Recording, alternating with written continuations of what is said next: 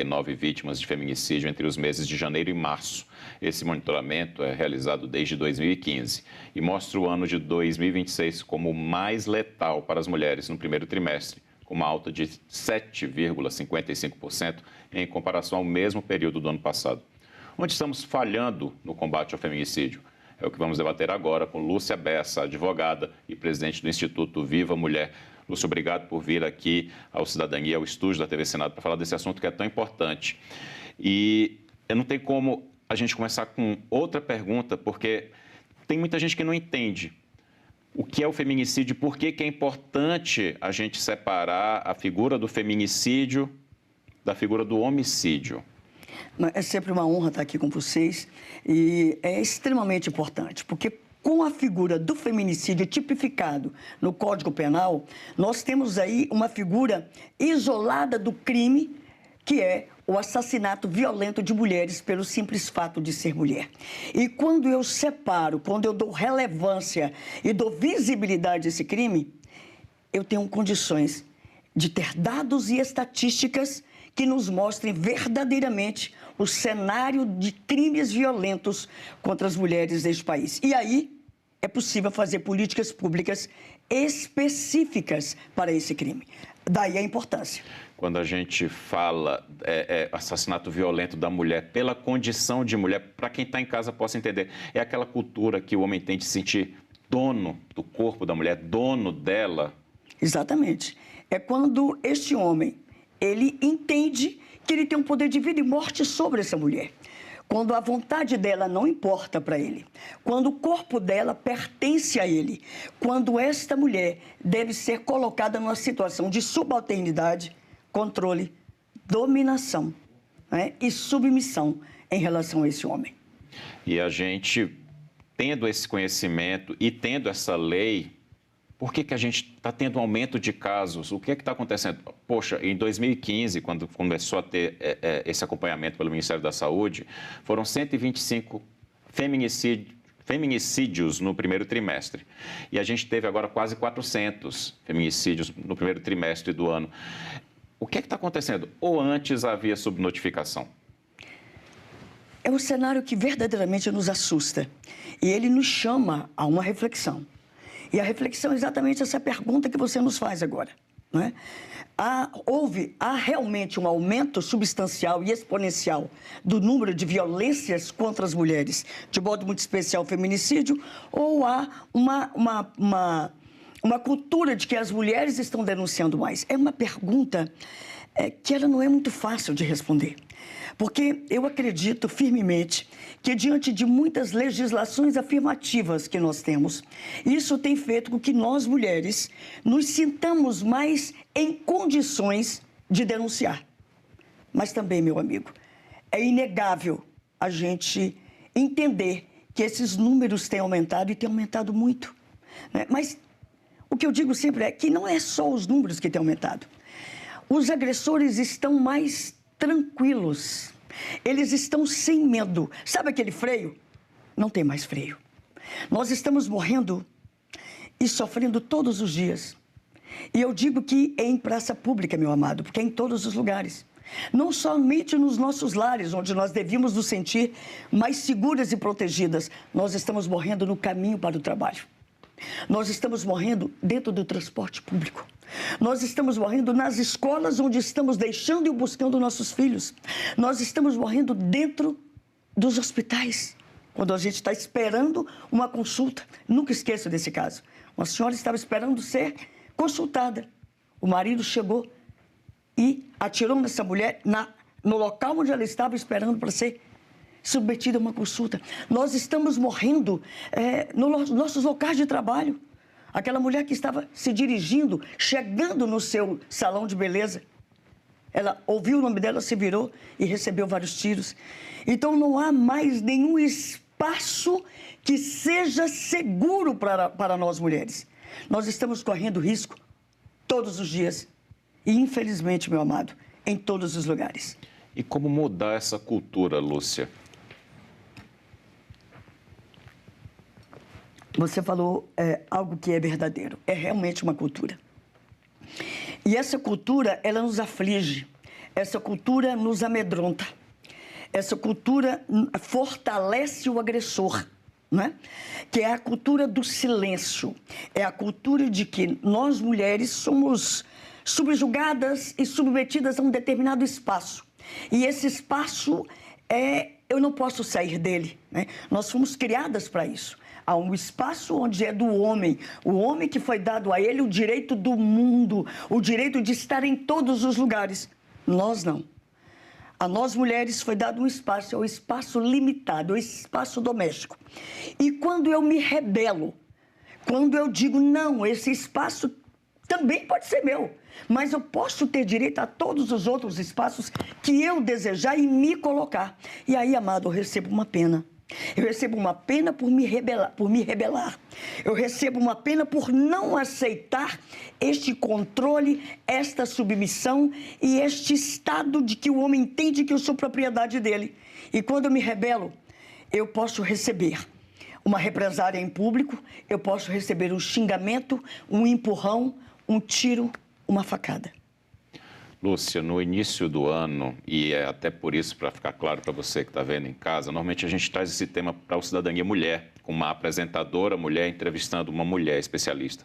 Mas eu fiz questão de fazer um Cidadania Justiça, porque no início do ano foi lançada uma campanha pelo governo federal, junto com o Poder Legislativo, junto com o Poder Judiciário, do combate ao feminicídio sendo um combate de todos nós, inclusive dos homens. Por isso que estamos aqui juntos, eu e você, falando sobre esse tema que é tão importante. Essa campanha chega no momento que a gente recebe esse dado, que acaba sendo um soco de volta, sem dúvida, na gente. Como você avalia essa campanha e o que é importante que aconteça a partir de agora para que ela tenha efeito e para que no ano que vem a gente tenha números muito menores, poxa, se possível até zerar? Olha, Rebs, eu faço uma reflexão. Ontem mesmo nós estávamos no Instituto Viva Mulher, que a gente caminha em todas as escolas públicas, em todos os espaços, principalmente falando com os alunos e as alunas, ensino médio, ensino fundamental 2, sobre a importância do trato das mulheres e meninas com respeito, com dignidade e, sobretudo, com empatia. E numa dessas conversas, nós fizemos uma dinâmica com um jovem e nós falamos o seguinte: a partir de hoje, nós vamos fazer um compromisso aqui. E eu vou falar uma frase e você vai complementar. Então, eram meninos da faixa etária de 17 a 18 anos. E eu disse: a partir de hoje, eu me comprometo a não aceitar mais... Aí os meninos foram unânimes em dizer o seguinte: a não aceitarmos mais nenhuma violência, a não aceitarmos mais que as mulheres sejam desrespeitadas. Aí eu disse a eles: não basta não aceitarmos. Nós temos que ser agentes propulsores dessa mudança.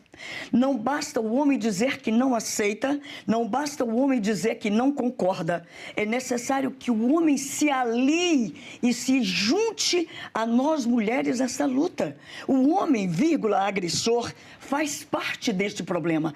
E todos os homens devem fazer parte da solução desse problema. Então, não é necessário só que ele se oponha à violência, mas é necessário, preponderante e vital, veja bem, vital, que o homem se coloque na posição de não só aceitar, mas também de ser aquele homem que não vai cometer nenhuma injustiça, nenhuma violência. Eu não posso não só aceitar, eu tenho que ser aquele homem que se posiciona e diz: eu não posso ter amigo covarde. Eu não tenho nas minhas relações homem que bate mulher. Porque se eu tomo uma postura, mas eu aceito que o meu amigo, uma pessoa que caminha comigo, meu funcionário ou o meu chefe, ria de piadas machistas, piadas misóginas e também propague a violência, eu não estou sendo radical. E algumas pessoas dizem assim: mas doutora Lúcia, isso é muito radicalismo da parte da senhora. Radical é a violência contra as mulheres. A radical é esse primeiro trimestre que foi o mais letal de toda a série histórica. Letal e radical nós temos quase 400 feminicídios em apenas 3 meses. Radical é que, ao contar aqui 1, 2, 3, 4, a cada 4 segundos, neste país, uma mulher é vítima de qualquer espécie de violência. Isso é radical. E a gente tem essa realidade, a gente normalizou, por isso que a gente até falou sobre a importância de mudar essa cultura. E eu queria que você falasse, o feminicídio, ele é um problema, e a violência contra a mulher, vamos ampliar aqui, ele é um problema de todos nós, não é só das mulheres. Não. Homens, mulheres e poder público. Eu sempre faço essa observação. O poder público, né, com todos os seus entes, eles têm a obrigação de assegurar a integridade física, psicológica, moral, sexual e patrimonial da mulher. Com o advento da Lei Maria da Penha, que obriga os estados, obriga o país a criar mecanismos para proteger a mulher, o Estado avocou para si a responsabilidade da vida das mulheres, não é? Então, isso aí não há como a gente dizer, não, isso aí, o Estado está fazendo a sua obrigação. Hermes, todos nós estamos falhando. O Estado falha primeiro. Os números estão aí. Não há como dourar a pílula. O Estado falha e nós, eu e você, enquanto integrantes dessa sociedade machista e misógina, desrespeitadora, discriminatória, lesbofóbica, transbofóbica e, sobretudo, racista e discriminatória, nós todas e todos estamos falhando, né? E os números dizem isso.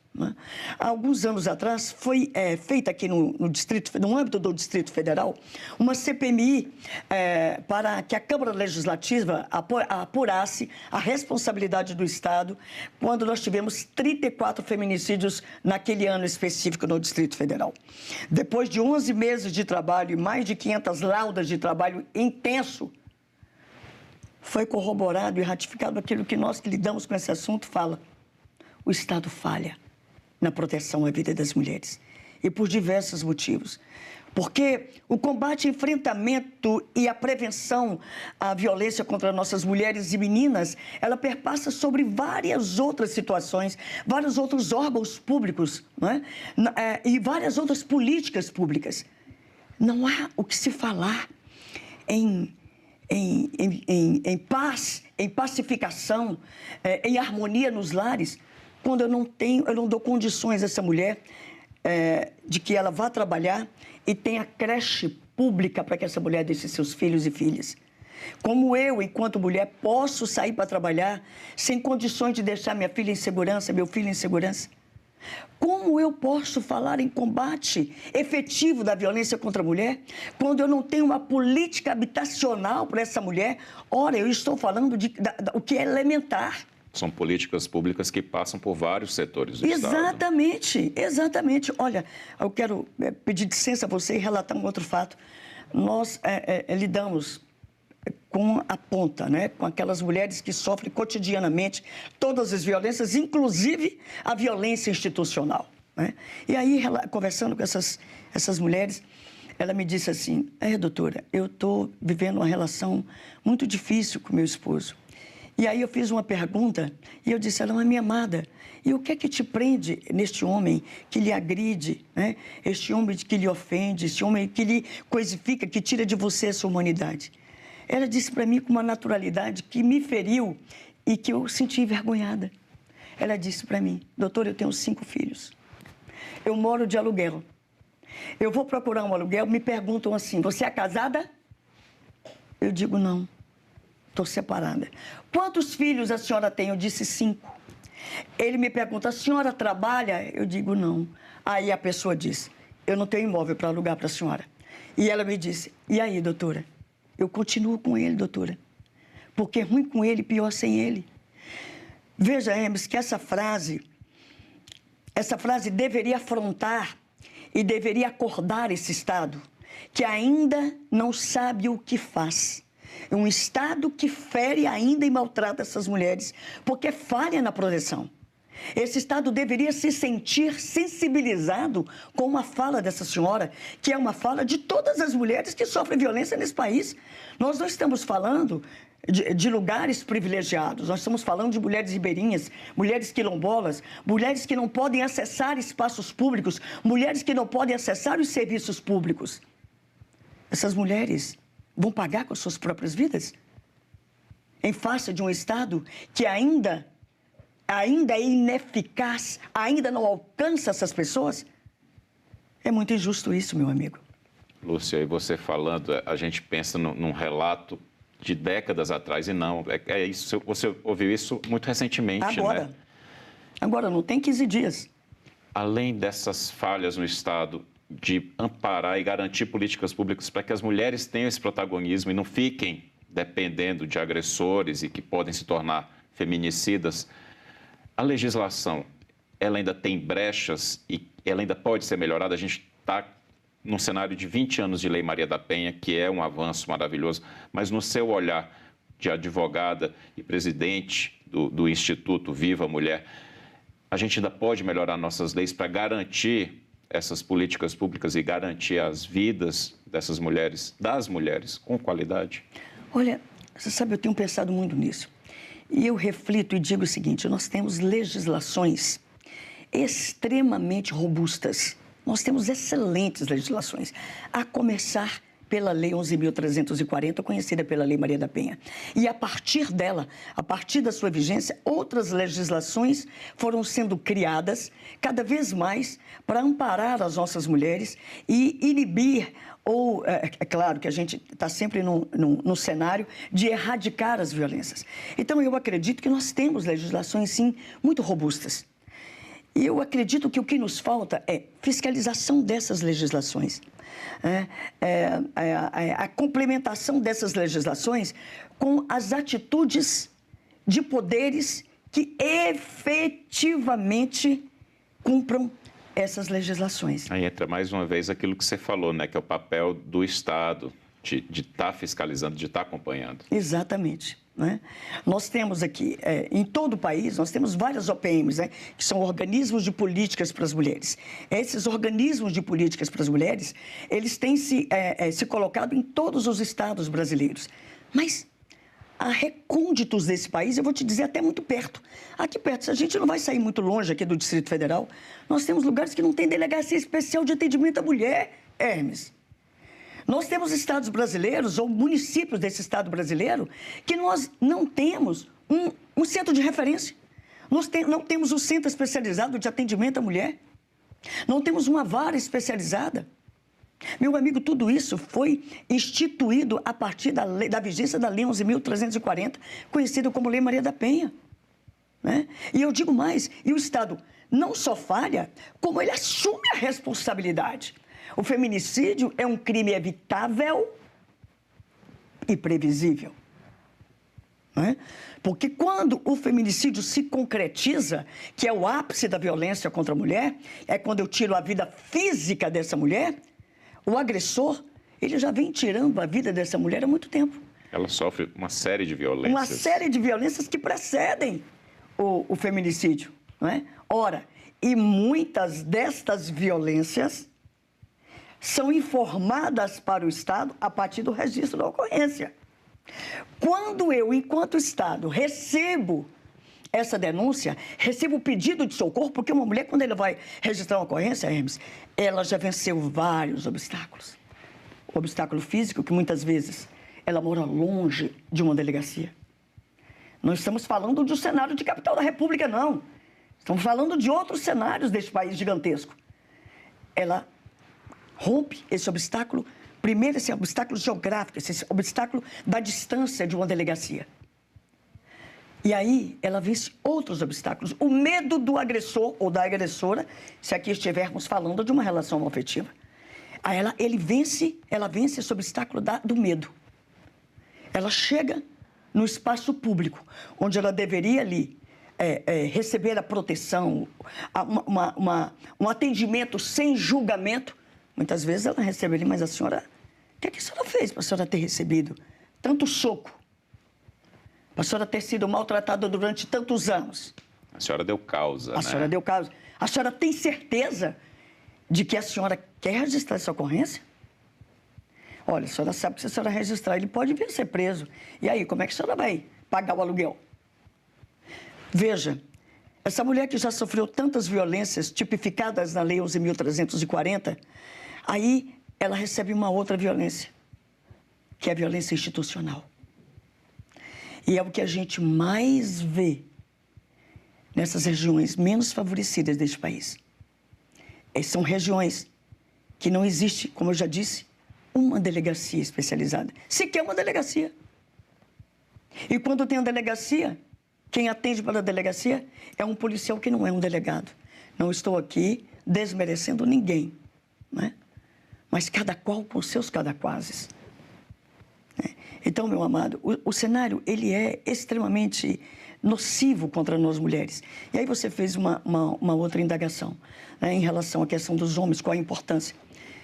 É extremamente importante, né? Nós não precisamos dos homens para legitimar a nossa luta, não, né? Nós precisamos dos homens para que eles possam verdadeiramente entender que a responsabilidade de um mundo de paz e pacificador passa também por ele, e por uma ação dele, não é? Uma ação dele de entender que se ele não tem filho, se ele não tem filha, ele tem uma mãe, não é? Ele tem uma mãe que pode já ter passado por alguma espécie de violência e que muitas vezes nós não enxergamos, né? Porque naturalizamos, banalizamos essas violências. E é como você falou, Lúcia, o homem ele não vai entrar no protagonismo de jeito nenhum. O protagonismo é das mulheres, mas ele tem a obrigação de entrar como aliado nessa luta. Com certeza. Ele tem a obrigação porque ele vive nessa sociedade machista e ele também recebe os reflexos dessa sociedade machista. Ao homem também foi dito, ora, você não chora, que você está parecendo uma mulherzinha se você chorar. Não é? Então, ao homem também foi imposto determinados conceitos e pré-conceitos que, se ele não assumir esses conceitos pré-concebidos, ele vai ser taxado, né, de menos homem. Então, é importante que o homem entenda que ele tem um papel nessa história, né? Ele tem um papel e ele deve exercer esse papel. Porque, assim como eu, mulher, e nós, mulheres, que somos mais da metade da população deste país, nós temos responsabilidade, não com a minha família tão somente, mas eu tenho uma responsabilidade com o país, com uma democracia, com o Estado democrático de direito. É impossível nós falarmos em democracia plena, onde 53% da população sofre, e sofre cotidianamente. É impossível. Lúcia, antes da gente encerrar, o que é que você diria para uma mulher que está assistindo a gente agora, está passando por uma série de violências e ainda não está sabendo o que fazer, ou não se sente segura, ou não tem um mecanismo de Estado adequado ali na região dela? Você falou da realidade de mulheres ribeirinhas, que estão em grotões. O que é que você diria para ela? Eu diria que você não merece nenhuma espécie de violência. Primeira coisa. Que eu e você merecemos e devemos viver sem medo. Portanto, se você, minha querida, estiver passando por alguma situação dessa, que lhe constranja, que lhe humilhe, né? Que tire de você a sua identidade, que force você a fazer determinadas coisas que você não deseja, eu quero dizer a você, saia enquanto é tempo dessa relação. Saia enquanto você pode sair viva, né? O seu grito, a sua denúncia é a melhor forma de você dizer a você mesma que você importa. Que você importa primeiramente para você. E em existindo algum organismo público na sua região, vá, denuncie em uma delegacia especial. Se não tiver, vá na delegacia circunscricional mesmo. Se não tiver, diz que o Disque 180, que ali você vai saber os organismos que você tem na sua região. Diz que o 190, o fato está acontecendo naquele momento, diz que o 190, né? Ligue para o Ministério Público, que é o órgão fiscalizador, né? Se não tem nada disso, vá na sua região, na sua igreja, vá numa rede de apoio, numa rede de proteção, fale para a sua vizinha, grite, se posicione, por favor, mas não torne nessa estatística funesta, fúnebre de feminicídio no Distrito Federal e neste país. E antes da gente encerrar, vou pedir para colocarem aí o site do Instituto Viva Mulher, o @ do Instagram, para que as pessoas possam conhecer melhor o trabalho que você faz. Parabéns, Lúcia, pelo trabalho e muito obrigado pela entrevista. Eu que agradeço a você, meu querido. E eu agradeço também a você que nos acompanhou até aqui. Este programa já está disponível em senado.leg.br/TV e no canal da TV Senado no YouTube. Obrigado pela atenção e até o próximo Cidadania.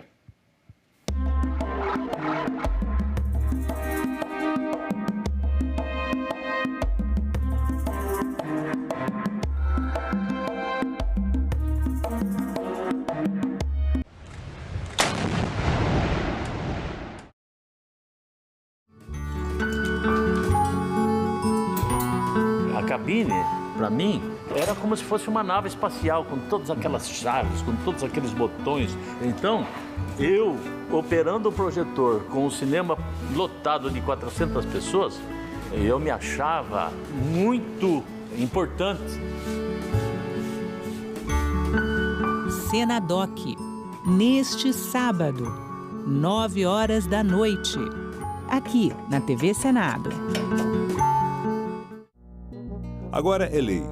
É obrigatório o exame clínico destinado a identificar a fibrodisplasia ossificante progressiva nos recém-nascidos na triagem neonatal das redes pública e privada de saúde com cobertura do Sistema Único de Saúde, o SUS. O exame abrange todos os recém-nascidos no âmbito do território nacional. O Senado votou, agora é lei. A violência política de gênero tenta silenciar as mulheres. Mas você não precisa enfrentar isso sozinha. O Zap Delas é o canal da Procuradoria da Mulher do Senado para acolher e orientar candidatas e lideranças. É um espaço seguro para denunciar ataques, ofensas e perseguições. Anote o número 619-8309-0025. Zap Delas, um canal da Procuradoria da Mulher do Senado.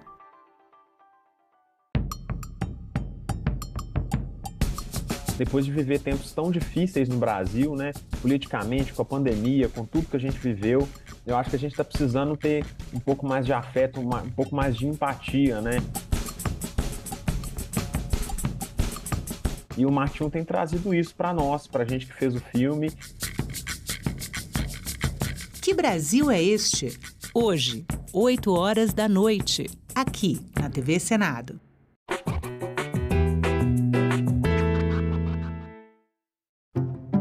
Em 1824, um movimento denominado Confederação do Equador marcou profundamente a história do nosso país. Algumas províncias do então chamado Norte Brasileiro, lideradas por Pernambuco, queriam instalar no Brasil o federalismo, um sistema político inspirado no modelo adotado pelos Estados Unidos, no qual cada estado ou província tinha autonomia para escolher seus próprios governantes. E, claro, pagar menos impostos para o império. A iluminação pública do Rio de Janeiro, por exemplo, era paga por Pernambuco, enquanto a cidade de Recife vivia às escuras. A Confederação era também uma revolta contra o absolutismo de Dom Pedro I, que fechou a Assembleia Constituinte e impôs uma nova Constituição bastante centralizadora. A reação do imperador ao movimento foi enérgica. Espalhou na imprensa carioca que as províncias queriam se separar do Brasil e mandou tropas para massacrar os rebeldes. No Ceará, os principais líderes foram o Padre Mororó e Tristão Gonçalves de Alencar, que acabaram mortos. Já a resistência em Pernambuco foi liderada por Frei Caneca, o grande pensador do movimento, que publicava suas ideias em defesa da democracia em seu próprio jornal, o Tifes Pernambucano. Cercado pelos soldados imperiais, fugiu para o interior do Ceará ao lado de rebeldes paraibanos, mas acabou preso e fuzilado em praça pública. 65 anos depois, a história lhe faria justiça e o Brasil adotaria o sistema defendido pelo Frei, a República.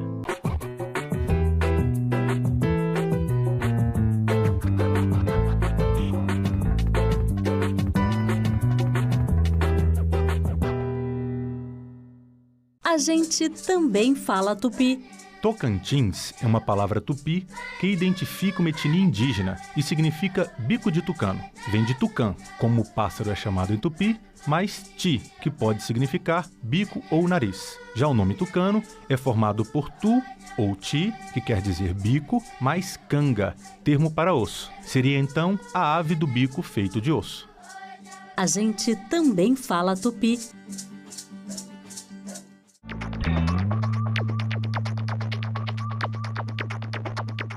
Declaro aberta a sessão solene. Se não existe parlamento, não existe democracia. O governo via todos como se fosse comunista. A fila não para de crescer para a passagem da revista lá na esplanada dos ministérios. Deve ser sempre lembrado o que foi dito por Ulisses Guimarães. Traidor da Constituição é traidor da pátria. O homem disse, quem fala? Eu disse, Ariano Suassuna.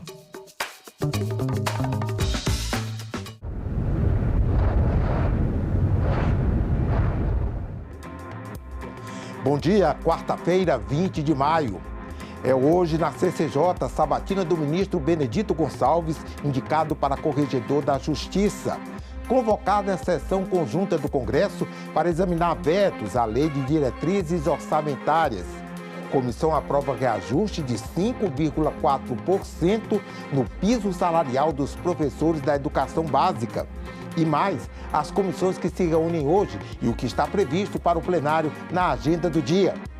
Fique com a gente, o Senado Notícias está no ar.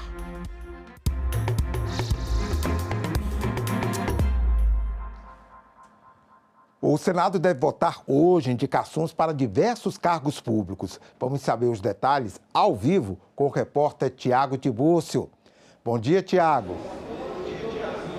Bom dia, André Ricardo. Bom dia aos nossos telespectadores. Estão previstas para hoje, no plenário do Senado, as votações de pelo menos 10 indicações a cargos públicos. É o que o presidente do Senado, o senador Davi Alcolumbre, chamou de esforço concentrado. São indicados para ocupar postos do Brasil no exterior e também em importantes funções aqui no Brasil. Vamos colocar aí na tela, então, a arte com as indicações que estão previstas para serem votadas hoje no plenário. Começando pela indicação de Benedito Gonçalves para o cargo de Corregedor Nacional de Justiça. Otto Eduardo Fonseca de Albuquerque Lobo para presidente da Comissão de Valores Mobiliários, que cuida do mercado de ações. Também há a indicação de Igor Muniz, também para a CVM. E aí vem as indicações para postos no exterior. João Batista do Nascimento Magalhães, embaixador no Omã. Marcelo Paes Saraiva Câmara, embaixador no Vietnã. Paulo Roberto Soares Pacheco, que será embaixador no Japão, se for aprovado pelo plenário do Senado. Olinto Vieira, embaixador em Belize. Ricardo André Vieira Diniz, embaixador nas Bahamas. Fábio Vaz Pitaluga, embaixador na Albânia, e Ricardo de Souza Monteiro, delegado junto à Organização das Nações Unidas e organismos internacionais dos quais o Brasil faz parte, é representado. Agora, é importante dizer que todos esses nomes passarão durante esta manhã por sabatinas nas comissões específicas que cuidam de cada assunto desses.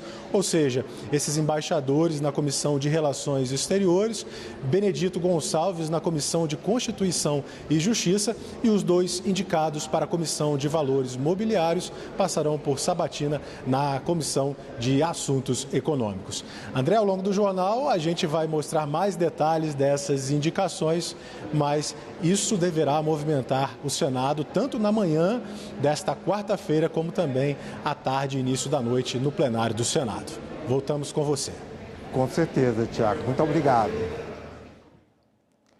A sabatina do ministro do STJ, Benedito Gonçalves, que o Tiago falou, indicado para corregedor do Conselho Nacional de Justiça, está prevista para hoje na Comissão de Constituição e Justiça.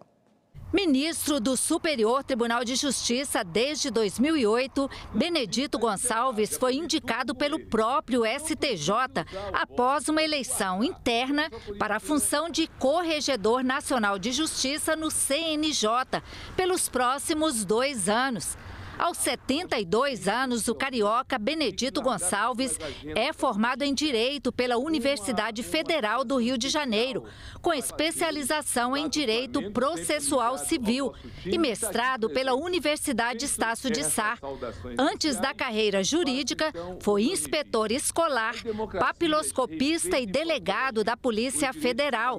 Se tornou juiz em 1988. Em 2008, foi indicado para o STJ. Benedito Gonçalves também foi ministro do TSE, onde atuou como corregedor-geral da Justiça Eleitoral. Nesse cargo, em 2023, foi relator da ação que tornou inelegível o ex-presidente Jair Bolsonaro. A Comissão de Assuntos Econômicos pode votar hoje projeto de lei que cria uma linha de crédito especial para produtores rurais afetados por desastres climáticos. Uma vez aprovado na comissão, o projeto deve seguir em regime de urgência para o plenário. O projeto da Câmara dos Deputados autoriza que recursos do Fundo Social do Pré-Sal sejam usados no financiamento de produtores rurais afetados por desastres climáticos, como secas ou enchentes. Mas os senadores incluíram os demais agricultores inadimplentes nesta modalidade de empréstimo, com juros mais baixos e prazo maior de pagamento. E autorizaram a União a disponibilizar também o saldo positivo de outros fundos públicos, incluindo os constitucionais. A emenda limita em 30 bilhões o Fundo Social e em 100 bilhões as demais fontes previstas. Adicionalmente, o projeto autoriza a implementação da proposta do governo que prevê 80 bilhões relativos a valores não utilizados no Plano Safra. Os senadores também diminuíram a burocracia para o acesso ao refinanciamento e criaram um fundo garantidor com 20 bilhões de reais da União para que os bancos possam, de fato, refinanciar as dívidas dos produtores rurais. Eles argumentam que, sem garantias, os produtores não conseguem os financiamentos já liberados. Nós estamos falando de 170 bi de dívidas estressadas, como o senhor bem aqui colocou. E dando alternativas para a Fazenda, o Ministério da Fazenda, de onde conseguir recursos para poder, enfim, fazer frente a essa dívida que precisa ser resolvida sob pena de termos problemas no plantio, que está aí, o próximo Plano Safra. A linha especial de financiamento prevê juros de 3,5% ao ano para os pequenos produtores, de 5,5% para os médios e de 7,5% para os demais. Todos terão um prazo de pagamento de 10 anos, com 3 anos de carência. Uma vez aprovado pela Comissão de Assuntos Econômicos, o projeto que trata do refinanciamento de dívidas agrícolas deverá ter pedido de urgência para a votação no plenário do Senado e voltará à Câmara dos Deputados devido às mudanças feitas pelos senadores. A Comissão de Constituição e Justiça pode votar hoje a proposta de emenda à Constituição que concede autonomia orçamentária ao Banco Central. Nessa terça, ao participar de audiência pública na CAI, o presidente da instituição, Gabriel Galípolo, defendeu a aprovação da PEC. O Banco Central tem autonomia desde 2021. Presidente e diretores têm mandatos fixos que não coincidem com o do presidente da República. Eles só podem ser demitidos em casos especiais. É o que se chama autonomia operacional. A proposta em debate na Comissão de Constituição e Justiça amplia essa autonomia, concedendo orçamento próprio ao banco.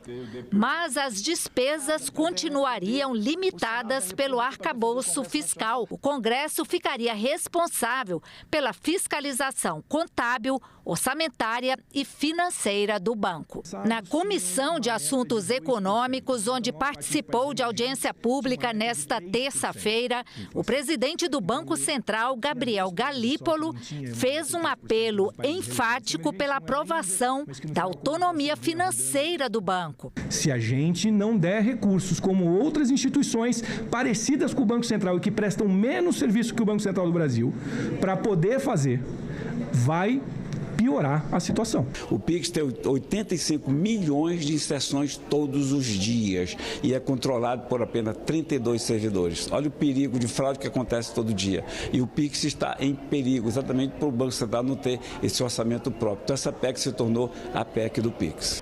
Mas a proposta ainda enfrenta resistências. Nós estamos num processo de aperfeiçoamento, como é o processo legislativo. Eu tenho a visão crítica sobre alguns dos seus pontos, mas sei que no seu escopo principal, que é a de garantir robustez ao acompanhamento, a estratégias, as definições sobre política monetária, nós precisamos avançar. 10 reuniões de comissões no plenário, sessão especial e deliberativa. Confira a agenda desta quarta-feira. Daqui a pouco, às 9 horas, a Comissão de Relações Exteriores deve sabatinar embaixadores indicados para as embaixadas do Brasil em Omã, Vietnã, Japão, Belize, Bahamas e Albânia. No mesmo dia e hora, como vimos, a Comissão de Constituição e Justiça também deve se reunir para sabatinar a autoridade. No caso, trata-se do ministro Benedito Gonçalves, do Superior Tribunal de Justiça, indicado para o cargo de Corregedor Nacional de Justiça. Ainda às 9, a Comissão de Assuntos Sociais tem reunião marcada.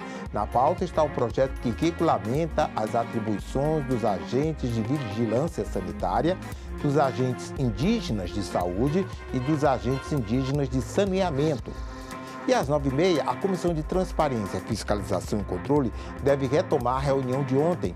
O primeiro item da pauta é o projeto que regula os produtos controlados e a obrigatoriedade do descarte e destinação final deles.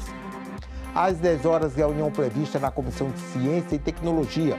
Um dos itens da pauta é o projeto que pretende dar mais segurança a motoristas e usuários do serviço de transporte individual privado por aplicativos. No mesmo horário, a Comissão de Assuntos Econômicos, como vimos, tem reunião marcada.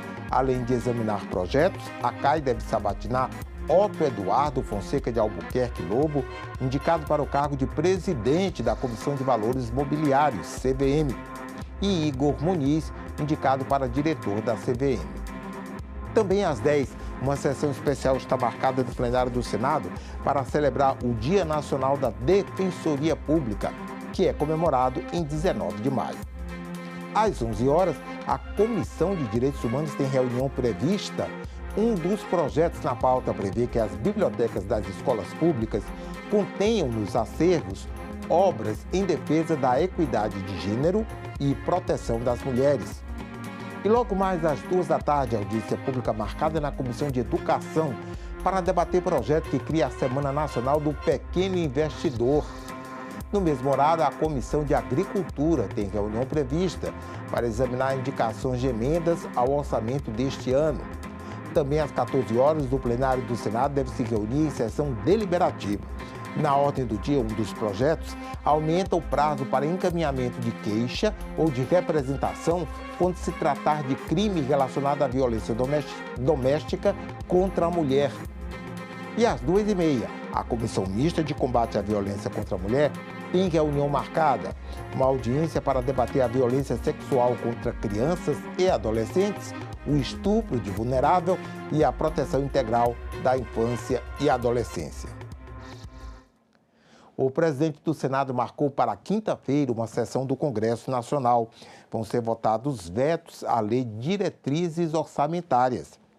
Deputados e senadores querem assegurar transferências de recursos do governo federal para municípios com até 65 mil habitantes.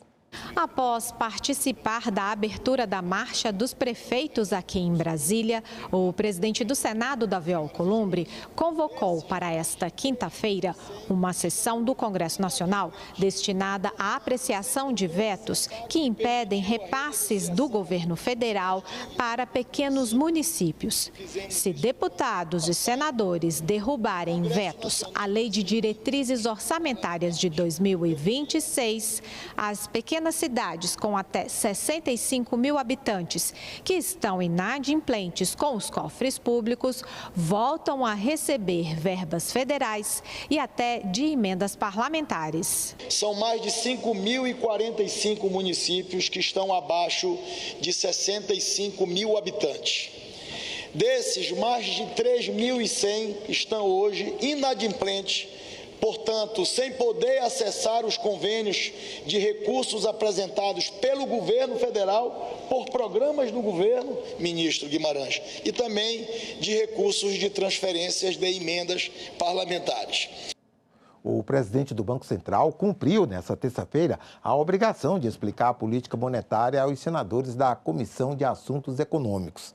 Gabriel Galípolo também respondeu às perguntas sobre o escândalo do Banco Master. Gabriel Galípolo explicou a política de meta da inflação e reforçou que nos últimos 6 anos, em 4 deles, o Brasil não cumpriu a meta.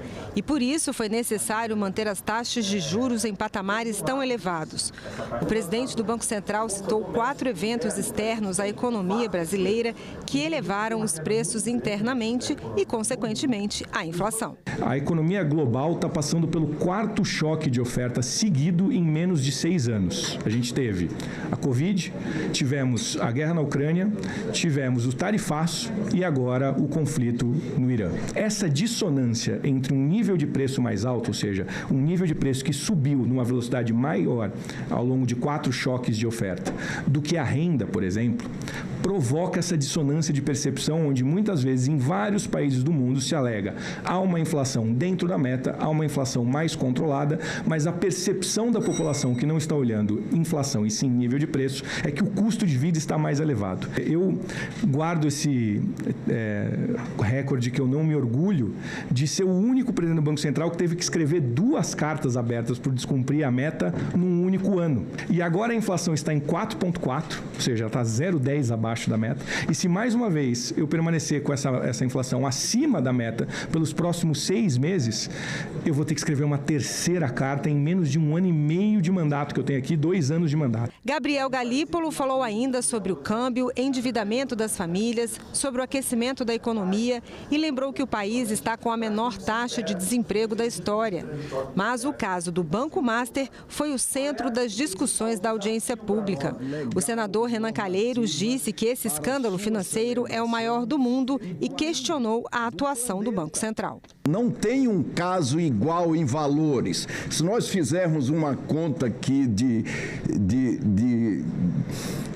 simples, nós vamos verificar 60 bilhões do FGC, 15 bilhões de fundos de previdência roubados dos velhinhos e aposentados, 30 bilhões de precatórios de tribunais de justiça e um mercado de crédito de carbono que foi comandado pelo Master a partir de uma fraude em um município com terra pública no estado do Amazonas e um mercado de 50 bilhões de reais. 2 diretores foram comprovadamente envolvidos, porque faziam advocacia administrativa de Vocaro dentro do Banco Central. Há questões que são de governança do Banco Central.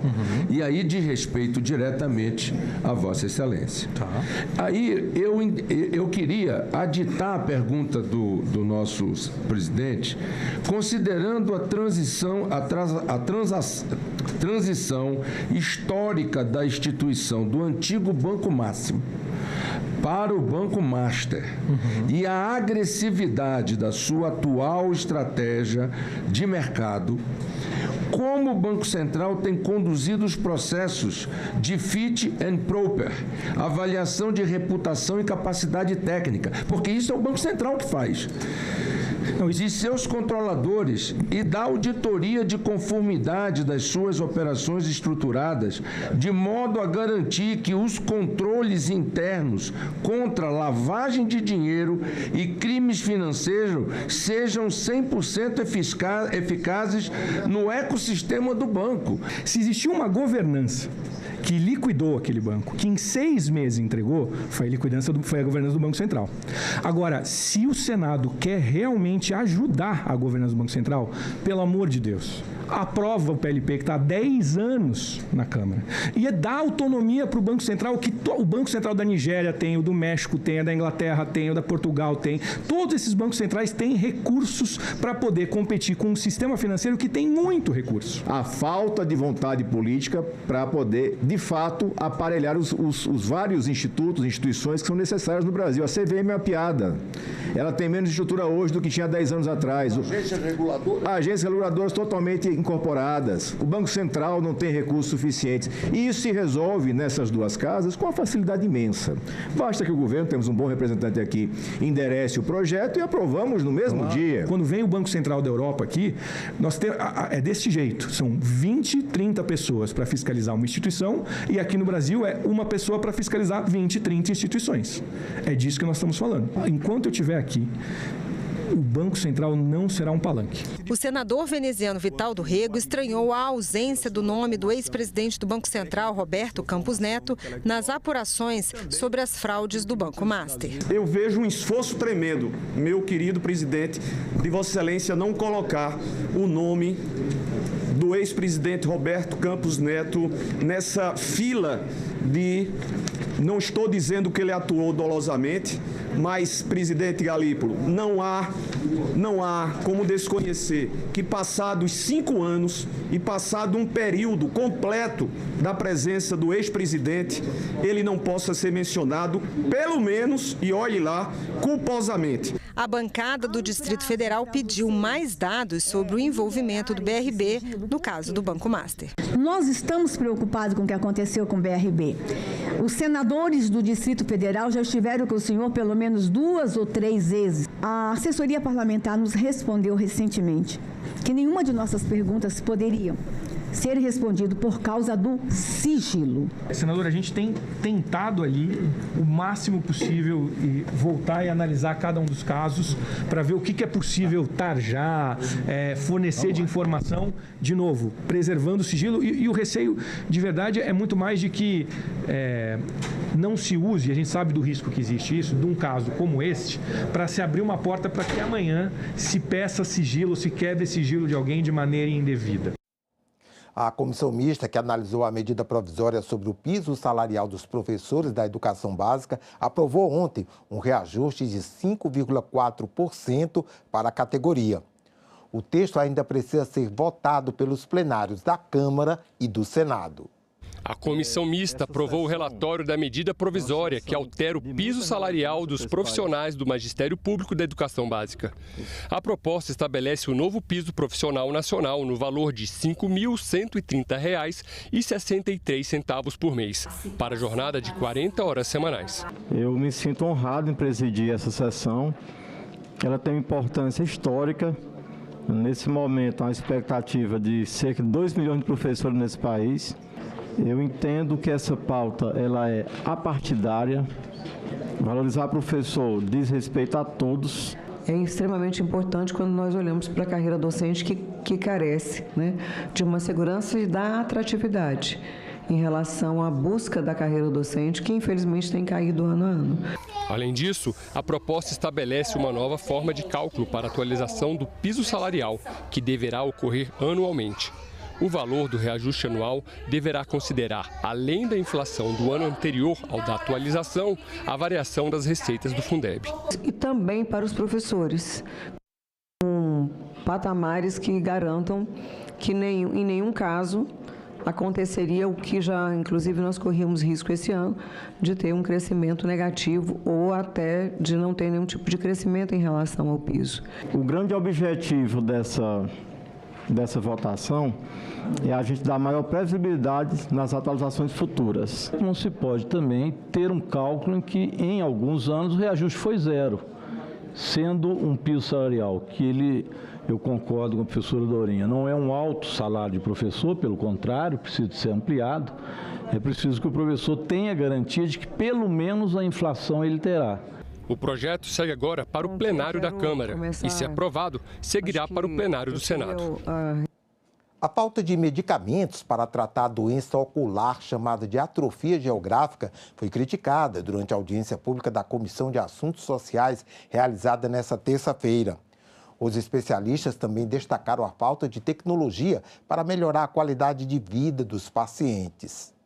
A atrofia geográfica é o estado avançado da degeneração macular relacionada à idade, uma doença crônica que atinge principalmente pessoas acima de 60 anos. Essa doença causa a morte de células da retina e da mácula, a área na retina do olho, gerando manchas escuras na visão e perda permanente da capacidade de ler e reconhecer rostos. Para debater as barreiras ao diagnóstico precoce e a incorporação de novas terapias no Sistema Único de Saúde, a Comissão de Assuntos Sociais realizou uma audiência pública. Nós que estamos lutando para incorporar essas inovações, aprová-las na Anvisa e incorporá-las na Conitec, que às vezes a gente termina por aprovar uma medicação que custa $1 milhão uma dose e a gente termina privilegiando o individual. No Brasil, a gente não tem dados tão abrangentes a nível nacional, mas estima-se que 15% da população de 60 a mais possa ter degeneração macular relacionada à idade no Brasil em qualquer fase. A escassez de tecnologias e o difícil acesso a tratamentos para retardar a doença e melhorar a qualidade de vida dos pacientes foram um dos pontos discutidos durante a audiência. A degeneração de mácula da forma atrofia geográfica é uma doença órfã. O que significa isso? Não tem nada o que fazer. O que nós estamos propondo é uma medicação que vai retardar a evolução dessa doença, preservar a visão do paciente por um tempo. Medicações que são já recomendadas pela Conitec, aprovadas no SUS, mas que simplesmente não chegam ao paciente nos centros de referência onde eles possam ser tratados. Isso mostra que não estamos falhando apenas em incorporar tecnologias. Falha também em entregar aquilo que já foi aprovado. Em 1998, suspeitaram já da degeneração, mas falaram que iam cuidar de mim. Então, estou naquela espera de ser cuidada até hoje. Então, essa esperança não vai parar aqui. Tanto que eu estou aqui para solicitar da Anvisa esse tratamento para milhares de pessoas do Brasil que necessitam, para não chegar onde que eu já estou chegando, cada vez pior. Vamos mais uma vez voltar lá com o repórter Tiago Tibúrcio. Tiago. É isso mesmo, André Ricardo. Estou aqui ao meu lado ao senador Otto Alencar, que é presidente da Comissão de Constituição e Justiça. Bom dia, senador. Um dia importante hoje na comissão. Tanto a sabatina do possível novo Corregedor Nacional de Justiça, como também ali o início de uma discussão do projeto de autonomia financeira do Banco Central. Exatamente. Nós vamos apreciar agora a indicação, a mensagem que foi encaminhada pelo presidente Lula, indicando o doutor e também ministro Benedito Gonçalves para o Conselho Nacional de Justiça. Ele vai ser sabatinado e depois da sabatina eu vou passar a palavra para o relator da proposta de autonomia orçamentária e financeira do Banco Central, que é o senador Plínio Valério. Eu acho que é uma discussão que nós vamos ter que encaminhar agora para apreciar, deliberar, votar, até porque é uma garantia maior o Banco Central. Nessa garantia está um patrimônio do Brasil, que é o PIX, que está ali dentro, na Constituição Federal. Fica mais fortalecido, mais protegido. Sempre se aparece aqui ou ali uma ameaça ao PIX.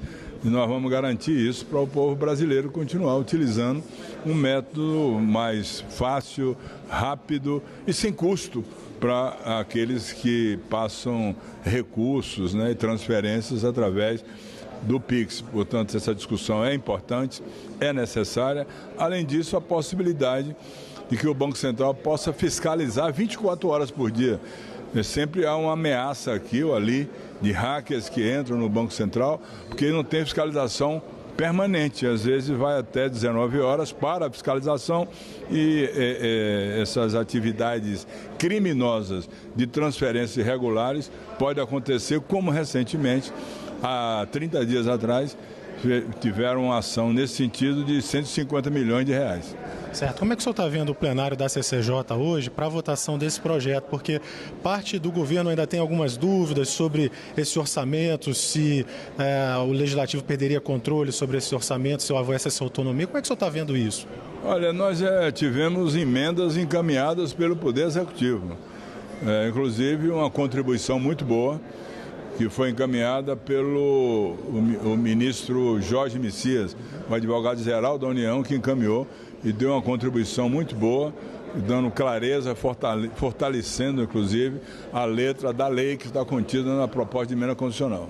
Tá certo. Bom, agradeço a gentileza de ter conversado aqui ao vivo com a TV Senado, que os telespectadores agora vão aguardar o senhor abrir a reunião. Abrir a reunião, sempre no mesmo horário, né? 9 horas. A gente tem que trabalhar, tem que mostrar o serviço. Estamos aqui exatamente para isso, desde que estou no Senado. Sempre cumpro meus horários, minhas obrigações, dar o meu expediente, trabalhar aí para ajudar o Brasil, né? E, sobretudo, ajudar um estadinho que mora aqui no meu coração, estadão, aliás, que mora no meu coração, que é a Bahia. Tá certo. Obrigado, senador. Bom, então nós entrevistamos ao vivo o presidente da Comissão de Constituição e Justiça. Lembrando, então, que hoje na pauta, um dos itens principais é a sabatina do indicado, não é? Foi pelo Superior Tribunal de Justiça, o STJ, é quem indica, depois de uma eleição feita entre os ministros, essa pessoa que sai do tribunal para ser o Corregedor Nacional de Justiça, atuar dentro do CNJ, e uma das principais atribuições desse cargo é fiscalizar as denúncias que ocorrem contra os juízes, a atuação dos juízes em todo o país. O indicado, portanto, foi o ministro Benedito Gonçalves. Benedito Gonçalves iniciou sua carreira pública como inspetor escolar e depois fez concurso para a Polícia Civil, desempenhou as funções de papiloscopista e depois de delegado da Polícia Civil. Depois, então, fez concurso para ser juiz e aí cresceu na carreira, tornou-se desembargador, até ser indicado em 2008 para atuar como ministro do Superior Tribunal de Justiça. E agora, 2016, então, recebe essa indicação que vai ser votada na CCJ, do Senado inicialmente, e à tarde esse parecer, mesmo que a CCJ o reprove ou aprove, o parecer ele é enviado ao plenário do Senado, onde a partir das 2 horas da tarde é aberta uma sessão deliberativa e o nome dele deve constar ao lado de outros 9 nomes que também hoje vão ser sabatinados durante a manhã aqui nas comissões do Senado. Bom, André Ricardo, é isso. Daqui a pouquinho deve começar então a reunião da Comissão de Constituição e Justiça. Volto com você ao estúdio. Ok, Tiago, muito obrigado. Os senadores da Comissão de Educação aprovaram um projeto sobre prevenção de acidentes com crianças e formação de adolescentes infratores. Os senadores aprovaram um projeto de lei que obriga instituições de cumprimento de medidas socioeducativas a oferecerem orientação vocacional com testes de interesses, de aptidões e de habilidades na escolarização e profissionalização dos adolescentes internados. A escolarização e a profissionalização do adolescente em conflito com a lei são, portanto, pilares desse sistema, pois funcionam como instrumento de ressocialização e de construção de projetos de vida que afastem o jovem da reincidência infracional. A comissão aprovou ainda projeto que institui a Semana Nacional de Prevenção a Acidentes com Crianças. Dados de 2022 do Ministério das Mulheres mostram que 630 mil crianças morrem por ano em todo o mundo vítimas de acidentes. O Sistema de Informações sobre Mortalidade Infantil aponta que nos anos de 2020 e 2021 ocorreram no Brasil mais de 1.600 mortes de crianças de 0 a 14 anos por acidentes domésticos. As crianças de 0 a 4 anos foram as mais atingidas, com 671 óbitos no ano de 2021. O mesmo estudo aponta que 90% dessas mortes poderiam ter sido evitados caso os comportamentos preventivos fossem adotados. Trazer esse tema para os ambientes escolares por meio de uma semana dedicada à conscientização sobre as boas práticas e os cuidados necessários para que se evite esse tipo de evento trágico trágico, é, portanto, uma medida necessária que poderá salvar vidas. Nas escolas estão os maiores interessados que, ao se conscientizarem e disseminarem tal conhecimento entre seus familiares, podem contribuir para criar um circuito virtuoso em que medidas simples e eficazes serão tomadas e muitos acidentes podem ser evitados. 9h04, a gente faz um breve intervalo agora, já voltamos com a primeira atividade no Senado nesta quarta-feira. TV Senado, democracia todo dia.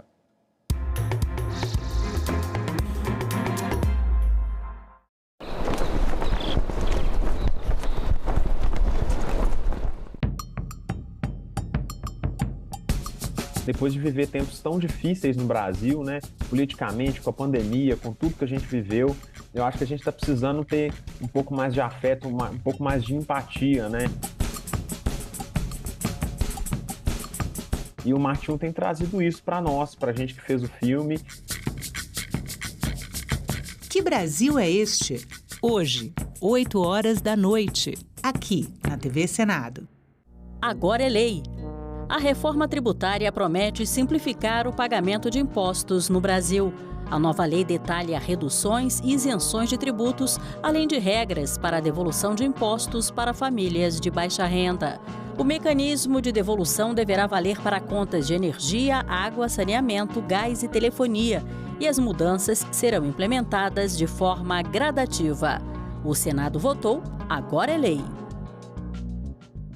Tem muitas mulheres que acham que a violência é só um soco, um puxão de cabelo, não. Ela se mostra de várias formas.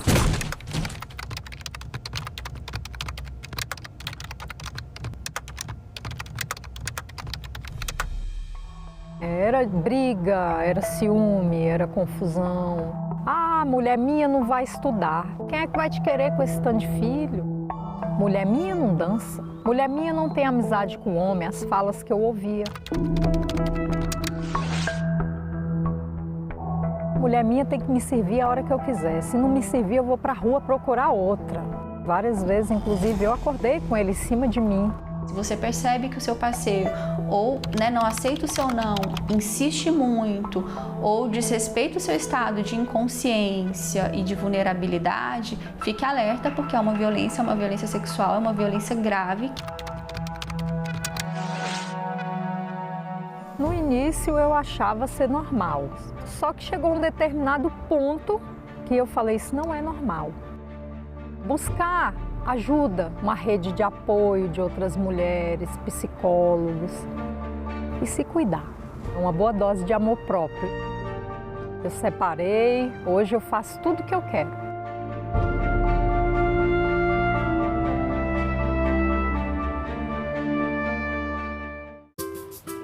Eu comecei como mesária em 1974.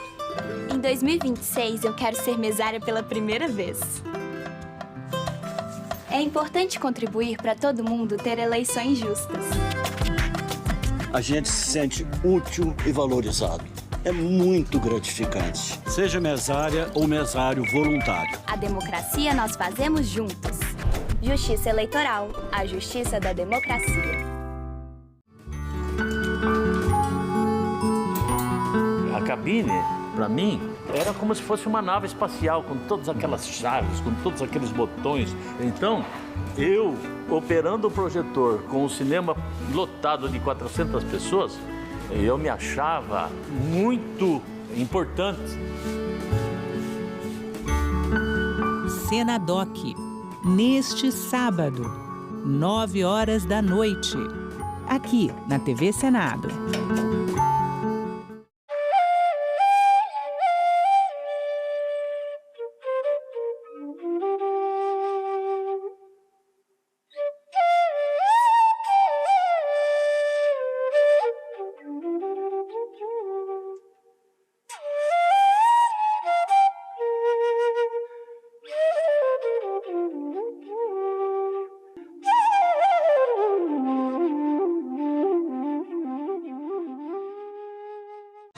Passageiros do voo 727 com destino a Sonífera Ilha.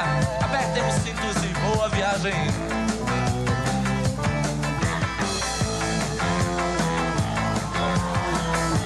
contexto era esse. Nos anos 70, era a música de rádio, por excelência. Isso invadiu os anos 80, mas já com o rock nacional. Antes não era rock, era quando surgiu essa sigla, MPB, que é um horror falar isso, que nós temos MPB no Brasil. MPB é música popular brasileira, isso não define um estilo. Tinha sempre uma certa briga do que podia ser um pouquinho mais de rock, um pouquinho mais de MPB, sempre tinha alguma coisa assim. Mas o problema é que era uma dominação total de gravadora.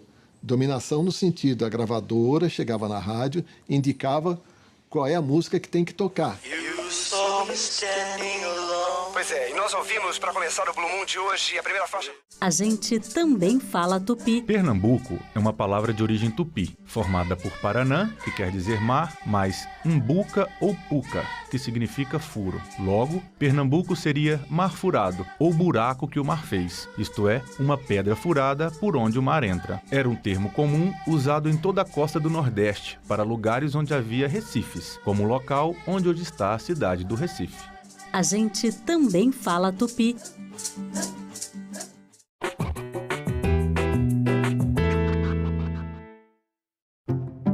Em 1824, um movimento denominado Confederação do Equador marcou profundamente a história do nosso país.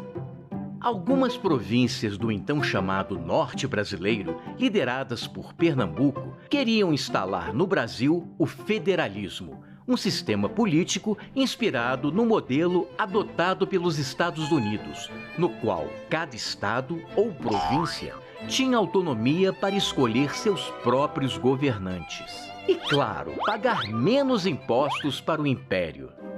A iluminação pública do Rio de Janeiro, por exemplo, era paga por Pernambuco, enquanto a cidade de Recife vivia às escuras.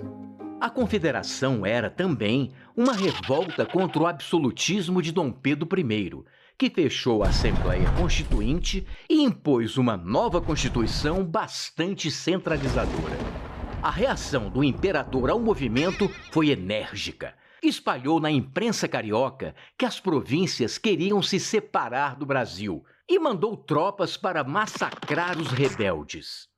No Ceará, os principais líderes foram o Padre Mororó e Tristão Gonçalves de Alencar, que acabaram mortos.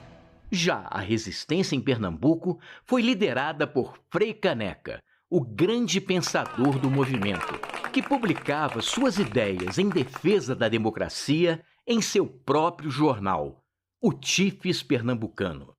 Cercado pelos soldados imperiais, fugiu para o interior do Ceará ao lado de rebeldes paraibanos, mas acabou preso e fuzilado em praça pública. 65 anos depois, a história lhe faria justiça e o Brasil adotaria o sistema defendido pelo Frei, a República.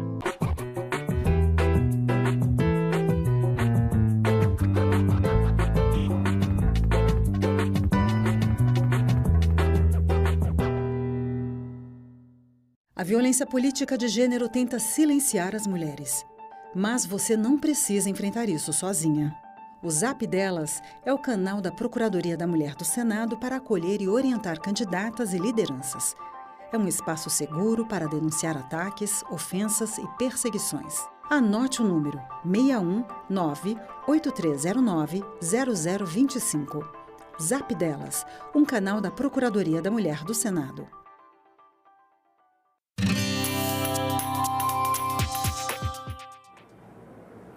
Olá, eu sou a Carla Benevides e está começando mais um programa Argumento. A falta de mão de obra qualificada e os impactos da inteligência artificial no mercado de trabalho foram temas de debate aqui no Senado. A Frente Parlamentar em Favor da Educação Profissional e Tecnológica ouviu por 3 dias especialistas que alertaram que o Brasil pode perder competitividade se não aproximar o ensino profissional das reais demandas das empresas e também das novas tecnologias. Aqui conosco no estúdio está o senador astronauta Marcos Pontes, que é do PL de São Paulo e é também o presidente dessa frente parlamentar. Senador, muito obrigada pela sua presença aqui mais uma vez no programa Argumento. Eu queria que o senhor começasse já contando para a gente, existe um apagão de mão de obra qualificada aqui no Brasil? Existe. Aliás, obrigado por essa oportunidade de falar sobre esse tema, que é um tema importante, é um tema que ele tem consequências sérias para o país, tanto negativas, se nós não tomarmos as providências que precisam ser tomadas, quanto positivas, inclusive e principalmente no sentido social. A minha vida é um exemplo disso aí, porque eu nasci na periferia, meu pai era servente de serviços gerais, tipo faxineiro, e a maneira como eu achei para sair daquele ambiente, de sair de perto da possibilidade de crime, etc., foi através de curso profissionalizante, que eu comecei com 14 anos no Senai, um curso profissionalizante como eletricista, de manhã. À tarde eu trabalhava como eletricista aprendiz na Rede Ferroviária Federal, ganhava meio salário mínimo, com aquele meio salário mínimo eu pagava o curso noturno no Liceu Noroeste, que era uma escola que tinha com curso de profissionalizante também de eletrônica, era pago, e eu mesmo pagava. Mas eu ficava, saía às 6 da manhã, voltava às 6 da tarde, ia para o colégio, voltava depois quase meia-noite.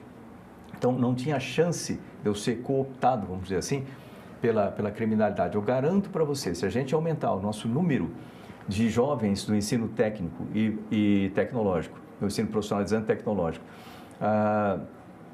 do valor que a gente tem, é lógico que varia um pouco dependendo do estado, etc., mas em média é muito baixo no Brasil, entre 11% e 14% em média. Se a gente conseguir chegar no nível próximo da OCDE, é um pouco acima de 40%, eu garanto que em uns 10 anos nós reduzimos completamente os índices de criminalidade, droga e etc. Você tira, vamos dizer assim, os vetores que vão se transformar nos bandidos depois. Você transforma em cidadãos produtivos para o país, que vão ser felizes, ter suas famílias, ter sucesso na vida. Então, o ensino profissionalizante ele é muito mais do que o objetivo só do lado corporativo, do lado executivo, do lado das empresas, mas muito também do lado social. E como viabilizar isso, senador? Esse é um trabalho que tem que ser feito de uma forma... Aliás, foi uma das coisas que nós discutimos, né, durante 3 dias aí,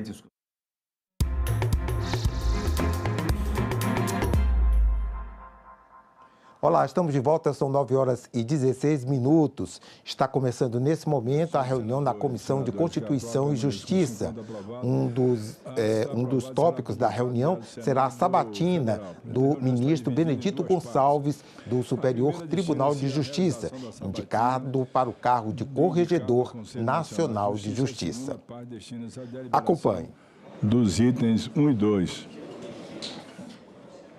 O item 1 é um ofício que submete à apreciação do Senado Federal nos termos do artigo 103b, inciso 2, parágrafo 2º da Constituição Federal, que indica o senhor Benedito Gonçalves, ministro do Superior Tribunal de Justiça, para compor o Conselho Nacional de Justiça no caso de Corregedor Nacional de Justiça no biênio 2026-2028. É de autoria do Superior Tribunal de Justiça.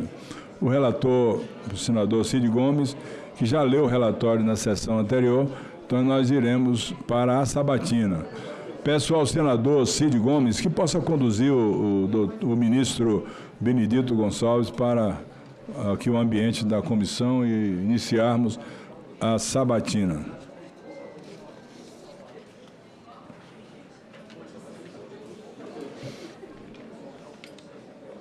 Para a arguição do candidato, cada senador interpelante disporá de 10 minutos, assegurado igual prazo para a resposta imediata do interpelado. Facultadas réplica e tréplica, ambas também imediatas por 5 minutos, nos termos do artigo 383 do inciso 2º F do Regimento Interno do Senado Federal.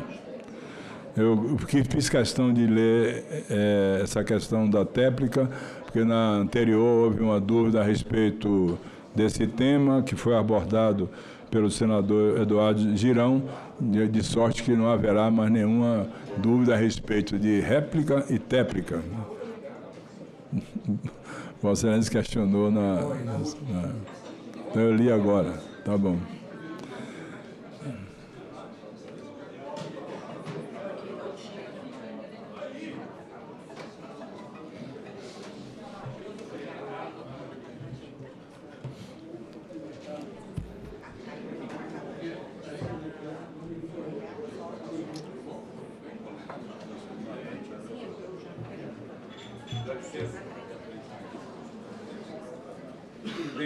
dia. Muito obrigado.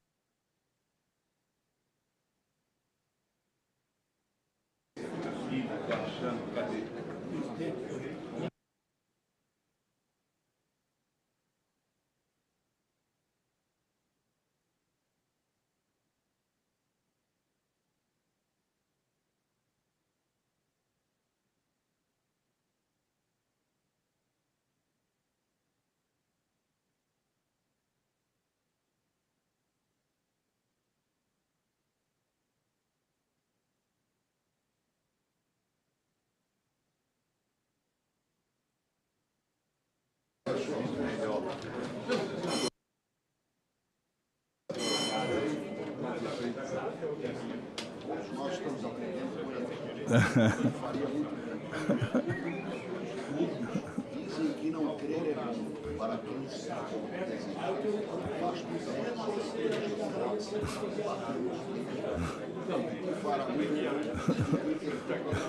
Uma linguagem diz que assim, acompanhe e vai ter o relatório.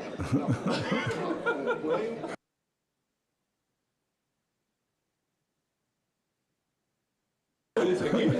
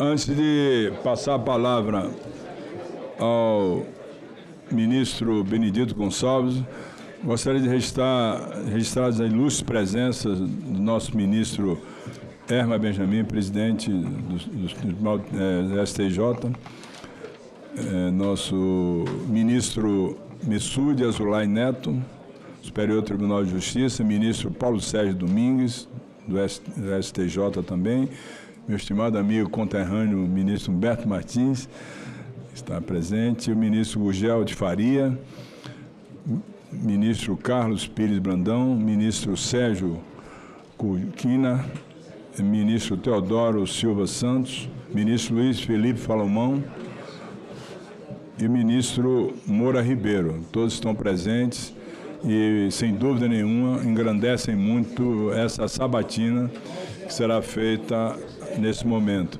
Pedindo o silêncio dos componentes da sessão, eu passo a palavra ao ministro Benedito Gonçalves, com quem já tive antes e conversamos. De antemão, eu quero dizer da história construída por ele ao longo do seu tempo de trabalho, de muita superação, de muitos concursos para chegar onde chegou. Portanto, tem a minha sincera consideração e o meu respeito, ministro. Obrigado, presidente. A palavra. Vou pegar uma cola aqui da nominata. Chegaram dois, mas deixa eu citar aqui. O desembargador Cláudio Brandão, desembargadora Cristina Mello e o conselheiro Ilan Presser. Bom dia, presidente da Comissão de Constituição e Justiça e Cidadania do Senado. Cumprimento aqui o relator dessa sabatina, senador Cid, que com o coração aberto pegou essa presidência, fiquei muito feliz. E também saúdo todos os senadores da CCJ, senadores aqui presentes nessa sabatina, nesse ato de dever constitucional. Faço uma referência aos meus colegas do STJ que vieram aqui a esse solene ato. A começar pelo presidente Herman Benjamin, que preside nosso Superior Tribunal de Justiça, o ministro Messode Azulay Neto, ministro Paulo Sérgio Domingues, ministro Humberto Martins, ministro Gugel de Faria, ministro Carlos Pires de Brandão, ministro Sérgio Cuquina, ministro Teodoro Silva Santos, ministro Luiz Felipe Salomão, esse presidente eleito para o próximo biênio e atual vice-presidente do STJ, ministro Moura Ribeiro, e ainda está presente o conselheiro Ilan Presser. Eu fico preocupado em ler os nomes e olhando para a plateia, mas a miopia não consigo alcançar todos. Vi lá, Sebastião Reis, acabei de ver. Eu tenho preocupação de falhar na minha visão, mas, por favor, aqueles por falha técnica eu não mencionei, por favor, estão incluídos no meu coração.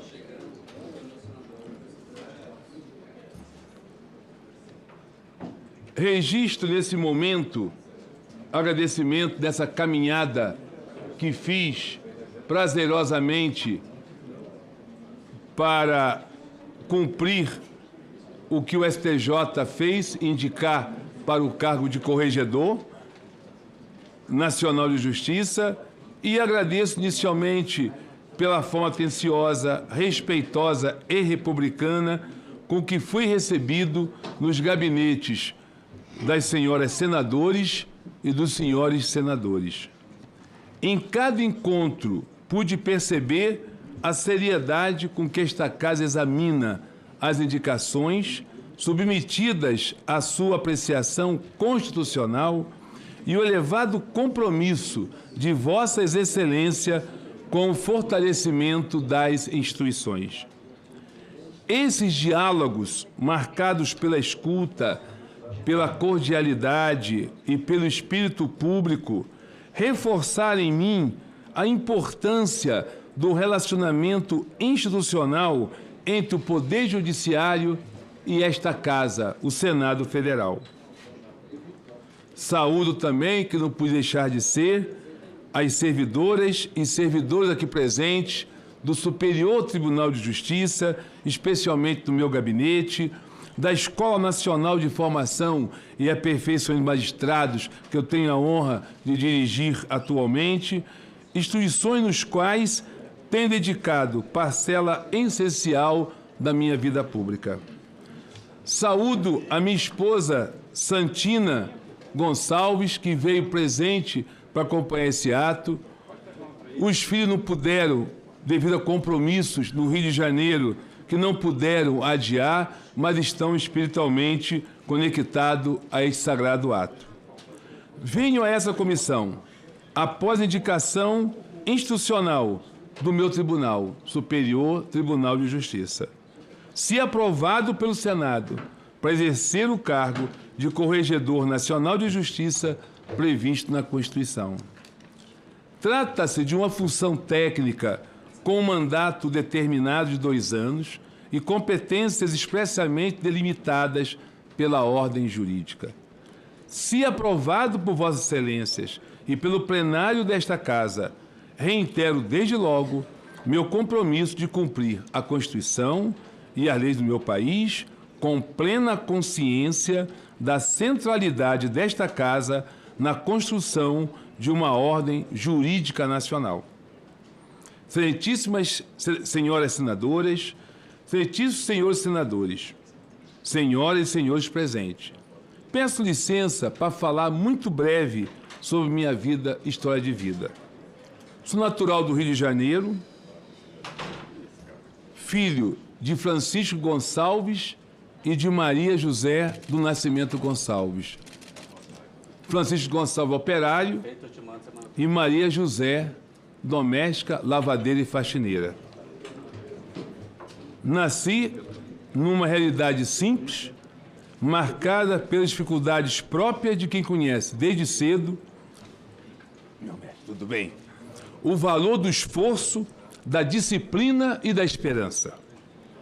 Durante toda a infância e juventude estudei ou em escolas públicas, ou através de bolsas, ou através de um sistema que eu acho que não existe mais, chamado Cinecista. Era um programa junto ao MEC. Foi entre desafios cotidianos e sonhos, muitas vezes maiores do que as circunstâncias permitiam imaginar, que aprendi a importância da educação como caminho da transformação. Cada etapa vencida resultou de luta diária, perseverança sobretudo e profundo respeito pelo estudo e pelo serviço público. Foi esse caminho que me formei pela Faculdade Nacional de Direito da Universidade Federal do Rio de Janeiro, especialista em Administração Social Civil pela UNB, mestrado pela Estácio de Sá e honroso título doutor honoris causa, da onde foi minha origem, a minha alma mater, UFRJ. Ao longo dessa caminhada, tive a oportunidade de ocupar diversos cargos públicos, com a consciência de que cada aprovação em concurso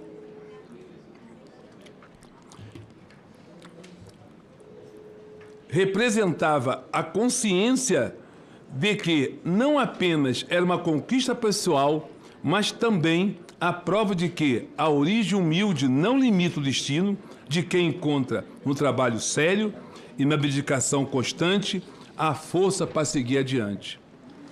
Portanto, trago comigo mais de 5 décadas de dedicação ao serviço público. Faço questão de fazer esse registro. São mais de 52 anos de serviço público, dentre os 38 dedico à magistratura. Compareço nesta casa, a Casa de Rui Barbosa, de 200 anos de existência, com 2 registros históricos. Me formei na sede desta casa no Rio de Janeiro, no tempo do Império. Chego aqui, nesta casa, Senado da República, em 2 momentos. Uma, aprovação para ministro do STJ, que muito aprendi, e agora é ser aprovado, ser apreciado, Vossa Excelência, no cargo de Corregedor Nacional. Submetendo minha trajetória e meu compromisso, que o Poder Judiciário ao exame legítimo de Vossas Excelências. Antes de ingressar na magistratura, meu primeiro concurso foi no governo do estado da Guanabara, do governo de Antônio de Pádua Chagas Freitas, com 20 anos, em 74, como inspetor de alunos da rede de ensino. Depois veio a fusão do estado do Rio com Guanabara, a capital do estado terminou, eu fiz a opção para o município, que era o 1º grau. Continuando na conquista, perseguindo sempre o caminho pelo mérito, e o concurso público é uma grande oportunidade, ingressei na Polícia Federal como papiloscopista da Polícia Federal, após delegado da Polícia Civil dessa localidade. Minha trajetória na magistratura teve início na Justiça Federal pela instância, após a aprovação do 5º e último concurso, realizado pelo então Tribunal Federal de Recursos, que, após a Constituição, transformou hoje 6 tribunais regionais federais. À época, em outubro de 88, eram 5 tribunais regionais. A partir de 88, exerci a jurisdição em diversos locais. Paraná, Rio Grande do Sul, Rio de Janeiro, experiência que me permitiu conhecer realidades regionais distintas e compreender desde cedo os desafios concretos da prestação jurisdicional. No Rio de Janeiro, atuei como juiz federal, vara da capital, vara do interior, além de exercer funções administrativas como vice-diretor do foro da seção do Rio de Janeiro, coordenação de comissão para instalar varas do interior. Essas atividades reforçaram minha compreensão sobre a importância da gestão judiciária, da interiorização da justiça e da presença institucional do Poder Judiciário nas regiões de maior demanda. Crise aérea, todos nós lembramos, foram criados os juizados especiais do aeroporto, em que, na época, o CNJ com o Supremo criou em diversos estados essa coordenação, fixando mais Rio e São Paulo. Coordenei, então, o Rio de Janeiro. Falava para os juízes, nós vamos trabalhar em parceria com o Estado, vamos prestar uma assistência ao passageiro naquela aflição que ninguém foi culpado, foi a vida, é o momento, fatos sociais.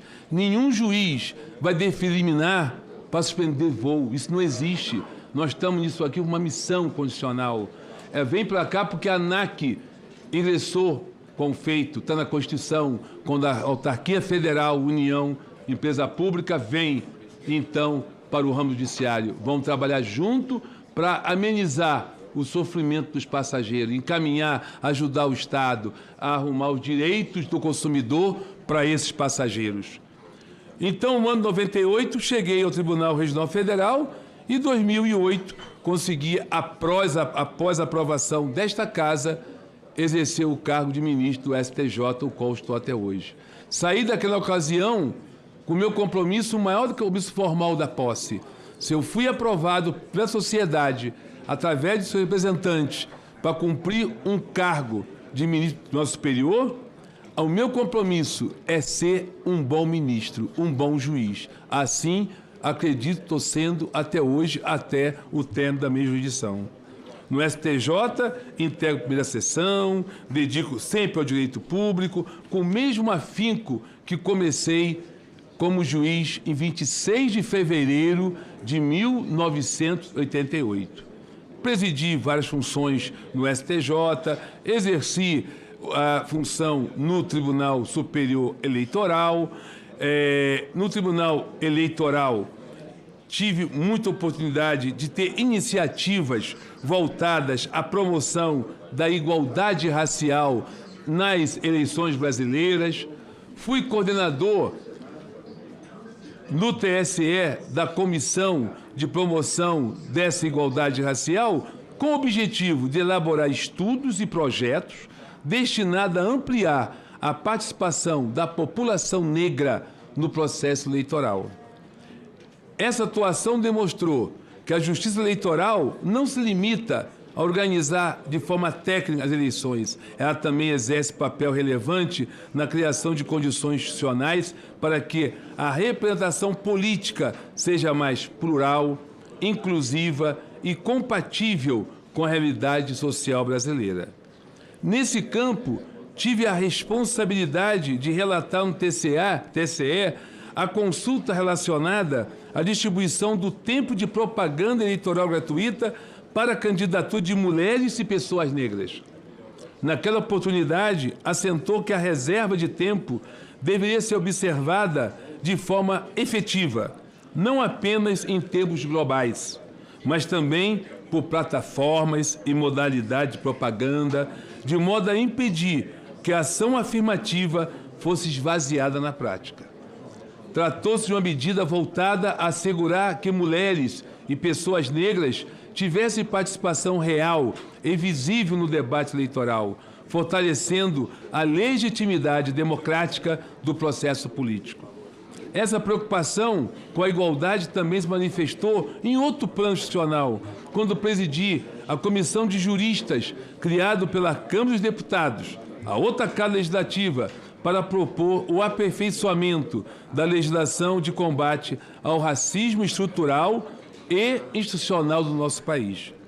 Após meses de trabalho, escuta pública e diálogo com especialistas, movimentos sociais e representantes das instituições, a comissão entregou um relatório ao presidente da Câmara com 500 páginas, estruturado em propostas voltadas ao sistema da justiça criminal, aos direitos sociais, ao direito econômico, tributário e financeiro e ao enfrentamento do racismo institucional nos setores público e privado. O trabalho dessa comissão contribuiu para a renovação do debate legislativo nacional sobre o enfrentamento do racismo e se relaciona diretamente com avanços normativos posteriores, entre ele a Lei 14.532, de 23, que alterou a Lei 7716, de 89, e o Código Penal, para reconhecer a injúria racial como crime de racismo, além de prever disciplina mais severa para a prática de racismo religioso, recreativo, esportivo, artístico e funcional. Esse percurso evidencia que a promoção da igualdade não é tema lateral da justiça, mas também dimensão essencial da concretização dos valores constitucionais. Essas experiências no TSE, na Comissão de Promoção de Igualdade Racial, Comissão de Justiça da Câmara de Deputados, reforçaram em mim a compreensão de que a atuação institucional deve ser técnica, prudente e, ao mesmo tempo, sensível às desigualdades reais da sociedade brasileira. Cada uma dessas funções exercidas me proporcionou uma visão direta, não apenas da atividade da jurisdição, mas também das exigências de coordenação, gestão e de responsabilidade institucional. A experiência no STJ permite-me compreender de modo direto a dimensão da litigiosidade brasileira.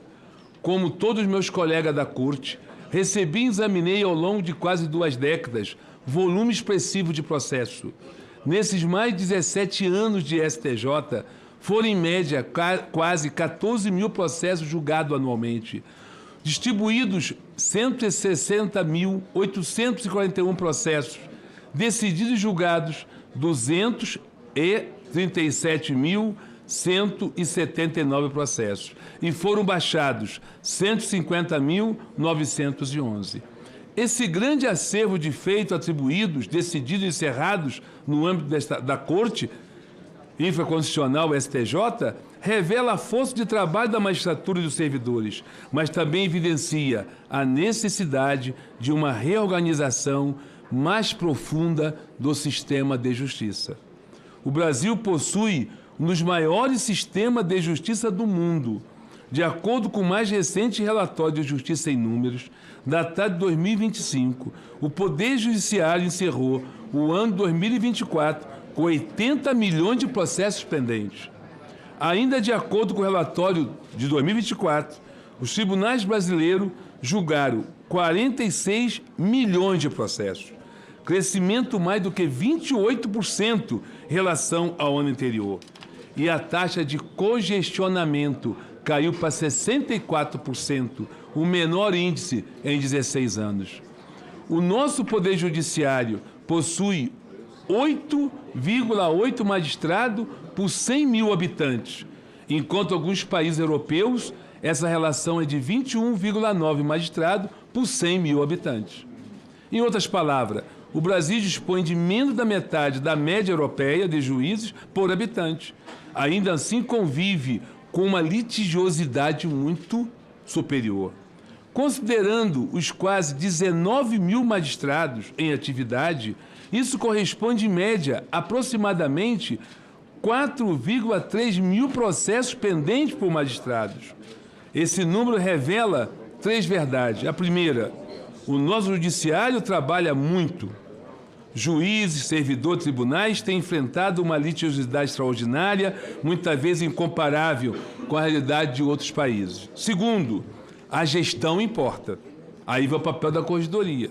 Metas, tecnologia, precedente, racionalização de fluxo, acompanhamento institucional produzem resultados concretos. Terceira, Apesar do esforço expressivo do Poder Judiciário e dos avanços obtidos em matéria de gestão, o volume de processo ainda é muito elevado. Esses números apresentados exigem que o juiz renove, todos os dias, seu compromisso com a sociedade. O processo não é um número entre milhares. Para quem procura o judiciário, aquele processo é muitas vezes a questão mais importante da sua vida. Por trás de cada processo tem uma vida. A busca da justiça não é procurar estatística. Procura-se resposta. Procura tempo razoável de solução da demanda. Tratamento digno. Procura previsibilidade. Procura a certeza de que sua demanda será examinada por uma instituição séria, acessível e comprometida.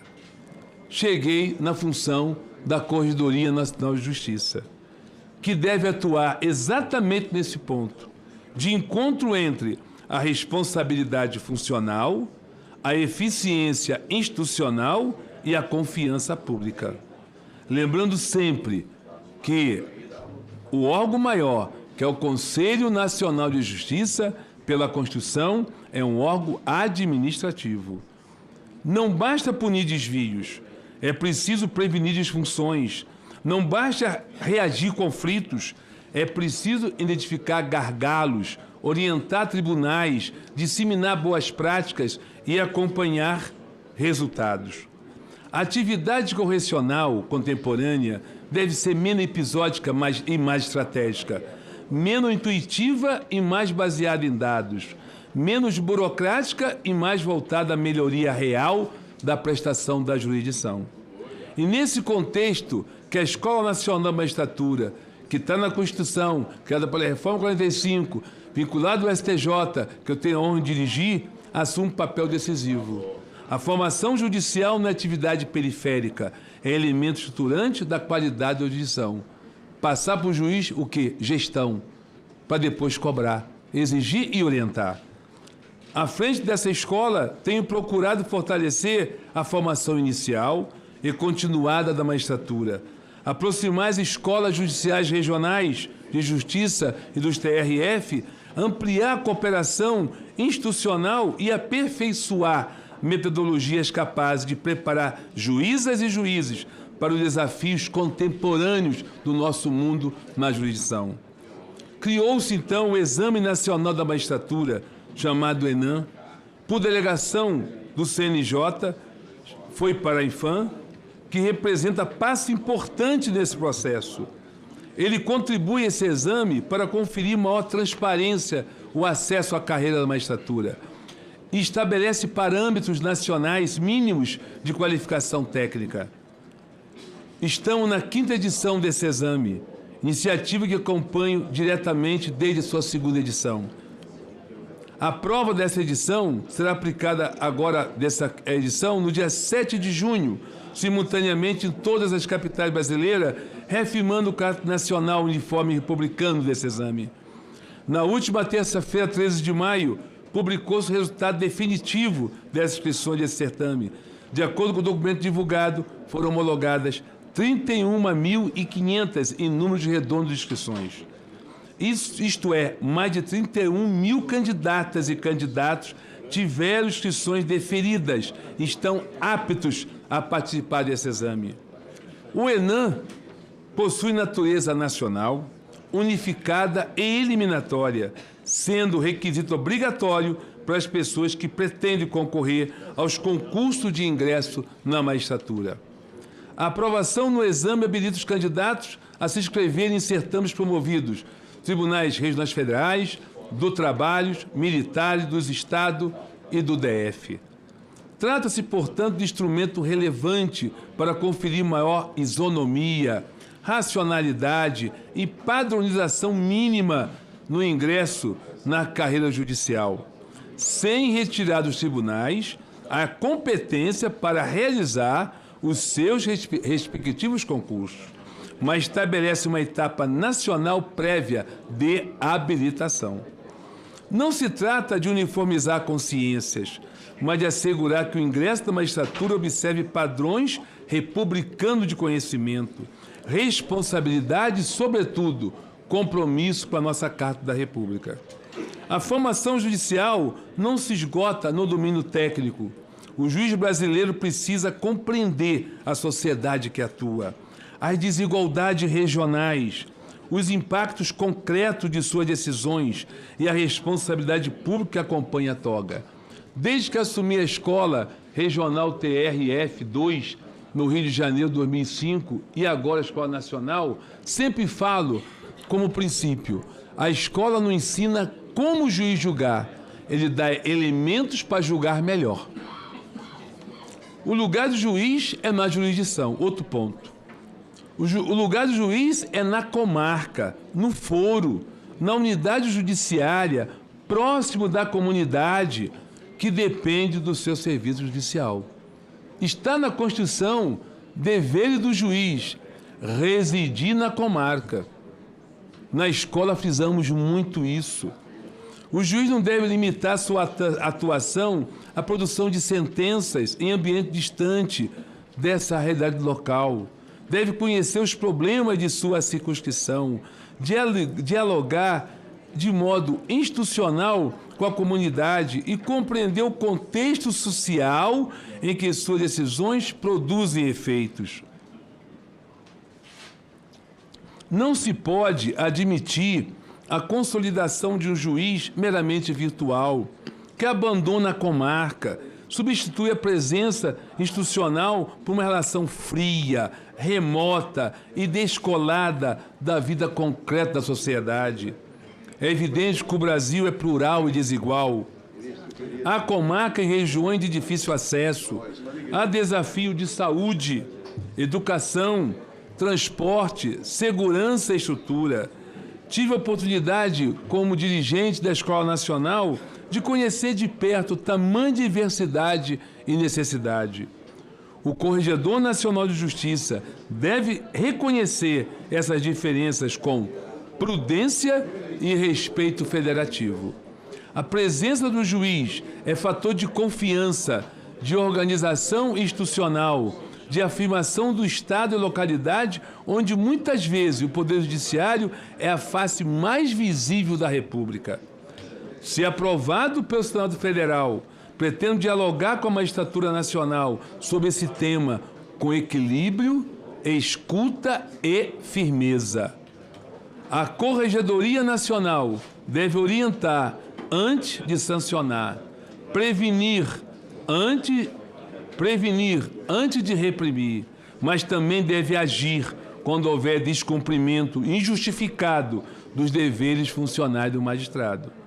O dado objetivo apresentado pela Justiça em Número em 2025, o CNJ é muito eloquente e diz: o Poder Judiciário brasileiro contava no ano base de 2024 com 18 mil em números redondos de magistrado e magistrado em atividade, entre ministros, embargadores, juízes, excluída a estrutura vinculada ao Supremo, composta por 11 ministros, e no limite regulamentar máximo de até 36 juízes auxiliares e instrutores, chega-se ao número aproximado e fixo do site 18.701 juízes. Esse é o número 8 dos juízes. Esse dado evidencia a amplitude da responsabilidade confiada ao CNJ e a necessidade de uma atuação pautada por equilíbrio, planejamento e diálogo.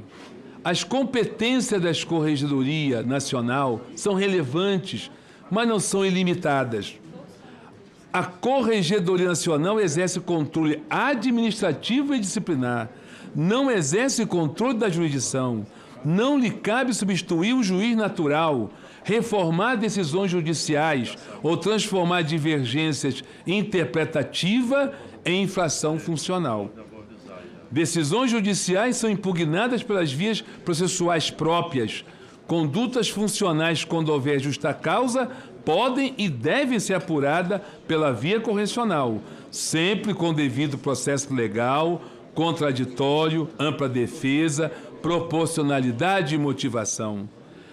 A decisão monocrática no CNJ, Corregedoria, sim, mas não há punição monocrática. As sanções disciplinares competem ao plenário do CNJ, tudo nos termos da Constituição. Meu princípio de atuação será simples se aprovado no Senado. Firmeza na apuração, respeito às garantias constitucionais e consciência rigorosa dos limites da função.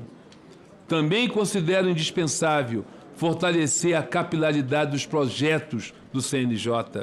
O CNJ possui iniciativa de enorme valor público que precisam chegar com mais intensidade às realidades locais, às pequenas comarcas, aos serviços extrajudiciais, às populações mais vulneráveis. Nesse sentido, é essencial preservar e aprofundar os programas do CNJ que traduzem em medidas concretas a presença do judiciário na vida das pessoas. E digo recentemente, projetos de corregedores próximos, ministro Salomão e ministro Mauro Campbell. Cheguei mais próximo, então os projetos que eu estava olhando em respeito ao Senado, eu só fiz essa observação, sem conhecer muito profundo, que tudo vai ser, se aprovado no Senado, é que poderei tomar maior conhecimento. Mas observei que projetos públicos que estão em andamento, o programa Solo Seguro, demonstra que a regularização fundiária é instrumento de segurança jurídica, cidadania e pacificação social. O projeto Registre-se revela que o acesso à documentação civil básica, identidade, certidão, é pressuposto elementar para o exercício de direito, especialmente pessoas em situação de maior vulnerabilidade. E começar de novo, incluído no Poder Judiciário, que reafirma que a justiça não se limita à resposta processual, devendo também contribuir para ações educativas, capacitação profissional, reinserção social de pessoas presas, egressa do sistema carcerário e cumpridor de medidas e penas alternativas. O desafio da Corregedoria Nacional é contribuir para que essas iniciativas tenham continuidade, coordenação, acompanhamento e presença efetiva nos territórios em que são mais necessárias. Isso exige diálogo com os tribunais, com as corregedorias locais, com as escolas judiciais, com as serventias extrajudiciais, com os demais órgãos do sistema de justiça e sempre com o Parlamento, que representa a diversidade da Federação Brasileira. Daí a importância do elo entre o CNJ e o Senado Federal. O Senado conhece o Brasil profundo, que representa aqui os estados, o DF. Ouvir essa casa é também ouvir as diferenças regionais, as carências concretas e as expectativas legítimas da nossa sociedade em relação à justiça. A Corregedoria Nacional, se quiser ser efetiva, deve compreender esses vários Brasis. O juiz do interior, do Amazonas, do sertão nordestino, da fronteira, da periferia metropolitana, do centro-oeste, do sul e do sudeste, não enfrenta sempre os mesmos problemas. A resposta institucional deve combinar unidade nacional com sensibilidade federativa. Nesse ponto, senhoras senadoras e senhores senadores, reitero o meu respeito ao Senado Federal. Esta casa tem papel histórico na preservação do equilíbrio federativo, na mediação institucional e na conservação de soluções nacionais para os problemas complexos. O Conselho Nacional de Justiça e o Senado Federal, cada qual na sua esfera constitucional, podem e devem contribuir para um judiciário mais transparente, eficiente e íntegro e cada vez mais próximo à sociedade. Também é indispensável olhar para o futuro. A transformação tecnológica modificou profundamente a forma como os tribunais recebem, organizam e julgam seus processos.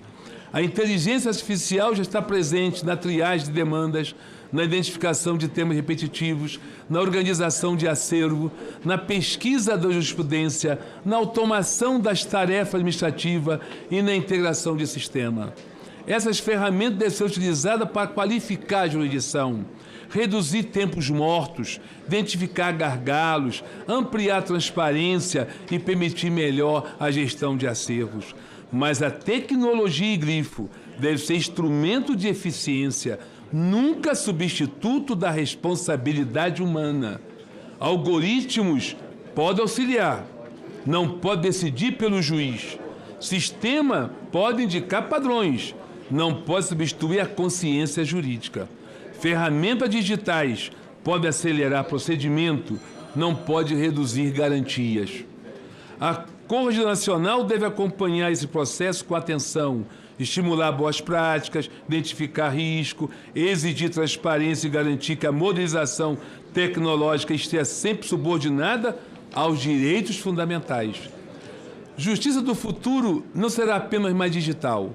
Deverá ser mais sensível, mais clara, mais confiável, mais simples e mais humana.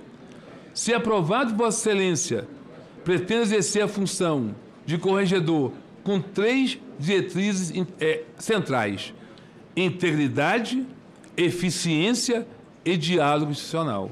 Integridade significa examinar reclamações disciplinares com rigor técnico, sem seletividade e sem complacência. Critério deve ser sempre jurídico, existência da justa causa, identificando a infração disciplinar, suficiência probatória e observâncias da garantia do devido processo legal. Eficiência significa contribuir para que os tribunais e juízes cumpram suas obrigações funcionais, observem metas nacionais, corrigem atrasos injustificados, aprimorem gestão de suas unidades e ofereçam ao cidadão uma justiça em tempo adequado. Abra um parêntese. Antes de ontem recebi um ofício que o STJ está vinculado à Corregedoria, um ofício do CNJ, contextualizando o seguinte: estamos verificando os processos com mais de 15 anos no Brasil, no Poder Judiciário. E me indicou o processo. Eu achava que estava em dia. Eu tenho 4 processos com 15 anos. Essas ações que vão provocando que o juiz fica... Se hoje somos preocupados com gestão, imagine como eu entrei. Como é importante esse órgão de gestão. Contribuindo, então, a última etapa é o diálogo institucional. Significa compreender que o corregedor não deve ser visto como órgão simplesmente punitivo, mas como órgão de orientação, coordenação e auxiliar do aprimoramento do Poder Judiciário. Exercer autoridade com diálogo não é renunciar à firmeza, é agir com método, transparência, escuta e respeito às diferentes realidades dos tribunais brasileiros. A confiança pública no judiciário não se impõe, constrói-se. Constrói-se com decisões fundamentadas, procedimentos transparentes, respeito às garantias constitucionais, firmeza contra desvios e humildade institucional para reconhecer que todo órgão público pode e deve melhorar. Ouvir e propor reforma e escutar as reformas e estudar. Assim é a máquina que deve funcionar. Sempre aprimoramento, que os fatos sociais são dinâmicos. E com esse espírito que me apresenta a Vossa Excelência, como magistrado de carreira, servidor público há mais de 5 décadas, integrante do STJ, diretor-geral da Escola Nacional, indicado pelo STJ para exercer a função que exige equilíbrio, prudência, dedicação integral e interesse público. Reafirmo meu respeito ao Senado Federal, às senhoras senadores e senhores senadores, aos servidores desta Casa, ao CNJ e ao STJ e toda a justiça brasileira. Trago minha trajetória, minha experiência, meu compromisso de servir ao Estado brasileiro com lealdade à Constituição, respeito à instituição e dedicação ao aprimoramento do Poder Judiciário. Ao agradecer a atenção de Vossas Excelências, reafirmo meu compromisso com a Constituição, com o aperfeiçoamento do Judiciário e com o diálogo respeitoso entre os poderes. E sempre um dos itens que está na LOMAN, que é a nossa Lei Orgânica de Magistratura 35 de 79, sempre agir com serenidade. Permaneço à disposição para responder a Vossa Excelência e muito obrigado. Agradeço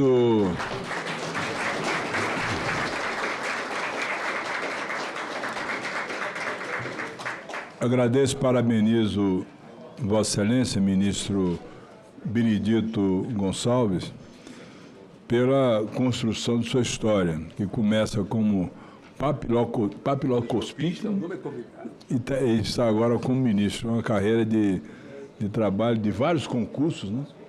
feito ao longo da sua vida, portanto, história de superação e de vitórias. Mas eu queria destacar a honrosa presença do ministro Mauro Campbell, que está conosco, do ministro Antônio Carlos Ferreira e também do ex-procurador-geral da Justiça do Estado de Minas Gerais, doutor Jarbas Soares. Pela inscrição, estão inscritos aqui alguns senadores que terão o direito de arguir ao ministro Benedito por 10 minutos. O primeiro inscrito é o senador Eduardo Girão, depois o senador Cid Gomes, depois o senador Magno Malta, depois o senador Jaime Bagatoli, depois o senador Jaime Campos, o senador Rogério Carvalho. Então, pela ordem, o senador...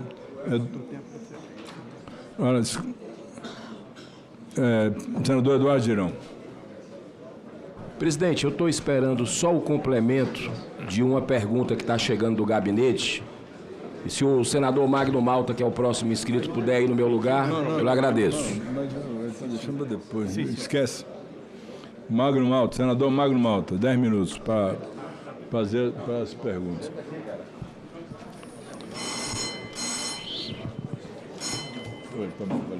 Senhor presidente Otto Alencar, senhores senadores, senhoras senadoras, senhor ministro Benedito, eu até gostaria que o senador que está na minha frente aqui me desse um pouquinho do ombro, só um pouquinho de lado aqui, para que eu pudesse ver o...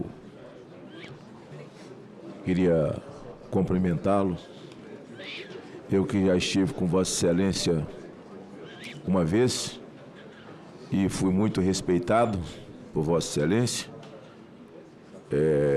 quando naquele momento, não é, para tratar da questão de uma AGE que perdura até hoje, não é? Ela vai gerar, penso que está já em época de gestação, assim como o PL das fake news, que tem 7 anos, vai entrar para o 8º ano. Podia até lhe fazer uma pergunta sobre isso, antes de começar. O que Vossa Excelência acha de um PL aberto com cidadãos, contra cidadãos, com base no regimento interno do Supremo Tribunal Federal, em que pune cidadãos pela sua crime de opinião, que é chamado o inquérito das fake news? Cumprimentando Vossa Excelência pela sua trajetória, que eu vi de Vossa Excelência, quando me recebeu com muita educação, mas nós estamos diante de uma sabatina. E uma sabatina é um TCC. É como qualquer cidadão que faz um curso com muita dificuldade e, ao final do seu curso, ele é sabatinado por uma banca. E aqui eu faço a diferença, porque penso que o Senado tem que cumprir a sua obrigação. E as coisas não são pessoais, elas devem ser respeitosas. Como, por exemplo, eu gostaria muito de saber, porque faço parte dessa AGE, e há uma fala de Vossa Excelência, uma imagem enigmática, emblemática para o Brasil, e que o Brasil gostaria muito de saber, quando Vossa Excelência fala ao ouvido de Alexandre de Moraes, missão dada, missão cumprida. Eu queria saber o que é missão dada, missão cumprida, quando de repente aparece uma AGE, em que vai de Pilatos a Jesus Cristo, que ali no meio não tem ninguém da esquerda, posso citar os nomes. Lá está Magno Malta, Bia Kiss, Eduardo Bolsonaro, Flávio Bolsonaro, Jair Bolsonaro,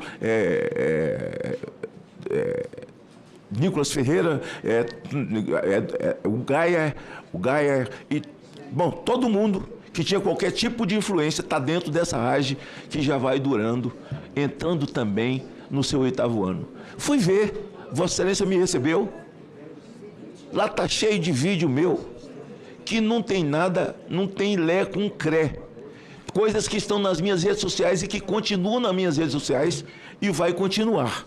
Bem, fazendo essa colocação para Vossa Excelência, que eu sei que não é o que Vossa Excelência gosta de ouvir, eu gostaria de ouvir, sabe?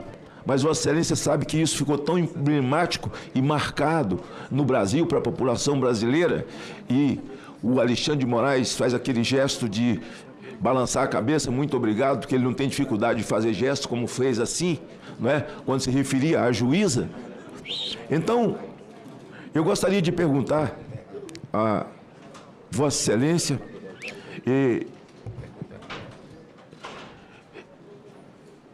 nas eleições de 2022, no mês seguinte, em setembro de 2022, o ministro proibiu Bolsonaro de usar imagens do ato de 7 de setembro em sua campanha. O ex-presidente havia discursado nas principais manifestações do dia da independência. A decisão do ministro Benedito foi motivada por um pedido da campanha petista. Também foi voto do ministro Benedito, do TSE, conceder 24 dias de resposta a Lula dentro do tempo de campanha de Bolsonaro e quase 200 inserções de televisão que anteriormente eram de Bolsonaro. Bolsonaro, por sua vez, ganhou no TSE apenas 14 inserções no processo de Lula, estou trazendo números corretos, com direito à resposta.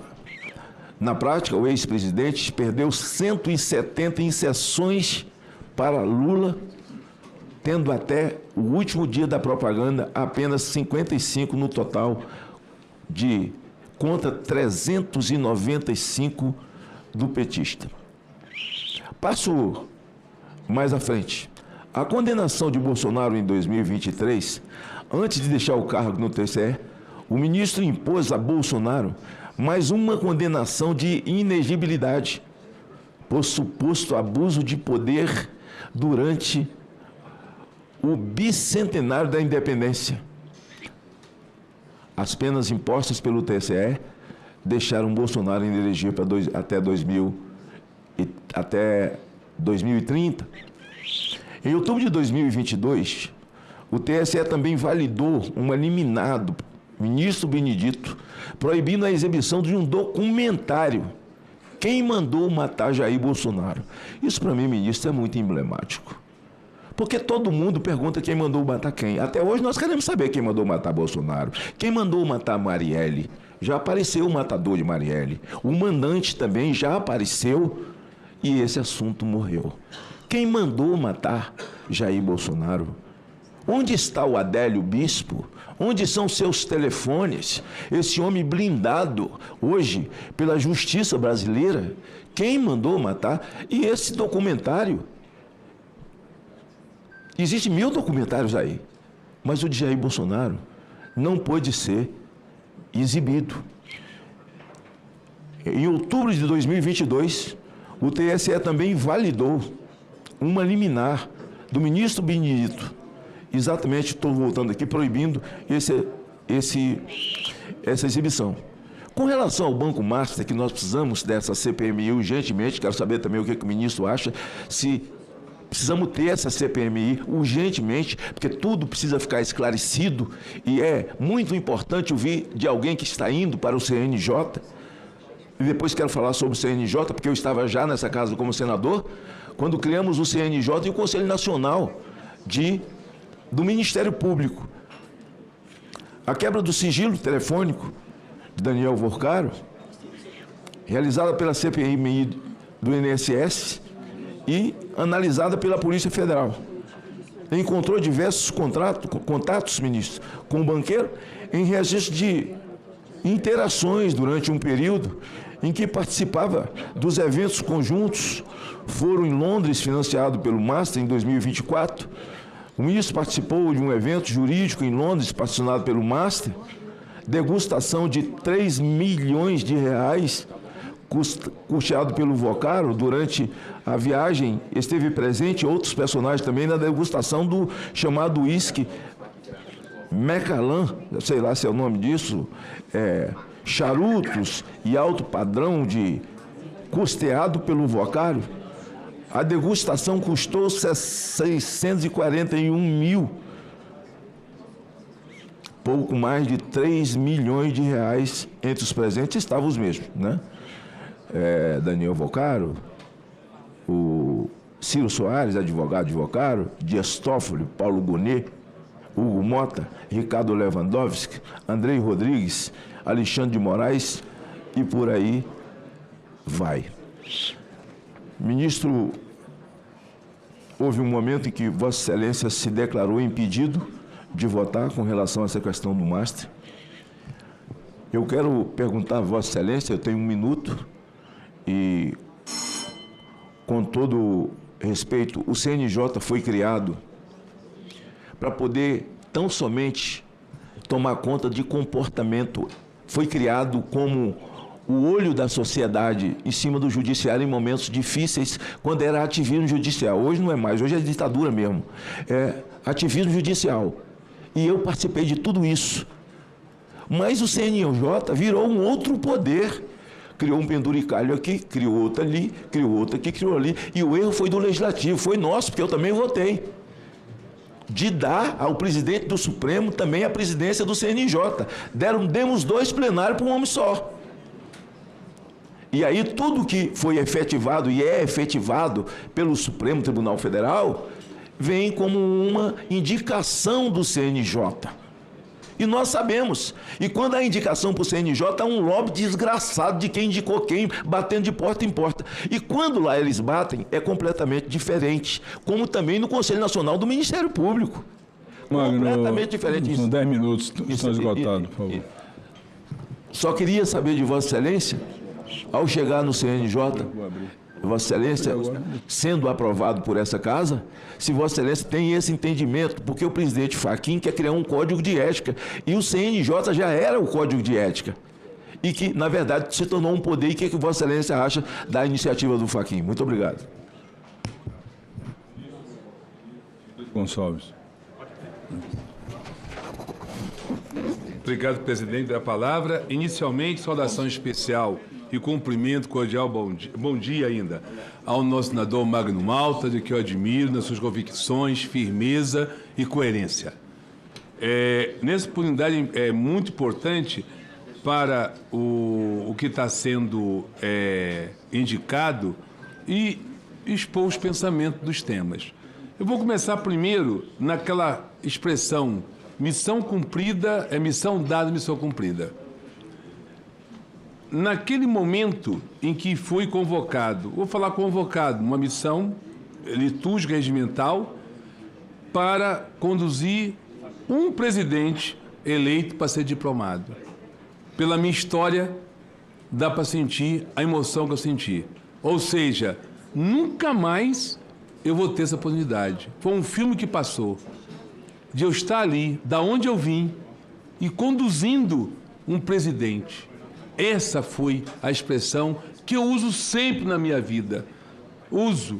Acabou a sessão bem, missão cumprida. É meu rotineiro e sai a expressão do coração. Ainda bem que nós vivemos na liberdade de expressão, de sentimento, de pensamento, em que a expressão que sai da nossa boca, que pode ter diversos e respeitável interpretação do destinatário.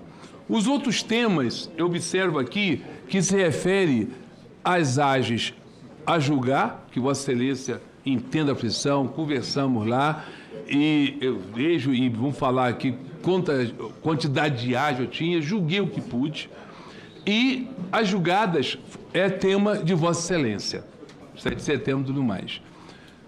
Nós vivemos um sistema em que, após 88, de um momento que vivemos, respeitável, após 88, tivemos uma Constituição detalhista, fundamentada, porque tinha um outro sistema. Vamos falar o acesso à justiça, artigo 532. Todos têm direito a acessar a justiça, na minha linguagem, que tem ameaça ou lesão ao direito. O que quer dizer isso? Acesso ao poder judiciário, os vulneráveis, tutela coletiva, gratuidade, todos os mecanismos possíveis para dar acesso à justiça. Esse acesso à justiça, quem abre essa porta é o juiz. O senhor participou da reforma criando o CNJ e criando a Escola Nacional, que veio toda na mesma emenda. Ao mesmo tempo que veio falar juiz, você é responsável pela gestão. responsável para conduzir a pessoa a essa sala e dar prestação judicial em tempo razoável. Vossa Excelência consagrou nos seus pares outro direito, término da demanda em tempo razoável. Agora, tudo isso está baseado em quê? O juiz julga com um único instrumento, que ele, quando assume, ele cumpre, diz cumprir a Constituição e a lei por juramento.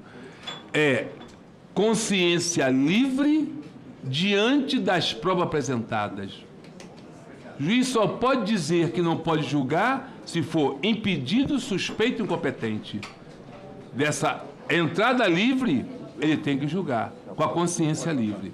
Assim eu agi, desde 88, tenho agido e agirei até o término de visão. Repito, agir nessas ages com consciência livre, como da Constituição, diante das provas apresentadas. Presidente, entendo que responder. Eu agradeço ao ministro Benedito. Eu quero passar a informação aos senadores que já está aberta a votação. Todos já podem votar. Agora na Comissão de Constituição e Justiça, e tem a réplica dada por 5 minutos, como está, antes de abrir a sessão, eu li isso para ficar bem claro, por 5 minutos ao senador Magno Malta. Não, serei mais rápido que imediatamente na minha tribuna.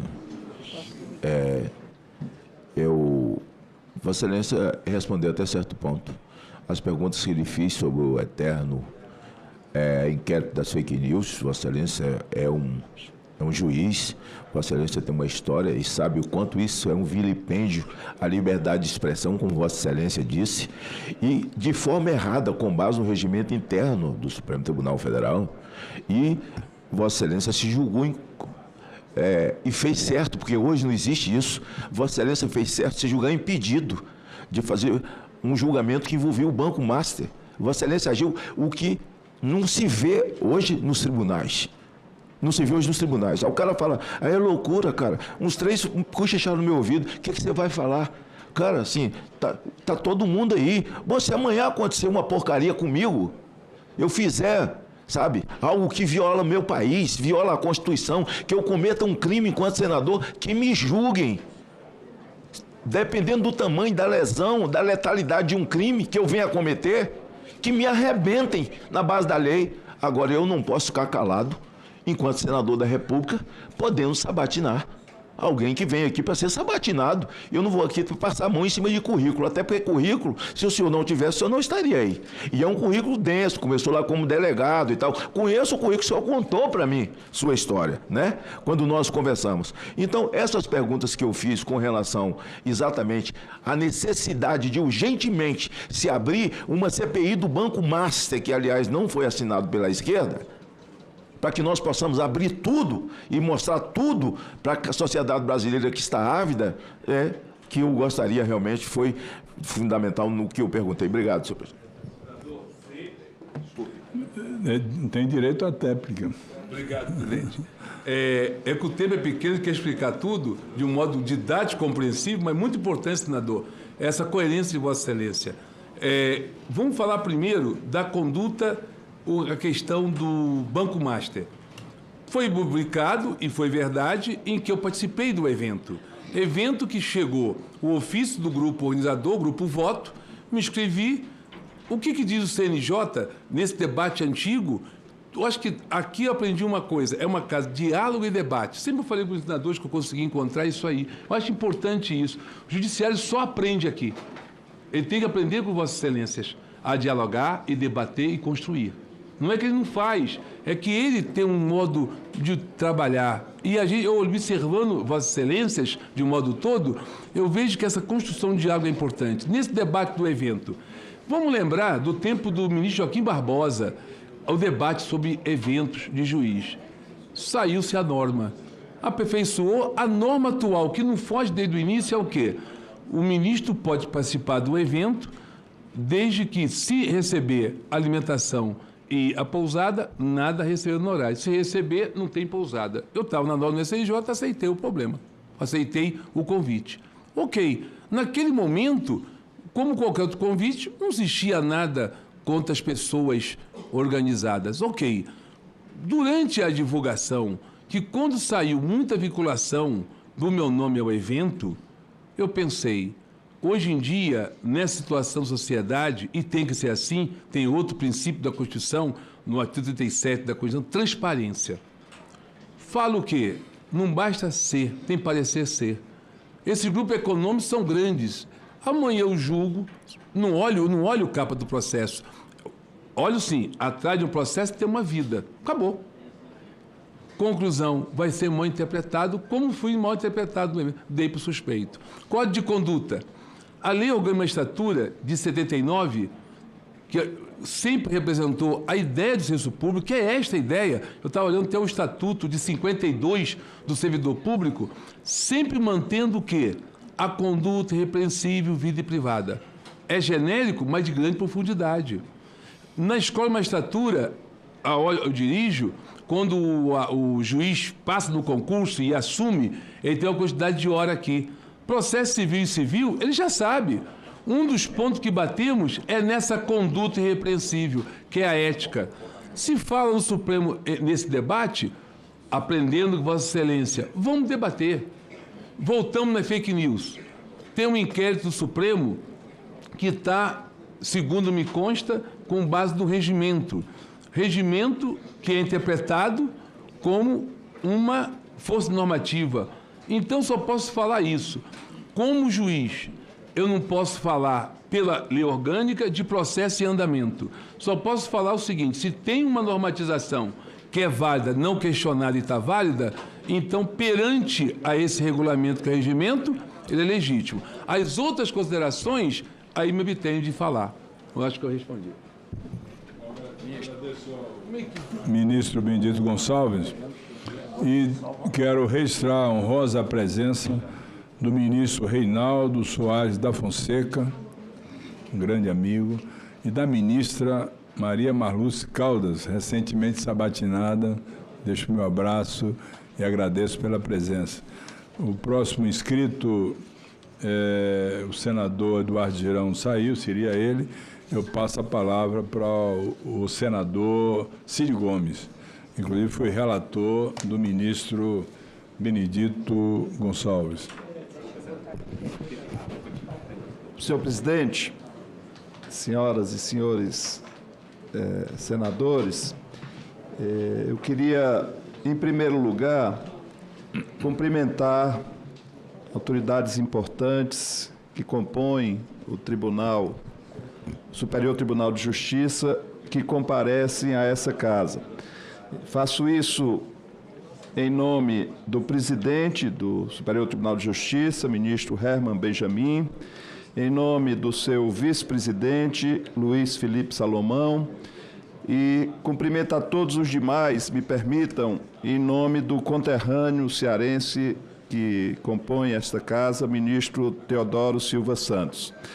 A quantidade de ministros do STJ que comparecem hoje à Comissão de Constituição e Justiça do Senado Federal é certamente, ministro Benedito, um indicativo do seu prestígio, do quanto os seus pares o prezam e o têm como alguém digno de ser indicado para a aprovação desta casa, para assumir tão nobre função de corregedor do Conselho Nacional de Justiça.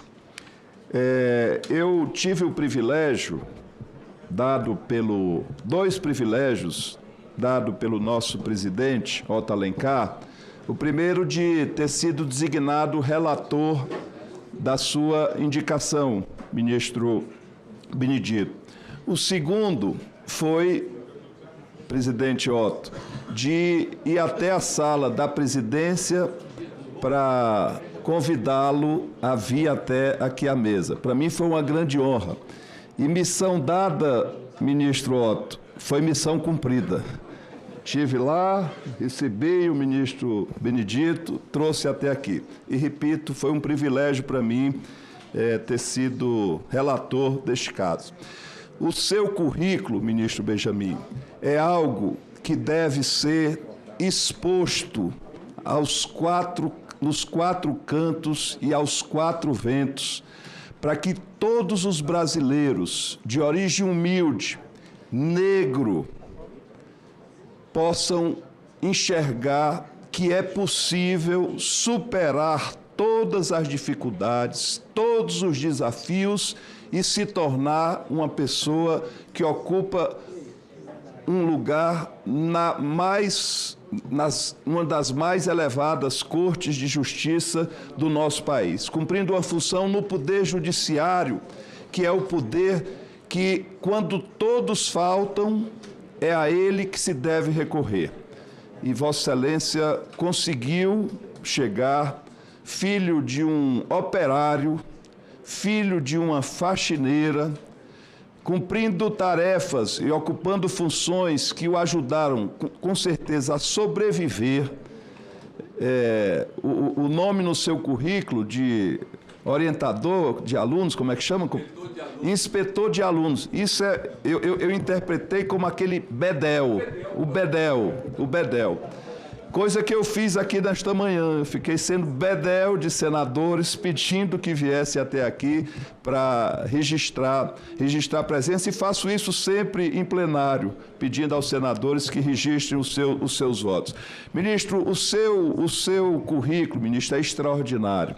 E repito, um exemplo, deve servir de exemplo para todos os brasileiros. Eu queria, assim, lhe render essa homenagem.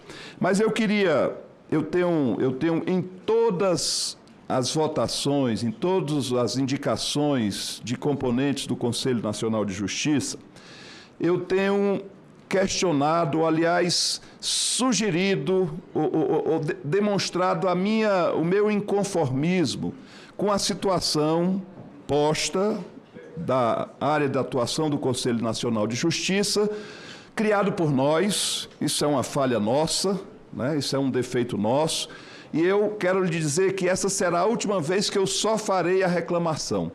Na próxima reunião da Comissão de Constituição e Justiça, eu anunciarei uma emenda constitucional, e queria ouvi-lo sobre isso, para que o Conselho Nacional de Justiça tenha a sua jurisdição em todos os órgãos da Justiça.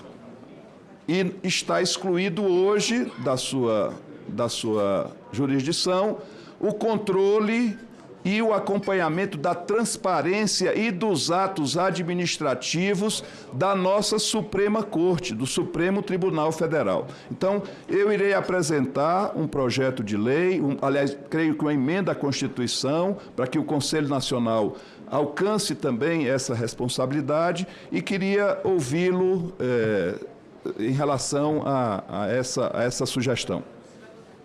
Obrigado, meu relator, senador Cid Gomes. Sempre admirei Vossa Excelência nos trabalhos como parlamentar, como executivo. Não sou cearense, mas acompanhava a desenvoltura de gestão àquele povo. Eu me lembro, como hoje, uma situação interessante de você me contar, em que é um estado, eu adoro, minha esposa está ali, adoramos a Fortaleza, se eu descer detalhe das praias, vou ficar por aqui, mas você falou uma vez para mim, mas não tem uma rede hoteleira suficiente para abarcar, por exemplo, um evento da OAB. Eu me lembro como hoje. Aqui me guardou, me fez olhar para a cidade. E hoje tem um espaço criado por Vossa Excelência. Não resumiu só isso, sua gestão, mas marcou para mim isso. Então, parabenizo, da mesma forma que parabenizou, parabenizo Vossa Excelência pela atuação e como parlamentar. Chegamos ao CNJ. O CNJ foi criado... Opa, como é que vai? Tudo bem? Foi criado de um debate, né, da sociedade, em que se falava no controle externo, foi desenvolvendo, e eu sempre falo, desde há muito tempo, a pior política pública não as ter. Então, está aí o CNJ. O aperfeiçoamento faz parte da vida. E o interessante, eu aprendo aqui no parlamento como um todo, que Vossa Excelência ouve o reclamo da rua. E aquele reclamo, ele gera um diálogo e gera um debate até a concretude. Nós temos um órgão CNJ que ele está dentro do Poder Judiciário, como foi criado, e faz com que uma atuação ele fique o quê? Mais distante dos outros órgãos. Será que a sociedade quer criar um órgão nesse debate inicial mais fora de todos para poder abranger todo o judiciário? É um grande debate, senador. Espero ter respondido. Agradeço ao ministro Benedito Gonçalves. O próximo inscrito é o senador Eduardo Girão, que tem 10 minutos. Muito obrigado. Para o senador Eduardo Girão, que vai... Muito obrigado, senhor presidente. Eu quero cumprimentar o ministro Benedito Gonçalves. Eu não faço aqui, ministro, nenhuma ilação nem juízo antecipado de culpa. Eu trago fatos públicos, noticiados ou documentados que exigem esclarecimento institucional. Questão absolutamente pessoal. O Senado precisa avaliar se Vossa Excelência reúne independência, imparcialidade, transparência e autoridade moral para exercer a Corregedoria Nacional de Justiça. E eu quero começar aqui, senhor presidente, com a atuação do TSE, seletividade política, cassações, liberdade de expressão. Ministro, Vossa Excelência atuou em processo de enorme impacto político no TSE, incluindo ações que resultaram na inegibilidade do ex-presidente da República, restrições a canais de comunicação, isso é censura, retirada de conteúdo, isso é censura, desmonetização de plataforma, também censura, decisões que atingiram manifestações eleitorais no nosso país. Também houve a cassação do mandato de Deltan Dallagnol, deputado federal mais votado do estado do Paraná, numa decisão que gerou forte debate público sobre o alcance eleitoral. O senhor, por exemplo, foi o relator dessa cassação na velocidade da luz que aconteceu lá no TSE. Inclusive, eu estava lá no plenário.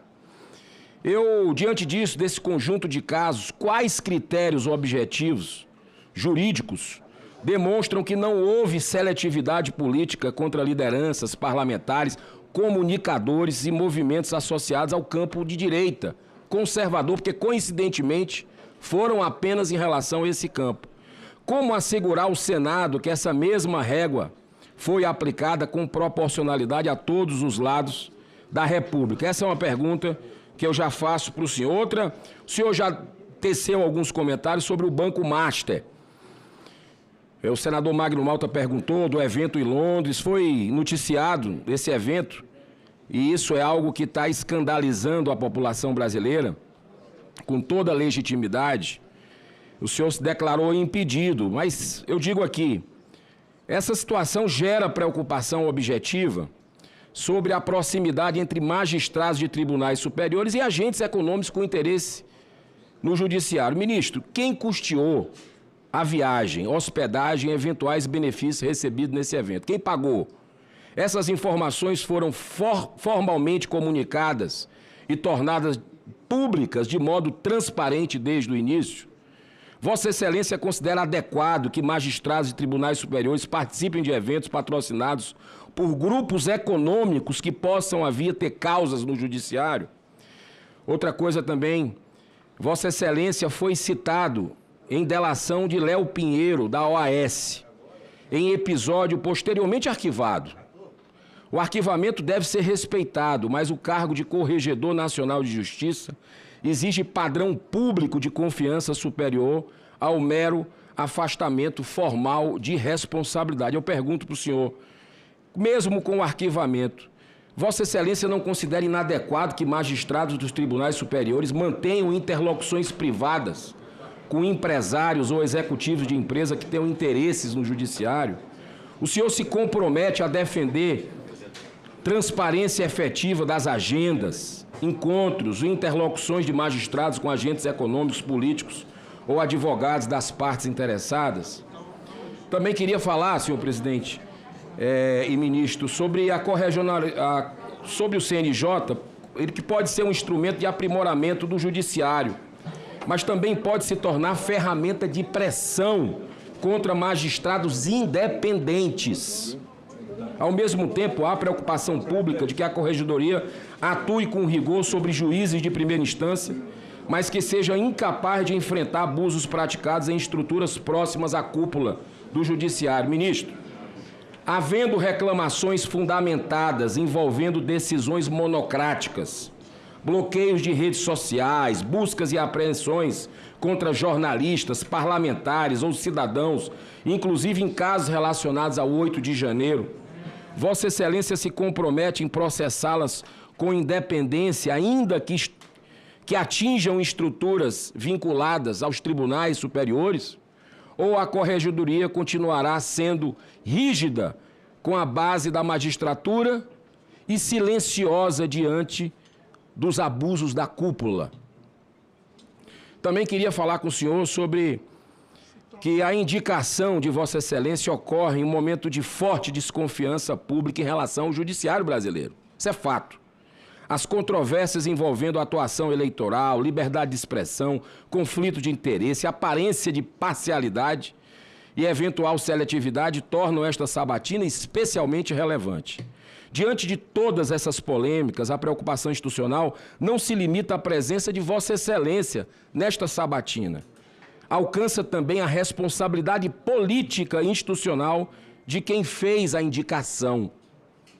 Ministro, diante de sua trajetória recente, das controvérsias públicas que o cercam, por que o Senado deveria acreditar que Vossa Excelência será um corregedor nacional de justiça independente, imparcial e transparente, e não mais uma peça de um sistema judicial que muitos brasileiros enxergam como seletivo, corporativo e politicamente orientado?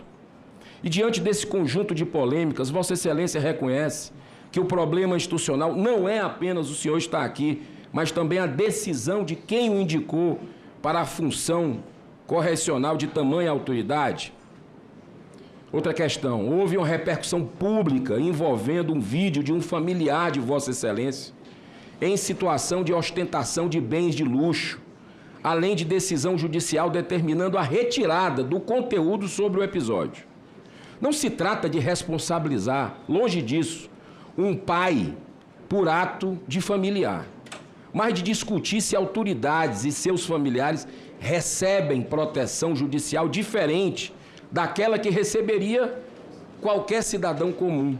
Eu pergunto ao senhor, o senhor entende por que muitos brasileiros enxergam privilégio quando conteúdos críticos envolvendo familiares de autoridades são retirados do ar por decisão judicial? Em temas de interesse público, o judiciário deve se proteger de autoridades e seus familiares do constrangimento político, ou deve proteger, antes de tudo, o direito da sociedade de questionar fatos que envolvem pessoas públicas e o seu entorno? E a última pergunta. O CNJ não é um cargo meramente administrativo. Trata-se da função responsável por examinar a conduta ética, disciplinar e funcional de magistrados brasileiros, inclusive em temas sensíveis como a imparcialidade, o decoro, o dever de reserva, abuso de autoridade e uso político da jurisdição. Ministro, como Vossa Excelência pretende cobrar reserva, imparcialidade e decoro de juízes brasileiros, se sua própria trajetória recente é objeto de questionamentos públicos justamente nestes pontos? Qual a garantia concreta o senhor oferece ao Senado do Brasil de que o CNJ não será usado de forma seletiva, corporativa ou politicamente orientada? Eu não quero voltar à questão da missão dada, missão cumprida, que foi algo que impactou bastante ali na posse do presidente Lula, que o senhor teria dito para o ministro Alexandre de Moraes, que é o campeão de pedidos de impeachment daqui, do Senado Federal, mas eu, nesse minuto que me falta, eu gostaria de ouvi-lo o seguinte. Com relação àquela fala, caso chegue algum caso lá no próprio CNJ de reclamação de autoridades, colegas seus, do Tribunal Superior, como é que o senhor portaria? O senhor também se declararia impedido, que eu acho que o senhor acertou. Quero reiterar aqui, com relação ao Banco Master, o senhor se declararia impedido de alguma colocação de colega seu, de alguma reclamação que possa chegar ao CNJ? Queria ouvir de Vossa Excelência isso, lhe cumprimentando por estar aqui e agradecendo ao presidente pela oportunidade nesse primeiro momento de minha participação. Antes de passar a palavra ao ministro Benedito Gonçalves, eu quero restar presente o doutor Fábio Preto, ex-presidente do TRF3 do Estado lá de São Paulo. A palavra do ministro Benedito. Obrigado, presidente. Mesma forma, cumprimentando o senador Eduardo Girão. Essas oportunidades são importantes.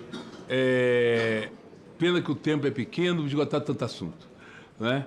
Mas é importante saber, a gente fala muito em direito, saber a interpretação autêntica, da onde produz o fato.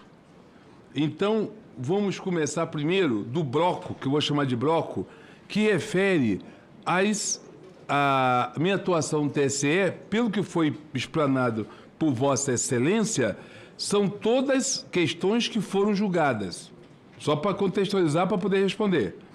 Então, neste campo aqui, eu vou responder a minha atuação de juiz. Aí veio seletividade, como é que foi feito o processo é instruído, chega a instrução, quem, no caso de uma AGE, conhece muito os advogados que vão peticionando, concluiu, eu peço dia para julgamento.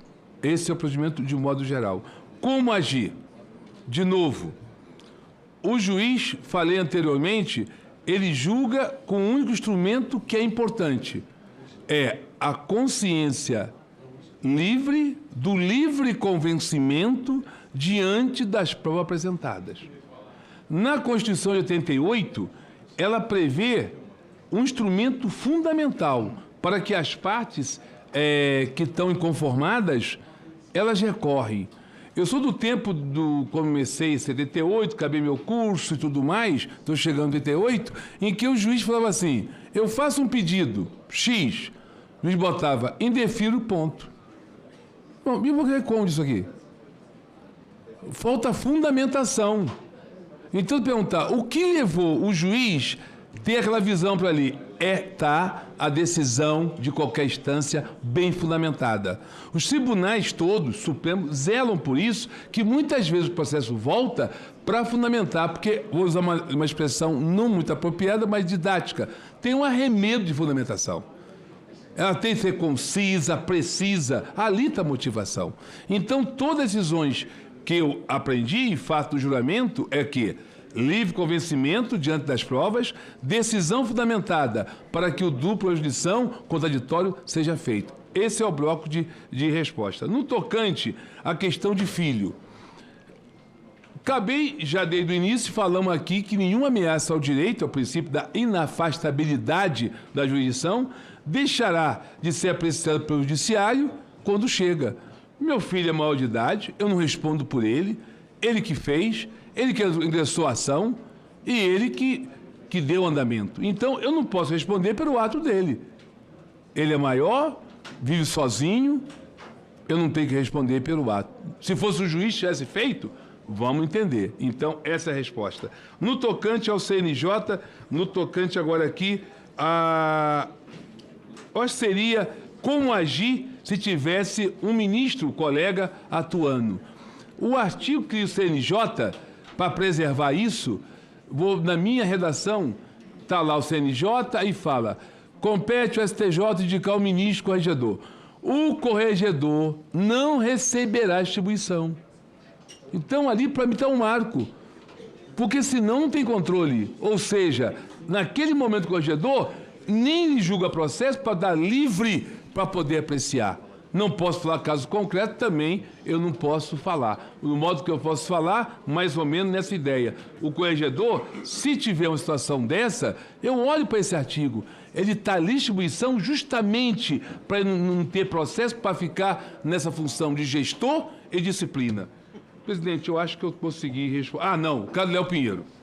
Então, veja, tive a ligação com esse empresário, foi feita a investigação, para ver o quê? O que vai ver o CNJ? Vossa Excelência chegou a falar aqui o seguinte, ele tem a função, sim, não só administrativa, que ele vê imparcialidade, vê sim. O que ele não vê é a reforma da decisão. Mas se uma decisão está desviada, viciada, pelo juiz peitado, ele vai, o CNJ vai agir. Dentro dessa pessoa da Pinheiro, fui do Supremo investigado sobre o sigilo, e isto não se apurou. Então, não houve desvio, nem suspeita, nem nada. Então, esse é o resultado dessa situação. Banco Master, já respondemos que eu participei do evento. Perguntou, quem custeou o Banco Master? Todo evento tem uma empresa que convida a gente. Convida e nós vamos na regra do CNJ, em vigor. Eu tenho a regra, está lá pública, pode pesquisar. Qualquer instância, o juiz pode ir e ganha passagem, hospedagem, tem que fazer palestra ou presidir mesa, não é passear no local. E depois responde ao CNJ. Eu me enquadrei na regra, fui. Ok? Presidente. A réplica, presidente. Eu queria... Sobre o caso do Léo Pinheiro. Deltan Dallagnol, o deputado mais votado do Paraná, o senhor foi relator. Essa delação aqui da Odebrecht, de uma certa forma, você tem lá, na época, o procurador da Lava Jato, que fez esse trabalho. O senhor não acha que isso é, no mínimo, o senhor não deveria se declarar impedido de julgar o Deltan Dallagnol, já que ele era o procurador da Lava Jato, o senhor foi citado nessa delação, não deveria haver um conflito de interesse, um impedimento da sua parte? Essa eu queria retomar. A outra coisa, eu não estou falando do seu filho, pelo amor de Deus, né? Cada um, e eu deixei claro isso na minha pergunta. Mas o conteúdo foi retirado. Eu pergunto, se fosse um cidadão comum, filho de alguém que não é magistrado, não é ministro, como é que é o procedimento em relação à censura? Porque o senhor falou que defende a liberdade de expressão. Mas as suas decisões enquanto ministro, lá do TSE, foram decisões que censuraram, que derrubaram canais. Isso é público e notório. Inclusive até um documentário do Brasil Paralelo. Aquela velha história de democracia a gente vê depois do dia 30. Até lá pode censurar. Então ali eu considero que a Constituição do Brasil foi rasgada. Então, ministro, eu queria... Aqui, sempre fiz isso publicamente, com todo respeito a Vossa Excelência. O Brasil precisa... Sei que o senhor é muito querido, muita gente aqui, inclusive, bateu palma, eu entendo, né, quando o senhor falou, o senhor tem um currículo realmente que a gente precisa reconhecer, mas de forma pública, eu tenho um dever, pela missão que me foi dada pelo povo cearense em 2018, de declarar meu voto de forma transparente, e o meu voto, por tudo que foi trazido aqui, será contra a indicação do senhor para o CNJ. Muito obrigado. Vossa Excelência deseja fazer alguma consideração? Então, eu passo o registro da presença do ministro Afrânio Vilela, que está presente. Engrandece muito a nossa comissão, ministro Afrânio. E o senador pela ordem, líder do PSD, senador Omar Aziz. Senhor presidente, acho que o voto é secreto. O voto é secreto. O voto é secreto, né? O senador Girão está declarando o voto. O voto é secreto. Já pela ordem, senador Jaime. Quando terminar pela ordem, eu concedo a você. Não, te acalma que pela idade aqui. Então, ministro Benedito, quero cumprimentar Vossa Excelência. Já que o voto é aberto, eu vou votar sim no senhor, tá?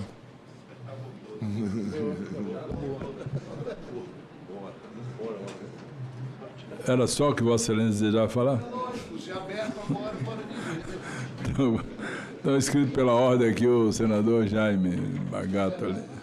Senador Jaime Bagato. Obrigado, presidente. Cumprimentar aqui o presidente da comissão, Otto Alencar. Cumprimentar, nesse momento aqui, a sabatina, o ministro Benedito Gonçalves, está sendo sabatinado por CNJ, Corregedor Nacional de Justiça. Dizer para você, ministro, que, assim, quando o senhor estava ali lendo fazendo um relato da sua vida, do seu currículo, a vida da pessoa que vem do trabalho, lá da periferia, ele nunca mais esquece, pelo menos eu sei por mim, que a gente fica guardando aquilo na memória para muitos e muitos anos, assim, enquanto que a gente viver não esquece daquilo. Que eu vim de família também muito sofrida e cheguei aonde cheguei e jamais imaginava que um dia ia sentar numa cadeira do Senado da República. Mas, ministro, Vossa Excelência fala, nas suas palavras aí, que tem um grande respeito pelo Senado, por essa casa. Mas eu preciso lhe dizer, faz muito tempo que não existe mais pacificação entre os três poderes.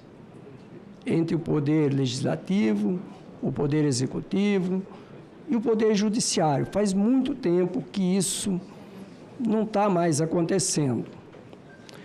Outra coisa que nós precisamos admitir no nosso Brasil, que quando termina uma eleição tem que desmontar o palanque político.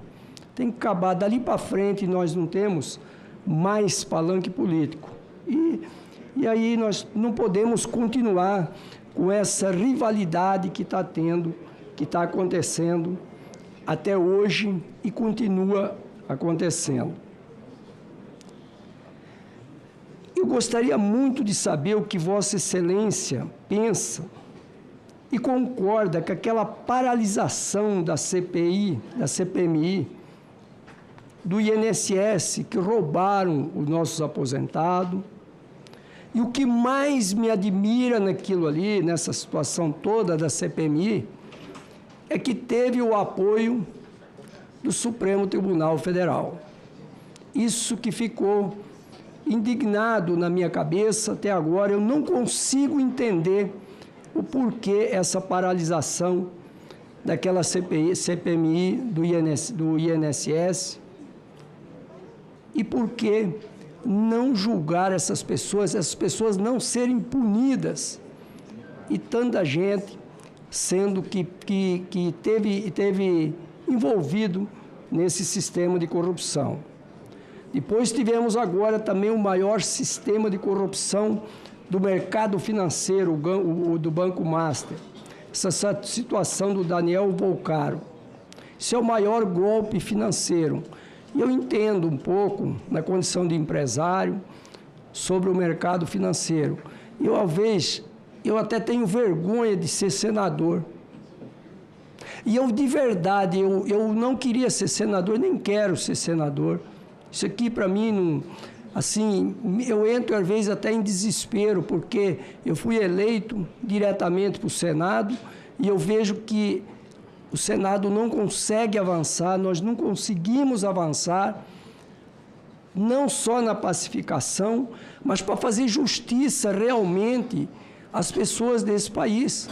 Que nós precisamos fazer justiça e não só palanque eleitoreiro.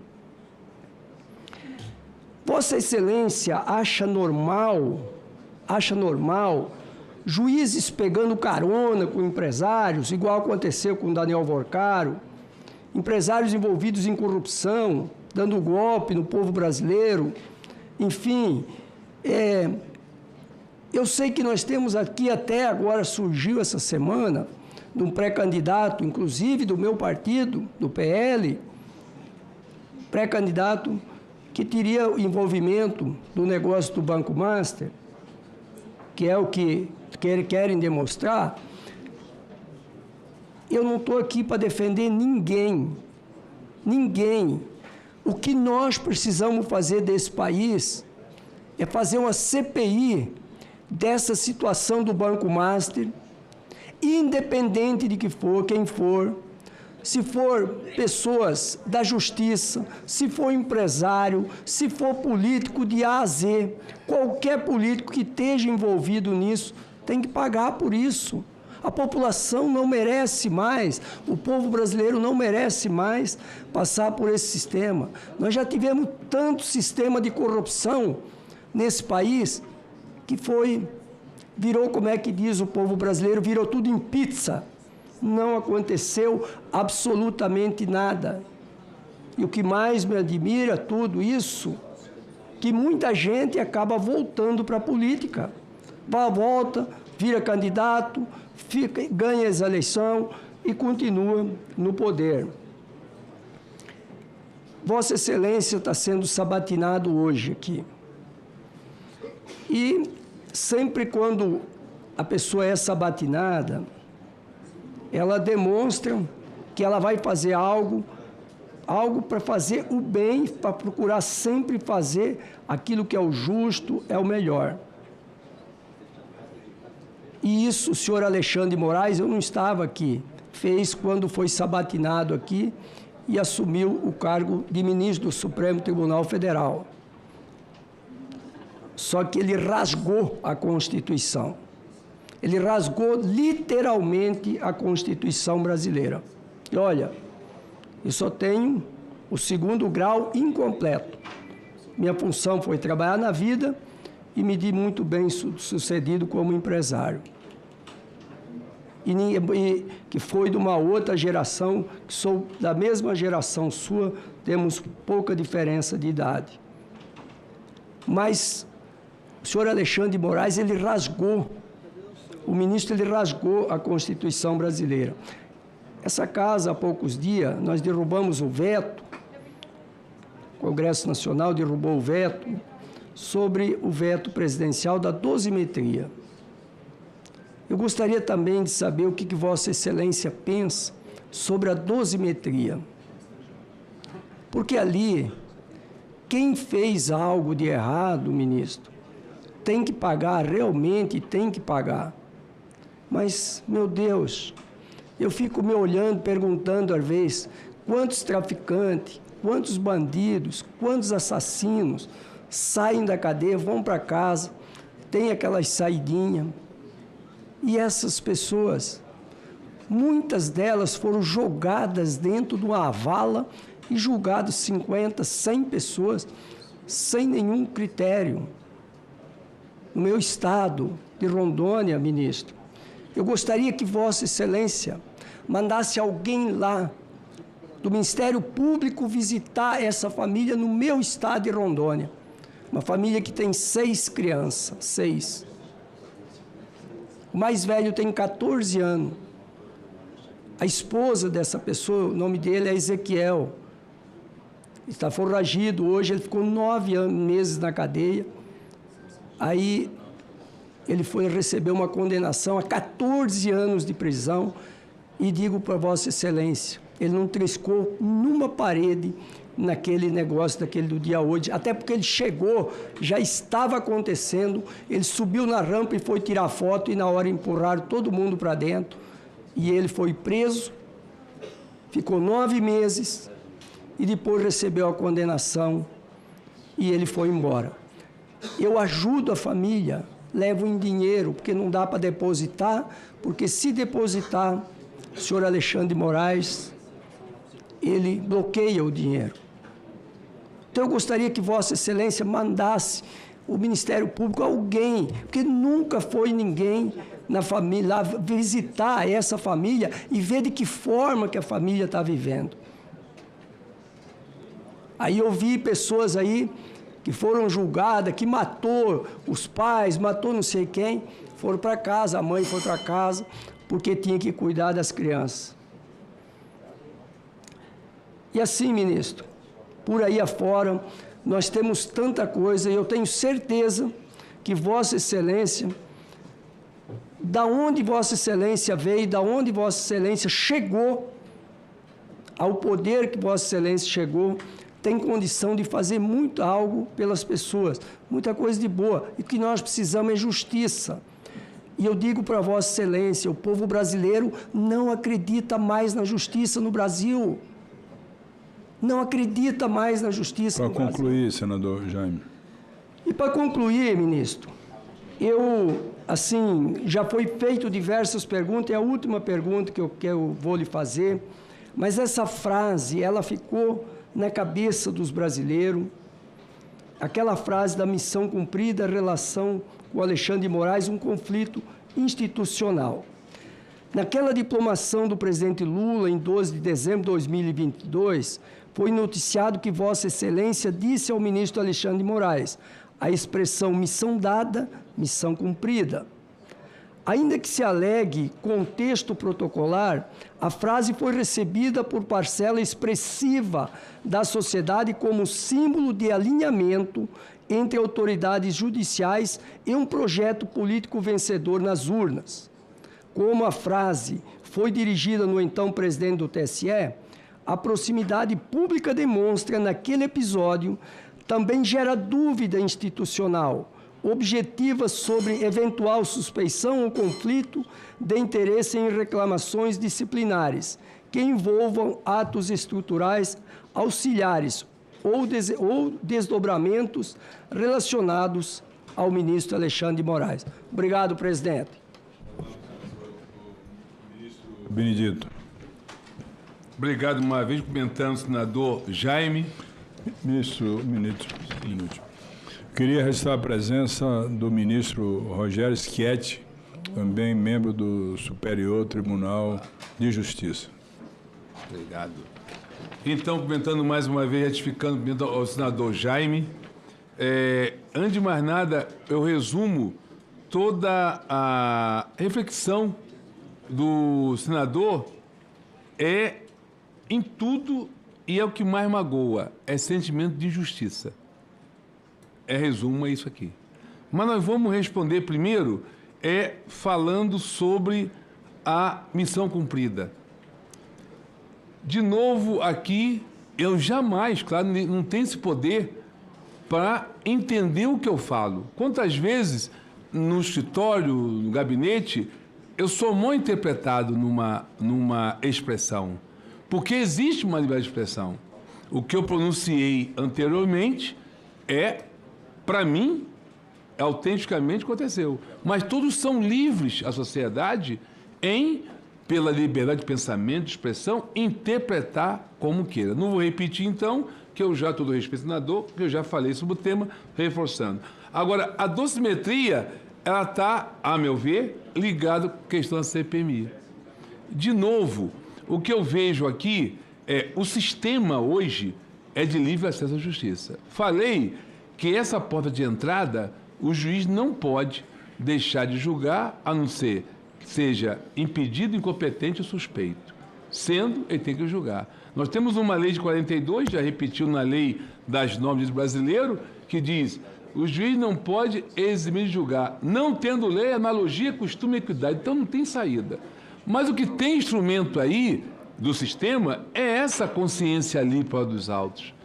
Então isso que a sociedade está debatendo. Porque o juiz julga pela consciência, há um debate, o sistema é esse. Como o Senado, a Câmara, o Parlamento, ele ouve o reclamo da sociedade, que é o sentimento, e abre o diálogo, eu acho que é o momento do Parlamento debater o sistema. É esse sistema que a sociedade quer? É esse que está atendendo? Está respondendo? Olha só, eu sou formado no tempo do juiz, não preocupava com o tempo. Eu sentava na minha mesa, proferia a sentença no tempo que eu achava. Veio, reforma e fala, não, é o tempo que eu preciso do bem da vida. Então veja as mudanças do debate da sociedade. Então, dosimetria e CPMI foi tudo usado, o acesso à justiça, cada poder aqui atuou dentro dos seus limites, mas, em momento, um certo resultado está dando uma indagação. No tocante agora a comportamento, de novo, o subjetivismo que vai predominar. No direito nosso do dia a dia como juiz, existe uma diferença de impedimento e suspeição. Aí é outra reflexão. Eu posso julgar o caso que eu viajei de carona, eu posso de carona, está nessa ideia subjetiva, mas que também deve ter um debate. Não está começando no Supremo o debate do Código de Conduta, isso pode ampliar. Falava aqui na minha fala que tem que ter uma proximidade maior entre judiciário, principalmente o Senado, para abrir esses diálogos. Assim eu respondi, presidente.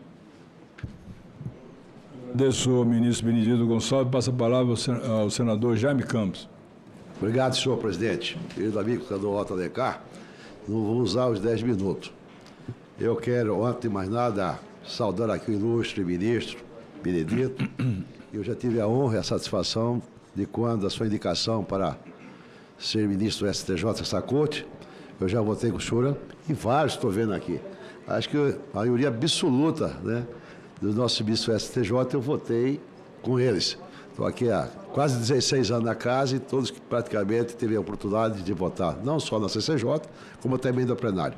Mas eu quero cumprimentar o senhor pela sua trajetória profissional, jurídica, que com certeza ela é irretocável e invejável, que sempre atuou com muita retidão e, acima de tudo, com muita competência.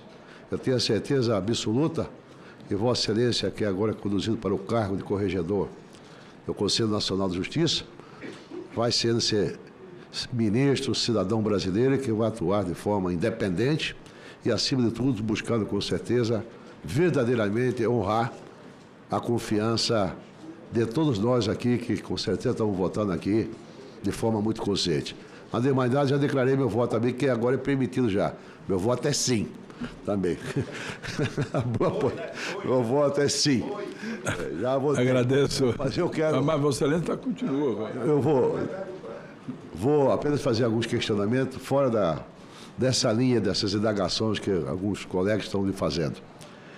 Considerando a crescente demanda por maior transparência, celeridade no Poder Judiciário, quais serão as prioridades de Vossa Excelência à frente da Corregedoria Nacional de Justiça para aprimorar a prestação jurisdicional sem comprometer a autonomia dos tribunais? Segundo, o avanço da digitalização e da inteligência artificial no Judiciário traz oportunidades, mas também desafios relacionados à segurança jurídica e ao acesso da população. Qual a visão de Vossa Excelência sobre a atuação do CNJ nesse processo de modernização? Em um cenário de elevada judicialização e aumento da demanda processual, quais medidas Vossa Excelência considera essenciais para garantir maior eficiência da justiça brasileira e ampliar a confiança da sociedade nas instituições e no Poder Judiciário? Concluindo, como expandir a atuação do Conselho Nacional de Justiça no papel de fiscalização administrativa disciplinar do Poder Judiciário em regiões mais afastadas, naturalmente, dos grandes centros deste país?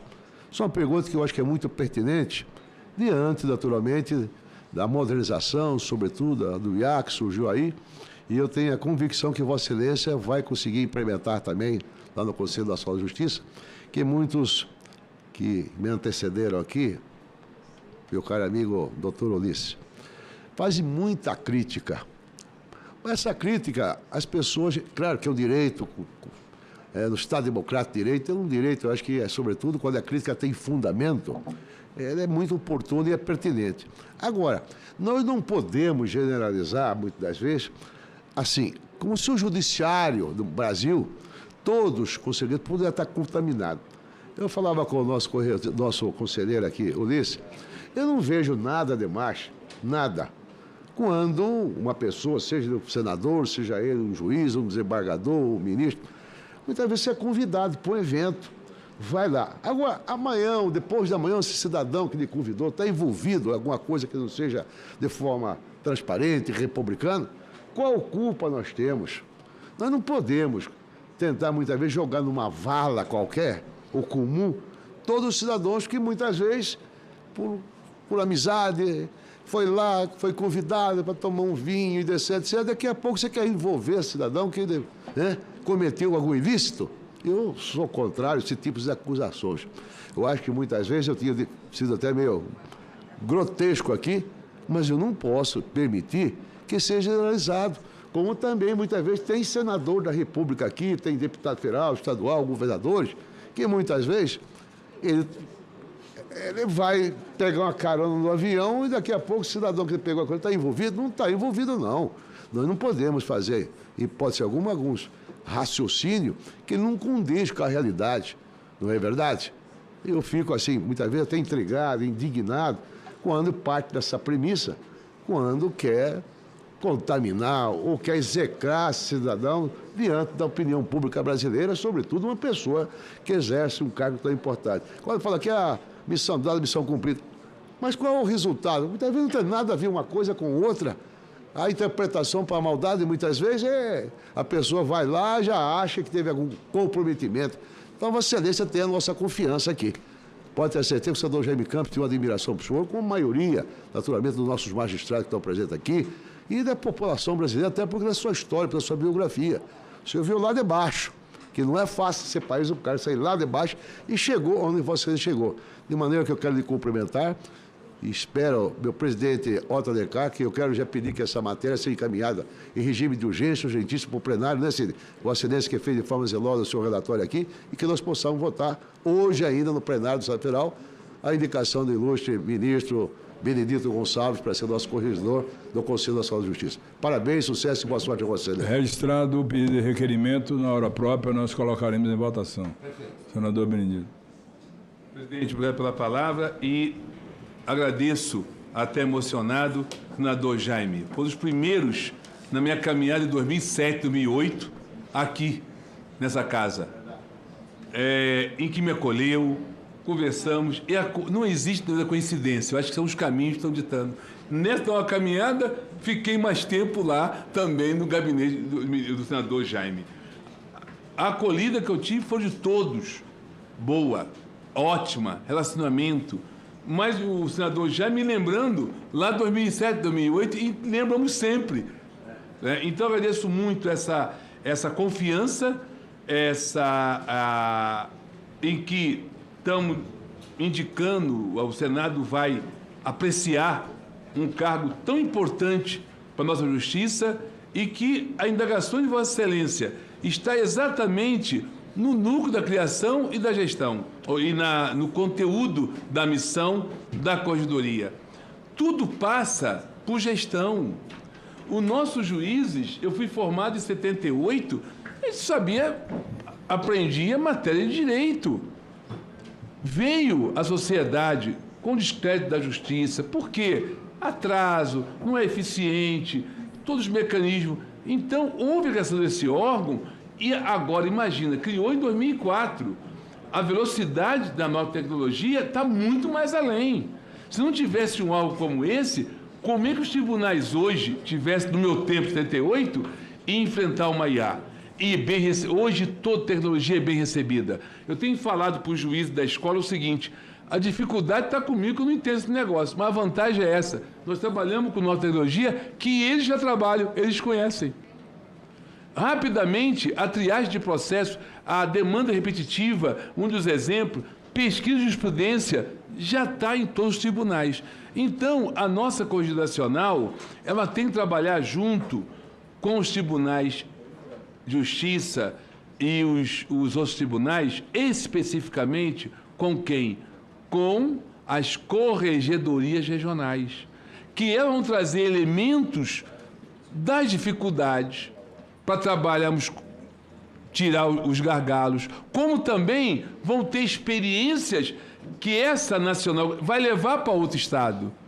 Isso eu fiz um trabalho, estou fazendo, pequeno, na Escola Nacional. Como os juízes são criativos, nós vamos para o interior do estado, tem práticas lá que nem imaginei existir. Aí chega em Porto Alegre, que tem um gargalo. A gente pega o projeto com a permissão, com a adaptação devidas.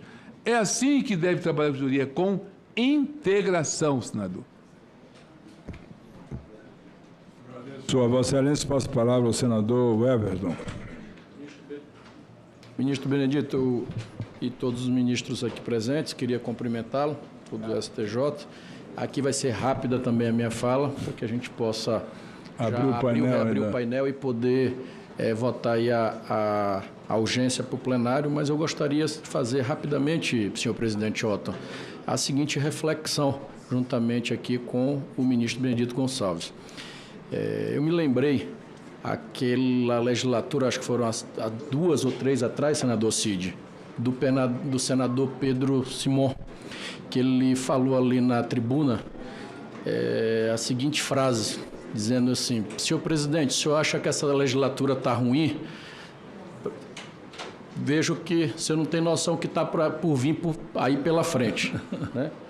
E de lá para cá, infelizmente, presidente Pacheco, por mais que a gente tente ter essa impressão desse trabalho árduo que cada um da sua forma imprime, claro que respeitando o mandato individual, porque o mandato ele é individual, mas ele tem a sua coletividade, porque ele foi eleito majoritariamente aqui, essa casa, para uma representação, a gente acaba perdendo, muitas das vezes, o propósito ou, se não, o grande objetivo, o foco do que você deve tratar quando você é designado por uma comissão, ou por uma atividade, ou por uma relatoria, enfim.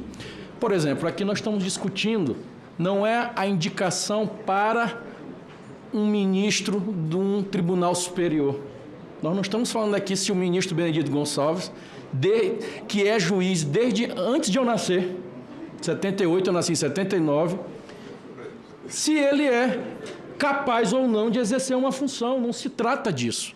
Essa sabatina aqui, para quem está em casa assistindo, só para ficar claro, ele não foi convidado para cá para fazer julgamento ou não dos processos que ele tem a obrigação de julgar lá no processo. Ele não veio para cá para omitir opinião, principalmente de processo julgado, ou o que ele está relatando. Ele está aqui para ser confirmado ou não, é uma prerrogativa constitucional dessa casa, para um cargo, uma função, uma função de um conselho importantíssimo, porque quem acha que está ruim agora, veja o que era o CNJ há 12, 16 anos atrás, que tinha essa sensação sempre de que o conselho não corrigia, de que ele não punia. E hoje já há essa impressão forte do judiciário e da sociedade de que se um membro do poder ele andar fora da linha, ele devidamente será corrigido. Antigamente, lá no interiorzinho do Nordeste, como de todo o Brasil, o juiz decidia o dia que ele ia trabalhar na sua comarca, ele decidia se ele ia dar ou não aquela decisão e se atender ou não advogado. Hoje, depois do conselho, o avanço que os conselhos tiveram, acho que numa velocidade menor o CNMP, mas está avançando, já começou a avançar muito nos últimos 4 anos, principalmente, você percebe essa diferença, essa uniformidade, essa orientação. Fábricas de liminares em área da saúde, não sei o quê. Há uma coordenação para que você possa colocar as coisas no devido lugar num país complexo, com dimensões continentais como é o Brasil. Portanto, aqui o STJ escolhe um representante da sua casa para fazer parte de um colégio democrático que está lá, representantes indicados por esta casa, pela Câmara dos Deputados, pela OAB, e lá nesse colégio eles fortaleceram esses órgãos de correção. A única reflexão que eu traria para cá, que não é pergunta, ministro Gonçalves, são duas. Uma, que é essa questão do STF, mas já foi falado aqui. Se eu não estou enganado, foi uma própria liminar na época do STF que disse: eu não sou incluído no rol de correções e de análise desse conselho. Foi uma liminar, senador Cid.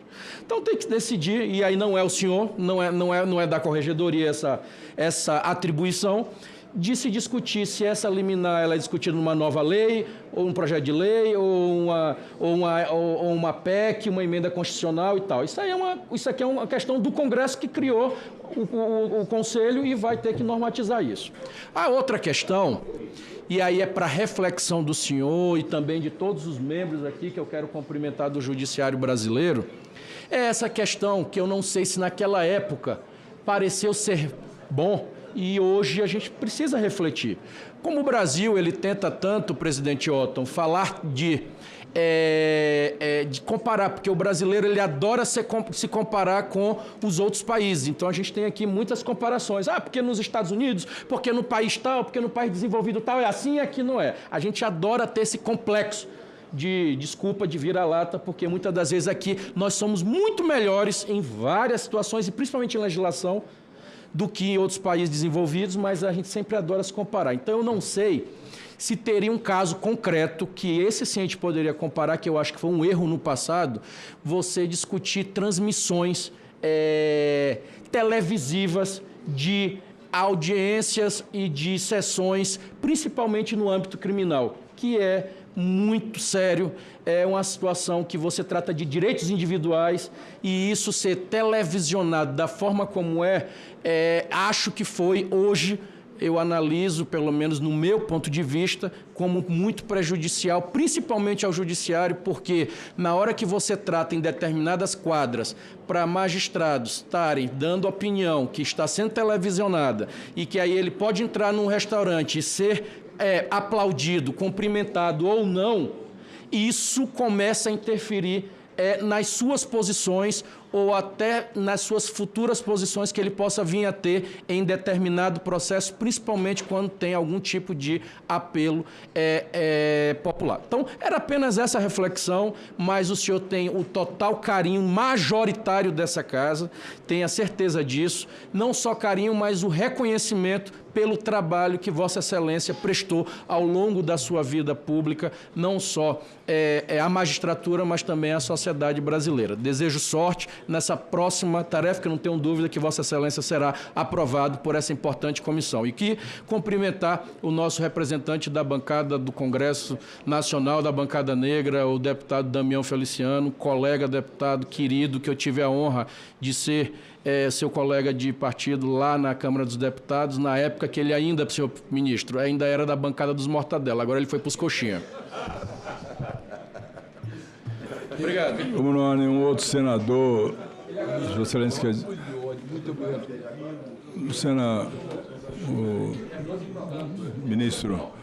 O ministro senador, ex-presidente, senador Rodrigo Pacheco, pediu para usar a palavra, eu concedo a palavra ao presidente. Muito obrigado, presidente Otto Alencar. Saúdo Vossa Excelência pela condução desta audiência pública de sabatina do ministro Benedito Gonçalves, a quem rendo as minhas sinceras homenagens.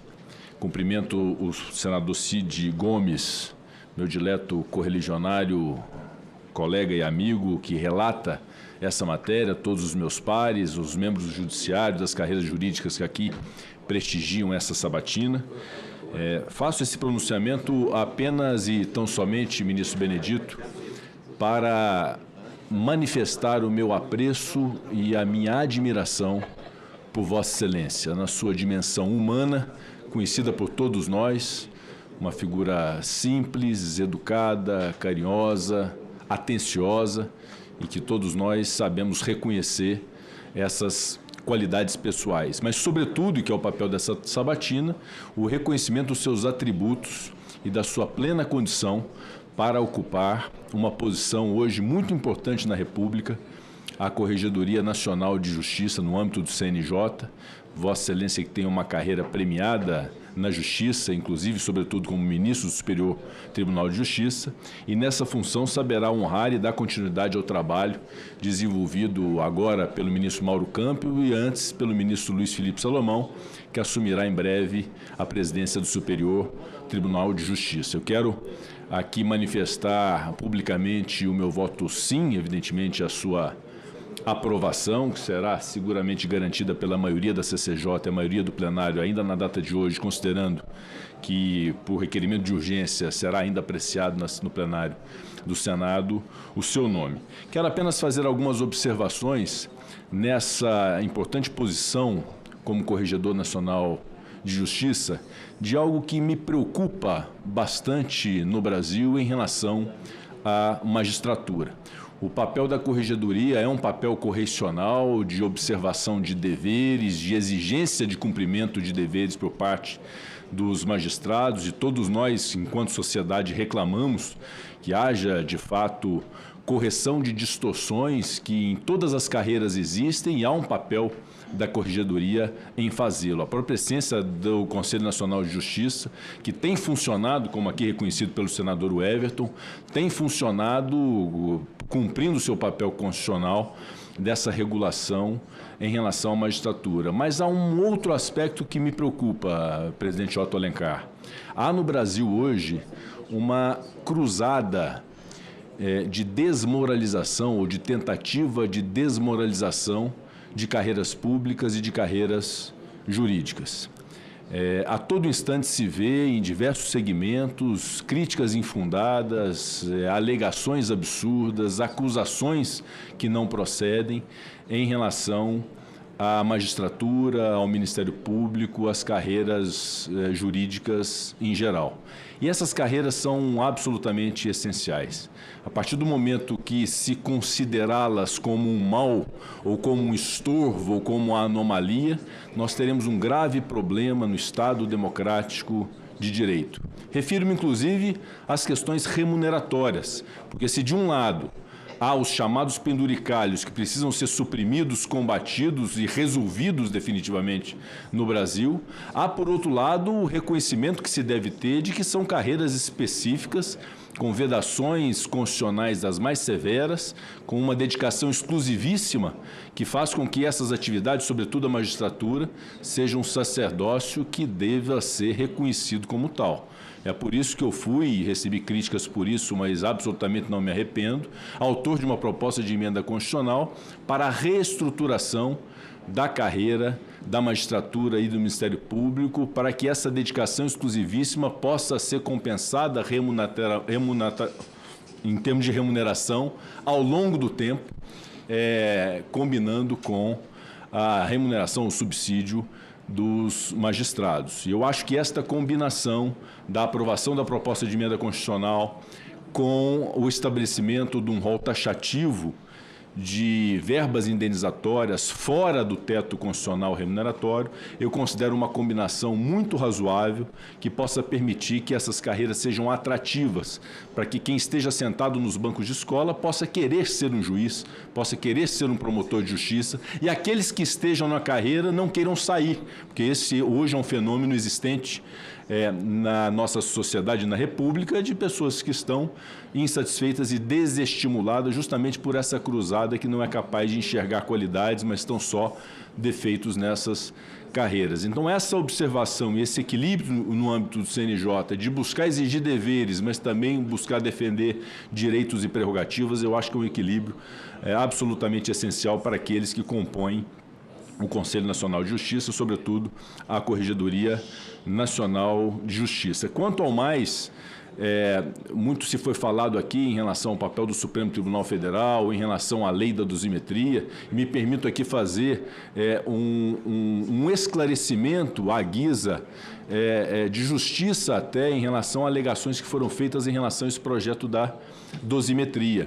Esse projeto foi concebido pelo Congresso Nacional justamente para corrigir a Lei de Defesa do Estado Democrático de Direito, para permitir que haja proporcionalidade e razoabilidade na aplicação das penas.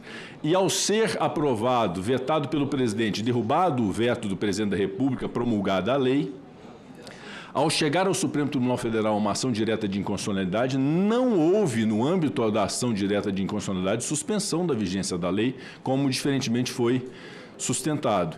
O que houve, na verdade, é que, considerando uma ADI para a qual se deu o prosseguimento devido com oitiva das autoridades, pareceres, até que se possa ser julgada a constitucionalidade ou não dessa lei, nos casos concretos em que se pede a aplicação da lei da dosimetria, houve a cautela de se aguardar o pronunciamento da Corte, no âmbito do colegiado, por sua maioria, da afirmação ou não da constitucionalidade dessa lei. Então, essa correção também é importante que se faça, porque Vossa Excelência foi questionado em relação a isso, que me parece muito razoável a decisão do Supremo Tribunal Federal até aqui, em relação a esse tema, até que possa, afirmada a constitucionalidade, ser aplicada a lei da dosimetria nos casos concretos que a mereçam. Por isso, Esse é um esclarecimento também que eu reputo importante, considerando que ouvi aqui alguns debates em relação a esse tema. Mas o que interessa mesmo, ministro Benedito, são os predicados de Vossa Excelência, a sua reputação, o seu conhecimento jurídico, a sua idoneidade, a sua plena condição, depois de uma rica trajetória no âmbito do Poder Judiciário, ocupar essa posição tão relevante, e eu desejo muito boa sorte a Vossa Excelência, uma vez aprovado, honrará toda a magistratura no cargo que pretende ocupar. A minha declaração de voto pública, senhor presidente Otto Alencar, é o voto sim. Muito obrigado. Agradeço ao senador Rodrigo Pacheco e passo a palavra ao ministro Benedito Gonçalves. Presidente, obrigado por dar a palavra. Inicialmente, cumprimentando e agradecendo ao senador Everton pela explanação sobre o esclarecimento de questões que foi aqui debatida e agradecer a confiança em depositar nesse indicado pelo STJ. Voltando a palavra agora, e agradecimento também ao nosso presidente, Rodrigo Pacheco, amigo de longa data, que trouxe temas, como sempre, palpitantes, que é esse movimento, não de valorização das carreiras, mas de desmoralização das carreiras. E Vossa Excelência sempre preocupado com essa valorização, vendo o papel do CNJ, que vem a corregedoria, que participa desse processo de valorização, e tenho certeza que sempre o corregedor terá as portas abertas para esse debate de união, nesse tema e outros temas. E também agradeço aqui a Vossa Excelência sobre o esclarecimento até mesmo da indagação sobre a questão da dosimetria e da questão, o outro também, do Supremo teria julgado a dosimetria e a outra da CPMI, como aconteceu no campo judicial. Agradecimento mais uma vez ao nosso senador Rodrigo Pacheco, que presidiu essa casa, e fica aqui sempre a gratidão, em nome de todos, da reconhecimento e acolhida que tenho nessa casa. Obrigado, presidente. Concluído as arguições ao ministro Benedito Gonçalves, eu vou determinar a abertura do painel para verificação dos votos.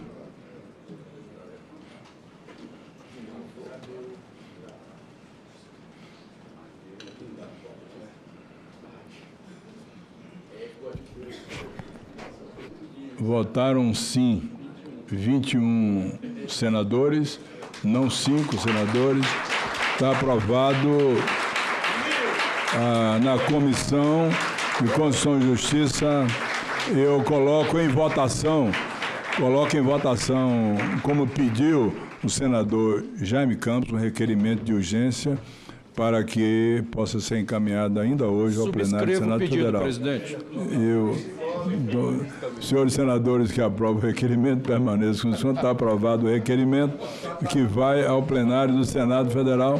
Parabenizar o senador Jaime Campos. Com a palavra, o senador Jaime Campos. Eu quero, uma vez mais, agradecer a Vossa Excelência, senador Otto Alencar, de atender o nosso pleito, até porque nós temos que dar celeridade, naturalmente, em algumas votações. Dentre elas, a indicação desse grande brasileiro, que é o nosso querido ministro Benedito Gonçalves, que certamente vai fazer um trabalho exitoso, sobretudo independente, na presidência do Conselho Nacional de Justiça. Obrigado a Vossa Excelência por atender o meu requerimento aqui. Parabenizar o senhor ministro Benedito Gonçalves pela aprovação.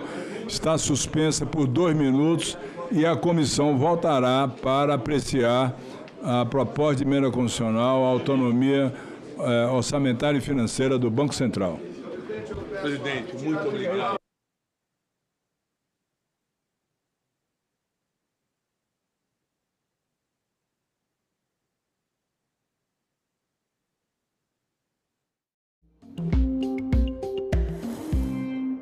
Conselho Federal e é membro do quadro permanente de árbitros da Câmara de Arbitragem do Mercado e do Centro Brasileiro de Mediação de Arbitragem. Em 2001 e 2003, entre 2001 e 2003, atuou como advogado no escritório de advocacia Luiz Alfredo Taunay e no Osório e Fernandes Advogados, de abril de 2002 a novembro de 2003. Foi ainda conselheiro de administração da Transportadora Associada de Gás, S.A., e da Petrobras Logística de Gás, S.A. Adicionalmente, ocupou diversos cargos em conselhos e associações, como no Conselho de Recursos do Sistema Financeiro Nacional, na Associação Brasileira das Companhias Abertas e na Ordem dos Advogados do Brasil. No que se refere às declarações de cunho pessoal, de modo a atender ao disposto no artigo 383, parágrafo 1º, a linha B do Regimento Interno do Senado Federal, exigidas ainda pelo artigo 1º, inciso 2º, a linha A e E do ato número 2 de 2011 da CAI, o indicado declara que não possui parentes que exerçam ou exerceram atividades próprias à advocatícia, pública ou privada, com ressalva de sua irmã que ocupa o cargo de policial rodoviária federal, conforme portaria do Ministério da Justiça de 25 de julho de 2025, publicada na seção 2 do Diário Oficial da União, de 27 de julho de 2025. Veja, o escrutínio que passa um candidato para chegar aqui é muito grande. São todas as informações, ou seja, é quase uma esvisceração, né, do candidato para que a gente possa ver as suas vísceras do lado de fora, para dar tranquilidade àqueles que vão votar e aprovar o nome para a Comissão de Valores Imobiliários. Declara também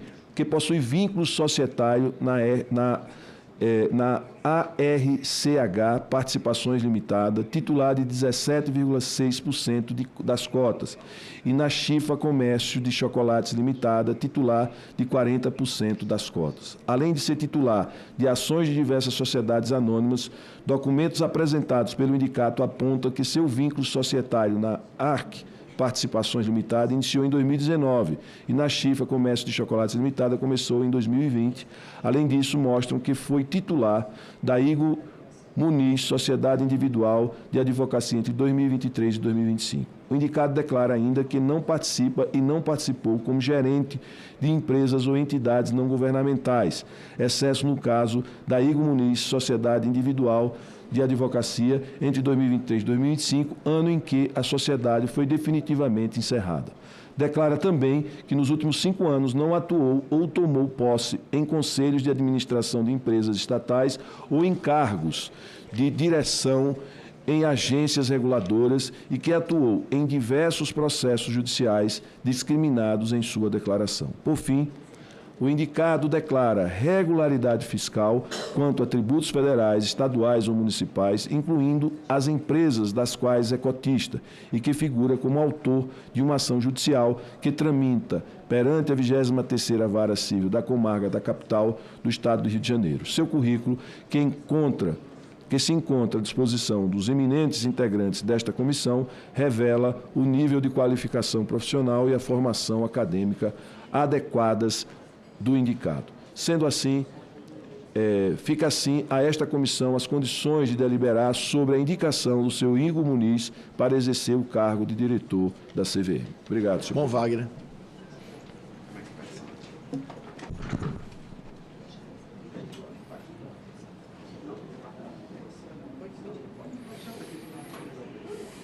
Agradeço ao senador Rogério Carvalho e concedo a palavra ao senhor Otto Eduardo Fonseca de Albuquerque Lobo, indicado pelo presidente da República para exercer o cargo de presidente da CVM.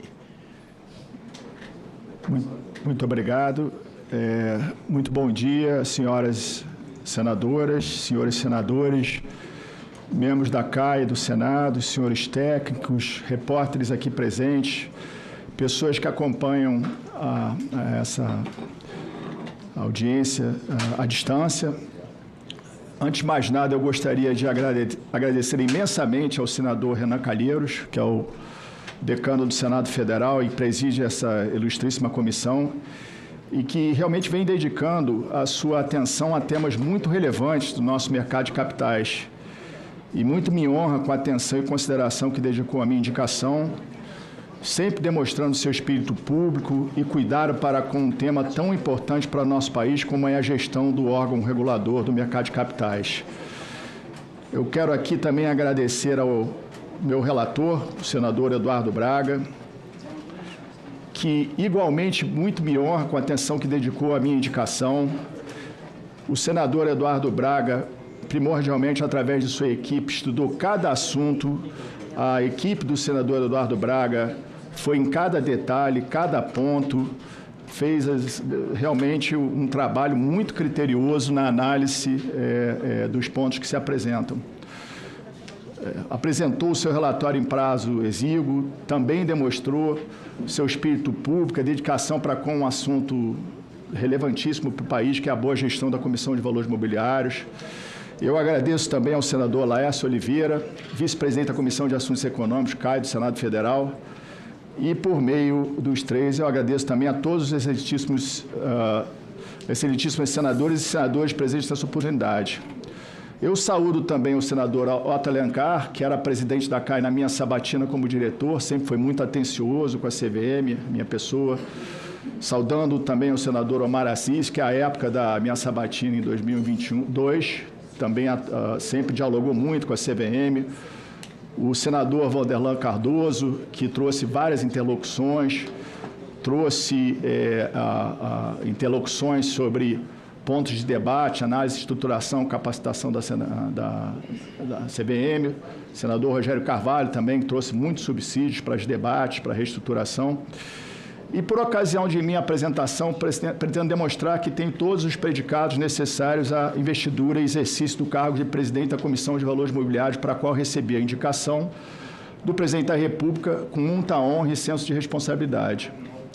A maior parte dos meus mais de 33 anos de experiência profissional se deu na advocacia, onde lidei com os mais variados temas de direito privado, incluindo direito societário, recuperação e falências, arbitragem. Olá, bom dia. Nós estamos ao vivo aqui pela TV Senado. Agora são 11 horas e 44 minutos. Você estava acompanhando a Comissão de Assuntos Econômicos. Nós voltamos a transmitir agora a Comissão de Constituição e Justiça, que aprovou agora há pouco o nome do ministro Benedito Gonçalves para corregedor do Conselho Nacional de Justiça. Agora os parlamentares vão discutir a autonomia do Banco Central. Acompanhe. De 2015 a 2020. Disse coletivo. Não, eu não pedi coletivo. Não, eu que estou pedindo, o Vanderlan que está pedindo. Eu me dirigi a ele. O Vanderlan está pedindo autor da PEC, e eu também. Presidente, eu vou então ler o relatório, pelo menos a gente avança assim, são 2 anos e 8 meses, sei lá, a gente vai avançar hoje. Vanderlan, o autor da PEC, senador Vanderlan, hoje, senador Vanderlan, mesmo só com a leitura, estamos fazendo história. Mesmo só com a leitura. O que vem depois, cada um vai responder pelo seu ato aqui. Porque já ficou claro para a população brasileira que a importância do Banco Central e que a liberdade financeira é fundamental. Então, lá na frente, nós vamos ver quem é que é contra o avanço ou não. Eu vou ler o relatório, presidente.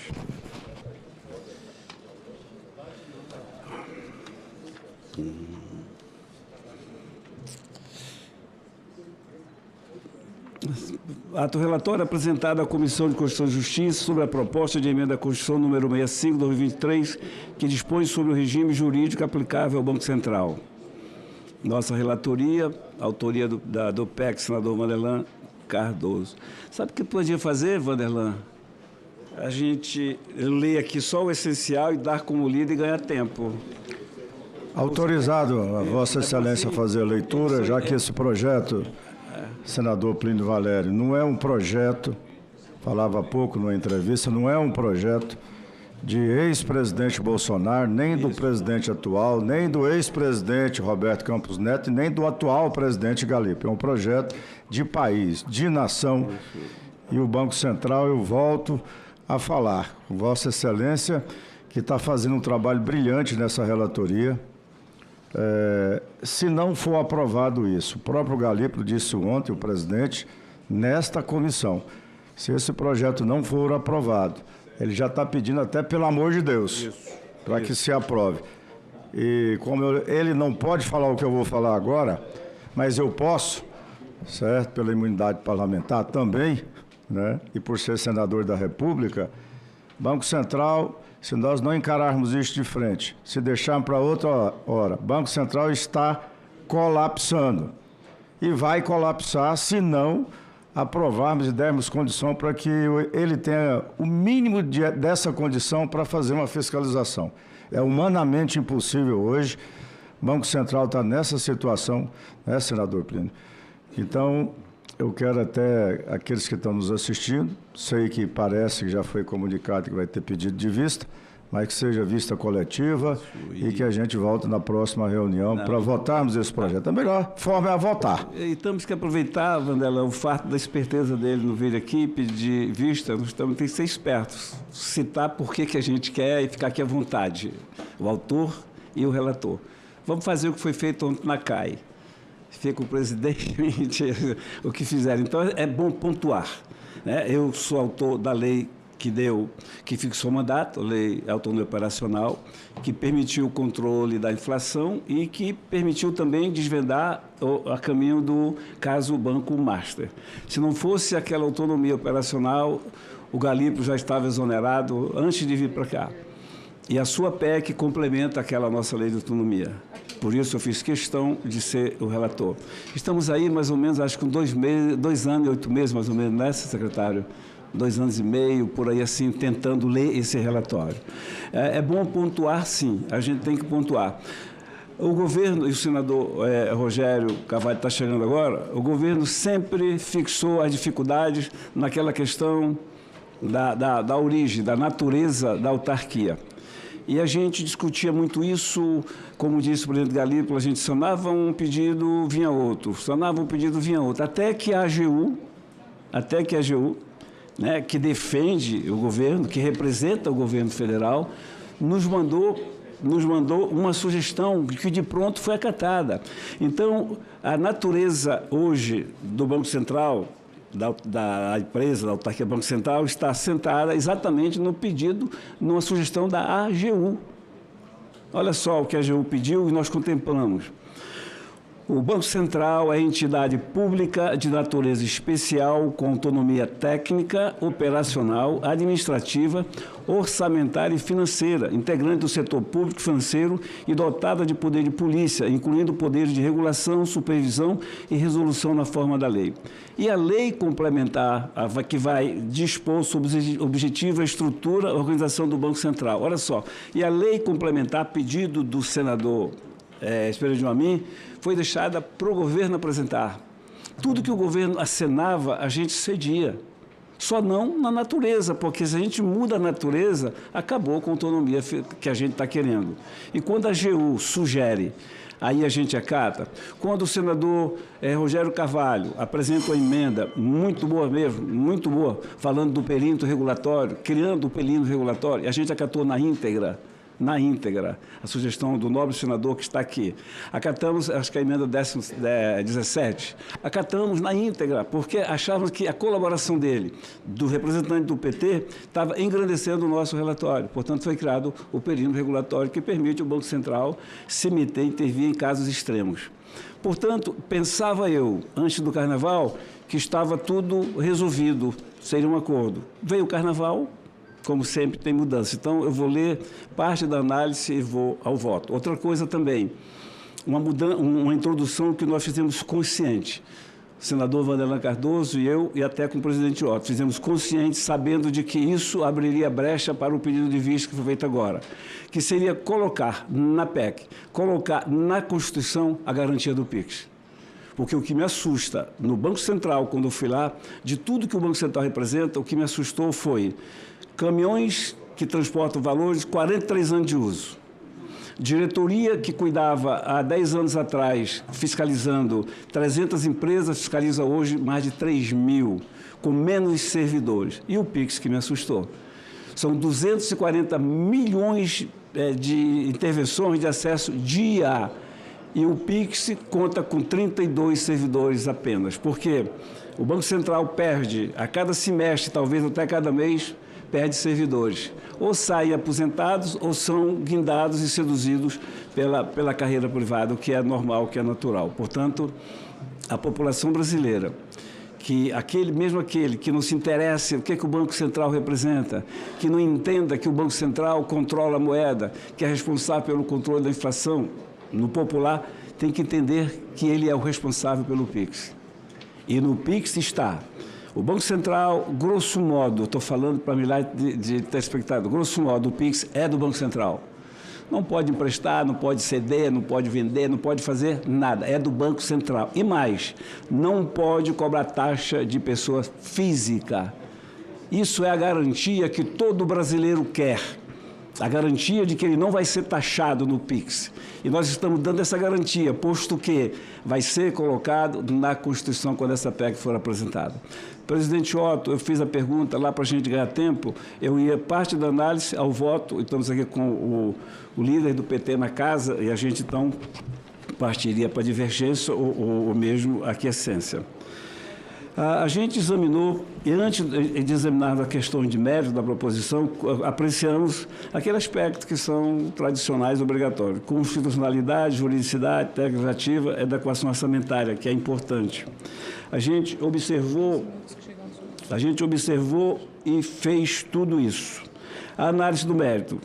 Como salienta o autores da proposta, tem o objetivo principal conceder autonomia orçamentária e financeira ao Banco Central do Brasil, em complemento à autonomia operacional já assegurada pela Lei Complementar 179, de 24 de fevereiro de 2021.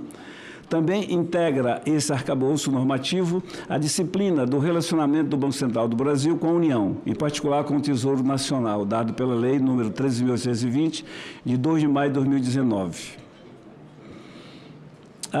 Especificidades no tratamento orçamentário e financeiro do Banco Central do Brasil estão bem detalhadas na justificação da PEC 65/2023, incluindo a opção do legislador em não incluir na LUA as receitas e despesas do Banco Central do Brasil, bem como seu custeio operacional, optando durante o processo de discussão e de aprovação da LRF.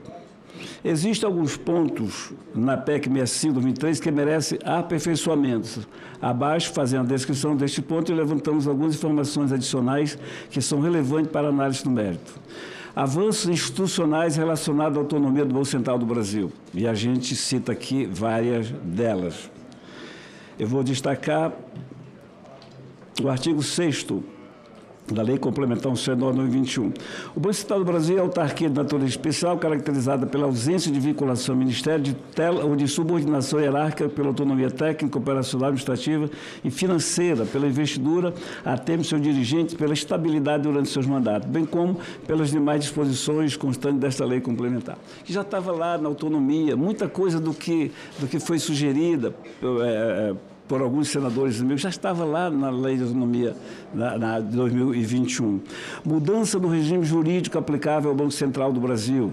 E eu vou, aqui, Rogério, eu vou ler e atropelar algumas coisas para que a gente possa depois, quando divergir, explicar, se tiver divergência, explicar tudo direitinho.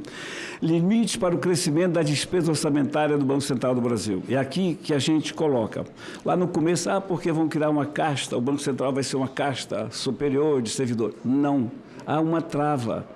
É o orçamento do ano passado, com correção, que a gente discute aqui, INPC, o IPCA, e ficou essa discussão toda, mas levando sempre para o Senado a palavra final. Ou seja, o Banco Central diz o que quer, todo mundo diz o que quer, o que a gente não desejou e quis na nossa vida e não conseguimos. O Conselho Monetário Nacional aprova e manda para o Senado, para a comissão pertinente, que seria, no caso, hoje a CAI. O Senado tem sempre a palavra final. Nós aprovamos o orçamento da União, por que não vamos aprovar? Isso foi discutido com o Otto na reunião. O Otto falou para mim, Plínio, não podemos abrir mão da palavra final ser do Senado. Olha só, então eu já falei aqui da participação da AGU, da participação do Rogério, da participação do Otto e da do Vanderlan. A gente foi ouvindo e foi fazendo. As emendas que foram rejeitadas, e graças a Deus, a conversa entre nós sem saber, não tínhamos a lucidez naquele momento de poder antever o problema que viria, aquela emenda que beneficiava o Banco Master, nós rejeitamos em conjunto. porque a gente estava atento e via, não nessa dimensão, não contra o senador que apresentou, que é um direito dele apresentar, como é o direito meu apresentar esse resultado, mas o perigo que rondava e a gente não tinha percebido que era tão profundo assim. Portanto, esse relatório, ele não é de hoje, ele não surgiu hoje. Gestão para a preservação dos direitos dos atuais servidores do Banco Central do Brasil, ativos e aposentados. O mesmo direito, está todo mundo garantido. Vai perder o plano de saúde, vai balela, muita narrativa em torno disso, e que o relatório da gente acaba desmentindo. Foram apresentadas até a data de 11 de agosto de 2024, que a gente acabou lendo, depois vieram outras emendas, um total de 17 emendas à PEC. Eu li na época as que foram rejeitadas, dei os motivos pelos quais elas foram rejeitadas. A 22 e 23. Apresentada agora, 22 e 23. Que foram rejeitadas agora, e tem duas emendas agora, a número 23 e 22. De quem é a autoria, Vânia? Que eu vou ler aqui, o Eduardo Gomes, meu amigo Eduardo Gomes. E a do Exalci. O conteúdo é o mesmo que ele já apresentou. Tá, e o Exalci. É a mesma, praticamente as mesmas emendas que eles apresentaram, eu havia rejeitado. Então, elas serão rejeitadas aqui de pronto, né? Mesmo se tratando de dois amigos queridos meus, o Exalci e o meu amigo Eduardo Gomes. No relatório que a gente chegou a ler, mostrou, eu só não tinha falado, Rogério, que foi exatamente a sua emenda, que foi inovação aqui, foi a emenda do Rogério e o PIX. E a proposta da AGU, definindo, enfim, a origem, a natureza da autarquia. Portanto, deixe-me falar aqui e ir para o voto. De novidade aqui, daquilo que foi lido há 2 anos atrás, tem a emenda do Rogério, que é 17, e o nosso artigo que garante, enfim, garante o PIX. Do voto, presidente. Em face das considerações sobre pela constitucionalidade, juridicidade, regimentalidade e boa técnica legislativa a proposta da emenda de Constituição 65/2023. E no mérito votamos por sua aprovação na forma do substitutivo a seguir, com rejeição total das emendas 1, 2, 7, 8, 9, 11, 12, 16, 18, 19, 20, 21 e agora 22 e 23. Acatamento das emendas 3, 4, 5, 6 e 17. E acatamento parcial da emenda 10, 13, 14 e número 15. Elas aqui quase que todas de autoria do senador Moro e uma do senador Mourão. Proposta, emenda à Constituição, é o nosso substitutivo. Dispõe sobre o regime jurídico aplicado no Banco Central e dá outras providências. Eu acho que dá para ler sem cansá-los. Então, a gente está propondo substitutivo aqui, com essas emendas aprovadas, não constando que não está representando. Então, eu corri assim, para que eu possa ouvir o senador Rogério Carvalho, certamente vai dividir, nós possamos, então, explicar algo mais. O voto é pelo substitutivo que a gente apresenta, claro, o voto é pela aprovação. E eu reitero aqui aquele pedido que o presidente Galípolo, até em tom dramático, fez ontem. Eu entendo hoje, eu entendo porque ele fez aquilo tudo, eu entendo. Nós tivemos lá, é um negócio assustador a gente perceber, comprovar que o Banco do Brasil é um Boeing avançado com orçamento de teco-teco. O Banco Central não tem nem IA própria, não tem inteligência. O Banco Central, que é referência mundial.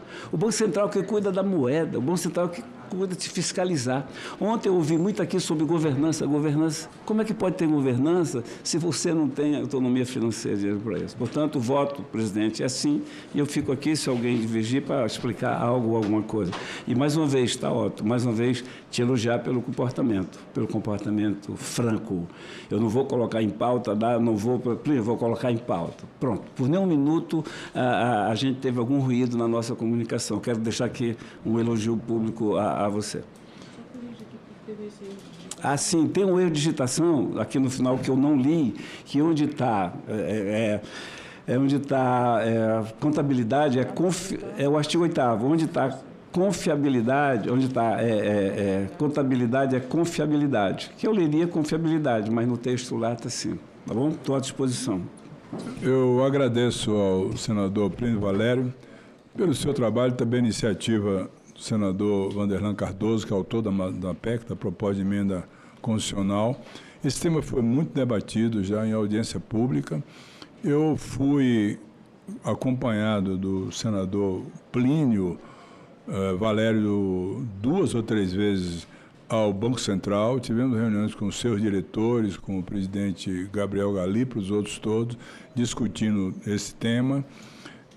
Também tivemos a contribuição com sugestões de representantes da União, inclusive do ministro Jorge Messias, advogado-geral da União, que deu uma contribuição muito importante nessa definição de direito público ou privado, ficou realmente acolhido pelo relator a sugestão do ministro Jorge Messias. Portanto, é uma matéria que está madura e eu concordo com as considerações que foram feitas pelo senador Plínio Valério, com toda a responsabilidade que o senador Plínio Valério tem pela sua postura, pela sua maneira sempre correta de comportamento, de decisões, de clareza num pensamento que ele tem e defende, não só o seu estado do Amazonas, mas também todo o nosso país, nosso Brasil.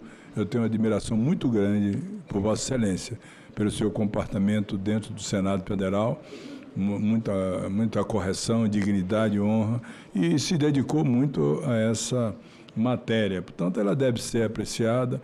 Os senadores terão esse período aí, se quiser propor alguma alteração, alguma mudança, será debatido, e foi pedido vistas pelo senador Everton Rocha, e o senador Plínio pediu vistas coletivas, e assim eu acolho o pedido de vistas coletivas de Vossa Excelência. Tenho aqui que designar hoje a pedido o senador Irajá para representar a Comissão de Constituição e Justiça, que discutirá em Palma do Tocantins, amanhã, dia 21, a proposta de emenda à Constituição número 14 de 2021. E passo ao item 2, e pedindo, inclusive, desculpas a uma estimada e querida amiga, a senadora Mara Gabrilli, que a mesa da Comissão de Constituição e Justiça não me chamou a atenção.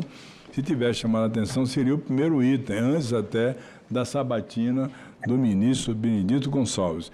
Mas eu passo à senadora Mara Gabrilli, que ela é relatora de um projeto da iniciativa da deputada federal Celina Leão, e que está com a certão de submeter grave risco à ordem física e psíquica nos termos do artigo na Convenção sobre Aspectos Civis do Sequestro Internacional de Crianças.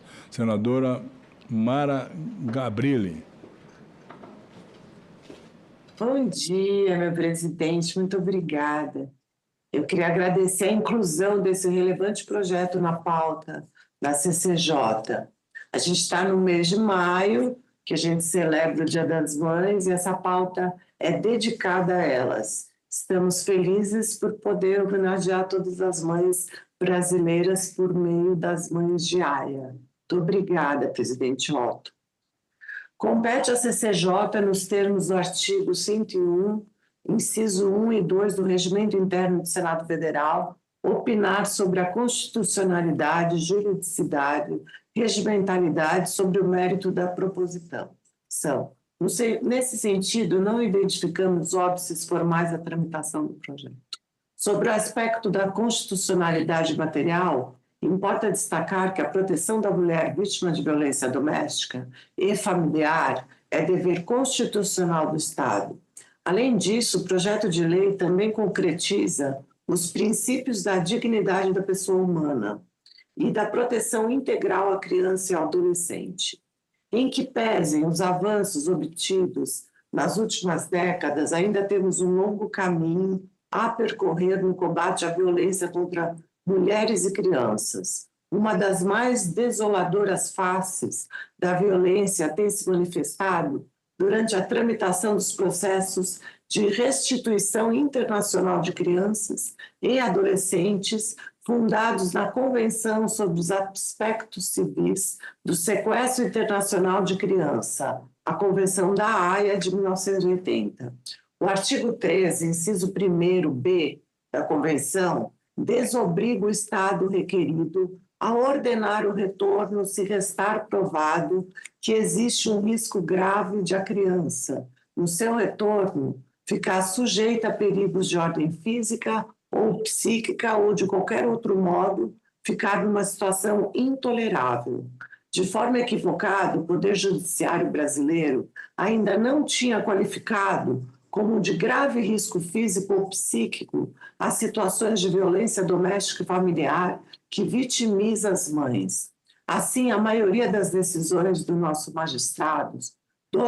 magistrados ainda permitem o retorno compulsório de crianças a ambientes potencialmente inseguros e, em consequência, a submissão destas ao poder parental de homens violentos. A regra do retorno imediato ao país de residência habitual tem sido aplicada de modo peremptório, mesmo diante da indiscutível incidência das exceções.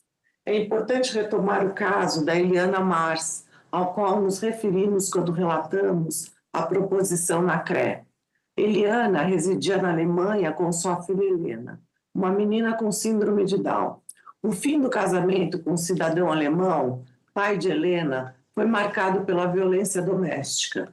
Havia diversos indícios de abusos por parte do genitor, mas as autoridades policiais alemãs demonstraram desinteresse em apurar os fatos. Ao regressar ao Brasil com a criança em 2012, Eliana foi acionada judicialmente com base nas normas de cooperação internacional da Convenção da Haia.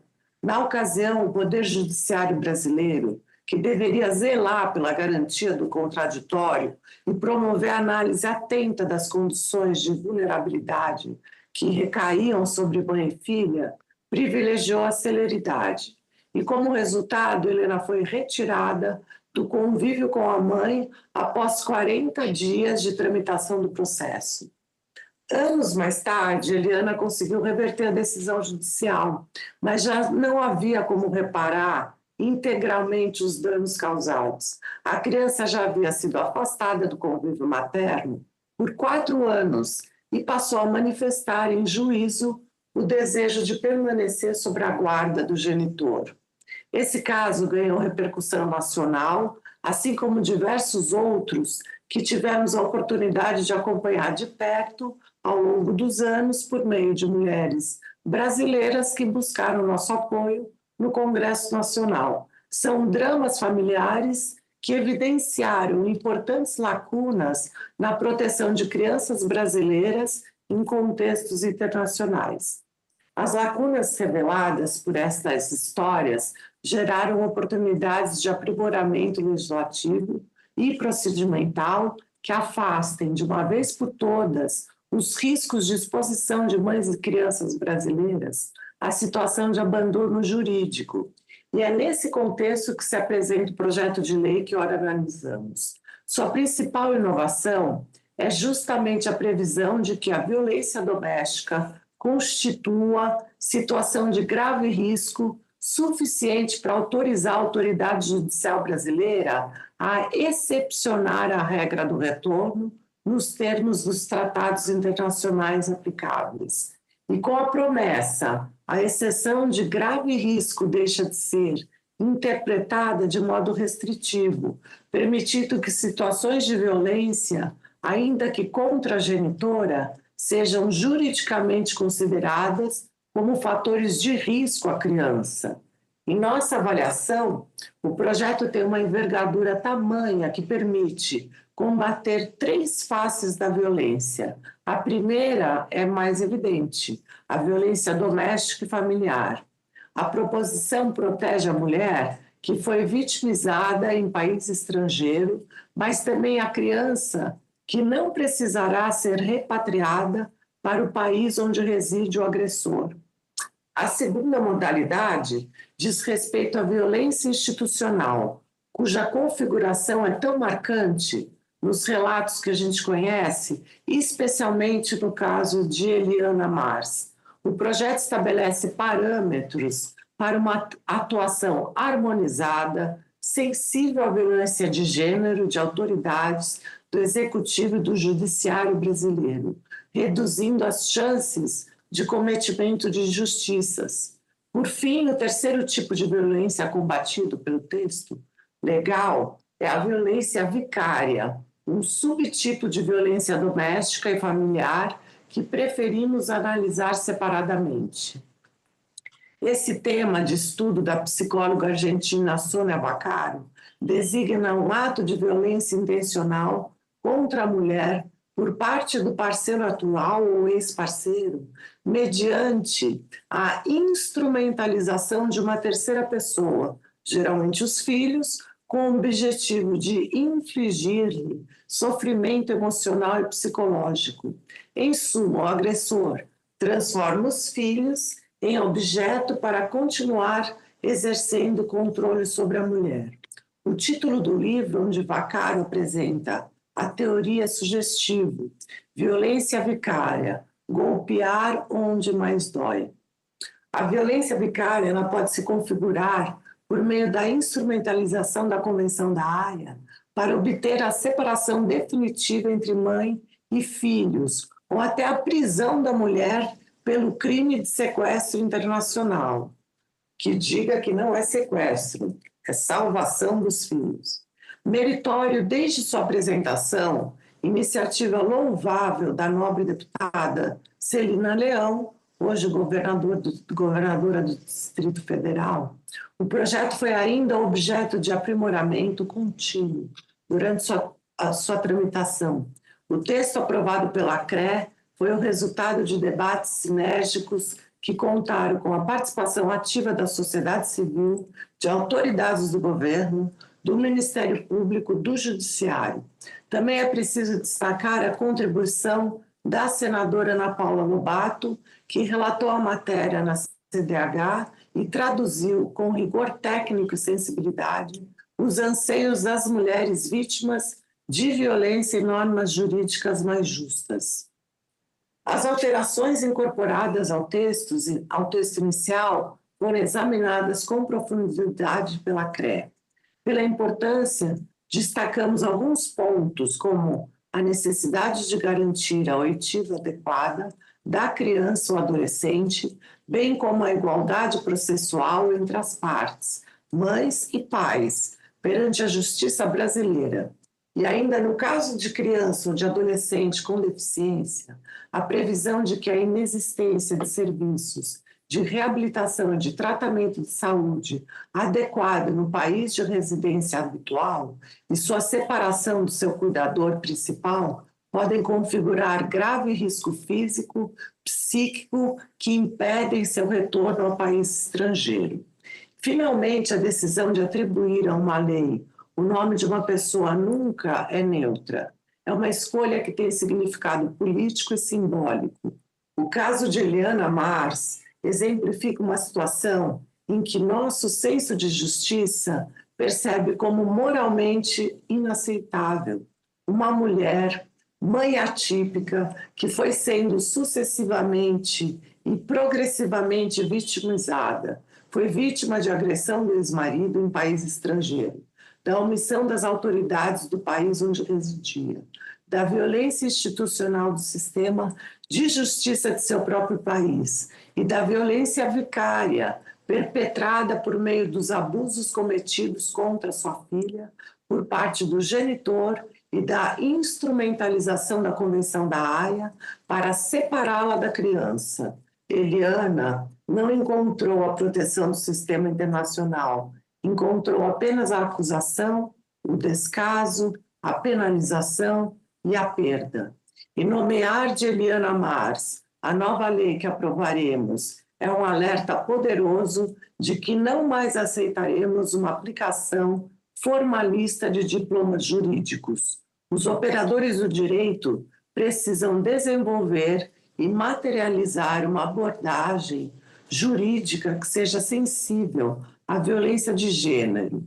É essa a lição que Eliana Mars tão generosamente nos oferece. Indo ao voto, presidente, em razão de todo o exposto, somos pela aprovação do projeto de lei número 565 de 2022, na forma do substitutivo aprovado pela CRE. Muito obrigada. Agradeço a nobre senadora Mara Gabrilli pelo relatório, parabenizar pelo compromisso que tem com essa matéria, com uma matéria super importante e que certamente essa comissão vai aprovar e vamos encaminhá-la depois para o plenário do Senado Federal. Não é terminativa a matéria, não terminativa, eu coloco em votação. Os senhores que aprovam permanecem como se encontram, aprovado. E o senador Rogério Carvalho pretende fazer um requerimento de urgência à matéria? Sim, presidente.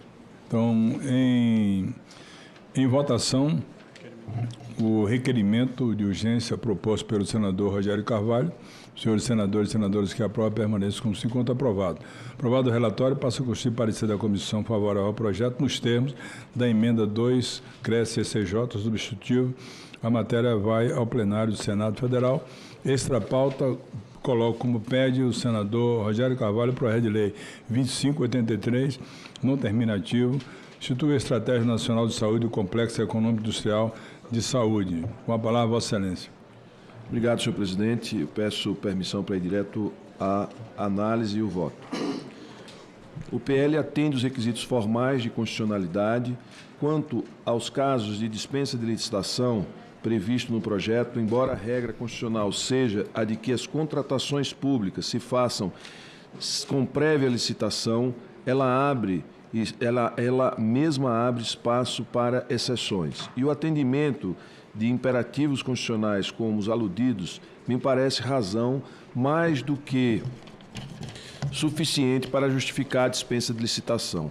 A pandemia de Covid-19 demonstrou a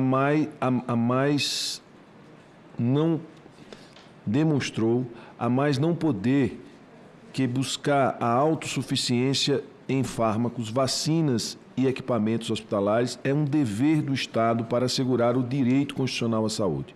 A contratação direta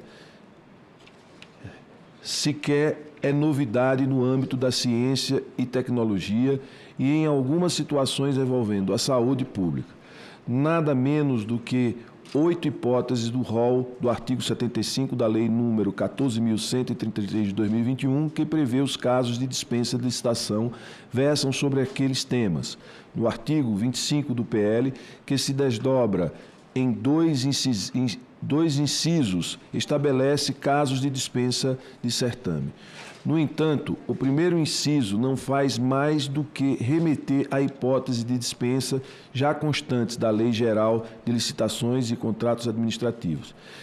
Tem, na verdade, caráter mais sistematizador e auxiliar da compreensão do alcance da futura lei do que propriamente inovador.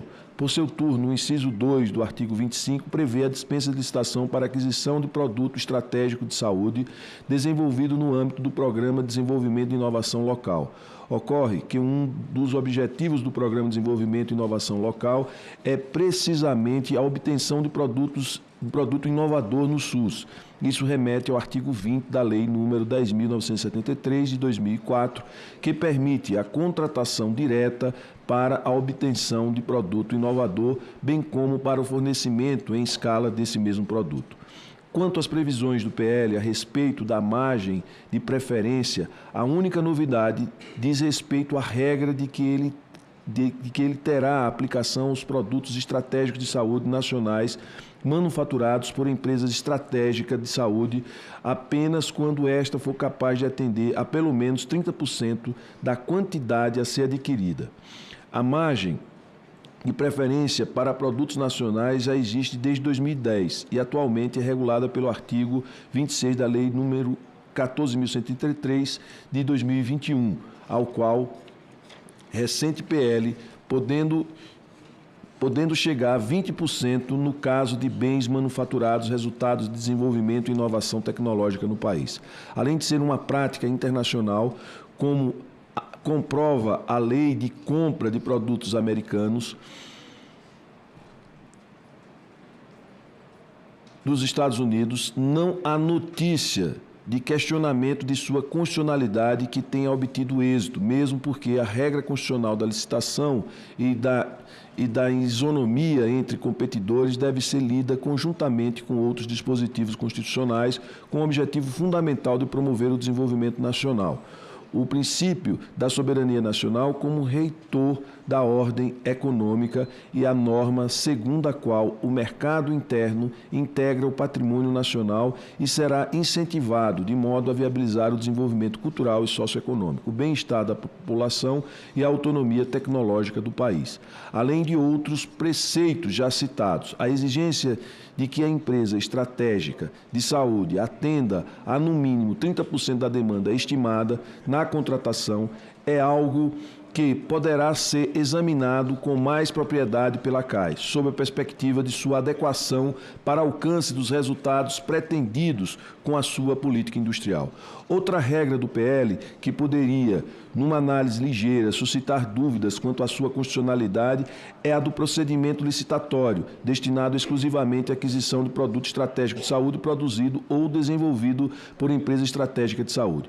Cumpre registrar, contudo, que o disposto dessa espécie também não é novidade na legislação. O artigo 46, inciso 1º da Lei Complementar nº 123, de 14 de dezembro de 2006, dispõe sobre processo licitatório destinado exclusivamente à participação de microempresas e empresas de pequeno porte. E o artigo 3, parágrafo 1º, inciso 1 da Lei nº 12.598, de 21 de março de 2012, permite a realização de certame destinado exclusivamente à participação de empresa estratégica, defesa,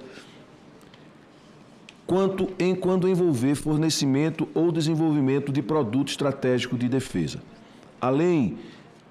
Aliás, é nessa última lei que o projeto busca inspiração em diversos pontos, como os relativos ao processo de credenciamento da empresa estratégica de saúde e aos requisitos a serem observados para receber tal qualificação. Os preceitos citados não têm a sua constitucionalidade impugnada, com sucesso nos tribunais, justamente porque se amparam em normas constitucionais como as referências supra e, no caso das microempresas, no artigo 170, parágrafo 9º da Carta Política. O mesmo raciocínio deve ser aplicado no artigo 26 do projeto em exame. Trata-se de assegurar a autossuficiência do Brasil em produtos que impactam diretamente a saúde e a vida dos brasileiros. Não há objeções a fazer ao projeto. No plano da juridicidade, o meio eleito para o alcance dos objetivos pretendidos, normatização via edição de lei, é o adequado. As normas do PL inovam o ordenamento jurídico, possuem o atributo da generalidade, afiguram-se dotadas de potencial coercitividade e revelam-se compatíveis com os princípios diretores do sistema de direito pátrio. Tampouco há óbices regimentais à tramitação do PL. Quanto ao mérito, cumpre registrar que o PL confere status legal a uma política que, em boa medida, já vem sendo conduzida pelo Poder Executivo Federal, com base em normas infralegais e em disposições mais genéricas da Lei de Inovação, número 10.973, de 2004, e da Lei Geral de Licitações e Contratos Administrativos, Lei 14.133, de 2001.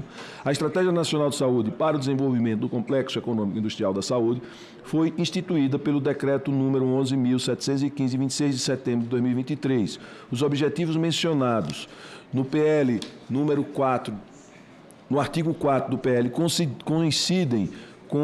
coincidem em grande parte com os previstos no artigo 3º do decreto. Algumas das diretrizes fixadas no artigo 3º do PL igualmente guardam relação com as diretrizes estratégicas mencionadas no artigo 3º do decreto 11.463 de 2023, que dispõe sobre o Grupo Executivo do Complexo Econômico e Industrial da Saúde.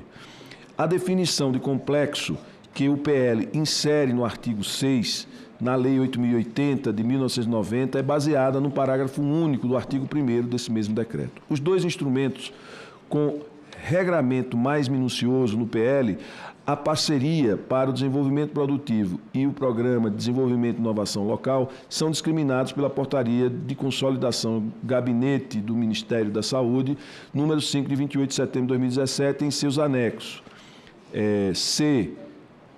C9 e C10, com a redação dada pela portaria do Gabinete do Ministério da Saúde, número 4.472, de 20 de junho de 2024, e pela portaria do Gabinete do Ministério da Saúde, 4.473, de 20 de junho de 2024.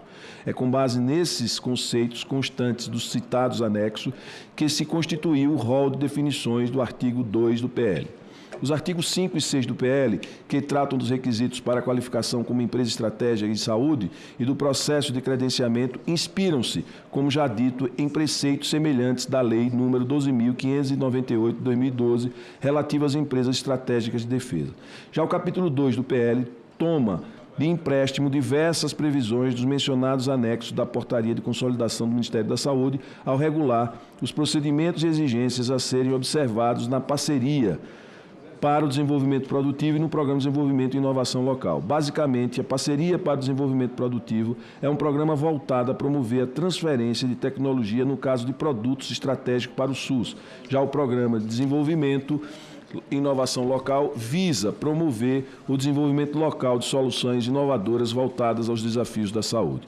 Em suma, o principal objetivo do PL é de conferir estabilidade, permanência e segurança jurídica para uma política pública que já está sendo implementada pelo Poder Executivo Federal. A regulação por meio de lei impedirá que essa política seja alterada por simples decreto ou ao sabor das conveniências dos governos de plantão. Quanto à emenda número 1, entendo que deveria ela ser rejeitada pelas razões que exponho. Ela veicula a definição de empresa brasileira de capital nacional e não o faz no dispositivo que trata das definições, no artigo 2, mas no que estabelece os requisitos para a qualificação como empresa estratégica de saúde, artigo 5. Ademais, a definição não é proposta claramente como um requisito a ser atendido para tal qualificação, o que torna sem sentido no contexto. Tudo isso está a recomendar a sua rejeição por observância do artigo 230, artigo 1º, parágrafo 1º do Regimento Interno do Senado Federal. Mesmo que se interprete como finalidade da emenda inserir mais um requisito de qualificação como empresa estratégica de saúde, cabe frisar que o conceito de empresa brasileira de capital nacional previsto no texto original da Carta de 1988 não goza mais de lastro constitucional, em virtude da revogação do seu artigo 171. As previsões legais de favorecimento da indústria nacional nas compras públicas são, em sua maioria, baseadas na produção local dos bens e serviços. Em alguns casos, as circunstâncias de o contratado ser empresa constituída sob as leis brasileiras também é um fator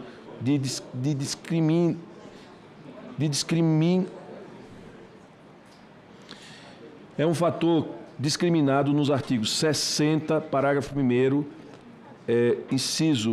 parágrafo 1º, inciso 2º da Lei 14.133 de 2021 e o artigo 170, parágrafo 9º da Constituição, combinado com os artigos 3º e 42 a 49 da Lei Complementar número 123 de 2006. A emenda, porém, objetiva estabelecer discriminação quanto à composição do quadro societário, empresa controlada por sócio brasileiro, afora os casos em que a própria Constituição o determina.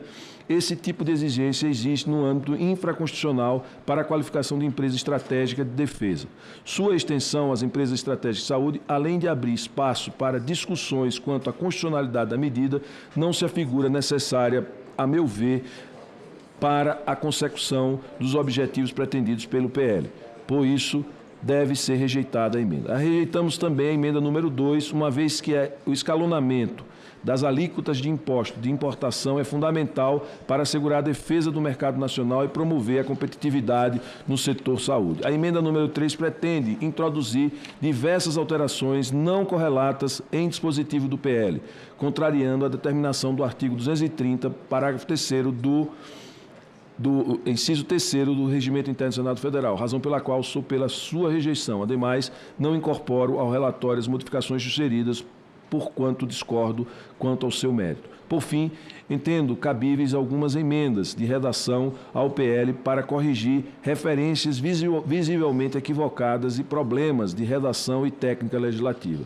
Nessa esteira, as emendas de redação, ora apresentadas, têm por finalidade exclusiva para o aprimoramento técnico e linguístico do texto aprovado pela Câmara dos Deputados, sem qualquer alteração de mérito ou de conteúdo normativo, e organizam-se em 3 eixos principais. O primeiro diz respeito à adequação às diretrizes da redação legislativa estabelecida pela Lei Complementar número 95 de 1998, com a eliminação de locuções verbais em favor de formas verbais simples, a correção de construção em ordem inversa e a substituição de expressões vagas por termos mais precisos. O segundo eixo compreende a correção de remissões normativas imprecisas, a exemplo da Lei número 14.133 de 2021, como diploma exclusivo a reger as contratações do produto estratégico de saúde por toda a administração pública. Quanto às empresas estatais, se submete por força constitucional à Lei 13.303 de 2016,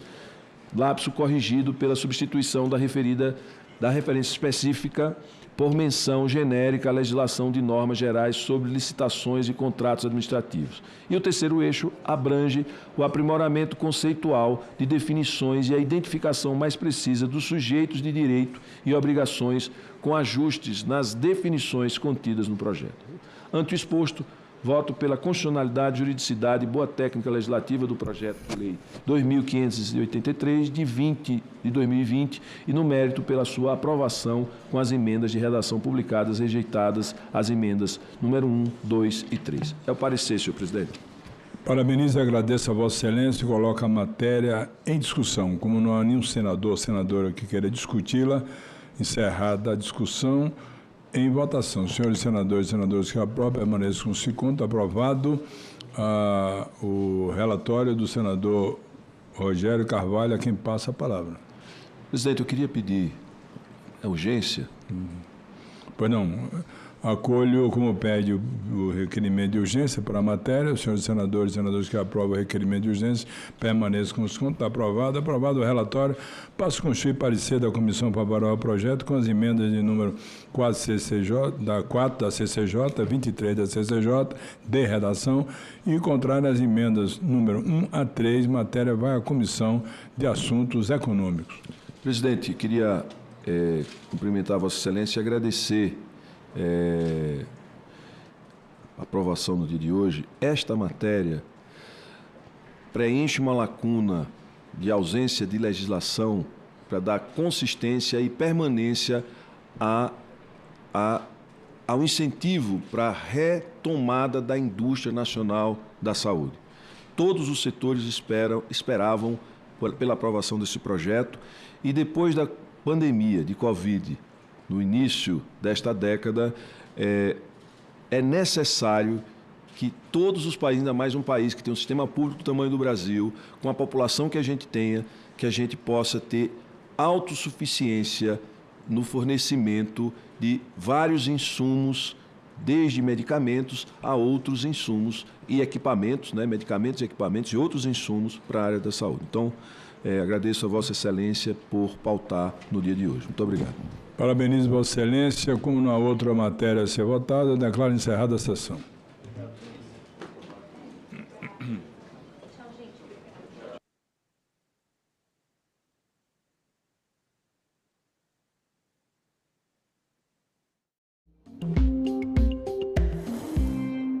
Diminui a liquidez dessas ações, para que esses não controladores possam ter uma saída, possam ter liquidez para vender as ações.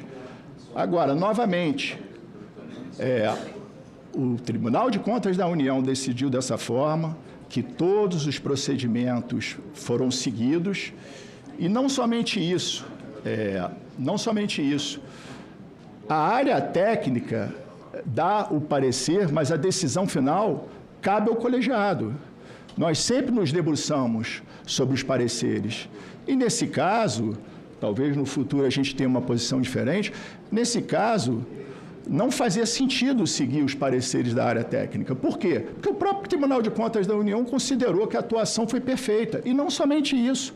No dia 23 de dezembro de 2025, houve uma reunião do colegiado em que o colegiado da Comissão de Valores Mobiliários, em decisão unânime, considerou correto o uso do voto de qualidade. O voto de qualidade não tem nada de novo.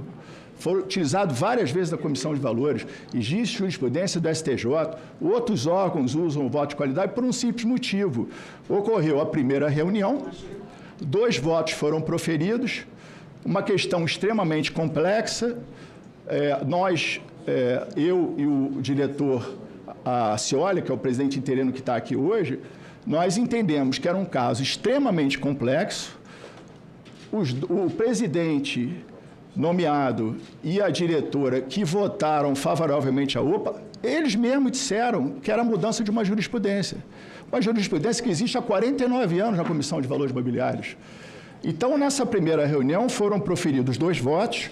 Esses 2 votos já foram no sentido de excluir a responsabilidade do Fundo Master e do senhor Nelson Tanuri. Então, como é que é possível nós termos ajudado ou auxiliado o diretor Acioli e eu, se a decisão foi unânime? E não somente isso, todas as decisões da Comissão de Valores Mobiliários ou são unânimes ou são por maioria.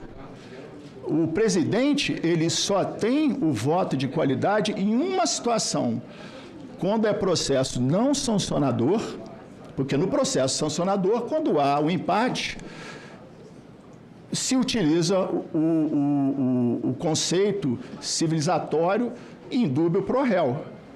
Então, que fique bem claro, essa decisão foi unânime, isso já foi explicado aos jornais, essa decisão do TCU já foi explicado, por 2 vezes o Tribunal de Contas decidiu por unanimidade.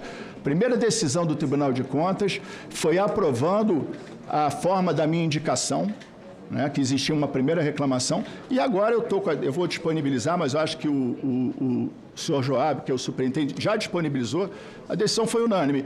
E a decisão do dia 23 de dezembro de 2025 também foi unânime.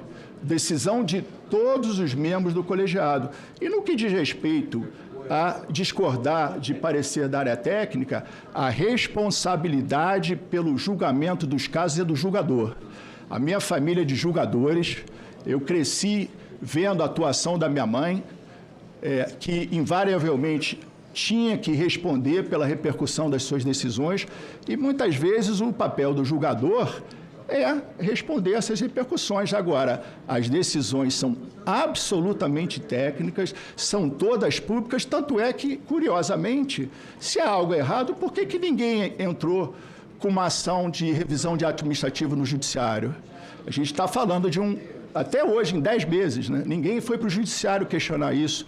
Nenhum parecer foi ventilado favorável a essa OPA. Nunca existiu em 49 anos da CVM, inclusive eu escrevi para o Senado Federal explicando. Agora, o presidente da Comissão de Valores, caso meu nome seja confirmado, não pode se dobrar a pressões externas. Assim como os senadores que estão aqui hoje, que têm o respaldo de terem sido eleitos para esse cargo, que têm a responsabilidade de conduzir o navio até o porto seguro, ao meu ver, caso eu seja confirmado como presidente da Comissão de Valores Mobiliários, eu tenho que atuar dentro da técnica e eu não posso me dobrar a pressões de jornal. Eu tenho que atuar e eu tenho que responder pelas minhas decisões. Agora, novamente, eu atuei 3 anos no Conselho de Recursos do Sistema Financeiro Nacional. Eu não tenho um processo que foi proposto. Atuei 36 sessões. Fui o primeiro conselheiro que conseguiu acabar com o estoque na história do Conselho de Recursos do Sistema Financeiro Nacional. Foram 36 sessões em Brasília. Eu fui diretor da Comissão de Valores Mobiliários por 3 anos e meio. Fui escolhido pelo presidente da República, ao meu ver, porque eu já atuava como presidente interino. E eu acho que a decisão que foi tomada foi baseada no que todas as instituições fazem. Se escolhe uma pessoa que já atuava no cargo. Agora, então é importante mencionar isso. No caso da Ambipar, novamente, o TCU não viu qualquer tipo de irregularidade. O TCU já arquivou por falta de indício de irregularidade os 2 processos que foram abertos, né? Decisões unânimes. Com relação a benefício do Banco Master, jamais houve qualquer benefício do Banco Master, que inclusive está liquidado já. Não houve benefício ao Banco Master no caso Ambipar, porque a lei é muito clara, não se pode impor OPA contra não controlador. E essa parte da decisão foi unânime. Então, eu não consigo entender como é que eu e o diretor Ascioli auxiliamos o Fundo Master se essa parte da decisão foi unânime, né? No que diz respeito ao termo de compromisso que foi proposto, e aí eu acho que a mesma coerência do que eu estou falando cabe aqui, nós recusamos por 4 vezes o termo de compromisso do senhor Daniel Vorcaro. E a última vez contra o parecer da área técnica, que era favorável ao termo de compromisso. Em dezembro de 2025, a área técnica ainda era favorável ao termo de compromisso. Então, se eu estou sendo acusado de não acompanhar a área técnica, nesse caso eu não acompanhei a área técnica e não aceitei o termo de compromisso. Mas, novamente, o diretor da Comissão de Valores Mobiliários, ele não supervisiona, ele julga, e quem acusa não julga, quem julga não acusa. Então, nós, diferentemente do Banco Central, não fazemos supervisão e fiscalização de mercado. E não somente isso, o meu pedido de vista ocorreu ainda no final de 2024. Se o argumento é que os diretores tinham notícias do que ocorria no Banco Master, onde é que está essa prova? Nós não atuamos na fiscalização. Quando houve o caso Ambipar, ali foi uma decisão técnica, não tratava-se de favorecer um fundo, tratava-se de preservar a jurisprudência da Comissão de Valores Mobiliários no que diz respeito a nunca existir essa OPA baseada em parte vinculada. Na verdade, ela nunca existiu, né? Porque ninguém se apresentou na CVM para defender essa OPA, é uma OPA misteriosa até. E não somente isso, a decisão foi correta, foi precisa e foi importante para não trazer uma instabilidade para o mercado. Porque não se pode se impor o ônus de pagar uma OPA de mais de 6 bilhões de reais baseado num conceito de parte vinculada. Sendo que aqui, nesse caso, curiosamente, a parte vinculada, o argumento de parte vinculada nem era parte que atuava na Ambipar, atuava numa outra empresa. Então, a decisão jamais ficou de pé, a aplicação desse conceito jamais ficou de pé, todos os pareceres eram desfavoráveis, né?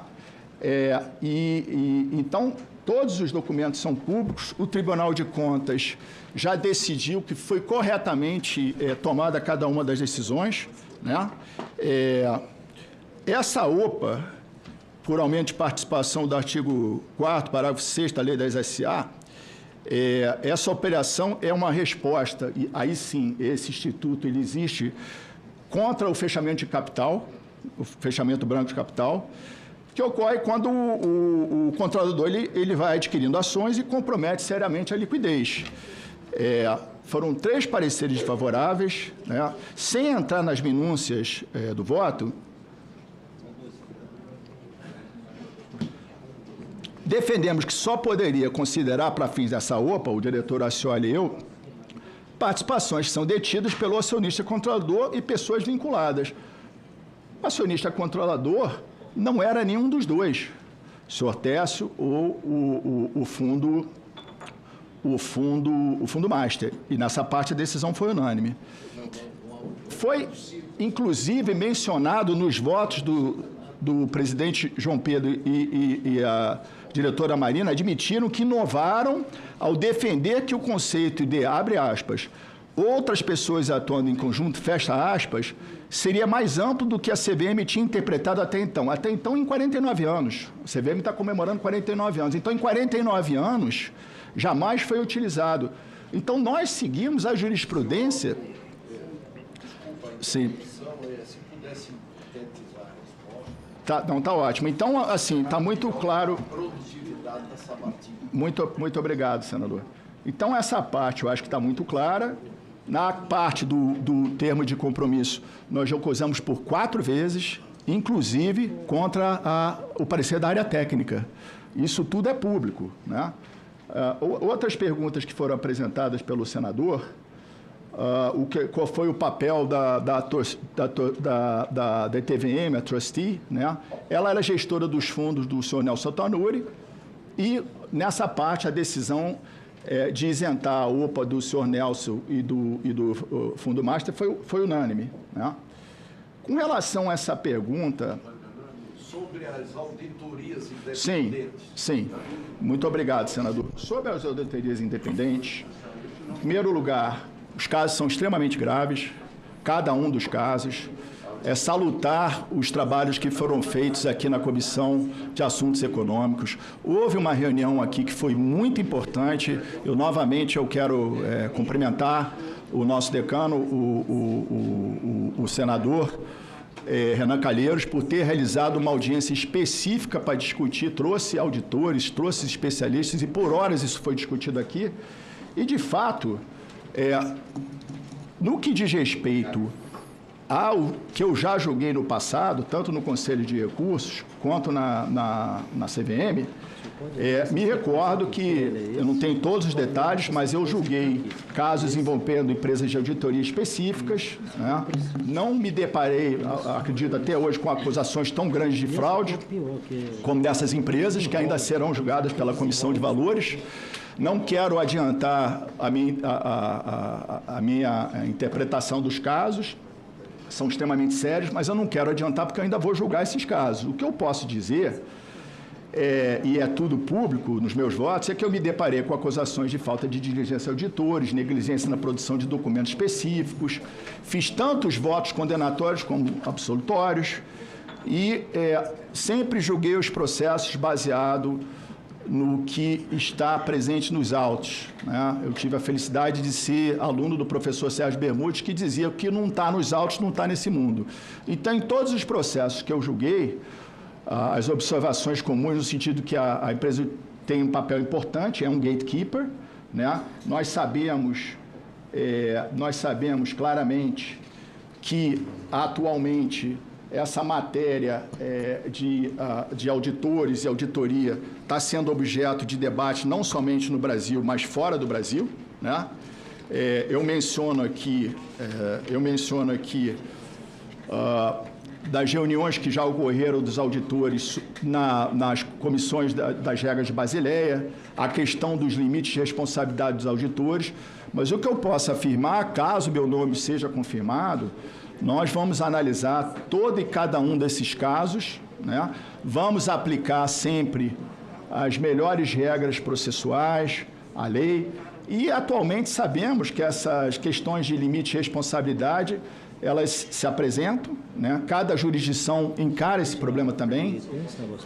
E, como foi dito nessa reunião da CAI aqui, ocorreu há uns 2 meses atrás, 1 mês e meio atrás, os auditores, por um lado, eles não podem atuar como detetives, os auditores são altamente sofisticados, por outro lado, nós temos que analisar quais eram os indícios que os auditores poderiam ter enxergado, né? O que se apresentava, a famosa bandeira vermelha, o red flag, né? E eu posso dizer também que esse trabalho de auditores, e a sofisticação dos auditores, na verdade, ocorreu em função da crise de 29, né? E a comparabilidade dos balanços. O Brasil adotou as regras do US GAAP, e isso tudo começou com os auditores e contadores norte-americanos após a crise de 29, né? De toda a crise financeira traz, infelizmente, as crises são ruins, mas trazem as melhores lições, né? Tem uma velha máxima que ninguém para estudar o radiador do carro enquanto o radiador do carro não explode, não sai a fumaça, né? Agora, Sobon-Oxley veio, as questões das responsabilidades, a CVM já tem jurisprudência, né? Aqui tem um PL que foi aprovado pela CAI, que agora se encontra em trâmite na Câmara dos Deputados, e eu entendo que foi um gol de placa da CAI, até em época de Copa do Mundo, que responsabiliza os auditores por crimes E eu acho que é fundamental esse trabalho que foi feito aqui, mas, de fato, a responsabilidade dos auditores ela já vem sendo discutida pelo International Auditing and Assurance Standards Board, que é um órgão independente. Houve a revisão da ISA 240, que é o Standard de Responsabilidade de Auditor. As reformas estão em andamento, né? Então, isso tudo está sendo visto. Isso tudo está sendo visto. Eu agradeço também, e muito, a pergunta que o nobre senador, o senador Eduardo Barros, o relator, fez sobre a reforma da Comissão de Valores Mobiliários, né? Eu entendo que, caso tenha o meu nome confirmado... Meu querido Vanderlan. Encerrou? Está na última parte. Eu reconheço que a contribuição, caso tenha meu nome confirmado, para o desenho dessa reforma, que é fundamental, esse desenho passa pelas discussões aqui na CAI também, porque há vários PLs em andamento, então eu acho que eu entendo que um dos pilares é esse novo desenho. Então, até antes de entrar nesses pilares, o ponto que eu considero mais importante, que enquadraria essa discussão da reforma, é o financiamento a longo prazo no Brasil. A CVM se tornou a grande fonte de financiamento no mercado de capitais. Predominantemente, nunca tinha ocorrido, nesses últimos 2, 3 anos isso aconteceu. E o mercado de capitais trouxe algo que é fundamental, que a captação de recursos não é dependente mais somente do crédito bancário, né? Isso é uma virada histórica, também é uma consequência de décadas da construção regulatória da CVM, das legislações importantes que foram aprovadas, inclusive, recentemente nessa comissão aqui, né? E, a partir disso, eu vejo que o primeiro pilar é a capacidade institucional consolidada, os recursos, a autonomia, o arcabouço de enforcement. Foi concedida essa liminar pelo ministro Flávio Dino, em bom tempo, né? Que determina o repasse direto de 70% das taxas de fiscalização. O que é isso? Eu não estou conseguindo ler. Bom, vou tentar. Então, essa liminar foi concedida pelo ministro Flávio Dino, que determina... Eu vou acelerar aqui e vou tentar responder, então, todas as perguntas. Esse repasse direto de 70% das taxas, né? A autarquia, por mais de uma década, ficou sem essa taxa de fiscalização no percentual que originalmente foi previsto na lei de 89. Essa liminar foi extremamente importante, foi fundamental. Isso foi feito, a gente tem muito apreço pelo trabalho que foi feito pelo Supremo Tribunal Federal, o ministro Dino, o Judiciário, até porque houve uma verdadeira audiência pública e foi uma aula de administração de recursos. A liminar é instrumento processual e agora, até conversava com os outros senadores, agora é necessário se discutir a questão da verba aqui também na Comissão de Valores, e não somente se utilizar dessa decisão. A capacidade de enforcement, por sua vez... Senhor Otto, para concluir, por favor, resposta. Então, para concluir, eu já tenho um estudo caso meu nome seja confirmado, eu tenho já um estudo que em 100 dias vamos apresentar não somente a utilização desses recursos, que isso já está sendo apresentado para o Supremo Tribunal Federal, mas será apresentado aqui na CAI um estudo em que o Brasil, em 100 dias, terá os sistemas de estado da arte. Já estou em contato com participantes dos Estados Unidos, Israel, Europa. Nós temos tecnologia de ponta tanto para regular o mercado, a forma de se negociar valores imobiliários que existe há 100 anos, que é o chassi, que já tem 100 anos, que é a charrete, quanto os novos carros elétricos. O que nós vamos fazer, caso meu nome seja confirmado, é trazer a tokenização para o mercado de capitais brasileiro num sistema de arquitetura que já existe no exterior, que o próprio sistema traz informações, não é necessário a CVM buscar informações. O próprio sistema gera relatórios, gera informações. Os fundos sobre fundos, por exemplo, foi mencionado aqui. O que é que o senhor acha, por exemplo, do modelo norte-americano? com várias agências, com representantes e uma supervisão comandando o processo. Senador, muito obrigado. O sistema norte-americano é o maior mercado de capitais do mundo, é a referência mundial no que diz respeito à fiscalização de mercado, é a maior bolsa que mais movimenta recursos no mundo, e os Estados Unidos é o local no mundo onde tem mais venture capital. Nenhum outro lugar do mundo tem isso como os Estados Unidos. Então, eu entendo, já respondendo a uma das perguntas, que o nosso modelo atual da Comissão de Valores Mobiliários, e eu acho que a discussão de Twin Peaks é ótima, nós temos que travar essa discussão, mas o nosso modelo funciona, em que nós temos um regulador prudencial e um regulador de conduta. Tanto é que os Estados Unidos usa, a esmagadora maioria dos países usa esse sistema. Agora, a discussão tem que ser travada. Eu entendo que com os recursos, com as novas tecnologias que vão ser adquiridas pela Comissão de Valores Mobiliários, pela adoção de investimento, caso seja confirmado e seja mantida, inclusive, a decisão. Em 100 dias teremos os pilares e esse modelo vai ser apresentado aqui na CAI. É fundamental a interlocução com a CAI, até porque tem vários PLs em andamento e nós temos total interesse em colaborar. Então, senador, eu entendo que esse modelo, que é o modelo norte-americano, que nós utilizamos no Brasil com algumas diferenças, é um modelo muito bom. E temos que insistir pelo modelo atual, até para termos certeza de que o uso desses recursos vai permitir fazer tudo que é necessário. Um exemplo, foi perguntado aqui sobre a fiscalização de contabilidade de instituições financeiras, que não é necessariamente, não está dentro do nosso mandato, porque a fiscalização de instituição financeira pela 6385 é papel do Banco Central. Mas com esses novos sistemas automáticos de tokenização, fundos sobre fundos, valores de fundos, que é uma grande discussão agora do fair value e adoção. Muito obrigado pela resposta. Eu concedo a palavra à senadora Damares Alves. Presidente, só como o senhor se comprometeu comigo da réplica, eu não ouvi nenhum questionamento que eu fiz respondido pelo doutor Otto. Nenhum. Eu posso dar continuidade. Não é continuidade. O doutor Igor também não respondeu. É que o senhor dispõe de um tempo regimental para as respostas. Eu tentei pedir para sintetizar. Nós não podemos perder muito tempo aqui. Posso fazer uma ponderação rápida?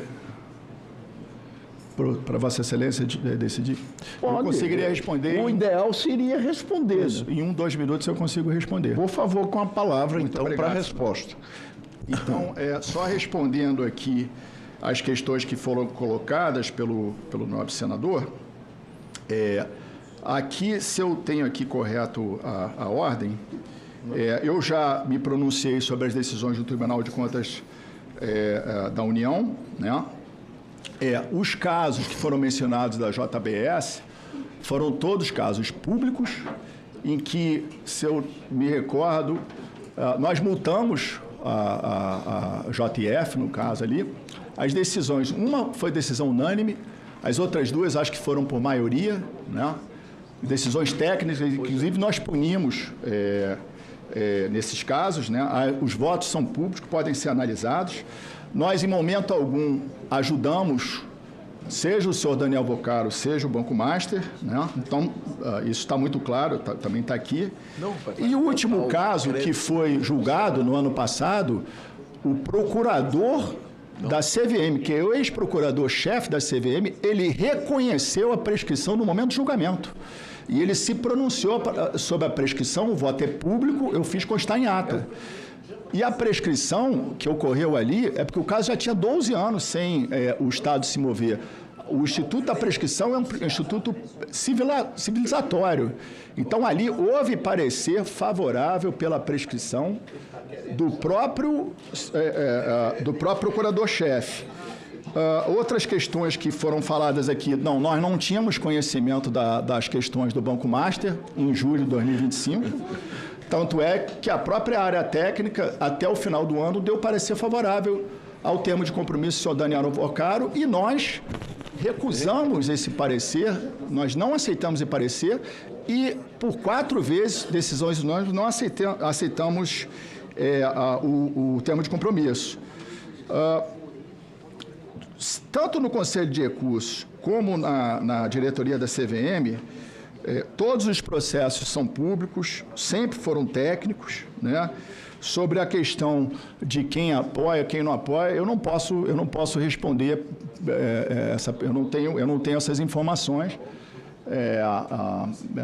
O que eu posso dizer é que tudo que eu decidi lá foi técnico, tudo é público e tudo pode ser verificado. E as decisões que eu tenho aqui de Ambipar, eu posso entregar depois da audiência. Então, o senhor não recebeu apoio do Joesley Batista? O senhor desconhece que houve esse apoio à sua indicação? Eu não tenho essa informação. O senhor não se consideraria suspeito ou impedido para julgar alguma coisa da JIF ou JBS? Não, se o senhor chegar... eu sempre julguei e as decisões não são minhas, são do colegiado. Nesse caso foram unanimidades ou maioria. E são todas técnicas. Então, assim... O senhor Igor Muniz, ele vai responder as perguntas que eu fiz para ele? Com a palavra. Obrigado, senador, pelas perguntas. Eu vou procurar responder de uma forma bem objetiva aqui. O senhor, Vossa Excelência, perguntou sobre a minha participação em entidades reguladas, né? Sim, eu participei da Abrasca, do Conselho Diretor da Abrasca, de abril de 2017 a agosto de 2018. Isso é público, consta do meu currículo divulgado enfim, ao Ministério da Fazenda e aqui nos sistemas do Senado. Eu não vejo, isso para mim não é nenhum problema, enfim, a própria CVM estabelece regras sobre impedimento e suspeição. Se eventualmente, em algum caso específico, eu identificar que existe uma situação de suspeição ou de impedimento, evidentemente eu vou declarar isso, se eu tiver um interesse direto ou indireto, atuação prévia num determinado caso, parentesco, etc. Isso vai ser declarado e eu não julgarei esse caso, né? Eu sou, enfim, empregado público, sou com muito orgulho, sou funcionário da Petrobras desde 2004. Evidentemente, todos os processos que envolvam a Petrobras, eu não participarei do julgamento, Petrobras ou qualquer empresa a ela relacionada, né? O senhor, Vossa Excelência, perguntou também sobre participação em empresas. Sim, eu tenho participação em empresas como qualquer investidor no mercado de capitais, justamente porque eu acredito no mercado de capitais, então eu invisto meu próprio patrimônio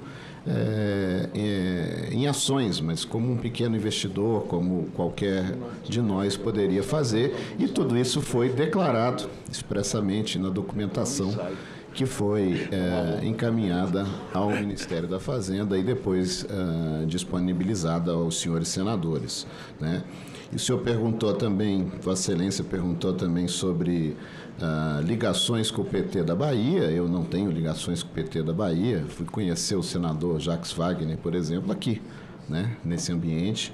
Então, não tenho uma indicação do presidente Lula com base na minha experiência, em tudo que eu fiz ao longo do tempo, com o respaldo do próprio Ministério da Fazenda. Eu fui conselheiro de administração de 2 companhias, mas são companhias fechadas, ou seja, não tem nenhuma conexão com o mercado de capitais. Fui do Conselho Fiscal de uma instituição, a Associação Brasileira das Empresas Exportadoras, que também é uma associação, não é uma companhia.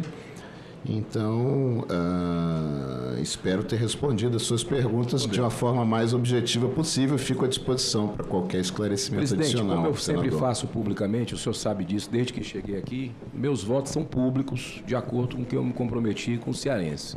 Então, eu vou votar não à indicação do senhor Otto Lobo e vou votar sim à indicação do senhor Igor Muniz. Muito obrigado. Senadora Damares Alves, com a palavra, Vossa Excelência. Presidente, eu vou ser muito rápida. Eu tenho aqui dezenas de perguntas para fazer ao doutor Otto, ao doutor Igor, mas eu não vou fazer não, porque não vai dar tempo e eu não imaginei que essa sabatina seria dessa forma.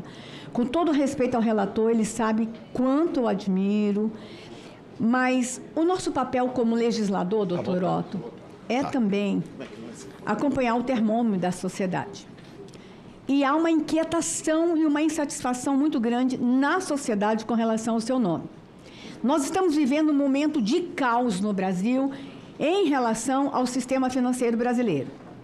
Se há uma inquietação, se há um incômodo, por que eu vou fortalecer esse incômodo na sociedade com relação ao seu nome? E o parlamento precisa ser responsável também neste momento, porque as reações da sociedade ao seu nome é muito ruim, doutor Otto. Por quê? Vamos aqui conversar sobre isso e por que sou contra a sua indicação. E já vou lhe dizendo, doutor Otto, se aparecer um único voto aqui contra, eu vou abrir meu voto. Fui eu. Eu estive na CPMI do INSS. Eu li documentos. Eu estava lá, doutor Otto. E o que me conduziu tecnicamente a ler documentos lá com relação ao caso Ambipar e Master é: a principal controvérsia envolvendo Otto Lobo decorre de sua atuação em julgamento relacionado à empresa Ambipar, ao Banco Master, contexto no caso durante sua atuação como presidente interino da CVM, Otto Lobo. E quero lembrar que o nosso governo, o governo que eu servi, lhe indicou como presidente da CVM. E o senhor passou aqui. Mas, nesse caso específico, o senhor suspendeu temporariamente o julgamento relevante, posteriormente participou do voto de desempate, decidiu dispensar a necessidade de realização de oferta pública de ações pela Ambipar, a decisão contrariou o entendimento anterior da Procuradoria Federal Especializada da CVM, de integrante do próprio colegiado da autarquia. A partir daí, com base nisso, eu fui ler documentos. E eu não estou à vontade para votar a seu favor. Depois, essa comissão aqui, eu saio da CPMI do INSS, venho para essa comissão, onde um grupo de trabalho foi formado. Escuta só, doutor Otto. Esse grupo de trabalho esteve na CGU. Quando chegamos lá, fomos informados pelo ministro, e eu sou apaixonada pela CGU, que a CGU fez em 2024 uma auditoria da CVM. E o relatório, e aqui eu quero falar com meus colegas senadores, o relatório de 24 da CGU aponta inúmeras fragilidades e até indícios de irregularidades na CVM, da qual o senhor faz parte. O que esse grupo de trabalho fez? Nós pegamos esse relatório da CGU de 24, está sendo a base da nossa construção aqui do nosso trabalho no grupo de trabalho. E assim pedimos à CGU uma segunda auditoria sobre a CVM pós o primeiro relatório. E estamos aguardando essa segunda auditoria da CGU. Eu entendo, doutor Otto, que CVM forte é sistema financeiro forte. Mas se eu tenho uma auditoria da CGU, que essa CVM que o senhor faz parte, não foi forte, era frágil, como é que eu vou insistir ainda em mantê-lo presidente de uma instituição que não se mostrou forte? E nós estamos diante desse caos financeiro porque os órgãos de controle falharam. O Congresso falhou, CVM falhou, todo mundo tem sua parcela de culpa no caos que estamos vivendo. Então, doutor Otto, eu vou aguardar a auditoria, a segunda auditoria da CGU. Se nessa segunda auditoria eu me convencer que errei no seu voto, publicamente vou lhe pedir desculpas. Mas hoje, pelo que eu li, pelo que eu estou lendo no grupo de trabalho, e tem mais um detalhe, sou relatora da proposta de fiscalização e controle do Banco Master na outra comissão, na comissão de controle. Mesmo lá, não me sinto à vontade em dar voto no senhor hoje, porque a CVM se mostrou uma instituição frágil e a auditoria da CGU aponta isso. Então, doutor Otto, se seu nome passar aqui, eu vou lhe desejar boa sorte, que vocês façam tudo diferente, que a gente não mergulhe mais num caos igual a esse que estamos mergulhados, mas preciso deixar registrado, não estou satisfeita com a sua indicação. E aqui, doutor Otto, não estou dizendo que nós estamos lhe acusando de corrupção. A minha análise são de decisões técnicas proferidas pelo senhor que me causam incômodo, dúvidas, insatisfação, incômodo, dúvida, insatisfação na sociedade. Essa é a minha fala, presidente. Ô, Helder.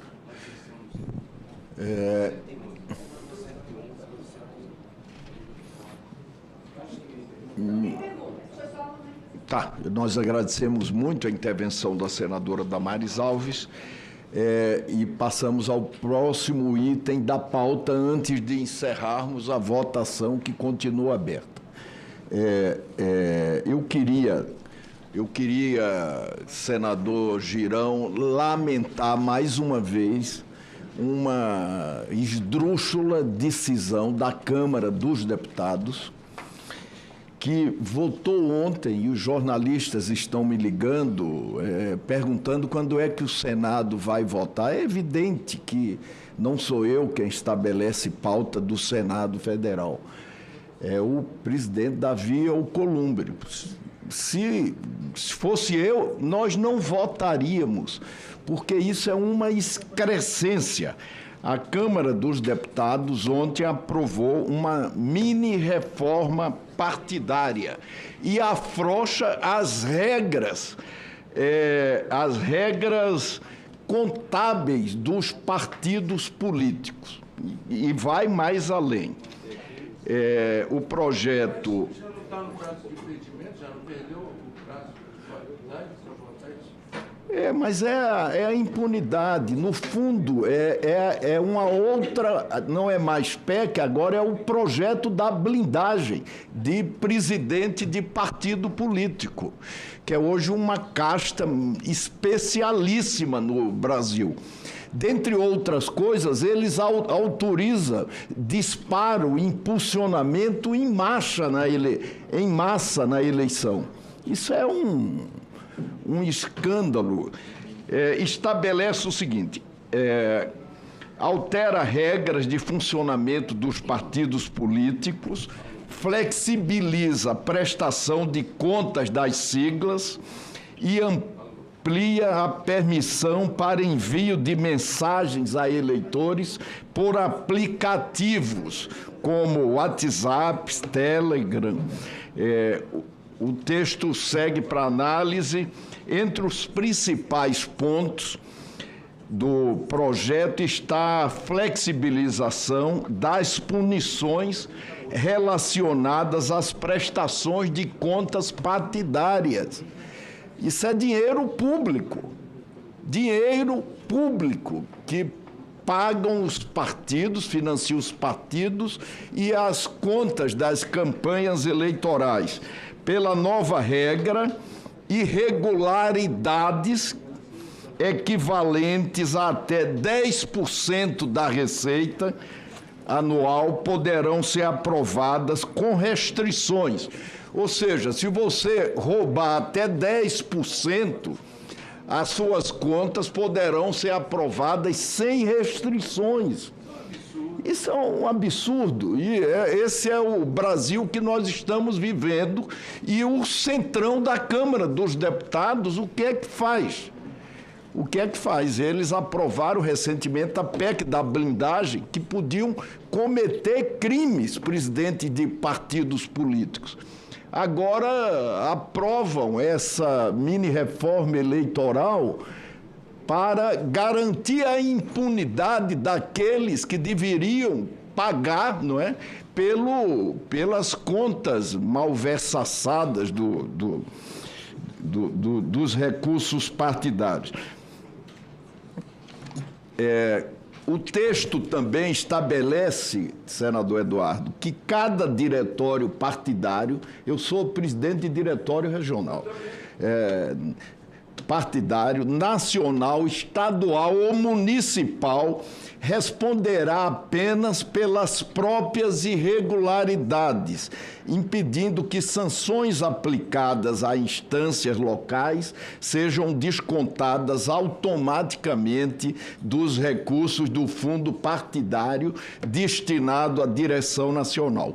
Outro ponto que chamou a atenção foi a aplicação imediata das mudanças, inclusive sobre processos já em andamento ou casos julgados pela Justiça Eleitoral. Isso é um escárnio. Não tenho, infelizmente, outra palavra para analisar isso. Na prática, partidos políticos poderão recorrer às novas regras para tentar reduzir penalidades financeiras impostas anteriormente. É a anistia agora no plano partidário. No plano partidário. A proposta também abre espaço para a renegociação de dívidas tributárias e eleitorais de partidos, fundações e institutos partidários. O parcelamento poderá ocorrer em até 15 anos, com perdão de juros e multas, exigindo apenas o pagamento do valor corrigido monetariamente. É o desenrola dos partidos políticos.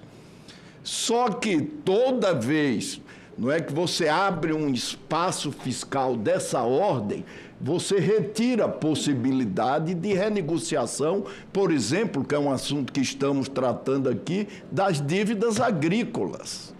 Porque o universo fiscal é um só. Quando você tira de um lugar, não tem jeito.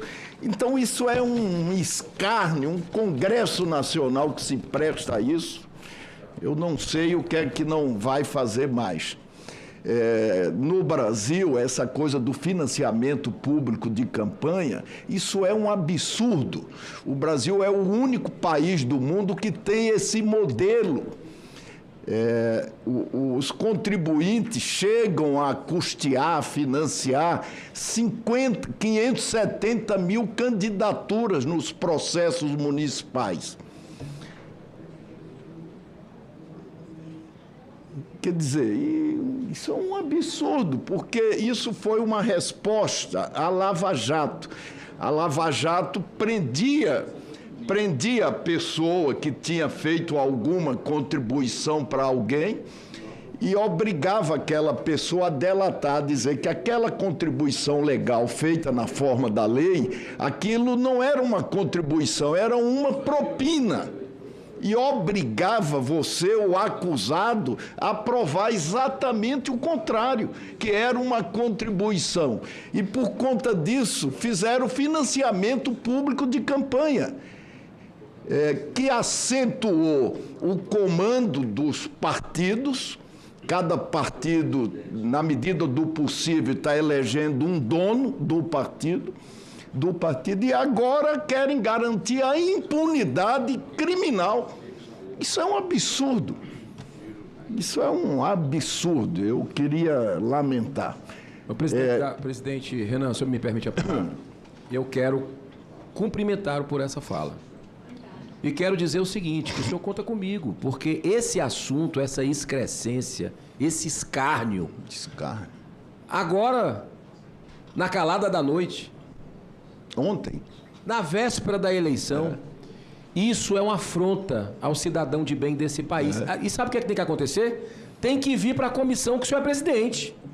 Esse assunto necessariamente precisa vir, se o presidente Davi Alcolumbre quiser deliberar sobre isso, que eu concordo com o senhor, acho que ele deveria engavetar isso. Mas se tiver que tramitar aqui, tem que passar pela CAI, sim, senhor. E eu quero assinar com o senhor o pedido para que venha para essa comissão para a gente votar contra isso. Muito obrigado. Muito obrigado, senhor presidente. Apenas para declarar em nome do MDB a nossa posição de que, em deliberar essa matéria, votaremos contra. Ela é absolutamente inoportuna, estapafúrdia, num momento absolutamente inadequado e mais, afrouxando regras que envolvem, inclusive, financiamento de campanha, em período eleitoral. Portanto, é absolutamente escandaloso o que aconteceu nessa noite, madrugada na Câmara. E limpando ficha de alguns dirigentes partidários. Presidente Renan, se o senhor me permite, também em relação ao mesmo assunto, o que me parece mais absurdo do conjunto da matéria é a possibilidade, além da flexibilização das regras de fiscalização a partir de recursos públicos que vão para os partidos políticos, mas o que me parece mais absurdo é a possibilidade também de legalizar disparos em massas. Ou seja, nós temos tido várias resoluções do Tribunal Superior Eleitoral nas últimas duas eleições, no sentido de regular isso, de limitar de criar condições de paridade de armas, a matéria aprovada pela Câmara me parece que vai no sentido totalmente contrário do que se espera. E fora do período, nós já estamos no período. Extemporânea. Extemporânea. O termo correto é esse, extemporânea. Próximo item da pauta. Presidente, eu não quero encerrar a votação. Nós vamos encerrar a votação, Encerre a votação. colhendo a recomendação do senador Eduardo Braga, e passamos ao próximo item da pauta. A Secretaria-Geral da Mesa pode abrir a votação.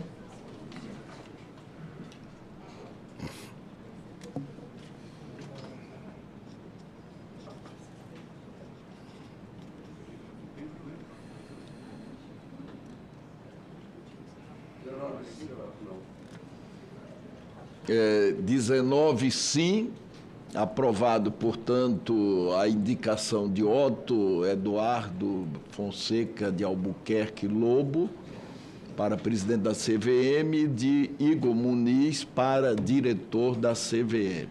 Ambos tiveram 19 votos pela aprovação. Vai ser encaminhado para a Secretaria-Geral. Terceiro e último item da pauta. Cadê? Mensagem número 21, não terminativo, submete à apreciação do Senado Federal, nos termos do artigo 52, inciso 5, 7 e 8 da Constituição Federal, autorização para contratação de operação de crédito externo com a garantia da República Federativa do Brasil no valor de 90 milhões de dólares dos Estados Unidos da América, entre a Companhia de Desenvolvimento do Complexo Industrial e Portuário do PECEM, empresa estatal não dependente do Estado do Ceará, e o Banco Internacional para a Reconstrução do Desenvolvimento, cujos recursos destinam-se ao financiamento do Programa de Transição Energética do PECEM. Esse projeto é de autoria do presidente da República. O relator é o nosso querido senador Camilo Santana. O parecer é favorável nos termos do projeto de resolução do Senado que apresenta. Eu concedo a palavra ao senador Camilo Santana para leitura do seu relatório.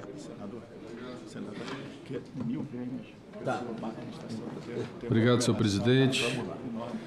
Queria,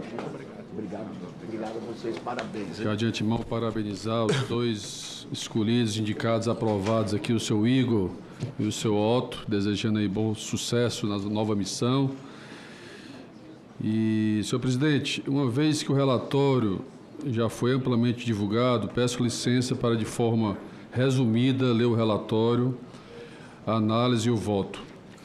Por favor. Então, vem a análise do Senado Federal, a mensagem número 21 de 2026 da Presidência da República, que solicita autorização para a contratação de operação de crédito externo com a garantia da República Federativa do Brasil, no valor de 90 milhões de dólares dos Estados Unidos da América, entre a Companhia de Desenvolvimento do Complexo Industrial e Portuário do PECEM, empresa estatal não dependente do Estado do Ceará, e o Banco Internacional para a Reconstrução e Desenvolvimento, BIRD, cujos recursos destinam-se ao financiamento parcial do Programa de Transição Energética do PECEM.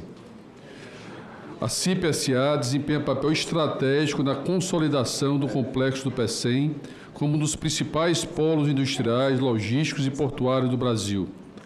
Essa operação de crédito, senhor presidente, tem o objetivo de fomentar a implementação de infraestruturas para um hub de capacitação, pesquisa e inovação, bem como de infraestruturas compartilhadas de apoio para viabilizar o desenvolvimento da cadeia do hidrogênio verde em torno do complexo industrial e portuário do PECEM, apoiando o processo de transição energética justa no estado do Ceará e no Brasil e promovendo tanto a redução de emissões de gases de efeito de estufa quanto o desenvolvimento socioeconômico do país. A cooperação com o BIRD insere-se em uma estratégia de modernização administrativa e expansão da capacidade operacional do complexo do PECEM, permitindo a implementação de investimentos voltados à eficiência portuária, sustentabilidade ambiental, inovação tecnológica e melhoria nas condições de competitividade do ambiente de negócio regional, gerando emprego de qualidade e renda para o Estado de Ceará. Senhor presidente, eu queria dizer que com esses recursos, o Porto do Pecém irá ampliar em 350 metros o terminal de multicargas, que são estruturas mais estratégicas para o porto, ampliará a capacidade operacional, aumentando a logística e a eficiência, viabilizando inclusive a movimentação das cargas da Transnordestina. Queria lembrar que essa grandiosa obra do presidente Lula, que passou 4 anos parada no governo passado, não colocaram um prego numa barra de sabão nessa obra que beneficia o Nordeste brasileiro. E com a volta do presidente Lula, nós retomamos a obra. Hoje temos 10 mil empregos diretos nessa obra da Nordestina, que liga o porto do Complexo do Pecém ao sul do Ceará com o Piauí e o Pernambuco, garantindo uma logística E lá está sendo feito toda uma logística de carga de grãos para a Transnordestina, que vai receber do porto do Pecém. Com esses recursos também, senhor presidente, nós vamos haverá ampliação do Pier 2, com a infraestrutura do corredor de utilidades, que será o futuro hub do hidrogênio verde, ou seja, nos preparando para uma nova economia no Estado de Ceará. Eu tive a oportunidade, senhor presidente, de ter sido governador do Estado por 8 anos, de ter expandido o Complexo Portuário do Pecém. É uma das poucas ZPEs, Zona de Processamento, Exportação Industrial em funcionamento no Brasil, com a maior siderúrgica integrada do Nordeste, que exporta hoje 3 milhões de toneladas de aço por ano, e agora está em ampliação. Está sendo concluída agora a nova tancagem, porque vai sair do Porto do Mucurique para o Porto do Pecém, e toda a logística de distribuição de combustíveis do Ceará. Também hoje já é um porto que faz todo o transporte de frutas, né? Porque o Nordeste, o Ceará, é um grande polo exportador de fruta. Tive a oportunidade, como governador, de fazer a parceria com o maior porto da Europa, o Porto de Roterdã. E também assinamos vários memorandos de entendimento com empresas internacionais para implementar usinas de hidrogênio verde, o novo combustível do futuro, no estado do Ceará e no Nordeste brasileiro. Portanto, quero também aqui destacar a iniciativa do governador Elmano e do presidente Lula, que hoje está sendo investido lá, senador Renan, o maior investimento privado do Brasil, que é um data center na ZPE do Complexo Portuário do Pecém, que é o maior do Brasil. Aliás, somado todos os data centers do Brasil, esse é maior do que ele, e que exatamente consolida o Ceará como um polo, como hub tecnológico do Nordeste brasileiro e do Brasil.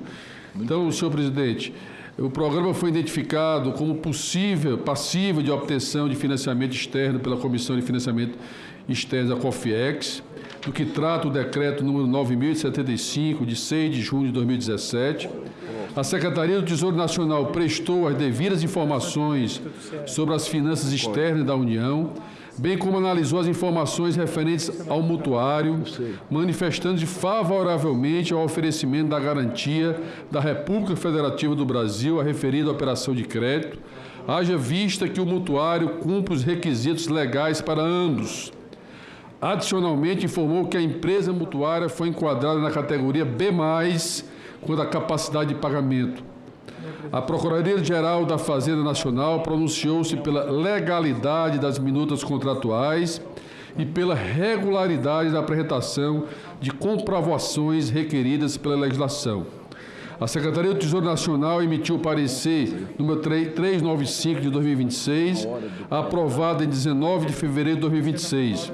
No referido parecer consta a verificação dos limites e condições para a contratação da operação de crédito, a análise dos requisitos legais e normativos referentes à concessão da garantia da União e as informações relativas aos riscos para o Tesouro Nacional. Conforme a análise realizada pela Coordenação Geral de Haveres Financeiros do COAF da STN e informada a Coordenação Geral de Operações de Crédito de Estados e Municípios, COPEM, as contragarantias oferecidas pelo ente foram consideradas suficientes para ressarcir a União caso esta venha a honrar compromisso na condição de garantidora da operação. A STN informou que a operação de crédito sob análise está inscrita no registro de operações financeiras do registro declaratório eletrônico de número TB 173440. Cabe ainda enfatizar que a PGFN atestou em seu parecer que o contrato negociado não contém cláusulas de natureza política, atentatórias à soberania nacional e à ordem pública, contrárias à Constituição e às leis brasileiras, bem assim que implique compensação automática de débitos e créditos. Fica amplamente evidenciada não só a importância do empréstimo cuja aprovação iremos propor nesta data, como a sua extrema relevância. Trata-se de iniciativa que, com certeza, trará enormes ganhos ao Estado do Ceará. Em conclusão, senhor presidente, o pleito encaminhado pela Presidência da República encontra-se de acordo com o que preceituam as normas do Senado Federal relativas à matéria em análise, devendo ser concedida autorização para a contratação da operação de crédito externo pretendida nos termos do seguinte projeto de resolução apresentado. Esse é o voto, senhor presidente, e ainda queria solicitar, senhor presidente, dessa comissão a urgência da matéria para que seja encaminhada ao plenário. Faremos isso, senador Camilo Santana. Portanto, não havendo mais quem queira discutir as matérias, os itens 4 e 5 da nossa pauta, da nossa ordem do dia, nós vamos submetê-los em bloco à votação. As senadoras e senadores que apoiam permaneçam como se encontram. Aprovada a matéria vai, incluindo a mensagem... 21 e 22. 21 e 22. Porque são dois financiamentos. São dois financiamentos. Complementares. Presidente, encaminhando a Vossa Excelência a urgência, não somente dessa matéria... Quer ler o segundo ou um satisfaz? Satisfaz. Presidente, só encaminhando para essa presidência a urgência dessa matéria, obviamente, importantíssima para o Estado do Ceará e para o Brasil, e dos dois indicados à CVM para o plenário. Tá. Em votação, os requerimentos de urgência sugerido pelo senador Camilo Santana e o outro pelo senador Randolfo Rodrigues. Não havendo quem queira discutir a matéria, colocamos em votação. Aprovado. Muito obrigado a todos. Está encerrada a reunião. Obrigado, presidente. Obrigado,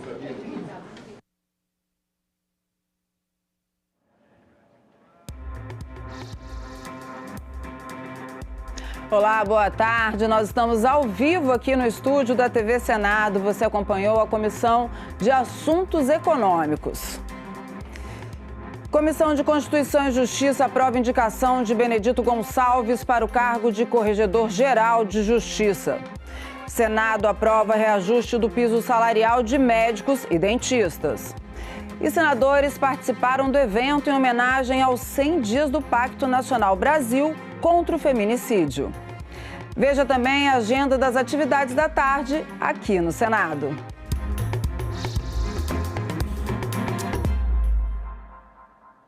Boa tarde, agora são 13h35 e o Senado Notícias está no ar. Por 21 votos a 5, a Comissão de Constituição e Justiça aprovou a indicação de Benedito Gonçalves para o cargo de Corregedor Nacional de Justiça, a quem cabe apurar denúncias e reclamações contra magistrados. O mandato é de 2 anos. A indicação vai a plenário em regime de urgência e deve ser votado ainda hoje. Dos 33 ministros do Superior Tribunal de Justiça, pelo menos 20 passaram pela Comissão de Constituição e Justiça do Senado para apoiar o ministro Benedito Gonçalves, entre eles o atual presidente do STJ, Herman Benjamin. Na fala inicial de quase 1 hora, o indicado ao cargo de Corregedor Nacional de Justiça citou a trajetória pessoal e profissional e apontou o que considera como as principais funções da Corregedoria. Não basta punir desvios, É preciso prevenir disfunções. Não basta reagir a conflitos. É preciso identificar gargalos, orientar tribunais, disseminar boas práticas e acompanhar resultados. Também citou a preocupação com o uso da inteligência artificial no trabalho do judiciário. A tecnologia e grifo deve ser instrumento de eficiência, nunca substituto da responsabilidade humana. Algoritmos podem auxiliar, não pode decidir pelo juiz. Sistema pode indicar padrões, não pode substituir a consciência jurídica. Relator do processo que cassou os direitos políticos do ex-presidente Jair Bolsonaro quando atuou como corregedor da Justiça Eleitoral, Benedito Gonçalves foi questionado pela oposição sobre a atuação dele nas eleições de 2022. Em setembro de 2022, o ministro proibiu Bolsonaro de usar imagens do ato de 7 de setembro em sua campanha. O ex-presidente havia discursado nas principais manifestações do dia da independência. A decisão do ministro Benedito foi motivada por um pedido da campanha petista.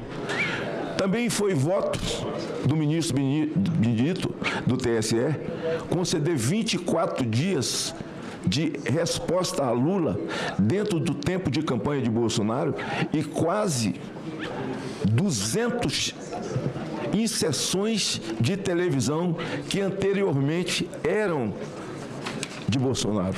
O juiz julga com um único instrumento, que ele, quando assume, ele diz cumprir a Constituição e a lei por juramento. É consciência livre diante das provas apresentadas. O juiz só pode dizer que não pode julgar se for impedido, suspeito e incompetente. Dessa entrada livre, ele tem que julgar com a consciência livre. Assim eu agi desde 88. Tenho agido e agirei até o término de visão. Também houve a cassação do mandato de Deltan Dallagnol, deputado federal mais votado do estado do Paraná, numa decisão que gerou forte debate público sobre o alcance eleitoral. O senhor, por exemplo, foi o relator dessa cassação na velocidade da luz que aconteceu lá no TSE. Inclusive, eu estava lá no plenário. O juiz, falei anteriormente, ele julga com um único instrumento que é importante. É a consciência livre do livre convencimento diante das provas apresentadas. Parlamentares da oposição focaram perguntas também no fato do ministro ter se declarado impedido de atuar no caso do Banco Master, por ter participado de um evento promovido pelo banco. Isso é algo que está escandalizando a população brasileira, com toda a legitimidade. O senhor se declarou impedido, mas eu digo aqui, essa situação gera preocupação objetiva sobre a proximidade entre magistrados de tribunais superiores e agentes econômicos com interesse no judiciário. Ministro, quem custeou a viagem, hospedagem e eventuais benefícios recebidos nesse evento? Quem pagou? A norma atual, que não foge desde o início, é o quê? O ministro pode participar do evento, desde que, se receber alimentação e a pousada, nada receber no horário. Se receber, não tem pousada. Eu estava na norma do STJ, aceitei o problema. Aceitei o convite. Além de questionamentos, o ministro Benedito Gonçalves ouviu muitos elogios. Uma figura simples, educada, carinhosa, atenciosa e que todos nós sabemos reconhecer essas qualidades pessoais. Mas, sobretudo, e que é o papel dessa sabatina, o reconhecimento dos seus atributos e da sua plena condição para ocupar uma posição hoje muito importante na República, a Corregedoria Nacional de Justiça no âmbito do CNJ. A indicação foi aprovada por 21 votos a 5 e foi encaminhada ao plenário em regime de urgência. Para ser aprovado em plenário, o ministro Benedito Gonçalves precisará dos votos favoráveis de pelo menos 41 dos 81 senadores. E um pedido de vista adiou para a semana que vem a votação da proposta que concede autonomia orçamentária ao Banco Central na Comissão de Constituição e Justiça. A Comissão de Assuntos Sociais aprovou nesta quarta-feira vários projetos na área de proteção da saúde. Também foi aprovado o reajuste do piso salarial dos profissionais da área. Representantes da área da saúde vieram acompanhar a votação.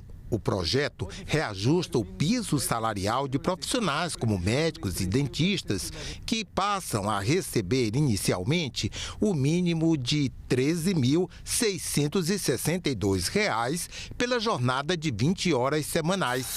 Mudança também no valor da hora noturna e extra, que passa a ser de 50% sobre a hora diurna. Além disso, garantiu-se o repouso de 10 minutos a cada hora e meia de trabalho. A ausência de piso atualizado e indexado retroalimenta a precarização dos vínculos de trabalho na área de saúde. A denominada pejotização e a terceirização disseminam-se no setor, privando profissionais de direito previdenciários e trabalhistas fundamentais. A inexistência de patamar remuneratório mínimo claro e adotado de mecanismo de sanção cria incentivo estrutural para que os empregadores comprimam custos por meio de arranjos contratuais atípicos. Outro projeto aprovado na reunião pretende promover o fortalecimento das ações de vigilância em saúde e, em especial, em saúde indígena. Ele aperfeiçoa a legislação que trata dos agentes de vigilância sanitária e dos agentes indígenas de saúde e de saneamento. A proposição merece acolhimento por promover o fortalecimento das ações de vigilância em saúde e da atenção à saúde indígena, em consonância com as diretrizes do Sistema Único de Saúde, SUS. O projeto também avança ao reconhecer expressamente os agentes indígenas de saúde e os agentes indígenas de saneamento, categorias historicamente relevantes para a implementação da atenção diferenciada à saúde indígena. Esses profissionais atuam no âmbito do subsistema de atenção à saúde indígena, desempenhando suas atividades nos 34 distritos sanitários especiais indígenas do país, que abrangem áreas de difícil acesso geográfico marcadas por expressiva diversidade cultural e linguística. Nesse contexto, desempenha um papel fundamental na mediação intercultural entre as equipes multidisciplinares de saúde e as comunidades indígenas. A Casa aprovou ainda outros projetos na área de proteção da saúde, como o que prevê a inclusão da vacina nonavalente contra o HPV no calendário nacional de imunização do SUS. Campanhas de conscientização sobre os sintomas dos principais tipos de câncer infantil, a regulamentação da profissão de arte-terapeuta e o projeto que reduz os níveis máximos de chumbo nas tintas e outros materiais de revestimento de superfícies. O chumbo em pequenas quantidades em crianças pode levar a distúrbios neurológicos, dificuldade de crescimento, convulsão, doenças cardiovasculares e aí especialmente a parte cardíaca e assim por diante. A redução, portanto, no limite geral para 90 ppm está em consonância com o padrão internacional mais protetivo e com a diretriz de eliminação progressiva de fontes evitáveis de exposição ao chumbo. E a Comissão de Assuntos Econômicos começou agora de manhã a sabatina dos 2 indicados para a Comissão de Valores Econômicos, a CVM. Entre eles, Otto Lobo, indicado para presidir o colegiado. O indicado pelo governo para comandar a Comissão de Valores Mobiliários tem longa trajetória no mercado financeiro e no direito societário. Otto Lobo é advogado, doutor pela USP e já integrava a diretoria da própria CVM desde 2022. A indicação enfrenta resistência por parte do mercado financeiro e também de parlamentares, por causa da atuação de Lobo em processos relacionados ao Banco Master. Apesar do desgaste nos bastidores e de especulações sobre uma possível troca no comando da autarquia, o presidente Lula decidiu manter a indicação. Mas alguns senadores pediram mais tempo para analisar o nome do indicado. Se o relatório for lido e votado no mesmo dia, sem prazo real para análise pelos membros desta comissão, haverá esvaziamento prático da vista coletiva prevista no rito regimental. A vista coletiva não pode ser tratada como ficção procedimental. Num caso desse, e nesta situação de vulnerabilidade, particularmente da CVM, que dos 5 cargos só tem 2, portanto deveríamos ter pressa até para suprir o cargo, mas suprir sabendo de quem se trata.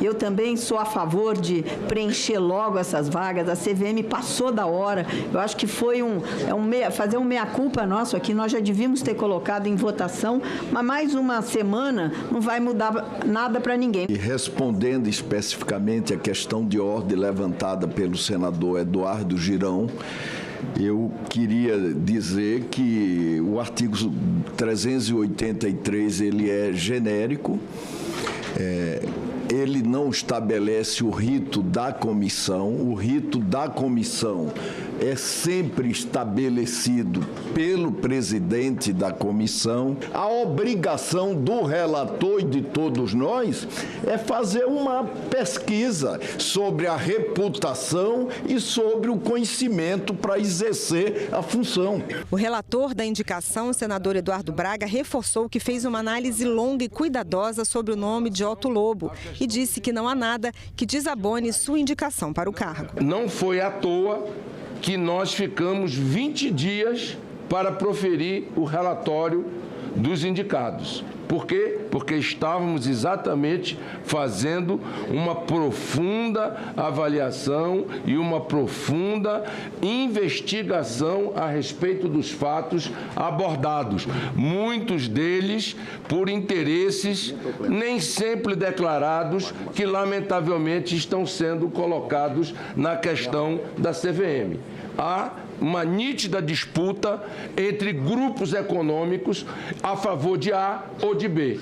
Não me cabe aqui ficar a favor nem de A nem de B. Desde já me comprometo a retornar tantas vezes quanto for necessário aqui a CAI, sendo convidado ou não sendo convidado, preferencialmente se for convidado, caso tenha meu nome confirmado, para sempre acompanhar e contribuir, não somente com o nosso trabalho na Comissão de Valores, que é a regulação do mercado de capitais, mas também com a elaboração das importantes leis que eu vou tratar em seguida também dos PLs que estão em andamento. No caso das Americanas, a auditoria também recomendava a aprovação dos seus balanços e balancetes, o que também aconteceu agora no Banco Master.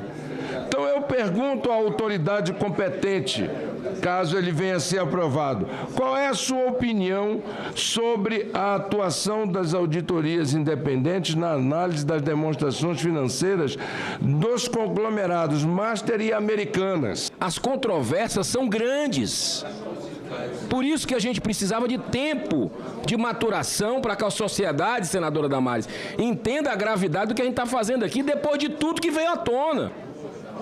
Então nós temos aqui, TCU vê indícios de irregularidades em voto de indicado de Lula à CVM. Como diretor da CVM, Otto Lobo tomou decisões favoráveis ao Banco Master, CNN. Aquela outra foi Gazeta do Povo. Todos os veículos tradicionais, históricos, centenários. Foi escrito um artigo em relatório reservado de 28 páginas, analisando e concordando com a decisão da Comissão de Valores Mobiliários, que a decisão não é minha, é uma decisão do colegiado. Os senadores da Comissão de Assuntos Econômicos também fizeram a sabatina do advogado Igor Muniz, indicado para uma diretoria da CVM. Atualmente, Igor Muniz atua na Petrobras nas áreas financeira e de relacionamento com investidores e preside a Comissão Especial de Mercado de Capitais do Conselho Federal da OAB. O parecer favorável foi apresentado pelo senador Rogério Carvalho. O escrutínio que passa um candidato para chegar aqui é muito grande. São todas as informações, ou seja, é quase uma esvisceração, do candidato para que a gente possa ver as suas vísceras do lado de fora para dar tranquilidade àqueles que vão votar e aprovar o nome para à Comissão de Valores Mobiliários. Tendo em vista todo o trabalho desenvolvido nos últimos anos dedicado ao mercado de capitais brasileiro, entendo que meu perfil é aderente àquele exigido para o exercício do cargo de diretor da CVM. E a repórter Carla Benevides acompanhou a reunião da Comissão de Assuntos Econômicos e vai contar para a gente o resultado da votação. Boa tarde, Carlinha. Boa tarde, Isadora. Boa tarde a todos que nos acompanham aqui pela TV Senado. Pois é, as sabatinas acabaram agora há pouco e a Comissão de Assuntos Econômicos aprovou o nome de Otto Lobo para o cargo de presidente da Comissão de Valores Mobiliários e o nome de Igor Muniz para o cargo de diretor de autarquia da CVM. Os dois indicados receberam 19 votos favoráveis, mas os nomes precisam passar ainda pela análise do plenário do Senado Federal e a votação está prevista para a tarde desta quarta-feira. Otto Lobo e Igor Muniz precisam de 41 votos para terem seus nomes confirmados para os cargos indicados. Isadora. Obrigada, Carlinha. E a Comissão de Relações Exteriores sabatinou 6 indicados para embaixadas: Omã, Vietnã, Japão, Belize, Bahamas e Albânia. Também foi ouvido o indicado para o cargo de delegado permanente do Brasil junto à Organização das Nações Unidas. Todos os nomes foram aprovados e devem ser votados no plenário do Senado na sessão desta tarde. O presidente do Senado marcou para quinta-feira uma sessão do Congresso Nacional. Vão ser votados vetos à Lei de Diretrizes Orçamentárias. Deputados e senadores querem assegurar transferências de recurso do governo federal para municípios com até 65 mil habitantes. Após participar da abertura da Marcha dos Prefeitos aqui em Brasília, o presidente do Senado, Davi Alcolumbre, convocou para esta quinta-feira uma sessão do Congresso Nacional destinada à apreciação de vetos que impedem repasses do governo federal para pequenos municípios. Se deputados e senadores derrubarem vetos à Lei de Diretrizes Orçamentárias de 2026, as pequenas cidades com até 65 mil habitantes que estão inadimplentes com os cofres públicos voltam a receber verbas federais e até de emendas parlamentares. São mais de 5.045 municípios que estão abaixo de 65 mil habitantes. Desses, mais de 3.100 estão hoje inadimplentes, portanto, sem poder acessar os convênios de recursos apresentados pelo governo federal por programas do governo, ministro Guimarães, e também de recursos de transferências de emendas parlamentares. E a comissão mista que analisou a medida provisória sobre o piso salarial dos professores da educação básica aprovou ontem um reajuste de 5,4% para a categoria. O texto ainda precisa ser votado pelos plenários da Câmara e do Senado. A comissão mista aprovou o relatório da medida provisória que altera o piso salarial dos profissionais do Magistério Público da Educação Básica. A proposta estabelece o novo piso profissional nacional no valor de R$ 5.130,63 por mês, para a jornada de 40 horas semanais. Eu me sinto honrado em presidir essa sessão. Ela tem importância histórica. Nesse momento, há uma expectativa de cerca de 2 milhões de professores nesse país. Eu entendo que essa pauta ela é apartidária. Valorizar o professor diz respeito a todos. É extremamente importante quando nós olhamos para a carreira docente que carece, né, de uma segurança e da atratividade em relação à busca da carreira docente, que infelizmente tem caído ano a ano. Além disso, a proposta estabelece uma nova forma de cálculo para a atualização do piso salarial, que deverá ocorrer anualmente. O valor do reajuste anual deverá considerar, além da inflação do ano anterior ao da atualização, a variação das receitas do Fundeb. E também para os professores, com patamares que garantam que em nenhum caso aconteceria o que já, inclusive, nós corríamos risco esse ano, de ter um crescimento negativo ou até de não ter nenhum tipo de crescimento em relação ao piso. O grande objetivo dessa votação é a gente dar maior previsibilidade nas atualizações futuras. Não se pode também ter um cálculo em que, em alguns anos, o reajuste foi zero. sendo um piso salarial que eu concordo com a professora Dorinha, não é um alto salário de professor, pelo contrário, precisa ser ampliado. É preciso que o professor tenha garantia de que pelo menos a inflação ele terá. O projeto segue agora para o plenário da Câmara e, se aprovado, seguirá para o plenário do Senado. E veja agora as outras atividades previstas para esta quarta-feira aqui no Senado. Daqui a pouquinho, às 2 horas, a Comissão de Educação debate projeto que cria a Semana Nacional do Pequeno Investidor.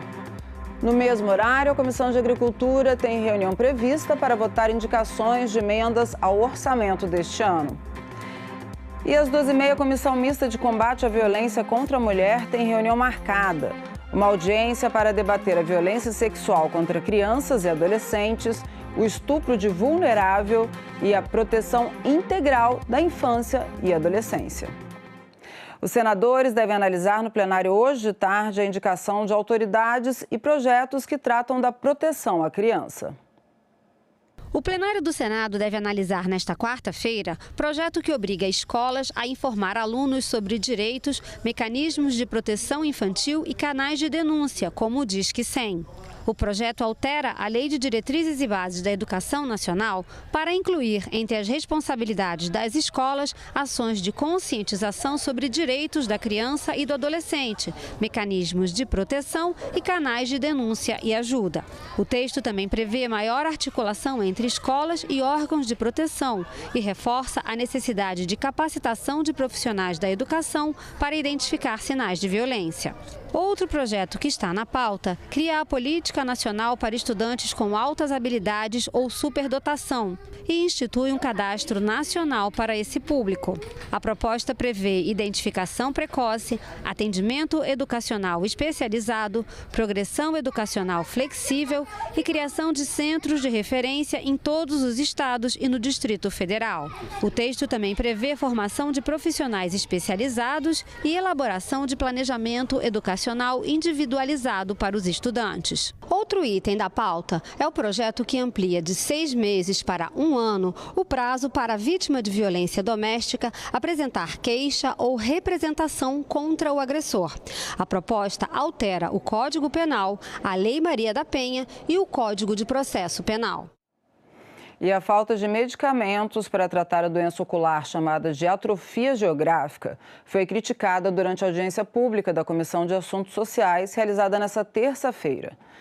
Os especialistas também destacaram a falta de tecnologia para melhorar a qualidade de vida dos pacientes. A atrofia geográfica é o estado avançado da degeneração macular relacionada à idade, uma doença crônica que atinge principalmente pessoas acima de 60 anos. Essa doença causa a morte de células da retina e da mácula, a área na retina do olho, gerando manchas escuras na visão e perda permanente da capacidade de ler e reconhecer rostos. Para debater as barreiras ao diagnóstico precoce e a incorporação de novas terapias no Sistema Único de Saúde, a Comissão de Assuntos Sociais realizou uma audiência pública. Nós que estamos lutando para incorporar essas inovações, aprová-las na Anvisa e incorporá-las na Conitec, porque às vezes a gente termina por aprovar uma medicação que custa $1 milhão uma dose e a gente termina privilegiando o individual. No Brasil, a gente não tem dados tão abrangentes a nível nacional, mas estima-se que 15% da população de 60 a mais possa ter degeneração macular relacionada à idade no Brasil em qualquer fase. A escassez de tecnologias e o difícil acesso a tratamentos para retardar a doença e melhorar a qualidade de vida dos pacientes foram um dos pontos discutidos durante a audiência. A degeneração de mácula da forma atrofia geográfica é uma doença órfã. O que significa isso? Não tem nada o que fazer. O que nós estamos propondo é uma medicação que vai retardar a evolução dessa doença, preservar a visão do paciente por um tempo. Medicações que são já recomendadas pela Conitec, aprovadas no SUS, mas que simplesmente não chegam ao paciente nos centros de referência onde eles possam ser tratados. Isso mostra que não estamos falhando apenas em incorporar tecnologias.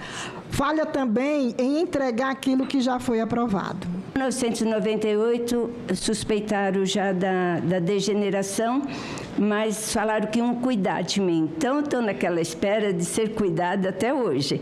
Então, essa esperança não vai parar aqui. Tanto que eu estou aqui para solicitar da Anvisa esse tratamento para milhares de pessoas do Brasil que necessitam, para não chegar onde que eu já estou chegando, cada vez pior. E agora são 14h02 e por 21 votos a 5, a Comissão de Constituição e Justiça aprovou a indicação de Benedito Gonçalves para o cargo de Corregedor Nacional de Justiça, a quem cabe apurar denúncias e reclamações contra magistrados. O mandato é de 2 anos e a indicação ainda vai a plenário em regime de urgência e deve ser votada ainda hoje. Dos 33 ministros do Superior Tribunal de Justiça, pelo menos 20 passaram pela Comissão de Constituição e Justiça do Senado para apoiar o ministro Benedito Gonçalves. Entre eles, o atual presidente do STJ, Herman Benjamin. Na fala inicial de quase 1 hora, o indicado ao cargo de Corregedor Nacional de Justiça citou a trajetória pessoal e profissional e apontou o que considera como as principais funções da Corregedoria. Não basta punir desvios, é preciso prevenir disfunções. Não basta reagir conflitos, é preciso identificar gargalos, orientar tribunais, disseminar boas práticas e acompanhar resultados. Também citou a preocupação com o uso da inteligência artificial no trabalho do judiciário. A tecnologia e grifo deve ser instrumento de eficiência, nunca substituto da responsabilidade humana. Algoritmos podem auxiliar, não pode decidir pelo juiz. Sistema pode indicar padrões, não pode substituir a consciência jurídica. Relator do processo que cassou os direitos políticos do ex-presidente Jair Bolsonaro quando atuou como corregedor da Justiça Eleitoral, Benedito Gonçalves foi questionado pela oposição sobre a atuação dele nas eleições de 2022. Em setembro de 2022, o ministro proibiu Bolsonaro de usar imagens do ato de 7 de setembro em sua campanha. O ex-presidente havia discursado nas principais manifestações do dia da independência. A decisão do ministro Benedito foi motivada por um pedido da campanha petista. Também foi voto do ministro Benedito, do TSE, conceder 24 dias de resposta a Lula dentro do tempo de campanha de Bolsonaro e quase 200 inserções de televisão que anteriormente eram de Bolsonaro. O juiz julga com um único instrumento, que ele, quando assume, ele cumpre, diz cumprir a Constituição e a lei por juramento. É consciência livre diante das provas apresentadas. O juiz só pode dizer que não pode julgar se for impedido, suspeito e incompetente. Dessa entrada livre, ele tem que julgar, com a consciência livre. Assim eu agi, desde 88. Tenho agido e agirei até o término de missão. Também houve a cassação do mandato de Deltan Dallagnol, deputado federal mais votado do estado do Paraná, numa decisão que gerou forte debate público sobre o alcance eleitoral. O senhor, por exemplo, foi o relator dessa cassação na velocidade da luz que aconteceu lá no TSE. Inclusive, eu estava lá no plenário. O juiz, falei anteriormente, ele julga com um único instrumento que é importante. É a consciência livre do livre convencimento diante das provas apresentadas. Parlamentares da oposição focaram perguntas também no fato do ministro ter se declarado impedido de atuar no caso do Banco Master, por ter participado de um evento promovido pelo banco. Isso é algo que está escandalizando a população brasileira, com toda a legitimidade.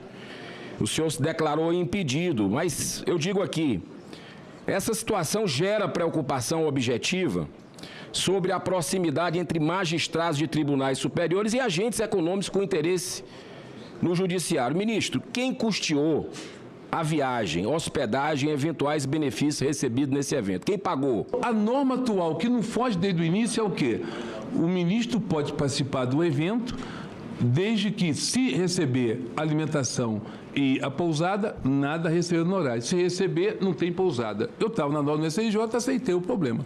Aceitei o convite. Além de questionamentos, o ministro Benedito Gonçalves ouviu muitos elogios. Uma figura simples, educada, carinhosa, atenciosa e que todos nós sabemos reconhecer essas qualidades pessoais. Mas, sobretudo, e que é o papel dessa sabatina, o reconhecimento dos seus atributos e da sua plena condição para ocupar uma posição hoje muito importante na República, a Corregedoria Nacional de Justiça no âmbito do CNJ. A indicação foi aprovada por 21 votos a 5 e foi encaminhada ao plenário em regime de urgência. Para ser aprovado em plenário, o ministro Benedito Gonçalves precisará dos votos favoráveis de pelo menos 41 dos 81 senadores.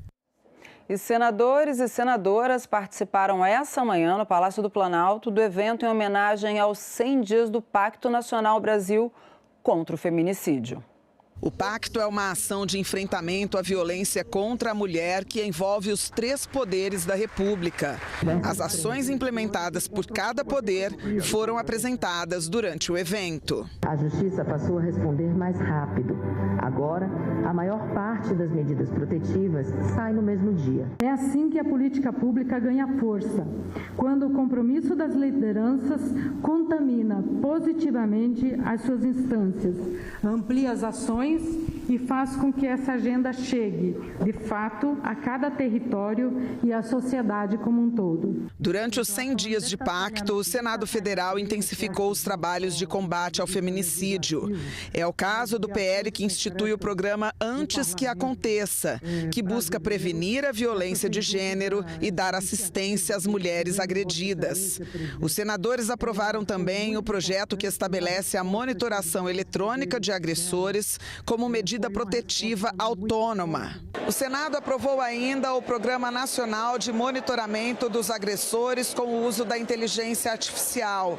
E outros 2 projetos também foram aprovados: o Cadastro Nacional de Condenados e ainda a garantia de atendimento prioritário para mulheres vítimas de violência pelo SUS. Outra decisão também que, inclusive, passou pelo crivo legislativo, foi votada e aprovada, é a utilização da tornozeleira eletrônica por aqueles que são qualificados como potenciais agressores e contra os quais já existam as medidas protetivas. É uma ação concreta e eu não tenho a mínima dúvida de que esse pacto, da forma como está estabelecido o Legislativo, o Judiciário, o Poder Executivo, a sociedade civil, os movimentos de mulheres no Brasil, acredito que num espaço mais curto do que aquele que nós poderíamos imaginar no início, nós vamos ter uma mudança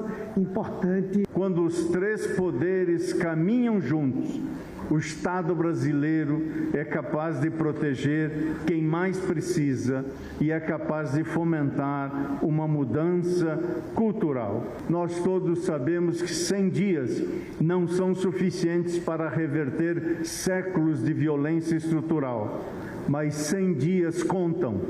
E contam como cada dia conta, para que a responsabilidade institucional se exercite mediante ferramentas de combate. O presidente Lula sancionou projetos de lei relacionados à defesa da mulher, como o que cria o Cadastro Nacional dos Agressores de Mulheres, e assinou alguns decretos ao final do evento. É de a gente reconhecer publicamente o Congresso Nacional, que muitas vezes é muito criticado e poucas vezes elogiado, de elogiar a rapidez e a ousadia de vocês de aprovarem tantas coisas em tão pouco tempo. O saldo desses primeiros 100 dias ele foi positivo, mas a gente sabe que o trabalho ainda será árduo, os desafios são enormes, A gente tem um compromisso enquanto Congresso Nacional de colocar as pautas, as legislações que interessam, principalmente nessa questão da segurança, da proteção às mulheres, seus filhos, suas famílias. Mas a gente sabe que ainda temos muito que avançar, principalmente a adesão do pacto nos municípios, pelos próprios estados. E o Senado Notícias fica por aqui, mas nós voltamos a qualquer momento com mais informações ao vivo sobre as principais notícias do Senado. Acompanhe nosso site, senado.leg.br, e também as nossas redes sociais. Até já!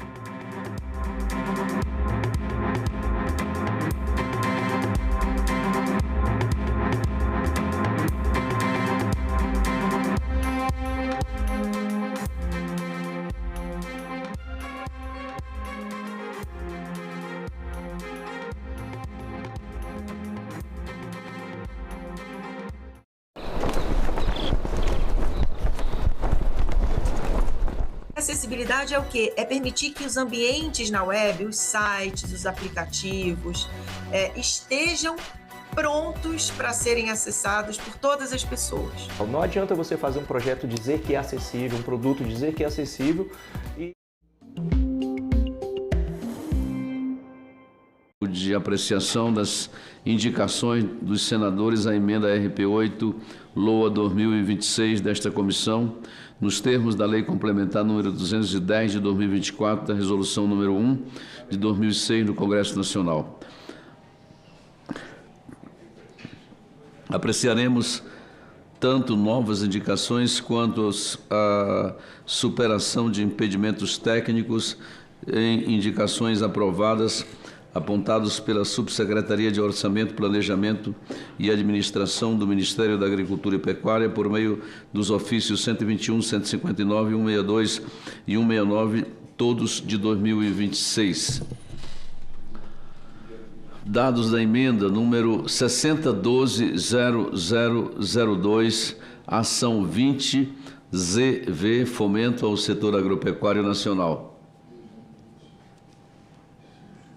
Unidade orçamentária, Ministério da Agricultura e Pecuária, valor 400 milhões.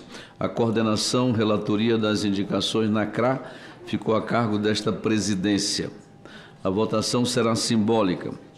Antes de passar a leitura do relatório, esclareço que a partir de amanhã, quinta-feira, o sistema SINEC será reaberto e ficará disponível para novas indicações.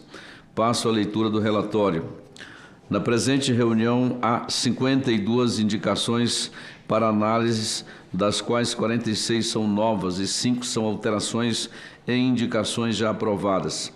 Os pedidos de modificação decorrem de óbices à execução orçamentária por impedimento técnico, conforme informado pelo Ministério da Agricultura e Pecuária, nos termos dos ofícios números 121, 159, 162, 169 de 2026, Expoa Mapa.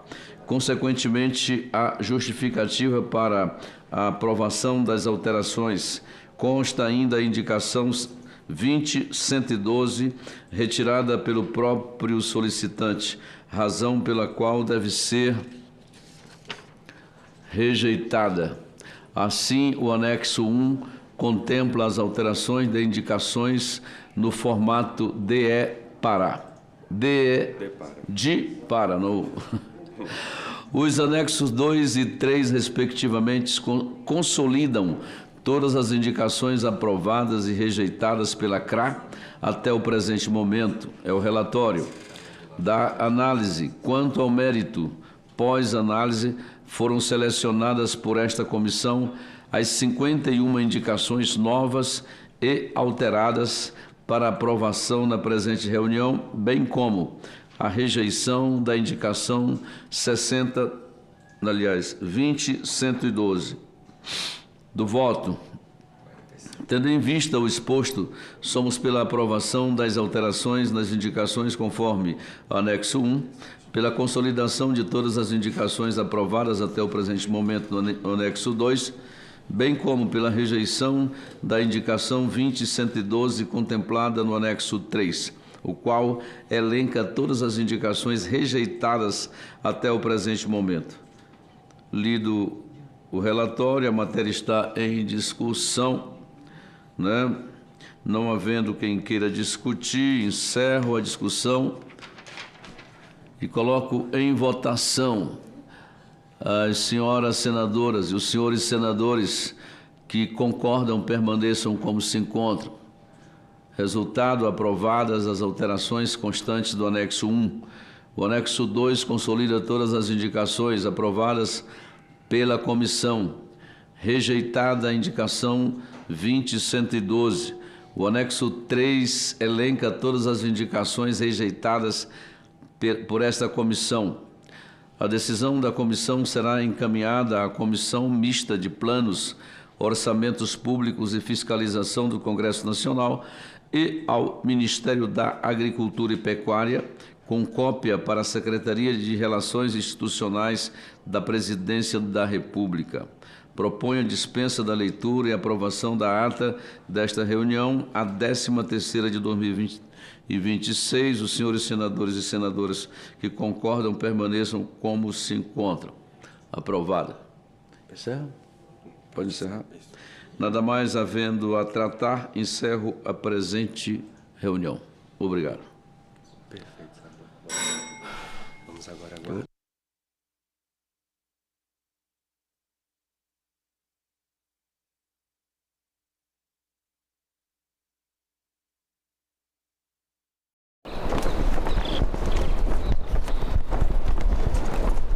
Acessibilidade é o quê? É permitir que os ambientes na web, os sites, os aplicativos, estejam prontos para serem acessados por todas as pessoas. Não adianta você fazer um projeto dizer que é acessível, um produto dizer que é acessível e esse produto não está adequado para a pessoa com deficiência. O importante seria ser validado por alguém que tenha deficiência, né? Em discussão, nesta quinta, 20h, aqui na TV Senado. Eu estava dormindo e daí, sei lá, eu tive um pesadelo que estava se acabando o mundo. E esse final de mundo veio só na minha estufa e pegou o meio dela, né? Aquela bola de fogo veio e eliminou com a metade da estufa e passou, né? E ficou uma fumaceira, sabe, que eu fazia com as mãos assim e eu não estava aguentando a suportar aquela quantidade de fumaça, né? Porque um pouquinho de fumaça ainda a pessoa, né, com as mãos ainda se livra. Tem muita gente que diz assim,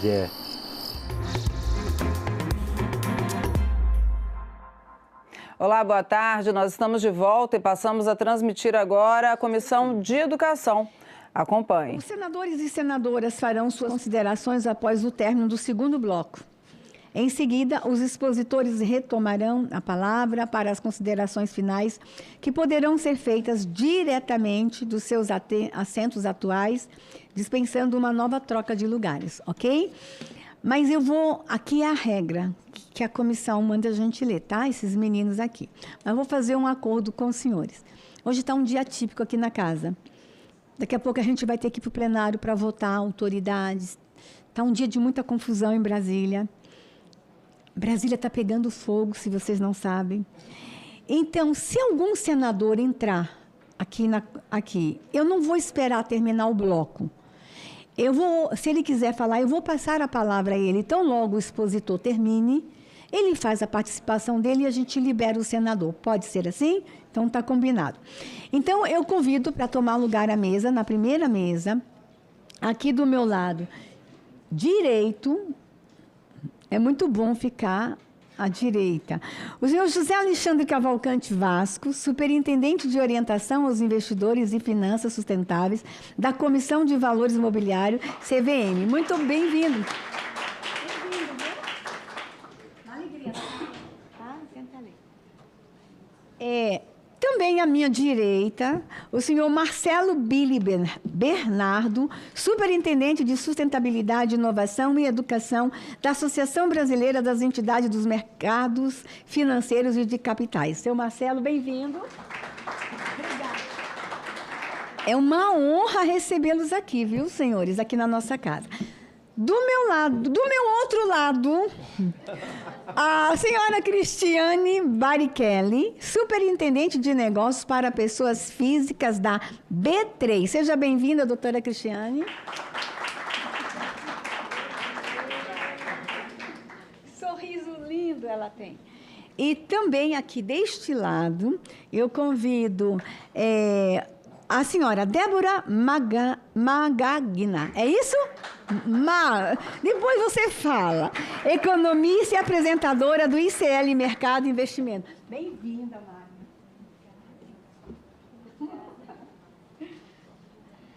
Convido também para compor a mesa, essa primeira mesa, o senhor Eduardo Mira, professor, escritor e analista CNPI. Bem-vindo.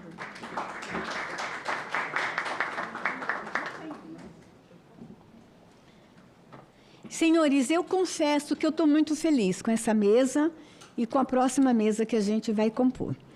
E confesso, senhores, que um debate sobre um projeto de lei com essa diversidade, ele às vezes é quase que inédito aqui na casa. Porque às vezes a gente convida as pessoas, 1, 2, 3, e eu estou falando de um projeto de lei que todo mundo poderia dizer assim, é uma matéria tão simples.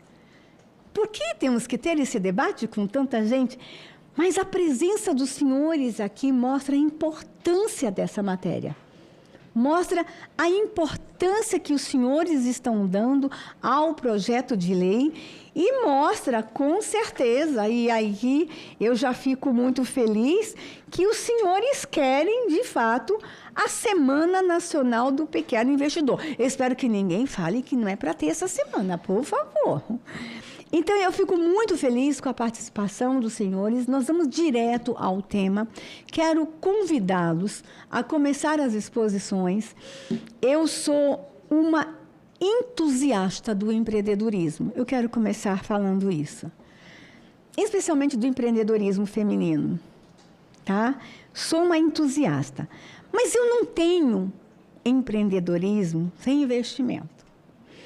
Eu não tenho uma nação forte, pujante, se eu não tiver a valorização daquele investidor. E aqui a gente está falando do pequeno investidor. Nós estamos falando, cá entre nós, que os grandes não nos escutem. Nós estamos falando com pessoas que estão fazendo essa nação movimentar. Nós estamos falando com pessoas que fazem a economia gerar no país. Então, essas pautas, para mim, são muito preciosas. Então, nós vamos direto para o debate e a gente estabeleceu uma ordem de fala, mas se a gente precisar trocar essa ordem de fala, nós vamos fazer a troca da ordem de fala.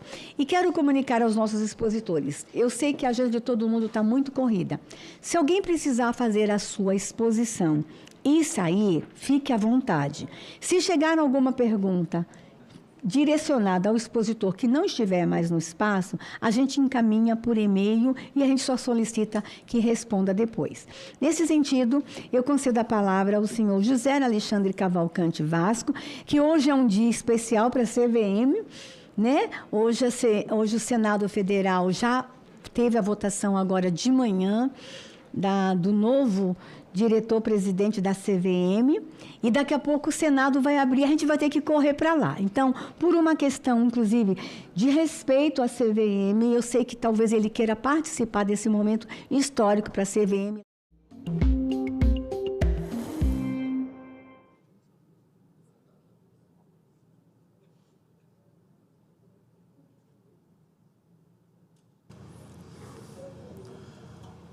Sessão deliberativa ordinária 20/5/2026. A número regimental. Declaro aberta a sessão. Sob a proteção de Deus, iniciamos os nossos trabalhos.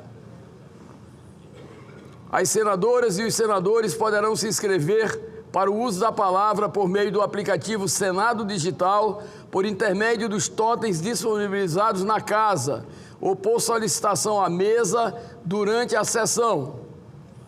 A presente sessão deliberativa ordinária é destinada à deliberação de autoridades, bem como à apreciação das seguintes matérias já disponibilizadas em avulsos eletrônicos e na ordem do dia eletrônica de hoje. Projeto de Lei 421 de 2023, da deputada Laura Carneiro. Projeto de Lei número 1049 de 2026, da deputada Soraya Santos. E projeto de lei número 4.161 de 2025, de iniciativa da Comissão de Direitos Humanos e Legislação Participativa. Passamos aos oradores inscritos, que terão o prazo de 10 minutos para o uso da palavra. Como primeiro orador inscrito, passo a palavra ao senador Espiridião Amin, do PP de Santa Catarina. Vossa Excelência dispõe de 10 minutos.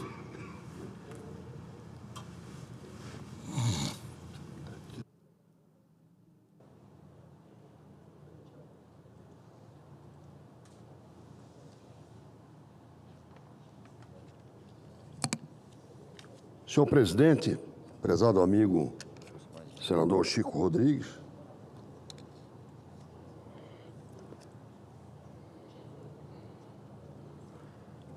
senhoras e senhores senadores, presidente, eu ocupo a tribuna para fazer um registro de preocupação, não com a decisão, mas preocupação com o conteúdo do anúncio do leilão de 4 segmentos de rodovias federais em Santa Catarina, conforme já anunciei ontem, que poderia ser até um anúncio alvissareiro, mas que nos causa preocupação. Nós temos vários gargalos rodoviários em Santa Catarina que atentam contra as nossas necessidades de logística e de segurança. Exemplo disso é a situação do Morro dos Cavalos, que já foi celebrizada quase, infelizmente, aqui no plenário, de tantas ocorrências tristes que eu já fiz aqui, cumprindo com o meu dever. Enquanto não temos resolvido esta questão que envolve a BR-101, posto que as necessidades para melhorar o fluxo de tráfego naquela rodovia que é a mais importante do sul do Brasil, não só de Santa Catarina, no trecho norte de Florianópolis, passando pela foz do rio Itajaí a sul e chegando até a divisa com o Paraná, depois da cidade de Joinville, isto está no limbo, porque todas as negociações resultaram frustradas no dia 9 de março e até agora não foram reabertas. E ao sul de Florianópolis, no Morro dos Cavalos, há um pré-anúncio de que teremos a sessão, a reunião de diretoria da ANTT para homologar a transferência da responsabilidade pelas obras do Morro dos Cavalos, está sendo pré-anunciada para dia 4 de junho. Não que isso nos satisfaça, mas sempre que a gente tiver alguma coisa anunciada que venha a ser concretizada pela NTT, eu aplaudirei. Mas tenho que dizer que está muito difícil isso acontecer. Nós, catarinenses, não podemos confiar nem no anúncio, quanto mais no pré-anúncio que eu ventilo aqui. Está pré-anunciado para o dia 4 de junho, como poderia ter sido realizado no dia 7 de maio, poderia ser realizada esta reunião para nos dar um farol na busca da solução da 101. Quanto ao leilão que eu mencionei, o leilão compreende, e como eu depois vou anunciar as lideranças que estão aqui presentes, prestem atenção, o leilão vai abranger a 282, só que a extensão da 282 não vai ser atendida. Aparentemente, o que será concedido à iniciativa privada para duplicação é o trecho Chapecó-Irani. Ou seja, é a 282 tributária da 153, que é a Transbrasiliana, ou seja, uma rodovia que percorre o Brasil de sul ao norte, de norte ao sul, e passa por Santa Catarina. Esta faz parte do leilão. Depois disso, a 470 de Campos Novos até Indaial. Não há referência ao trecho da 470 da BR-101 até a cidade, ao porto e ao aeroporto de Navegantes, que é um emblema da logística de Santa Catarina. E, finalmente, falta-nos o mínimo de informações a respeito da 280, que sequer conta com os projetos finais de engenharia do seu trecho mais nevrálgico, que é a travessia do canal do Linguado, da região do canal do Linguado, ou seja, estamos sem informações. Com base nisso, estão sendo anunciadas reuniões, audiências públicas. E eu quero aqui aplaudir publicamente a Prefeitura e o Prefeito de Rio do Sul, porque tem sido de grande valia as informações que o Condensul, que seria um conselho de desenvolvimento, não apenas de Rio do Sul, mas do interesse do Vale de Itajaí e de Santa Catarina, essas informações têm sido muito úteis para nos alertar sobre a necessidade de termos uma visão do todo para depois analisar as questões locais. Então, nós já aprovamos na Comissão de Serviços de Infraestrutura ontem uma audiência pública para conhecer o todo disto, e não os trechos e subtrechos. Repito, tanto do acesso a Chapecó, que é a BR-480, quanto a 153, quanto a 470 e quanto às necessidades da 280 e da 163.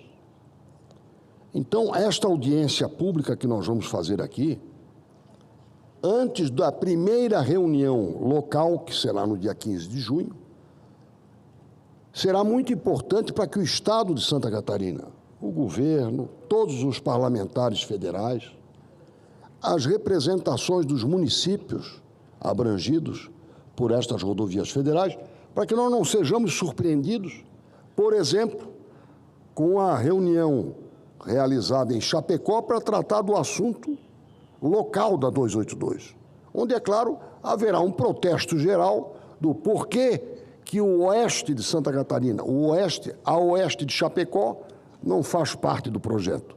Por que isso? E por que a 282 só será atendida até o Irani, até o município de Irani? Então, esse edital não é para Santa Catarina. Os nossos interesses do Estado em matéria de logística quanto a rodovias federais têm sido destratados há muito tempo. Tanto é que o governo de Santa Catarina, entre 2021 e 2022, transferiu ao governo federal 385 milhões de reais em dinheiro para pagamento de execução destas rodovias federais, incluindo-se aí ainda a 285 e, além da 470, a 280. Felizmente, conseguimos aqui no Senado, lembro bem da sessão, eu estava sentado, estava aí nesse posto de trabalho, o senador Fernando Doyle, quando conseguimos, depois de 4 tentativas malfadadas, mal sucedidas, conseguimos incluir no PROPAG, o grande acordo proposto pelo senador Rodrigo Pacheco para a negociação da dívida dos estados, conseguimos incluir a indenização a Santa Catarina, o ressarcimento. E já aconteceu no dia 30 de abril deste ano, depois de muitas vicissitudes, veto presidencial, derrubada do veto, conseguimos que Santa Catarina abatesse da sua dívida o valor atualizado desses recursos que o Estado transferiu para a União. os 385 milhões, hoje deve representar algo ao redor de 470 milhões, e no dia 30 de abril passado, os primeiros 70 milhões 822 já foram abatidos, ou seja, o Estado deixou de pagar. É este alerta que eu quero deixar, e faço isso, presidente, em meio à marcha dos prefeitos. E, se o senhor me permitir, eu gostaria de registrar aqui a presença de algumas dessas lideranças. Primeiro, o próprio prefeito de Rio do Sul, que eu já mencionei, o nosso prefeito Manuel, que está aqui acompanhado do chefe de gabinete, da chefe de gabinete, a Thalita, e pelo nosso querido Ricardo, que há de bem suceder os ensinamentos do Manuel, os ensinamentos e o exemplo. No município de Maravilha, quero registrar aqui a presença do nosso prefeito Vinícius, do secretário Eduardo, no município de Modelo, o nosso vice-prefeito Alain, no município de Guaramirim, que recebeu hoje a confirmação de que no dia 20 de junho nós teremos a Esquadrilha da Fumaça, premiando o município de Guaramirim, os vereadores Marcelo e Oswaldo, município de Jacinto Machado, que eu estou aguardando aqui a presença do senador Flávio Arnes, para que ele conheça a cidade, conheça a bala de banana da cidade de Jacinto Machado, de onde saiu o homem que foi para Antonina ensinar o pessoal de Antonina, no Paraná, a fazer bala de banana. E hoje ela é, por iniciativa do senador Flávio Arnes, a capital nacional da bala de banana. Estou esperando por ele aqui. Mas aqui a presença da vereadora Graziella, do vereador Daniel e Aderval Wellington, vereadores de Jacinto Machado, a vereadora Jadna de Pedras Grandes, do município de Major Gersino, o nosso prefeito Rodrigo, o Rony, o nosso prefeito de Itupuranga, o Jason, e o Fabiano, secretário, que realizou recentemente mais uma edição da nossa Festa Nacional da Cebola, inspirada no nosso saudoso amigo Gervásio Maciel, e, finalmente, registrar a presença do prefeito Dr. Pedrinho, o prefeito Geliade e o seu assessor, Goss.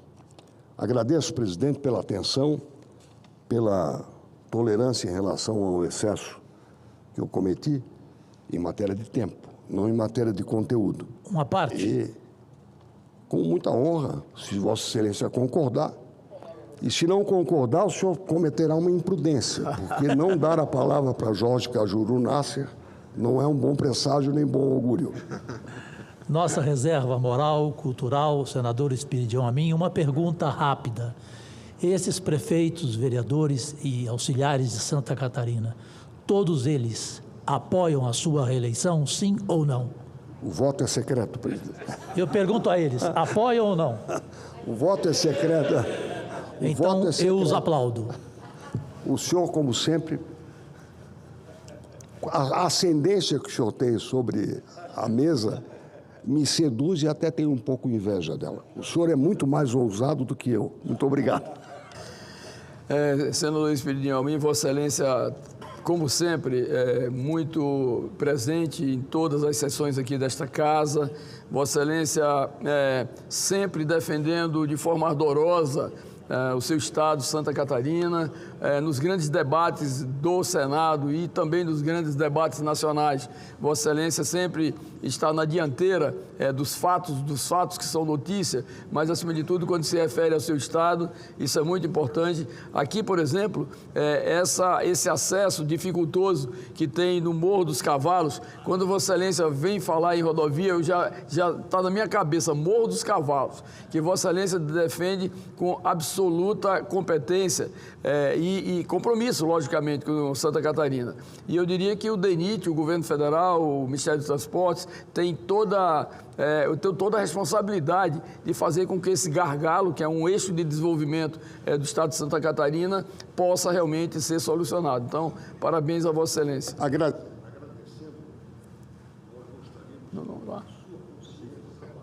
que a consciência que impulsiona as suas palavras começasse a ocupar mais espaço na capacidade decisória de quem pode nos ajudar. O povo de Santa Catarina é de boa índole, mas a paciência está sendo alvo de um certo abuso continuado. Muito obrigado. Tenho certeza, nobre senador Espíridinho Amin, que Vossa Excelência, pelo nível, pela capacidade, pelo preparo intelectual, político, enfim, e o compromisso com Santa Catarina, Vossa Excelência, na próxima legislatura, retornará aqui ao Senado para que essas grandes causas de Santa Catarina nacionais, elas sejam resolvidas. Parabéns, Vossa Excelência. Continuando o pequeno expediente, passo a palavra ao senador Jorge Cajuru, do PSB de Goiás. Vossa Excelência dispõe de 10 minutos. Em Brasília, 2h41, você acompanha ao vivo a sessão plenária desta quarta-feira. Vamos ouvir o senador Jorge Cajuru. Senador Chico Rodrigues, voz querida da nossa Roraima, brasileiras e brasileiros, minhas únicas vossas excelências. Eu queria respeitosamente iniciar me dirigindo ao senador colega Flávio Bolsonaro. Sua assessoria certamente está assistindo a este início de sessão. Senador, o senhor sabe muito bem do respeito, do carinho que sempre lhe tratei, recíproco. Nunca usei a tribuna para usar qualquer adjetivo contra o senhor, inclusive nos seus momentos mais difíceis, porque eu aprendi nessa vida não ser oportunista. Porque só o senhor sabe o que está vivendo. E se o senhor faltou ou não com a verdade, com os seus aliados ou com a sociedade brasileira, não cabe a mim fazer julgamento. Agora, cabe a mim fazer uma correção em suas constantes declarações, e hoje, lamentavelmente, o meu amigo, senador Magno Malta, repetiu o seu erro, e eu, Magno, espero que você seja justo comigo quando aqui estiver, e entenda que eu não faria isto contigo. Fui solidário a você num momento difícil, recentemente, porque em nenhum segundo acreditaria numa atitude que não tem a ver com o seu perfil, que conheço há mais de uma década. Senador Flávio Bolsonaro, pare, e você também, Magno, de colocar todo mundo na mesma vala. Quando o senhor se recebe para dar entrevista aos jornalistas, diga a eles as exceções, seja da base do governo ou da esquerda. Eu não sou de esquerda, eu não sou de direita. Eu sou eu, um simples ser humano. Agora, senador Flávio, senador Magno, eu, Cajuru, fui o primeiro senador a assinar a CPMI do Banco Master, proposta pela deputada federal, que é da base do governo, na Câmara dos Deputados, ex-senadora Heloísa Helena. Eu fui o primeiro.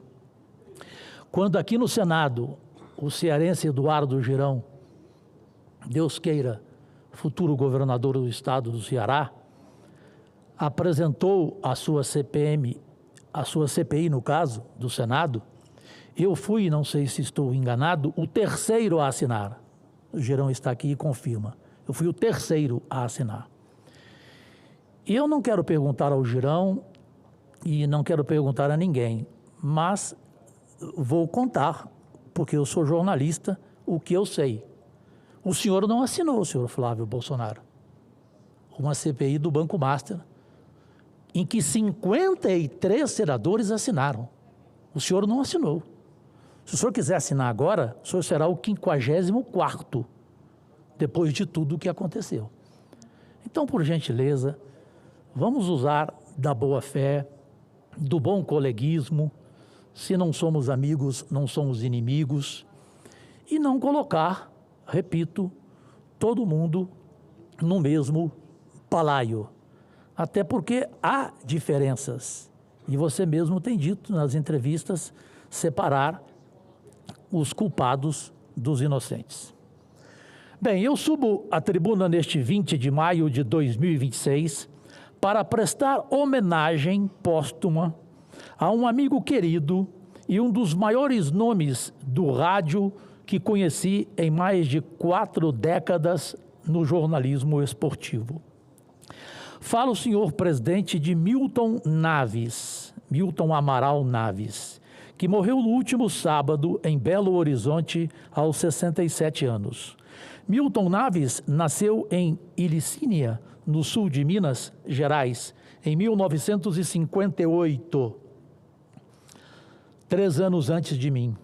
Começou no jornalismo aos 17 anos, quando foi selecionado pela Rádio Cultura de Alfenas, aos 19 anos.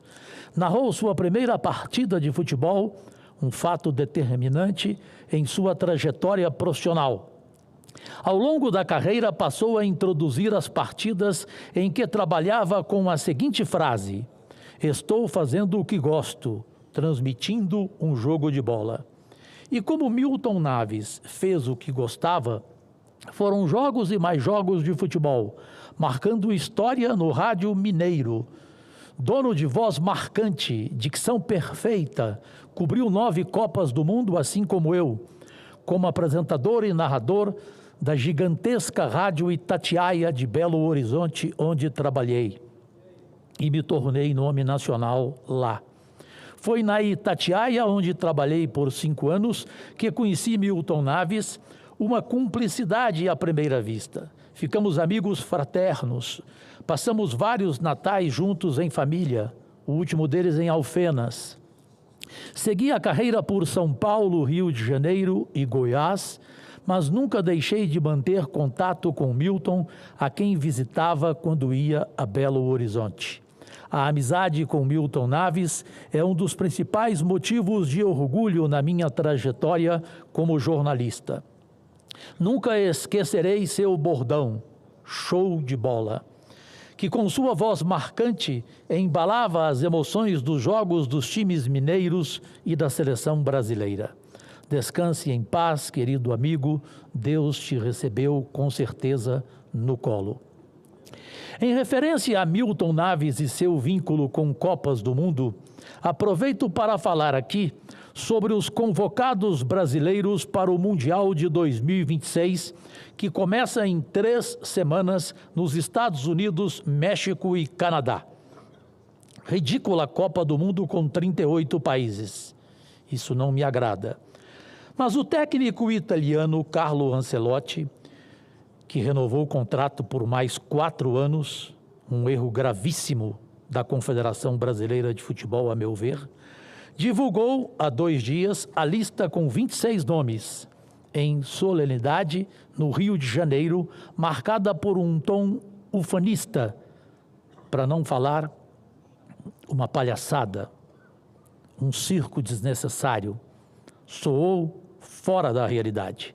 O clima de festa deu a impressão de que o Brasil vem de várias conquistas no futebol. Precisamos lembrar a realidade. Ficamos em 5º lugar nas eliminatórias sul-americanas. E não podemos esquecer, Gerão se lembra bem, Chico também, a mim, Dueire, pernambucano, 24 anos que ganhamos o último título mundial. Então temos que comemorar o quê? Foi em 2002 o último. Depois só decepções. Na Alemanha, África do Sul, Brasil, Rússia, Catar. Otimismo, sim. Ufanismo e pachequismo não tem a ver comigo. O único pachequismo meu é o senador Rodrigo Pacheco. Até porque da lista de 26 de Carlo Ancelotti, 15 jogadores atuaram pela seleção sob o comando de Tite na Copa de 2022, no Catar. Estão 4 anos mais cansados ou 4 anos mais experientes? Fica a dúvida a conferir. Como curiosidade, o grupo tem idade média de 28 anos. Oscila entre os 38 do goleiro Everton e os 19 anos dos atacantes Ryan e Hendrick. Cabe uma menção à convocação do mais notório jogador brasileiro, Neymar, 34 anos. Craque de talento inegável, sua inclusão no grupo foi recebida por muitos como a de alguém que vai realizar agora o milagre não alcançado em 3 Copas anteriores. O desempenho em campo não justifica tanta euforia.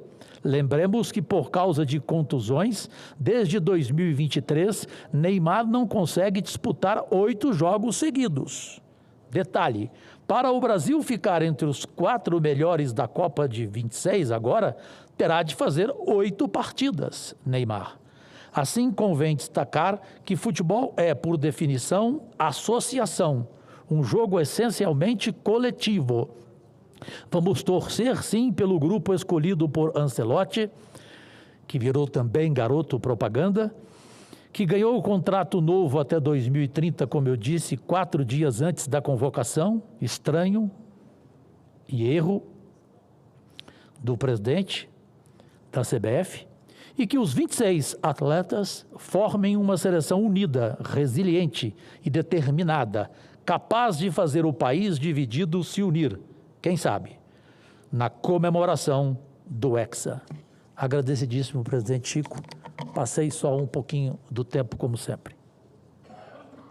Nobre senador Jorge Cajuru, Vossa Excelência, quando faz aqui uma homenagem, né, ao seu colega de profissão, saudoso Milton Naves, jornalista, radialista, que se destacou no cenário nacional, mostra exatamente o seu carinho e, acima de tudo, o seu gesto, né, com alguém que teve a oportunidade, com quem teve a oportunidade de conviver por tantos anos no jornalismo, que é, na verdade, a sua marca registrada no Brasil. Né? Quem não conhece o radialista, jornalista, político, hoje Jorge Cajuru, e essa homenagem a um colega dessa ordem, eu acho que fica tatuado na memória de todos os seus colegas do jornalismo e, por que não dizer também, da população brasileira. Qualquer um de nós tivemos a oportunidade de, em vários momentos da vida, acompanhar as transmissões do Milton Naves, mostrando exatamente a sua competência e seu profissionalismo. Portanto, fica aqui esse registro e ficará também marcado aqui nos anais do Senado da República essa homenagem de Vossa Excelência ao grande jornalista e radialista Milton Naves. Presidente, como o senador a mim disse que eu gosto de quebrar o protocolo, fosse um jornalista de São Paulo, do Rio, certamente haveria o pedido de 1 minuto de silêncio em homenagem ao seu falecimento. Mas ele é de Belo Horizonte, mas ele é de uma rádio nacionalmente reconhecida, que é a Rádio Itatiaia, hoje Rede Itatiaia. E o seu talento não era um talento mineiro, era um talento nacional, cobriu 9 Copas do Mundo. 1 minuto, eu estou presidindo aqui a sessão. Eu pediria ao senhor, se for possível, que a gente faça aqui o que faríamos com um jornalista esportivo de São Paulo ou do Rio. Fosse, por exemplo, o Milton Neves, meu companheiro, talento irretocável, que felizmente está vivo e vivendo com saúde. Então, se for possível, eu pediria ao senhor 1 minuto de silêncio em função do falecimento do mineiro nacionalmente conhecido da Rede Itatiaia, Milton Amaral Naves. Caro colega senador Jorge Cajuru, atendendo a um pedido justo de Vossa Excelência, nós declaramos agora 1 minuto de silêncio em homenagem à memória do grande jornalista radialista Milton Naves. Agora em Brasília, 2h55, Rádio Senado, comunicação para a cidadania, em parceria aqui com a TV Senado, transmissão conjunta da sessão plenária desta quarta-feira. Neste momento, o plenário do Senado faz um minuto de silêncio pela morte do narrador mineiro Milton Naves, que morreu no último sábado aos 70 anos de idade. Nascido em Ilicínia, Minas Gerais, a cerca de 330 quilômetros da capital mineira, em 26 de dezembro de 1955, Milton Amaral Naves se mudou ainda na infância para Alfenas, também no sul de Minas Gerais. Lá realizou o sonho de se tornar narrador esportivo aos 17 anos pela Rádio Cultura. Sua primeira transmissão foi um jogo entre Flamengo e Caldense, por um torneio amistoso que marcou a inauguração do estádio Francisco Leite Vilela no ano de 1977. Em seguida foi para a Rádio Guarani, de Belo Horizonte, e em seguida a Rádio Itatiaia, aos 21 anos de idade. Vossa Excelência, foi feito aqui o Resiste, o Minuto de Silêncio em homenagem ao grande radialista e jornalista brasileiro, mineiro, Milton Naves. Continuando o pequeno expediente, convido o senador Fernando Dueire, do PSD de Pernambuco, para fazer o seu pronunciamento. Vossa Excelência dispõe de 10 minutos.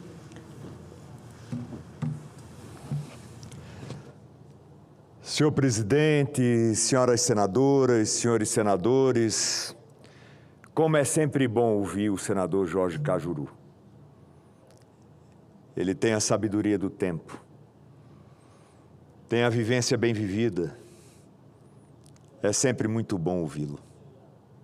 Senso de justiça, reconhecimento. Subo hoje a esta tribuna para tratar de um tema, senhor presidente, que toca diretamente a dignidade do trabalho e da valorização de duas categorias fundamentais para a saúde pública brasileira: os médicos e os cirurgiões dentistas. Aceitei com muita satisfação relatar o projeto de lei 1365 de 2022, 4 anos atrás, que propõe a atualização do salário mínimo dessas categorias conforme previsto na histórica Lei 3.999 de 1961.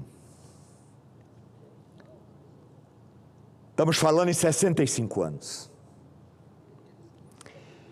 Além da majoração dos valores da hora extra e do adicional noturno, hoje consegui cumprir minha missão, aprovando o meu relatório favorável ao projeto de forma terminativa na Comissão de Assuntos Sociais. Aprovamos por unanimidade, com a presença e o voto nominal de todos os senadores que participam da comissão. Estamos falando de profissionais que sustentam diariamente o funcionamento do nosso sistema de saúde, seja no SUS, seja na rede privada. São homens e mulheres que enfrentam jornadas extenuantes, muitas vezes em condições adversas, lidando com a dor, com a urgência e com a responsabilidade de preservar vidas. Não é razoável e nem é justo que em pleno século XXI, essas categorias ainda estejam submetidas a parâmetros salariais defasados, ancorados em uma realidade econômica completamente distinta da atual. A legislação vigente, embora importante em seu tempo, já não corresponde mais às exigências e às complexidades e ao grau de especialização que hoje caracterizam essas profissões. Valorizar médicos e cirurgiões dentistas é reconhecer que a qualidade da saúde oferecida à população passa diretamente pela valorização de quem está na linha de frente. É entender que não há sistema de saúde forte sem profissionais respeitados, motivados e devidamente remunerados. O PL 1365 de 2022 da senadora paraibana Daniela vem, portanto, corrigir uma distorção histórica ao atualizar o piso salarial e ajustar os adicionais de hora extra e trabalho noturno. Esse projeto reafirma um princípio básico. Trabalho essencial deve ser tratado como prioridade nacional. Sabemos que há desafios orçamentários e que toda alteração salarial exige responsabilidade fiscal, mas também sabemos que investir em saúde é investir no futuro do Brasil. Cada real destinado à valorização desses profissionais retorna à sociedade em forma de atendimento mais qualificado, menor rotatividade, maior dedicação e melhores resultados para a população. Além disso, senhor presidente, este projeto fortalece a atratividade das carreiras médicas e odontológicas, especialmente em regiões mais carentes, onde a dificuldade de fixação de profissionais é uma realidade preocupante. Ao garantir melhores condições de remuneração, damos um passo concreto para reduzir desigualdades regionais no acesso à saúde. A aprovação do projeto representa um gesto claro deste Parlamento em favor da justiça, da dignidade profissional e da saúde pública de qualidade. Muito obrigado, senhor presidente. Vossa Excelência, senador Fernando Wade, trata desse tema aqui que é importantíssimo, né, de uma classe profissional tão importante para o Brasil e, lógico, que Vossa Excelência, como bom pernambucano que se debruça sobre essas questões, que claro que vai reverberar diretamente em todas as categorias. Então, parabéns a Vossa Excelência pela preocupação. Passo... Quem agora? Passo a palavra ao senador Eduardo Girão, do Novo do Ceará. Vossa Excelência dispõe de 10 minutos. Muito obrigado, senhor presidente.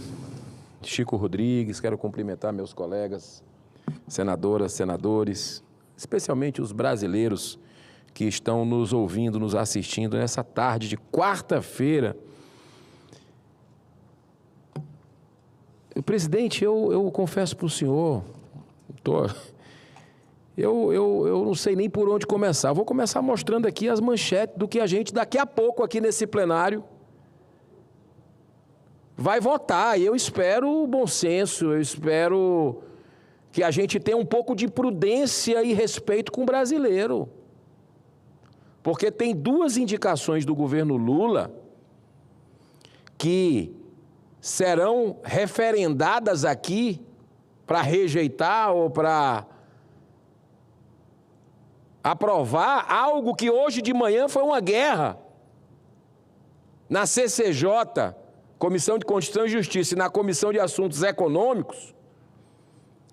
Mas a oposição, eu até me surpreendi, porque a população brasileira, eu sei que está levando o pão de cada dia, tentando buscar alimento nessa loucura que a gente está vivendo, com aumento de preço, com bet, com a segurança pública em frangalhos, a população querendo sobreviver, mas também está acompanhando os vazamentos, as operações da Polícia Federal, esperando que essa casa entre no jogo, no enfrentamento à corrupção e à impunidade, para fazer a CPI ou CPMI do Banco Master, que essa casa não está querendo fazer. O Senado, já há 5 meses, tem um requerimento de minha autoria. Amanhã nós vamos ter uma sessão do Congresso. Estaremos lá para cobrar o presidente do Congresso, que é também o presidente do Senado, para que abra a CPMI, então. Tem recorde de assinatura de deputado e senador.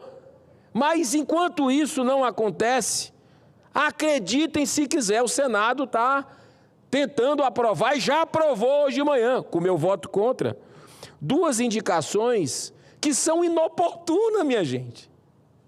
Depois de tudo que foi revelado dessa podridão de Banco Master, de tendência político-partidária em tribunal,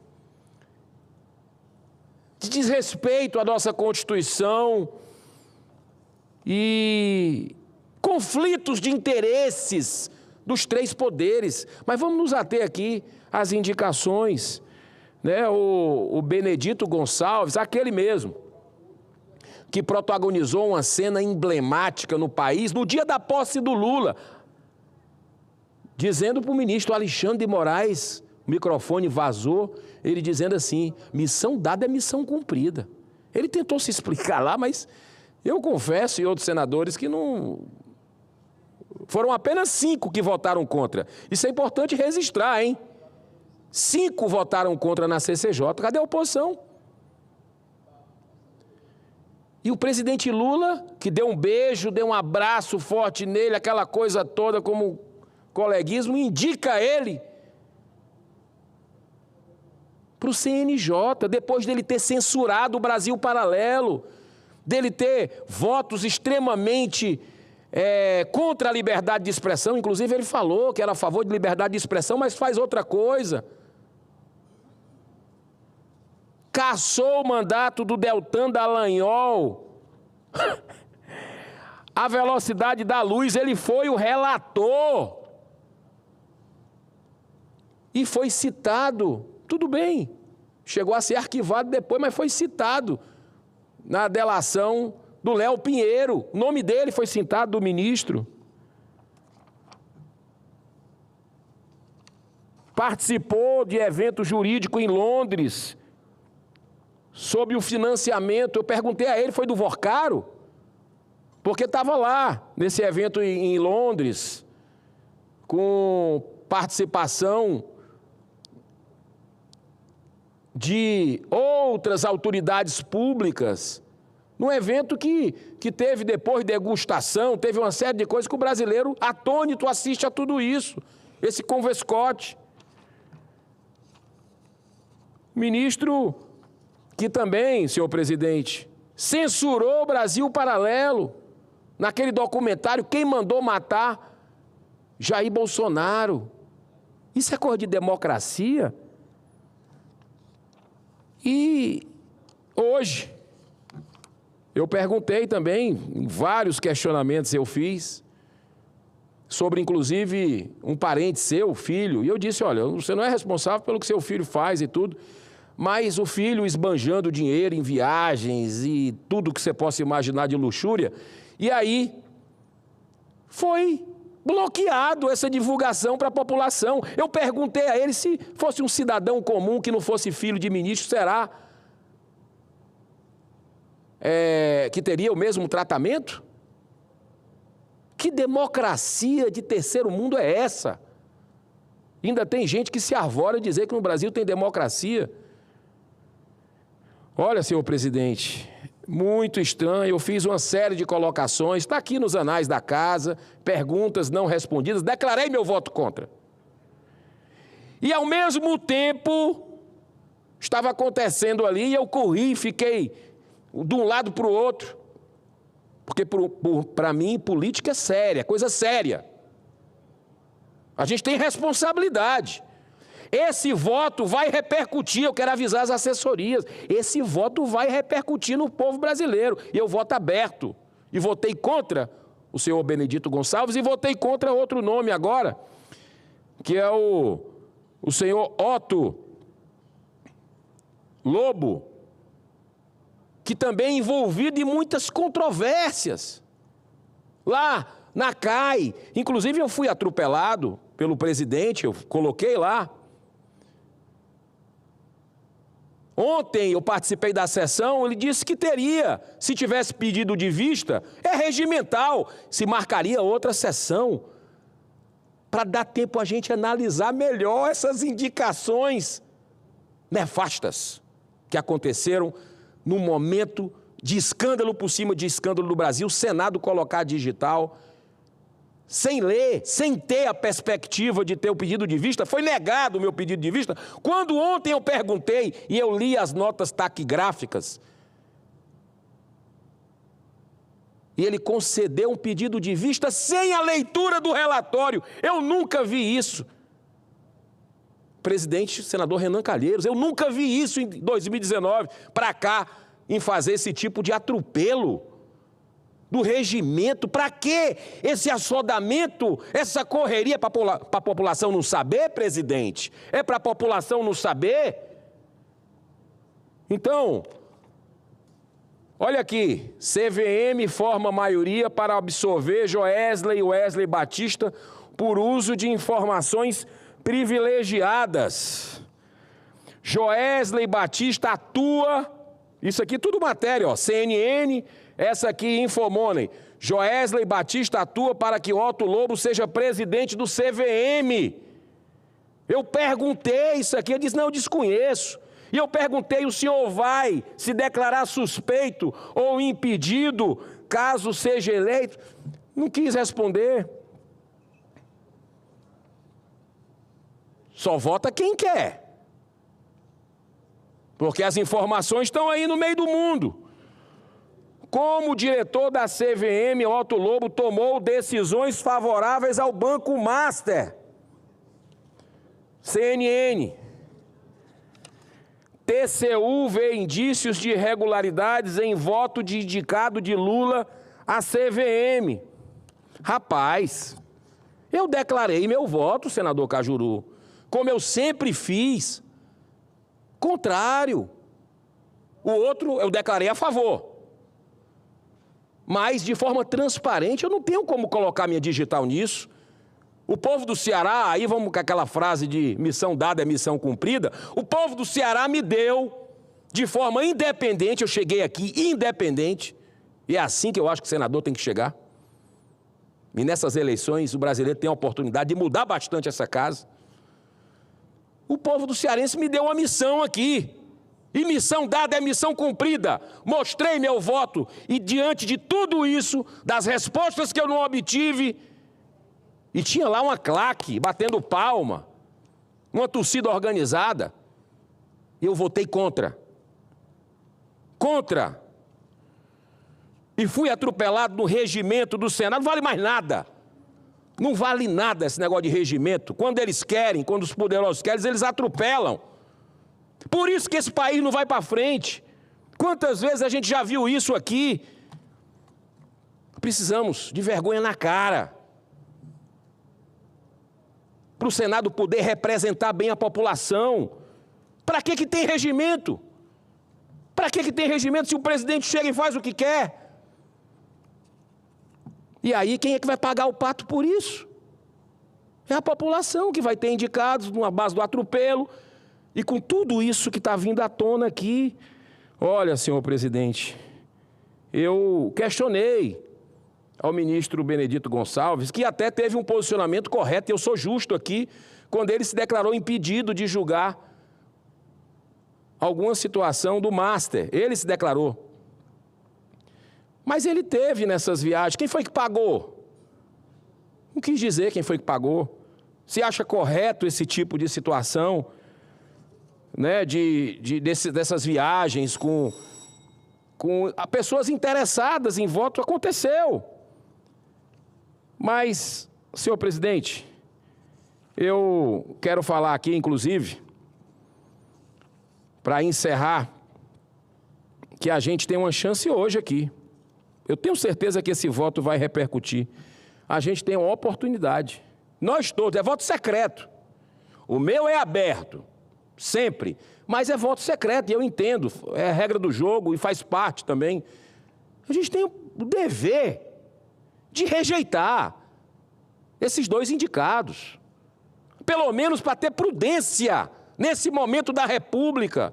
Não fazer de conta que não está nada acontecendo, porque a insistência nessa indicação é extremamente estranha. Eu acho que o senador Jorge Cajuru quer a parte e eu concedo com muita honra. Obrigado, senador Eduardo Girão. Girão, no começo do meu pronunciamento hoje, me dirigi aos colegas, senador Flávio Bolsonaro, e este já é amigo, senador Magno Malta, para que não se cometa injustiça com quem tem opinião própria, como você bem colocou, opinião independente. E as pessoas não têm memória. Você tem, você foi justo comigo. O único senador da base do governo na CPI de 8 de janeiro, quando da leitura do relatório final feito pela senadora Elisiane Gama, o único da base do governo que votou contra o relatório dela, que culpava Jair Bolsonaro por 8 de janeiro, e eu fui contra, votei contra.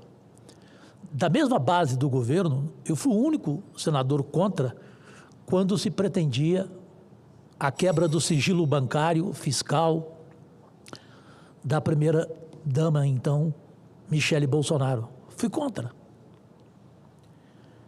Então, dessa mesma forma, depois do que você bem colocou, eu, pela manhã, estive cuidando da minha saúde e não pude votar.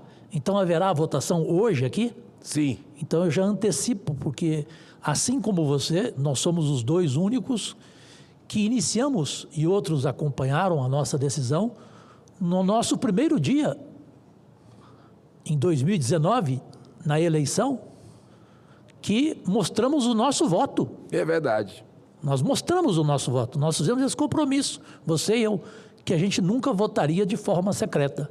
Então, eu antecipadamente quero dizer que também rejeitarei esses dois nomes. Muito bem. Fique bem claro. Muito bem, eu incorporo, senhor presidente, peço que o senhor incorpore ao meu pronunciamento, que eu tenho certeza que vai repercutir na história dessa casa, porque nós temos a chance ainda de continuar nos aproximando da população. Essa casa rejeitou um ministro, um indicado para o Supremo Tribunal Federal depois de 134 anos. E a gente pode segurar as pontas aqui com respeito ao Brasil nesse momento, com esses dois indicados, nada contra as pessoas deles, deixando muito claro. Mas eu estou trazendo matérias, você vê as fontes, CNN, Gazeta do Povo, né, veículos tradicionais do Brasil, Folha de São Paulo também, né? E aqui do próprio Tribunal Superior Eleitoral, senhor presidente. Para encerrar, se o senhor me der mais um minuto, eu prometo encerrar, que a fonte é da rede do próprio Tribunal Superior Eleitoral, ó. TSE desmonetiza 4 canais e suspende divulgação de documentário. Por que as pessoas não podem ver? O que estão querendo esconder? E foi o ministro, participou ativamente, Benedito Gonçalves, ministro. TSE faz censura prévia a filme da Brasil Paralelo sobre facada em Bolsonaro. Rapaz, está errado. Se fosse do lado do PT censurando, o senhor sabe que eu estaria aqui nessa tribuna também dizendo que estava errado. Isso é independência. Como o senhor tem uma postura de independência desde o começo do mandato, enfrentando poderosos, e eu sou testemunha disso. Que Deus abençoe a nossa nação, senhor presidente, que hoje a gente possa continuar ao encontro da sociedade e não dar passo para trás, porque ninguém é caranguejo aqui. Obrigado, senhor presidente. Senhor senador Eduardo Girão, parabéns pelo pronunciamento de Vossa Excelência, e gostaria de pedir a Vossa Excelência que assumisse aqui a presidência enquanto eu realizo o meu pronunciamento. Em Brasília, 3h19, você acompanha ao vivo pela Rádio e TV Senado a sessão plenária desta quarta-feira, 20 de maio de 2026. Agora o senador Eduardo Girão assume a presidência e ouviremos em seguida o pronunciamento do senador Chico Rodrigues, do PSB do estado de Roraima. Senador Chico Rodrigues, do estado de Roraima, pelo prazo de 10 minutos com a tolerância da casa.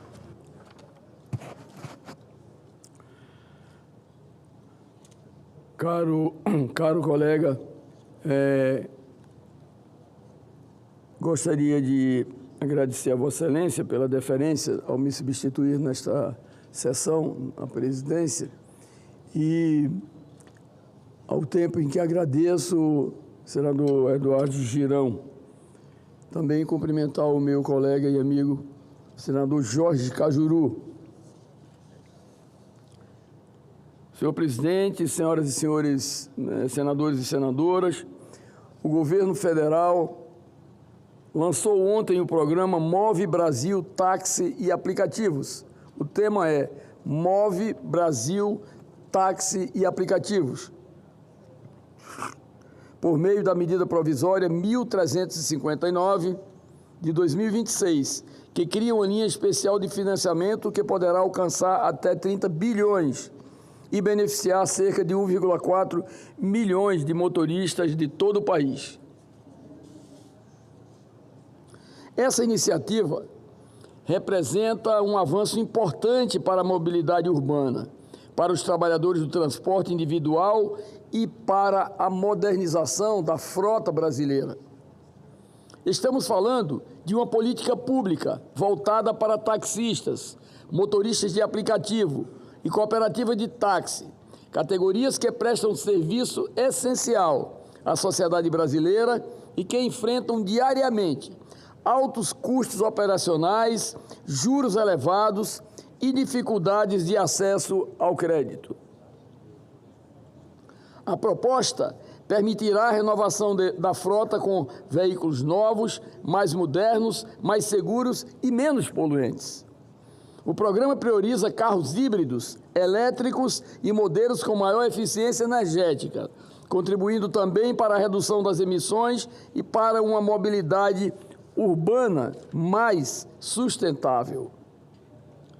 Outro aspecto extremamente positivo é a participação das montadoras, que deverão oferecer descontos mínimos de 5% nos veículos financiados, em automóveis de até R$ 150 mil.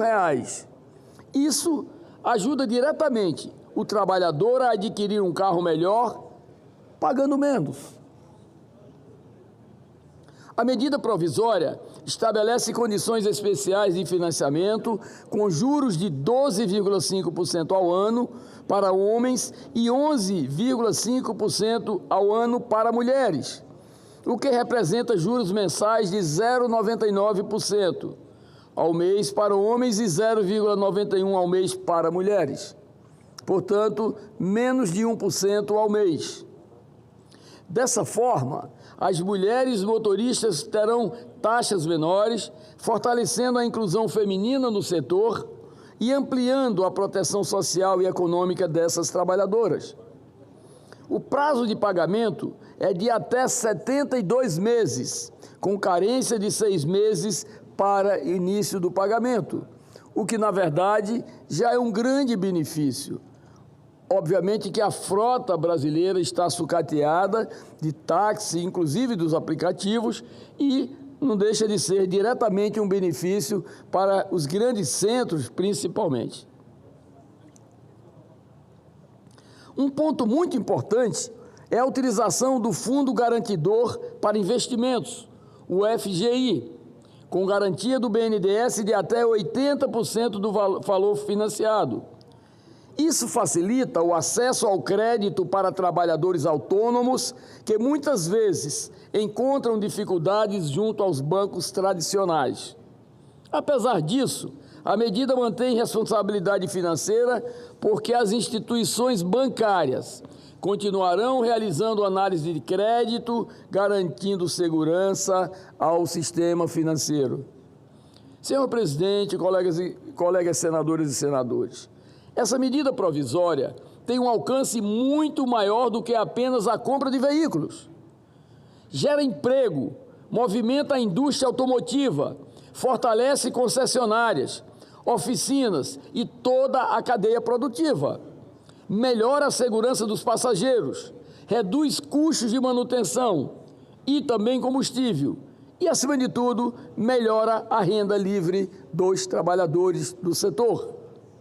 Até então, esses trabalhadores muitas vezes têm um carro muito velhinho, de uso limitado, ou tinham que alugar um veículo novo para trabalhar, pagando um aluguel alto que consome significativamente a renda que gera trabalhando exaustivamente. Agora, com esse programa de juros reduzidos, paga bem menos por mês de financiamento e, ao final, fica com o bem pelo qual pagaram. Isso é melhores melhores condições de trabalho também é qualidade de vida para quem passa o dia transportando pessoas nos centros urbanos. Estou falando de pessoas que usam o próprio veículo como ferramenta de sustento. Muitos passam de 10 ou 12 horas por dia trabalhando para garantir o sustento de suas famílias. Em alguns casos, significa que essa trabalhadora, esse trabalhador, chega em casa mais cedo, porque seu carro novo não teve problemas mecânicos e com mais disposição de dar atenção à sua família. Uma medida que era solicitada pela população do meu estado de Roraima e de todo o Brasil, que finalmente trará grandes benefícios para essa categoria profissional. Dar acesso a crédito mais barato e permitir a renovação da frota é uma medida de dignidade, inclusão produtiva e desenvolvimento econômico. Por isso, considero essa iniciativa como meritória, moderna e socialmente importante para o Brasil. Senhor presidente, nós, parlamentares, independente da matriz partidária, não podemos aqui deixar de reconhecer este benefício que poderia ocorrer em qualquer governo, na medida em que a frota nacional, como todos nós sabemos e que usamos Uber, que usamos táxi, enfim, sabemos que vivem com absoluta dificuldade muitos deles, tanto nas capitais, nos grandes centros urbanos, quanto nas pequenas cidades também do interior do Brasil. E uma medida dessa, com um juro menor que 1% ao mês, com um prazo de 6 meses de amortização e pagamento, com uma oportunidade de venderem os seus carros já bastante desgastados para dar uma entrada em um veículo novo, já dá uma alegria enorme a esses profissionais do volante, tanto taxistas quanto aqueles que transportam através do Uber. Portanto, é uma medida meritória, senador, meu colega senador Eduardo Girão, porque a gente vê a dificuldade, nós que temos amigos, parentes inclusive, também, que fazem dessa atividade o meio de sustento da sua vida e da sua família. E é muito interessante quando a gente se refere aqui em relação ao veículo novo, ele vai rodar menos tempo porque quebra menos. E rodando menos tempo, ele vai ter mais tempo para cuidar da sua família, para estar mais próximo da sua família, para ir em uma escola buscar um filho na escola, para levar a sua mãe no médico. Então, tem determinadas coisas que independe do partido que toma essas decisões. E por isso nós não poderíamos deixar de fazer aqui esse registro, o elogio e dizer que chegou num momento extremamente oportuno. No meu estado, o estado de Roraima, lá no setentrião brasileiro, o estado mais ao norte, no hemisfério norte do país, nós vemos aqueles donos de táxi que estão aí no aeroporto, que nos recebem, que conversam conosco, já há meses e mais meses pedindo uma intervenção no sentido de que esse projeto fosse efetivamente aprovado e posto em prática. Portanto, hoje, para mim, pelo menos, é um motivo de muita alegria, porque vejo que aqueles amigos que são taxistas, que estão com seus carrinhos velhos, trabalhando para manter suas famílias, hoje eles já devem estar eufóricos, correndo nas concessionárias para ter a oportunidade de trocar o seu carro e poder trabalhar com mais dignidade. Então, eu gostaria de deixar esse registro, senhor presidente, e gostaria que exaustivamente fosse divulgado nos veículos de comunicação desta casa, principalmente na Voz do Brasil, porque é ouvida por toda a população brasileira. Muito obrigado, senhor presidente. Muito bem, senhor, meu querido irmão, senador Chico Rodrigues. Parabéns pelo seu pronunciamento justo, meritório, e pela sua gravata também bonita com as cores do Brasil. Eu imediatamente convido o senhor para assumir a presidência, já chamando o senador Sérgio Moro para ocupar a tribuna, fazer o seu pronunciamento por 10 minutos, com certeza com a tolerância desta presidência.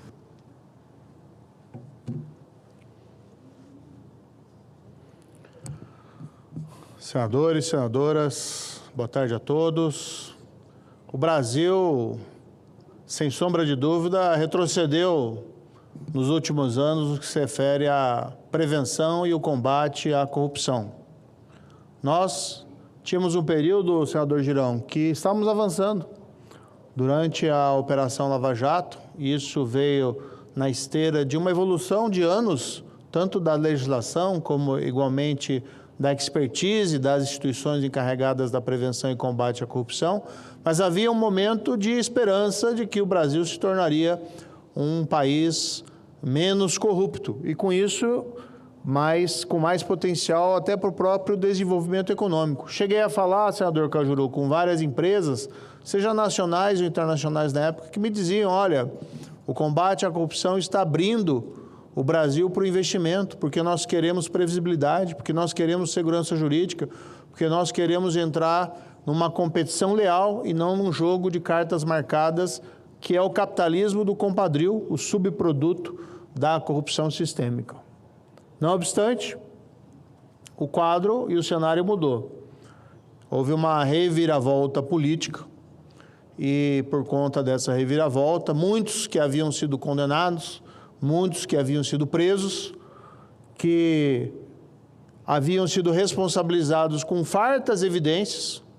Ninguém nega que o roubo à Petrobras ocorreu, por exemplo. A própria Petrobras informou que recebeu de volta 6 bilhões de reais por conta da Operação Lava Jato. Ninguém nega, por exemplo, que o estado do Rio de Janeiro foi dilapidado, roubado, saqueado por gente como o Sérgio Cabral, mas a reviravolta política levou à anulação sucessiva de várias dessas condenações e prisões. Porque eram inocentes? Não, porque eram culpados. Na verdade, não havia como declarar a inocência porque as evidências eram retumbantes, porque nesses casos todos sempre houve uma prova muito segura, documental, testemunhal, e apenas ali uma pequena parte resultante, de fato, de declaração de outros criminosos. As provas eram fartas e, por isso, eles precisavam voltar para casa, precisava ter o subterfúgio para retornar à tradição da impunidade. E a impunidade sempre é irmã gêmea da corrupção.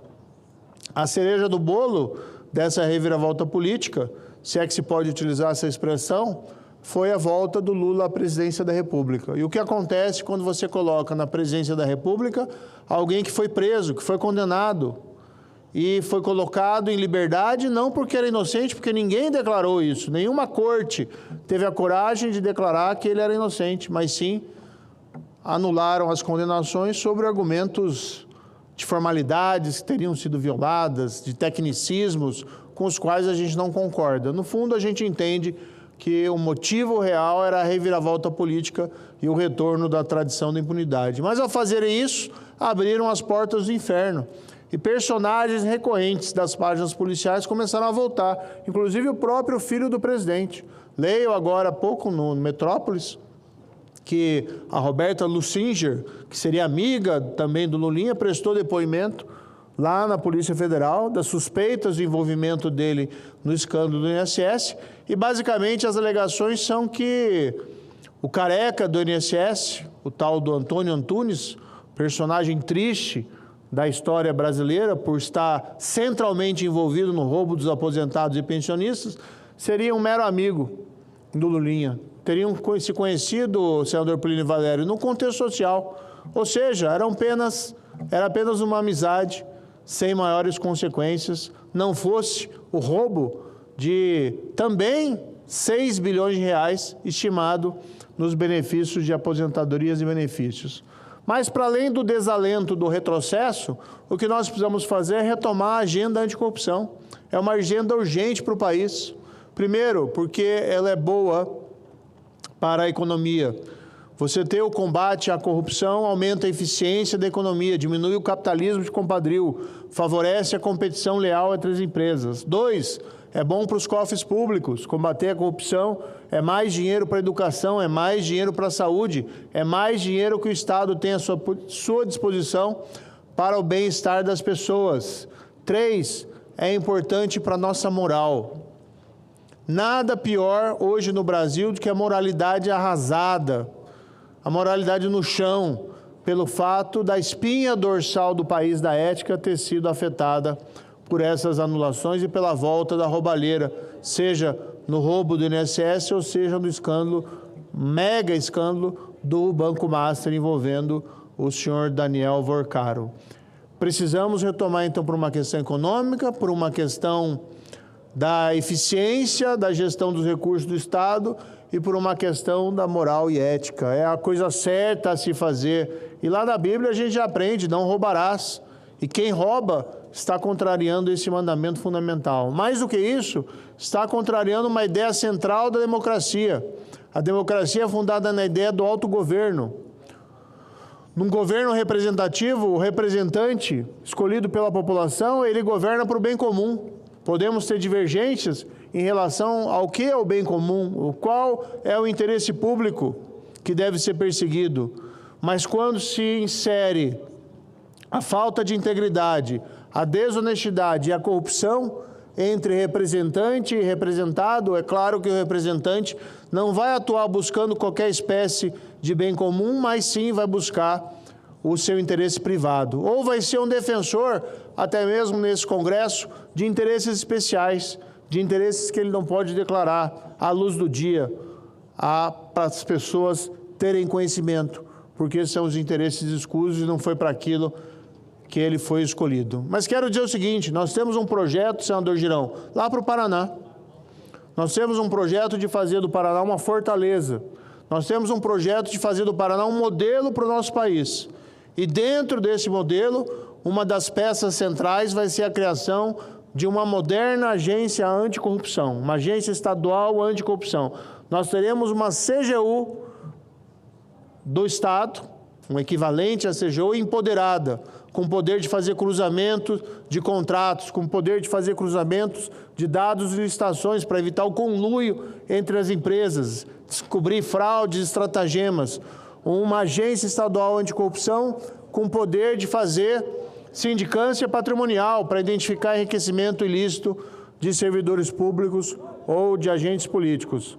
Mais uma agência estadual anticorrupção que nós queremos imunizar de qualquer espécie de pressão política. Por isso, além de termos um quadro de servidores qualificados para nela trabalhar, nós também vamos buscar otorgar um mandato ao diretor da agência estadual de corrupção, para que nem o governador possa destituí-lo da posição. O paralelo aqui, senador Plínio Valério, é o Banco Central. O mandato para o presidente do Banco Central se mostrou crucial nesses últimos anos, porque fez tanto que Roberto Campos Neto, mas também o próprio Gabriel Galípolo resistisse às pressões políticas para uma derrubada artificial dos juros. Podem até ter errado nas decisões que tomaram, mas foram as decisões deles. Não cederam, mas tiveram a proteção jurídica necessária para não ceder frente às pressões políticas, frente ao canto da sereia do ganho fácil na economia. E é o que nós queremos fazer igualmente com a nossa agência estadual anticorrupção.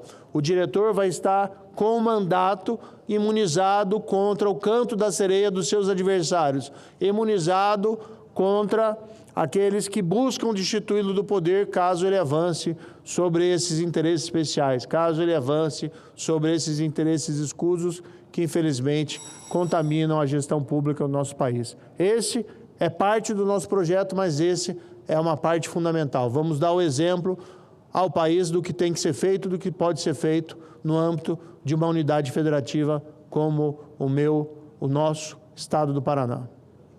Senhor presidente, eu queria pedir uma parte, se o senhor me permitir, ao senador Sérgio Moro, dizer da sua brilhante ideia. Que se me permite, eu vou copiá-lo. Esse projeto que o senhor está querendo levar, uma espécie de CGU, uma agência anticorrupção para o Estado do Paraná, é algo que o Ceará também precisa.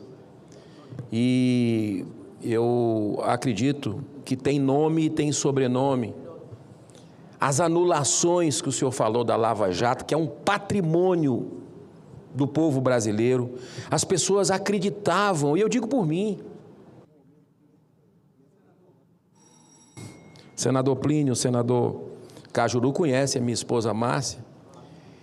E eu lembro bem daquelas operações da Lava Jato, a alegria das pessoas nas ruas. Eu ia sair para caminhar, assistir o Bom Dia Brasil, vinha uma fase daquela. Trabalho sério de servidores públicos exemplares, mostrou que a justiça poderia ser para todos. Ali é o Brasil que a gente quer. E eu quero dizer para o senhor, senador Cleitinho aqui presente também, da minha honra em caminhar ao seu lado. Essas anulações, o tempo vai passar e a história vai mostrar que é um grande erro histórico que está acontecendo dos poderosos de plantão. E tem nome e sobrenome. Toffoli anulou várias, sequencialmente, delações, trabalho que foi feito pelo senhor, pelo Deltan Dallagnol. Inclusive agora nós sabatinamos o relator do Deltan Dallagnol. Eu perguntei para ele, ministro Benedito Gonçalves, que foi citado pelo Léo Pinheiro em delação, e está aqui, daqui a pouco a gente vai dar o voto da gente aqui. Eu dei já o meu contra lá e vou dar aqui de novo. Mas, senhor presidente, para encerrar, eu queria dizer da minha alegria de caminhar ao seu lado, senador Sérgio Moro, porque o senhor tem sido uma referência aqui, não apenas nessa luta anticorrupção e impunidade, mas na segurança pública, que é um problema nacional. E quero aproveitar a presença do senador Plínio Valério e dizer para ele que eu já disse, senador Cleitinho, o mandato dele, ele fez muitas coisas boas no mandato dele, né, cacaveando aí a podridão das ONGs, mostrando muitas pautas em defesa, inclusive, das mulheres. Eu sou testemunha da violência contra a mulher com cartilha, mas eu acho que o prêmio do trabalho do senador Plínio Valério, eu acho que o coroamento foi a independência do Banco Central. Uma audiência pública que nós tivemos ontem aqui com o Galípolo. Se não tivesse a independência do Banco Central, terminava a audiência, ele estava demitido. Não se tinha previsibilidade nenhuma. E agora vamos lutar pelo projeto seu, que é exatamente da relatoria, né, sua, que é a autonomia financeira do Banco Central. Conta com meu voto. Que Deus nos abençoe. Parabéns pelo trabalho. É uma honra caminhar com os senhores aqui nesse plenário. Continuando pela ordem, senhor presidente. Expediente. Pela ordem, senhor presidente. Pela ordem, Vossa Excelência. Senhor presidente, eu queria... Deixa eu ficar em pé aqui. Bem rapidinho, senador Plínio. Só para fazer uma ratificação ao meu querido amigo, querido Cajuru, que no pronunciamento dele, ele citou o Flávio e a mim, mas de uma maneira carinhosa e respeitosa, quando a gente afirma que ninguém da base do governo assinou a CPMI do Banco Master e que deve sair urgentemente. É necessário para que a verdade se restabeleça e criminoso é criminoso, bandido é bandido. E pessoa que não tem nada a ver com os crimes desse cidadão, que se esclareça tudo. Aí, quando eu falo base do governo, eu nem considero Cajuru uma pessoa independente. Assim, quando eu cheguei aqui, nesse meu mandato último, na verdade, é um cara leal que estava ali como vice-líder do governo e que andou tendo as suas decepções. E Cajuru, a partir dali, nem eu, e posso falar até pelo próprio Flávio, se estávamos pensando em Cajuru. A gente, quando fala isso, pensa na esquerda absolutamente comprometida, um espectro de esquerda absolutamente comprometido, o que Vossa Excelência não é, de espectro de esquerda comprometido. Vossa Excelência tem tido uma postura crítica. O que é bom, o que é ruim, e acabou. Então, eu queria que Vossa Excelência visse nesse sentido.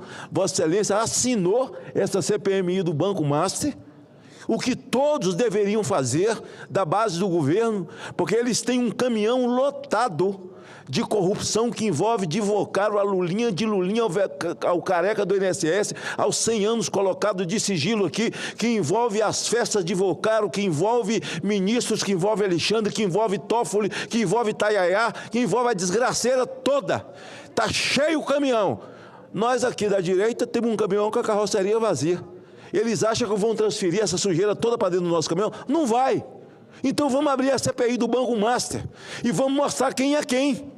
Quem roubou, quem usou esse dinheiro, os lobistas do Supremo, levando dinheiro para fazer negócio para Vocaro, as reuniões de Lula, cabulosas, juntamente com o senhor Galípolo, aconselhando o Vocaro a não vender o banco para o pactual aí do Daniel. Bom, parece que todo mundo tem nome de Daniel nesse negócio. O BTG, né? Espera que nós vamos tirar o diretor do Banco Central, vamos colocar um novo, tenha calma.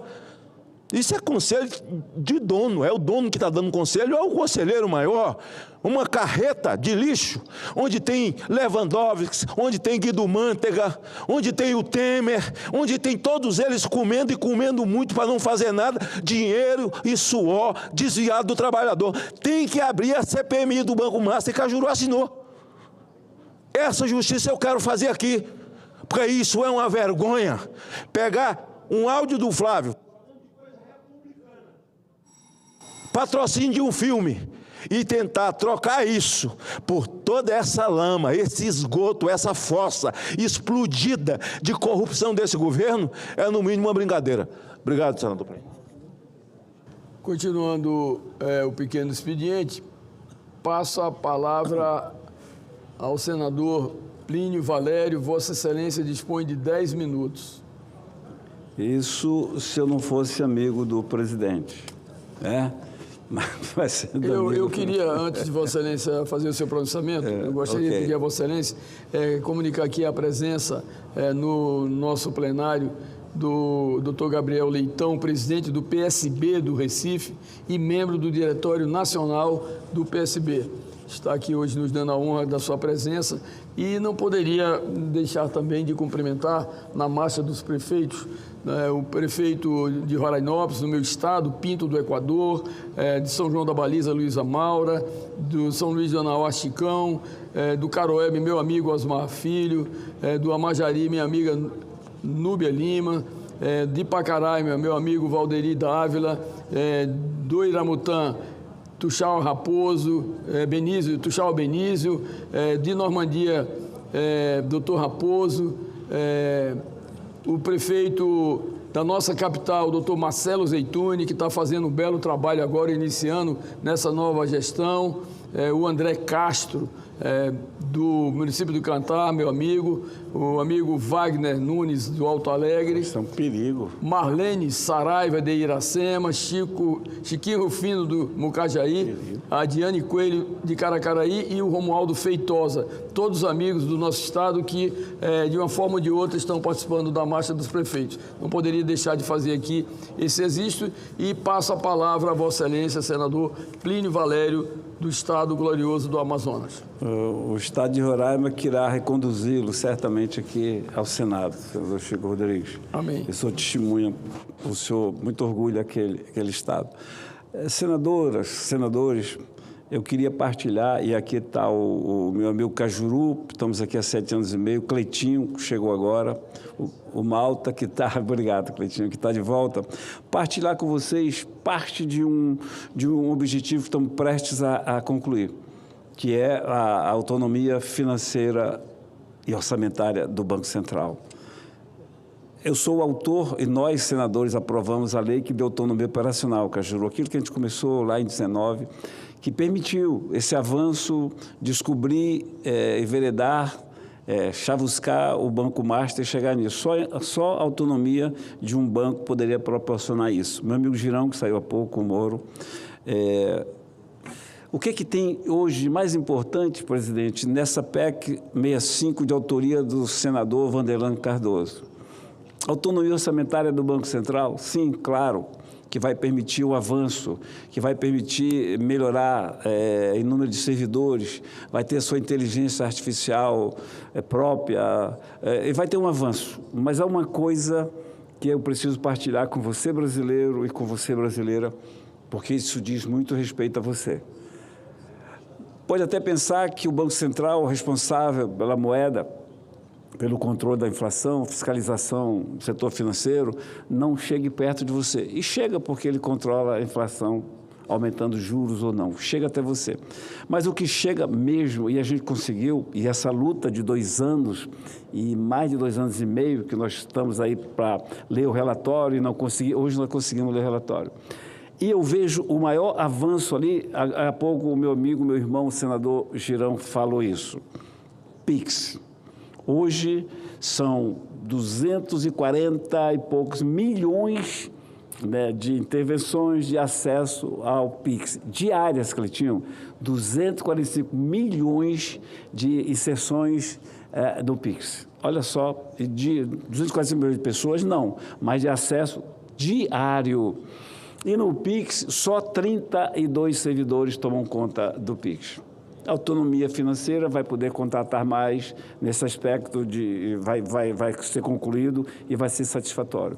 Mas onde está, Cleitinho, o valor, e eu quero compartilhar isso com você, que está aqui, vai ter ainda de mandato, 4 anos de ser governador de Minas Gerais, e com o Cajuru.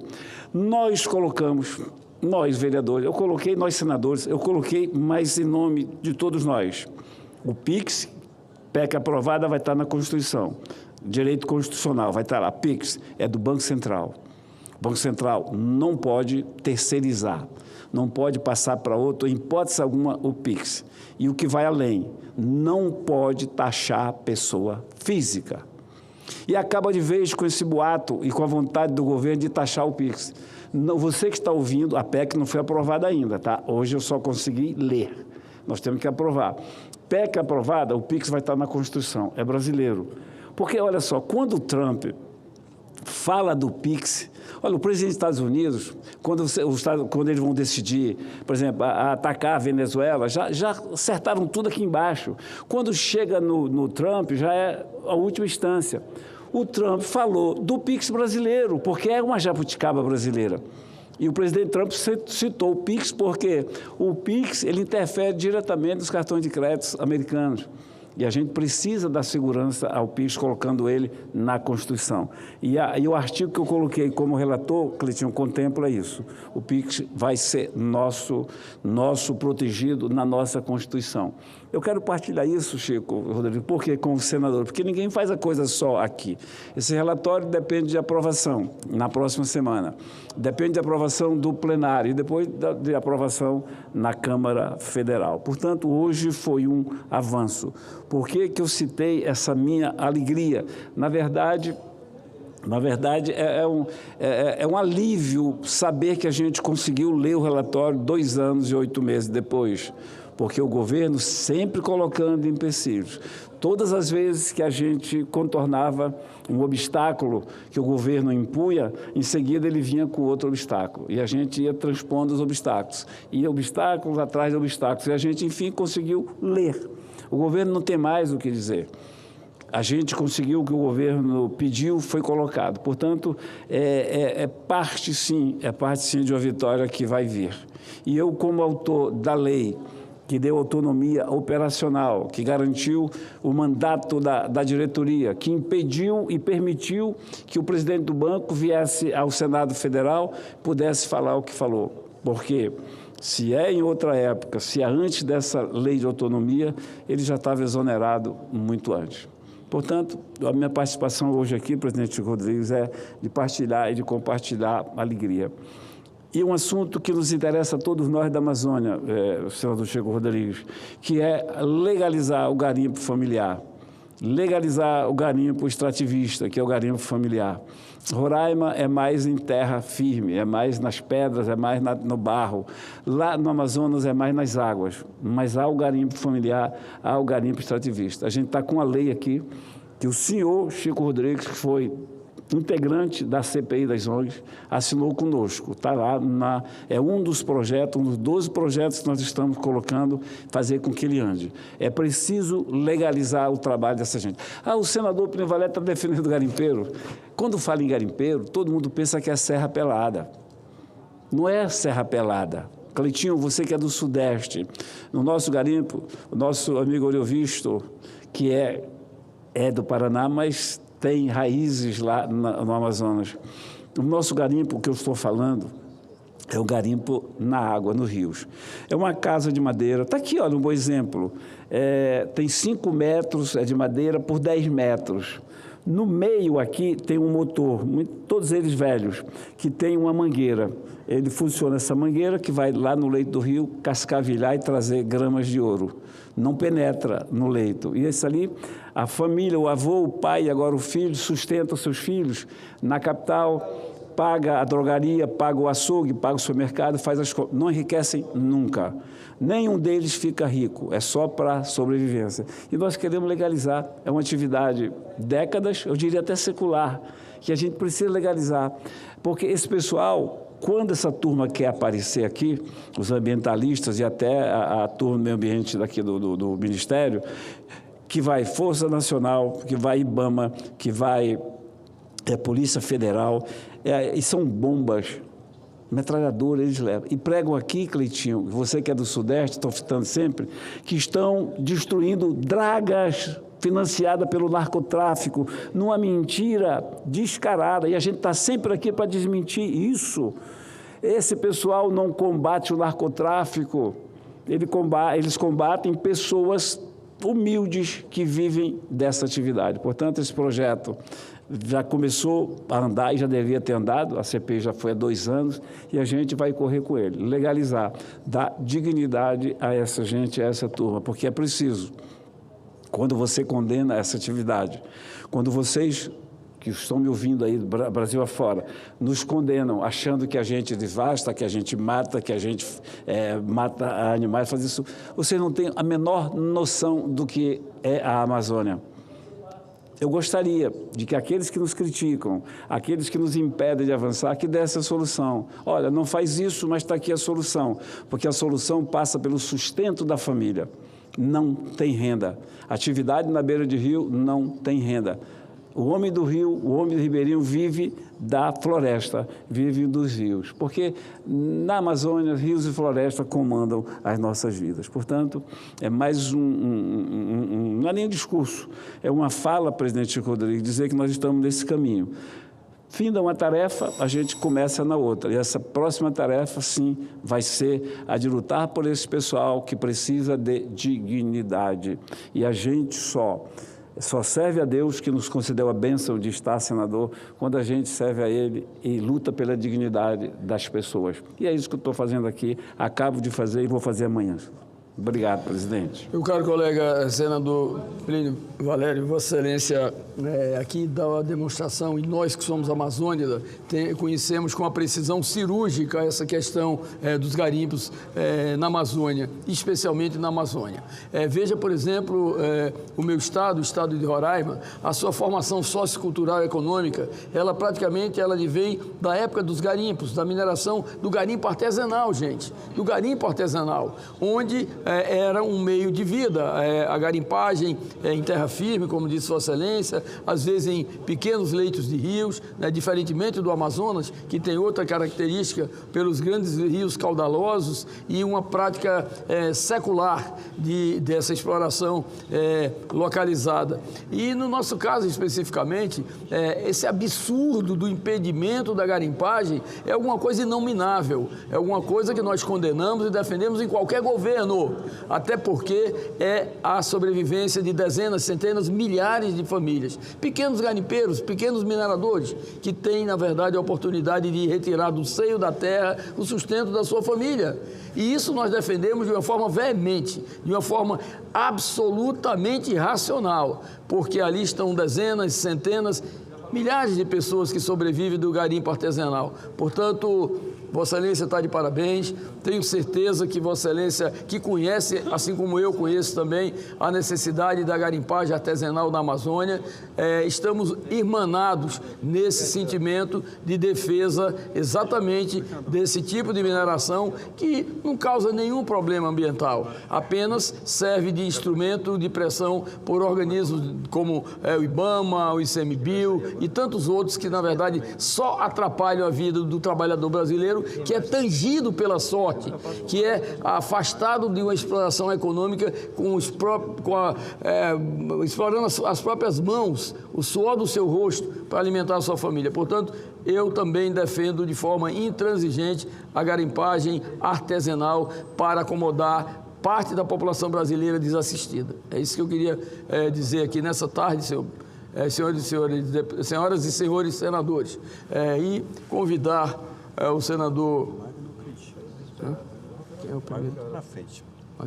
Eu convido o senador Magno Malta, pela ordem de inscrição, para fazer o seu pronunciamento no pequeno expediente de 10 minutos. E a seguir, o senador Cleitinho, do Republicanos de Minas Gerais. Senhor presidente, senhores senadores, eu gostaria de usar esse tempo para falar da CPI da pedofilia. Eram 2006, chegando 2007, senador Cajuru, quando a inteligência da Polícia Investigativa da Espanha, numa operação chamada Operação Carrossel, já vivíamos tempo de internet, tempo de onde os computadores já estavam em pleno vapor, onde existia um aplicativo só, chamado Orkut. E a Espanha demanda parte do mundo e demandou o Brasil, porque havia encontrado no Orkut 200 pedófilos no Brasil em 200 computadores, em 200 perfis de computadores. A Polícia Federal, então, numa cooperação, nessa operação com a Espanha, então prende 200 pedófilos de uma só vez e 200 computadores.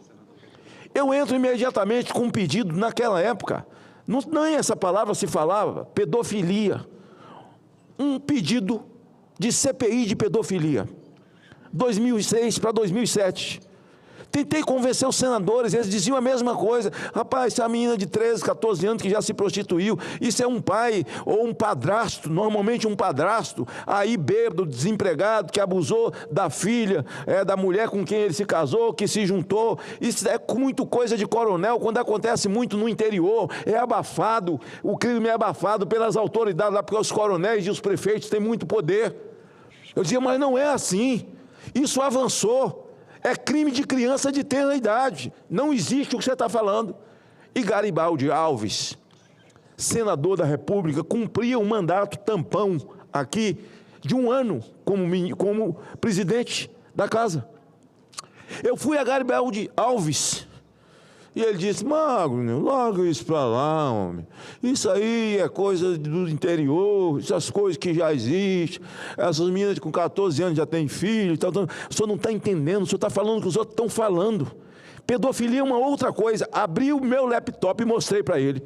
Eu havia acabado de receber do Ministério Público lá de São Paulo um homem de 74 anos tendo conjunção carnal com uma menina de 12 anos de idade. E a menina bêbada, ele embebedou a menina, conjunção carnal, e eu vi quando embranqueceu o rosto de Garibaldi. E ele disse, Ave Maria, eu nunca ouvi falar isso na minha vida. Mas é isso e mais que isso, presidente.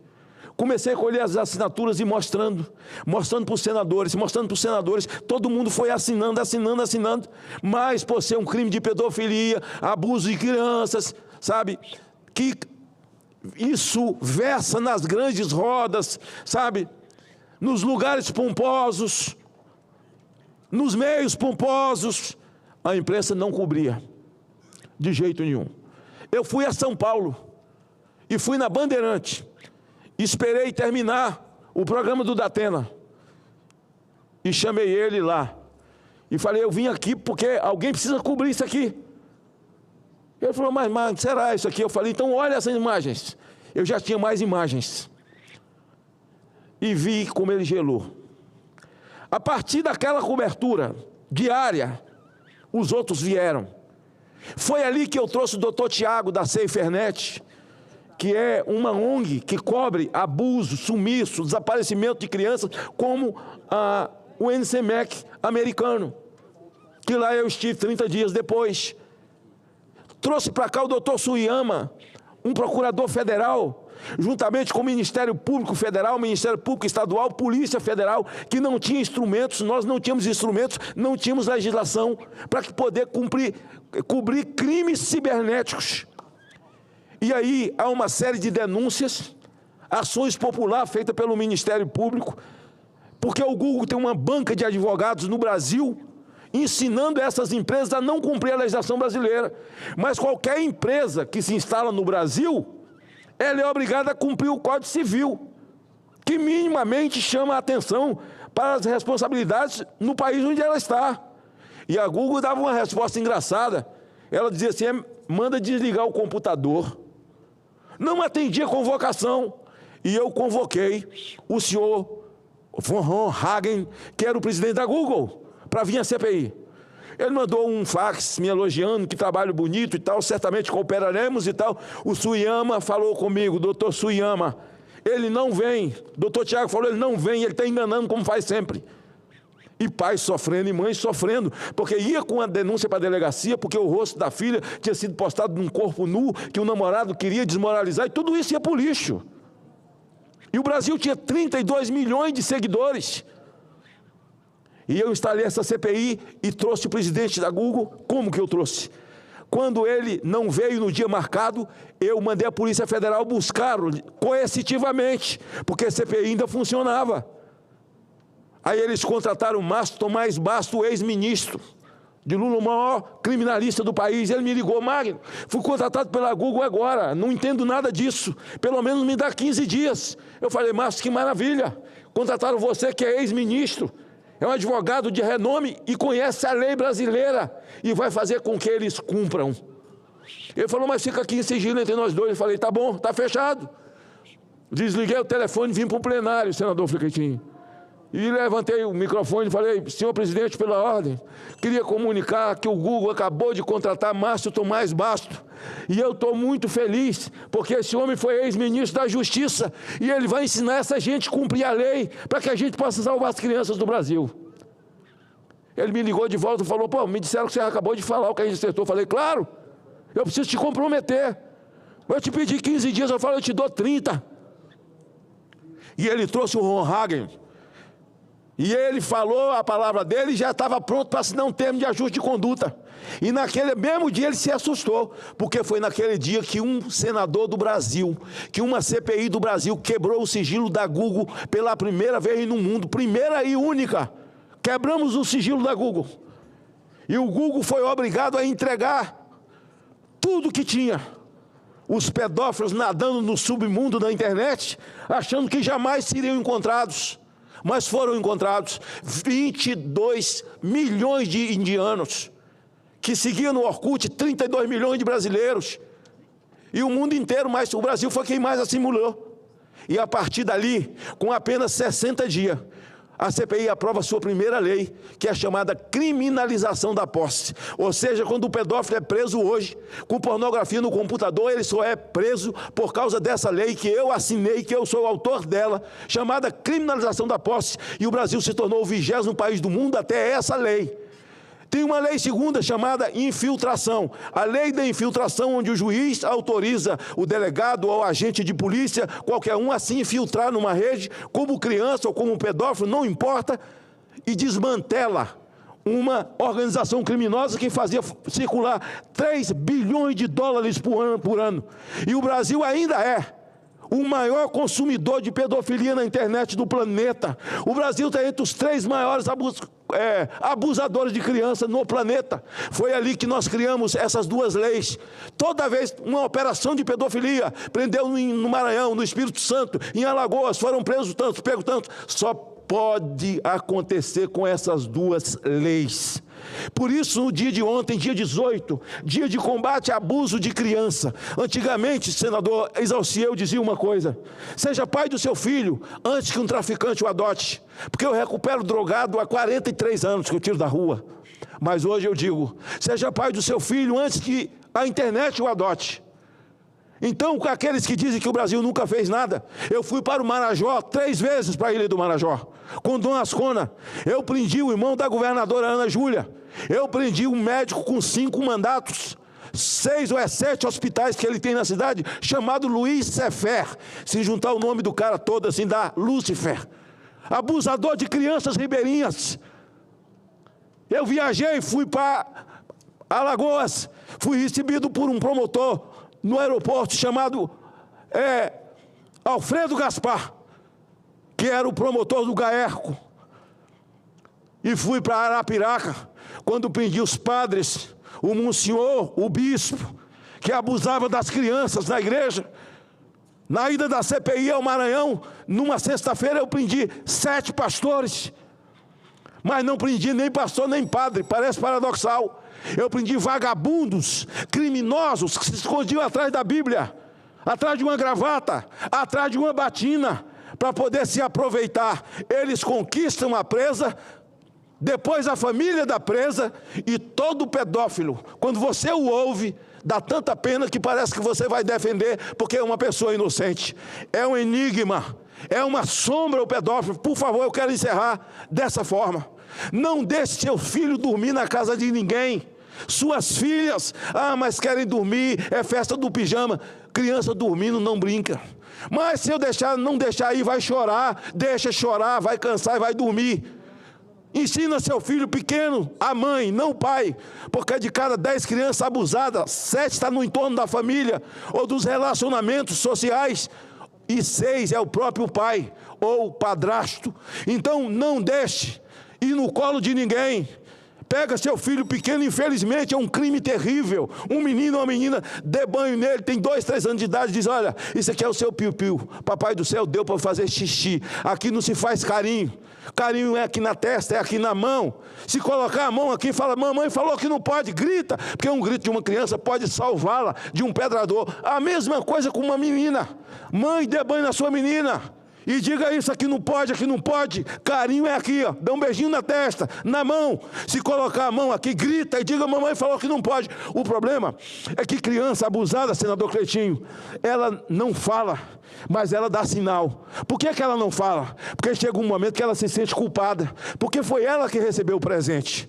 Ela foi conquistada com um presente, com um passeio de carro, uma bonequinha. Levou para lá, erotizou a criança. Quando começa a acontecer, a criança começa a sinalizar. O que é isso? Volta a fazer xixi na cama. Se não fazia, vai fazendo xixi na cama. Cai o rendimento na escola. Entra em depressão. Ou começa a comer exageradamente. A vida da criança muda aos olhos da família. Quando eu criei a Lei Joana Maranhão, eu vou encerrar. Uma nadadora laureada do Brasil, nadadora de Olimpíadas, a Joana Maranhão. Por quê? Porque, senador Cleitinho, quando uma criança era abusada, era uma ação civil reservada. O delegado só podia denunciar se a família permitisse. Ou então, ia esperar essa criança fazer 18 anos. Quando fizesse 18 anos, aí virava uma ação civil pública por 6 meses. Se com 6 meses, com 18 anos, não denunciasse, não tinha pedófilo, não tinha crime, não tinha nada. Só 6 meses, senador Cajuru. Nós trouxemos aqui a Joana Maranhão, que estava processada pelo seu ex-técnico, que abusou dela na infância. Só que ela falou isso aos 19. Ele entrou com um monte de processo contra ela. E hoje é uma ação civil pública. Ação civil pública. Ninguém depende que a mãe mande, o pai ou a família, para que possa denunciar um desgraçado desse, um miserável desse, sabe? E ainda não vai desaparecer, não vai subscrever. Nunca. Se você está adulto, denuncie seu abusador, porque o crime não prescreveu. Ainda agora, na vida adulta, você pode denunciar. Se lembre que a Xuxa denunciou, tinha 49 anos de idade, que foi abusada da infância pelo namorado da avó dela. Ela tinha 49 anos de idade. Ela fez isso escorada na Lei Joana Maranhão, que também tive orgulho nessa casa de assinar a Lei Joana Maranhão. Então, o dia de ontem é muito importante. Sabe por quê? Nós precisamos mudar a cultura, Cleitinho. Você que vai ser governador de Minas Gerais. A frase é essa no dia 18. Criança, futuro do Brasil. Criança nunca foi futuro do Brasil e não será. Criança é o presente. Encerramos. Ou você cuida do presente, ou nós não teremos futuro. Vamos continuar lutando pelos nossos pequenos. Tudo bem, senador Magno Malta. Passa a palavra agora ao nosso querido senador Cleitinho. Em Brasília, 4 horas e 14 minutos. Rádio e TV Senado na transmissão da sessão plenária desta quarta-feira. Boa tarde, senhor presidente. Boa tarde aos senadores, senadoras, à população que acompanha a gente pela TV Senado e aos servidores dessa casa. Queria mostrar para o povo brasileiro aqui essa nota de R$50 aqui, vocês estão vendo aqui? Dá um zoom aí, ó. Essa nota de R$50 hoje, ela não compra isso aqui, gente, ó. Não compra uma pizza. Mas essa nota de R$50 aqui, ela compra um dia do trabalhador. O que eu quero falar para vocês aqui, eu queria muito que essa fala minha chegasse em todo o povo brasileiro. Mas todo o povo, para você que é de esquerda, para você que é de direita. Sabe por quê? Porque nenhum político tem moral para vir falar, criticar a questão de escala, que seja 5x2, 6x1, nenhum político, nem eu tenho moral para vir falar isso. O que mais que a gente deveria pautar aqui, todos os políticos, tanto senadores, deputados federais, é melhorar a qualidade de vida do trabalhador, é melhorar o custo de vida do trabalhador, que hoje o brasileiro, o trabalhador, não tem, está custando a comer. Mas aqui é a discussão que são outras. Né? Inclusive a discussão aqui ontem, ali do lado ali, e vai vir para cá, é poder perdoar partido. 15 anos para poder pagar uma dívida. E sabe qual que é a dívida do partido? Primeiro que o partido vive de quê? Partido vive de quê? O que ele agrega? O que um partido produz, a não ser roubar? Vamos falar a verdade. E manda me processar se eu estiver falando mentira, viu? Manda me processar. Aí o partido não agrega nada, não acrescenta nada, não produz nada e recebe dinheiro público. E aí pega e desvia dinheiro público. Compra jatinho, compra helicóptero, aí entra, faz o quê? É penalizado. Aí agora tem 15 anos para poder pagar a multa. 15 anos. Meu amigo, fica sem pagar seu IPVA, se não toma seu carro. Fica sem pagar sua conta de luz, se não corta sua luz. Fica sem pagar sua conta de água, se não corta sua água. Fica sem pagar sua casa. Lá, seu IPTU, o que acontece com você? Mas aí não, os bonitão podem roubar a torta da direita aqui e ter um perdão agora de 15 anos. E eu espero que o Senado aqui barre essa porcaria de projeto. Barre essa porcaria de projeto. Aí não pode discutir qualidade de vida do trabalhador, não. Não pode, não. Por que não pode? Que moral que nós temos aqui. Inclusive, semana que vem, senhor presidente, parece que é sempre presencial de novo, né? Vamos ver esse ano, porque aí não é nem 3x4, viu, gente? Porque aqui é terça, quarta e quinta, raramente tem Congresso Nacional na quinta, mas a maioria das vezes, você sabe como é que é aqui. Aí vem políticos aí, aqui, de esquerda e de direita, vim falar que não pode discutir essa questão do fim da escala 6x1, pois tem que discutir sim. Traga a compensação, coloque na balança aqui, equilibra a balança, tanto para o empresário como para o trabalhador, coloca a compensação para o empresário, corta da carne, quem tem que cortar da carne é aqui, é o Congresso Nacional, é o Executivo, é o Legislativo e o Judiciário, não é o trabalhador, o empresário que tem que cortar da própria carne, quem tem que cortar da própria carne aqui somos nós. Aí vem essa lá da gente falar que não pode, que não pode o quê, só? Deve fazer isso sim, porque até porque quem é o patrão, o trabalhador, quem é fonte de riqueza é o empresário, o trabalhador, que é fonte de despesa. Aqui novamente, semana que vem, sempre presencial. Aí, todos os políticos, inclusive eu, não temos moral para falar nada, é zero. Novamente, gente, aqui, uma pizza vazia, viu? Que o trabalhador hoje não consegue comprar nem uma pizza aqui, tá aqui, viu? Não consegue comprar nem uma pizza com R$50. Mas com R$50, paga o dia do trabalhador. E sabe quanto que a gente tem por dia aqui? Se você for fazer a média 3x4, quase 4 mil. Por dia, quase 4 mil por dia, 40 e tantos mil reais por mês, fora os privilégios. Inclusive, eu posso chegar essa semana agora, que está tendo a marcha de prefeito, e todo respeito aqui a todos os prefeitos, daqui a pouco vai tirar minha fala aqui, vai editar, e vai falar que eu estou criticando o prefeito. Mas está aqui, né, muitos políticos aqui em Brasília, no Congresso Nacional, eu posso chamar eles para ir para uma pizzaria maravilhosa, pagar pizza para todo mundo, e ser indenizado. E quem que vai pagar? Quem que vai pagar? O povo. Quem vai pagar é o povo? O povo que não consegue comprar mais pizza. Mas aí o político quer apontar o dedo na cara do povo. Quem tem que apontar o dedo na cara aqui é o povo na cara do político. Está tudo errado. E se eu estiver errado aqui, algum político que quiser me questionar, fique à vontade. Eu quero vir para o debate. Se eu estou falando mentira aqui, se eu estou errado, se eu não posso pegar agora os políticos, tudo que tiver aqui, levar para o restaurante mais caro de Brasília aqui, mandar descer pizza e 10 pizza e 10 pizza e ser indenizado. E quem que vai pagar? Quem vai pagar? É o povo. Então fica aqui, minha revolta, e eu espero que essa porcaria de projeto seja barrada aqui no Senado. Muito obrigado. Muito bem, Cleitinho. Passa a palavra agora à nossa querida senadora Roberta Cioli. Boa tarde, em Brasília, 4h20. Você acompanha pela transmissão conjunta da Rádio TV Senado a sessão plenária desta quarta-feira. Boa tarde a todos. Boa tarde, senhor presidente, senadores, todas as pessoas que estão nos assistindo aí na TV Senado.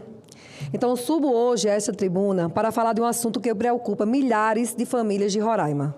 O aumento da conta de energia e os impactos que a população vem sofrendo, senhor presidente, após a ligação do nosso estado ao Sistema Interligado Nacional.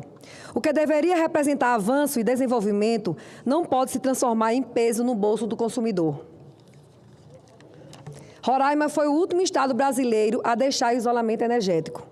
Durante décadas, nossa população conviveu com sucessivos apagões, instabilidade no fornecimento de energia, limitações ao desenvolvimento econômico e social e forte dependência da geração termoelétrica, muitas vezes baseada em combustível extremamente caro e poluente. Foram muitos anos, 30 anos de dificuldades estruturais que afetaram diretamente famílias, comércio, pequenos empreendedores, produtores rurais e toda a economia do nosso estado.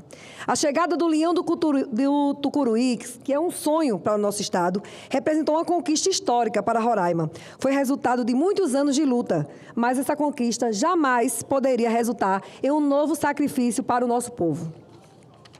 O que aconteceu com Roraima foi injusto. A população saiu de anos enfrentando problemas de energia precária para logo depois da interligação ao Sistema Nacional receber um aumento pesado na conta de luz. Sem nenhuma proteção adequada para essa transição, o reajuste chegou a mais de 24%. Ou seja, o estado que mais sofreu com a falta de segurança energética no Brasil passou a enfrentar uma das contas de energia mais caras do país, justamente no momento em que esperava melhorar de vida. Dessa forma, no dia 30 de abril, eu encaminhei um ofício à ANEEL e cobrei medidas necessárias para reduzir os impactos tarifários suportados pelos consumidores do estado de Roraima, Cleitinho. Solicitamos soluções concretas para evitar que a população pague essa conta. Precisamos de medidas que aliviem o impacto da tarifa na energia e impeçam aumentos abusivos que pesam diretamente no bolso da população roraimense. Ontem, a ANEEL aprovou uma forma de usar recursos da repactuação do UBP, o uso do bem público, para diminuir o impacto desses reajustes. Na prática, isso significa utilizar esse dinheiro para evitar esses aumentos muito altos e reduzir o peso da conta de luz no bolso da população. A partir do nosso empenho e cobrança, a ANEEL se sensibilizou e reconheceu que a medida foi criada para evitar aumentos exagerados e repentinos na conta de energia, reduzindo o impacto no bolso da população e equilibrando melhor os reajustes entre as distribuidoras. Isso permitiu significativa redução do impacto tarifário, inicialmente previsto para Roraima, reduzindo o reajuste, que era de aproximadamente 24,13%, para mais ou menos em torno de 4%. Com isso, inclusive foi reivindicado por mim na Comissão da Infraestrutura no dia 28 de abril do corrente ano. E hoje eu estive novamente na ANEEL em reunião com o diretor William Moreira para agradecer a atenção dada ao estado de Roraima, mas também para reafirmar a nossa população que ainda necessita de uma atenção especial do estado brasileiro. A interligação do Sistema Interligado Nacional deve representar desenvolvimento, senhor presidente, segurança energética e melhoria na qualidade de vida, jamais aumento de custo de vida para a população. Porque Roraima não pode ser tratado como estado comum dentro da logística energética nacional. Seguiremos acompanhando de perto a implementação dessas medidas. A energia elétrica é uma necessidade básica. Ela impacta o alimento, o comércio, o pequeno empreendedor, a dona de casa, o trabalhador e toda a economia do nosso estado. Seguiremos atuando para garantir tarifas justas para a nossa população. Meu muito obrigada. Porém, agora também eu tenho que aproveitar aqui a oportunidade e esse momento que hoje nós, cirurgiões dentistas e médicos, tivemos um momento histórico, onde foi aprovado o projeto de lei 1365, que regula o piso salarial dos médicos e cirurgiões dentistas. E eu estava presente, senhor senador. E esse momento é um momento ímpar, um momento de muita felicidade e de muita gratidão e de justiça e merecimento para essas categorias. E também quero aqui enfatizar e deixar claro que eu não esqueci os técnicos e auxiliares em serviço de saúde bucal, que não estavam dentro desse projeto de lei, mas nós vamos nos reunir com todas as classes, sindicatos dessas categorias, para a gente ajustar uma forma também de valorizar esses trabalhadores que nós, cirurgiões dentistas, trabalhamos a 4 mãos, precisamos tanto, e vamos também valorizar essas categorias, inclusive com um projeto para o incentivo do piso salarial. Então, meu muito obrigada a todos e um abraço. Peço à senadora Roberta para assumir aqui, para que eu possa também fazer o meu pronunciamento. Boa tarde, em Brasília, 4h25. Você acompanha pela transmissão conjunta da Rádio TV Senado a sessão deliberativa do Senado Federal desta quarta-feira, dia 20 de maio de 2026. Da tribuna você ouve o senador Isalci Lucas. Nós discutimos durante anos aqui, ainda como deputado e agora como senador, a reforma eleitoral, a reforma política. E, lamentavelmente, a gente não conseguiu avançar, porque nós precisamos, de fato, acabar com as eleições de 2 em 2 anos. Praticamente o Congresso fica prejudicado, o povo brasileiro fica prejudicado, porque durante o ano eleitoral as coisas simplesmente não acontecem, nem na Câmara e nem no Senado. Muitos projetos importantes são adiados e ainda tem essa questão do populismo, né, da demagogia, dos projetos eleitoreiros que acontecem. Por isso que eu quero aproveitar aqui para falar, primeiro, da medida provisória que está tramitando, que não é um instrumento para você discutir qualquer tributo, seja para aumentar, seja para diminuir. Medida provisória não é o instrumento adequado. Mas o presidente Lula encaminhou a medida provisória acabando com o imposto de importação até $50, que era 20%. Ninguém é contra a redução de imposto, muito pelo contrário, todos nós queremos reduzir a carga tributária no Brasil. Agora, você reduzir o imposto da importação e não dar aos nossos produtores, os nossos empresários que produzem com um custo altíssimo, não tem lógica. Então, eu apresentei uma emenda para que os mesmos benefícios concedidos para o imposto de importação fossem também concedidos para os produtores, seja do calçado, seja de vestuário, todos os produtos até $50, que também seja isento de PIS, COFINS, CBS, IBS, CMS. Além, lembrando que no Brasil tem o custo trabalhista, que não tem na China. Essas medidas só beneficiam os trabalhadores chineses, prejudica a nossa indústria. Vamos ter que demitir milhares, milhões de pessoas, exatamente porque ninguém consegue competir com um país que não tem nenhuma encargo trabalhista, que não tem os impostos que nós temos aqui no Brasil. Então, é uma medida provisória populista, demagógica, irresponsável. Um governo que não tem nenhuma responsabilidade fiscal. É um governo que não olha para a economia. Nós vamos chegar agora, o ano que vem, com juros de quase 1 trilhão de juros, que não será pago também, vai ser incorporado à dívida. E isso é muito superior, quase que o dobro do que a gente gasta com educação, saúde e segurança. Então, é um absurdo o que esses governos vêm fazendo nesses últimos anos. É incrível. Agora, Cleitinho acabou de falar aqui, da escala 6x1. Olha, nós temos aí a MEI, o maior número hoje de microempresários, que é da MEI. MEI só pode ter um funcionário, um. Se ele tiver 2, ele perde a condição de meio, de microempreendedor individual. Como é que você vai implantar uma escala 6x1, colocar outro, se não pode contratar, porque se contratar perde a condição de MEI? Acho que o governo não pensa nessas coisas. Não pensa que as pequenas empresas, que são responsáveis por 80% dos empregos, é que serão penalizadas.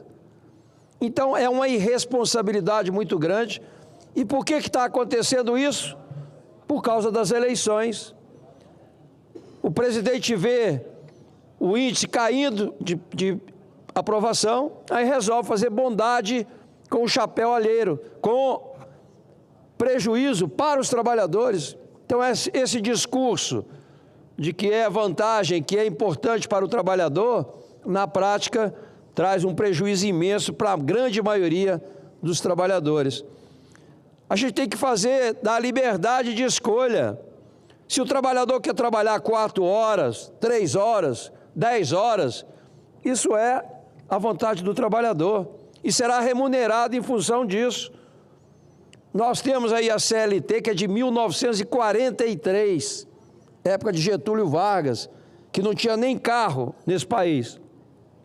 E aí querem aplicar uma CLT de 1943 na era digital, na era da inteligência artificial.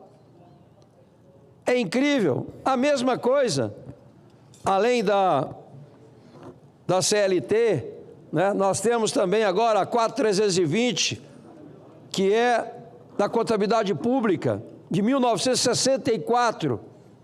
Será que vai ter que colocar a contabilidade atual com aquilo que deveria ser, porque a contabilidade pública no Brasil ainda é muito ruim, não tem controle de nada. Hoje fizemos aqui uma sessão solene da Defensoria Pública, Cleitinho.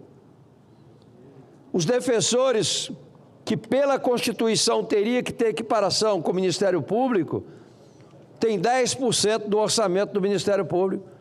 Por que será que os governos não gostam e não prestigiam a Defensoria Pública? Porque elas defendem os interesses das pessoas mais vulneráveis. Hoje, para você fazer uma consulta, uma cirurgia, você tem que entrar na Justiça, através da Defensoria. Quanto mais ineficiente é o governo, maior é a demanda da Defensoria. Hoje tudo vai para a Justiça, seja consulta, seja cirurgia, seja medicamento, seja transporte, seja educação, vai tudo para a Justiça. Por quê? Pela incompetência, ineficiência dos governantes. Eu digo sempre aqui, nós temos qualquer empresa hoje, por menor que seja, se não tiver um bom gerente, um bom gestor, ela quebra. Agora, a gente tem vários prefeitos, governadores, que não têm a mínima noção de gestão pública. E aí acaba comprometendo o serviço público. Então, é uma irresponsabilidade muito grande o que está acontecendo aqui, principalmente dessas medidas provisórias que deveriam ser, né, excepcional, em medidas excepcionais, não é de urgência, urgentíssima, aí tudo bem. Mas hoje não, tudo é medida provisória. E quem paga a conta é o povo brasileiro. Mas só me dá uma parte, senhor? Pois não, Cleitinho. Senador, eu quero deixar bem claro aqui, ó, só uma reflexão para deixar. O senhor falou sobre a questão do fim da escala 6x1. Eu, como parlamentar de direita, eu acho que a gente tem que trazer esse debate, sim, para o parlamento, porque é uma realidade hoje. E cabe a nós, que é de direita, ter responsabilidade numa questão de buscar compensação para equilibrar a balança, tanto para o trabalhador e tanto para o empresário, com desoneração da folha, com redução de impostos, para o micro, pequeno empresário. E eu deixo essa reflexão aqui, que fique claro que não é para Vossa Excelência. Mas quando parlamentares ficam falando, né, apontando o dedo e dizendo que tem que ser o patrão com o funcionário para poder negociar essa questão da escala, dar esse livre. Vamos fazer o contrário, então, porque o patrão de verdade também é o povo. Nós aqui, polícia, somos empregados. Vamos deixar, fique claro aqui que eu não estou generalizando, viu, gente? Mas vamos deixar, então, o patrão, que é o povo, poder fazer também essa negociação com nós políticos, para saber qual escala que ele quer que a gente faça. Porque eu garanto que vai virar para nós, que é a polícia, e falar assim, eu quero que você faça a mesma escala que eu faço com o CLT, que você faça 6 por 1, que você ganha R$ 1.600 e que não tenha nenhum privilégio que pegue ônibus lotado. Quero ver que 90% dos políticos não estão aqui no Congresso Nacional. Muito obrigado.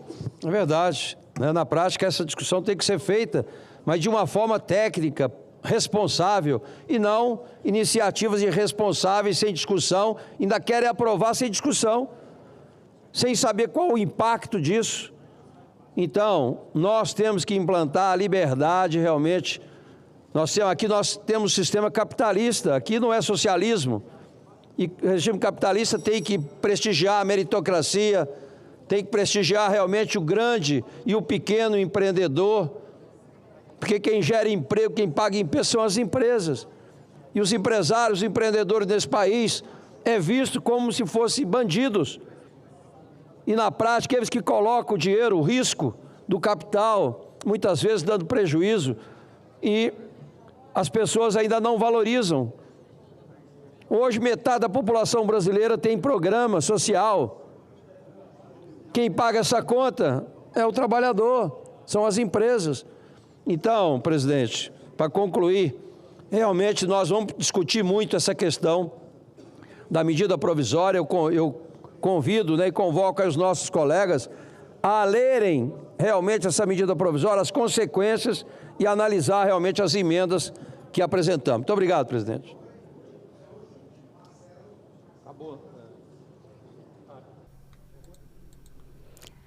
Em Brasília, 4h36. Rádio e TV Senado na transmissão da sessão plenária desta quarta-feira. Você pode entrar em contato com a rádio pelo e-mail radio@senado.leg.br. A presidência suspende a sessão deliberativa, que será reaberta para a apreciação das matérias constantes da ordem do dia. Está suspensa a sessão.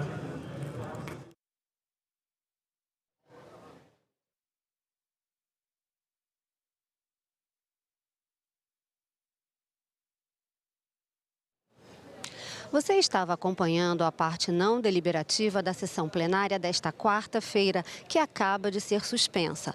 Passamos a transmitir, agora até que a sessão plenária seja reaberta, passamos a transmitir a Comissão de Combate à Violência contra a Mulher, que faz um debate sobre a proteção integral da criança, da infância e da adolescência. Acompanhe. Só uma questão, gente. A estrutura da escola brasileira hoje é totalmente anacrônica. Só que eu, com 70 anos, fico com vergonha porque eu falo isso há mais de 40. A gente começa projeto, aí vem a reação da direita. E por quê? Porque interessa manter essa estrutura, que só faz as crianças decorarem, fazerem prova e tudo bem.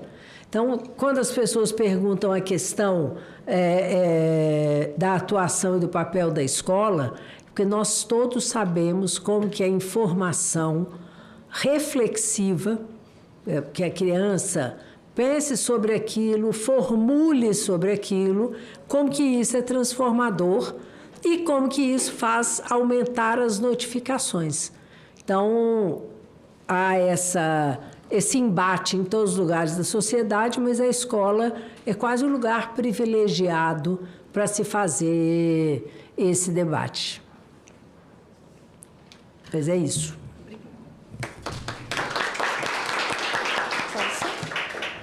Então, a gente vai passar agora a palavra para nossa querida Deila do Nascimento, também que vai fazer uso da palavra e vai falar sobre um pouco sobre o que ela achar conveniente das perguntas aqui que foram feitas. Obrigada, deputada. Parte das perguntas tem a ver com o papel da escola, né, no enfrentamento e na prevenção da violência sexual contra crianças e adolescentes. E não é por acaso. A escola tem um papel fundamental. A desinformação, ela só favorece a manutenção da violência ao agressor, ao pedófilo. Quero lembrar o caso de Minas Gerais, da menina que estava vivendo com um adulto, uma menina de 12 anos de idade que abandonou a escola para essa relação que foi normalizada do casamento infantil. Então, a escola ela teve um papel fundamental ao buscar aquela criança, ao notar a sua ausência, ao denunciar que esta criança estava vivendo uma situação de violência. Então, é importante que a escola ela tenha um espaço para discutir direitos sexuais e reprodutivos de meninas. É importante que se tenha um diálogo claro com a criança, com o adolescente, sobre autoproteção.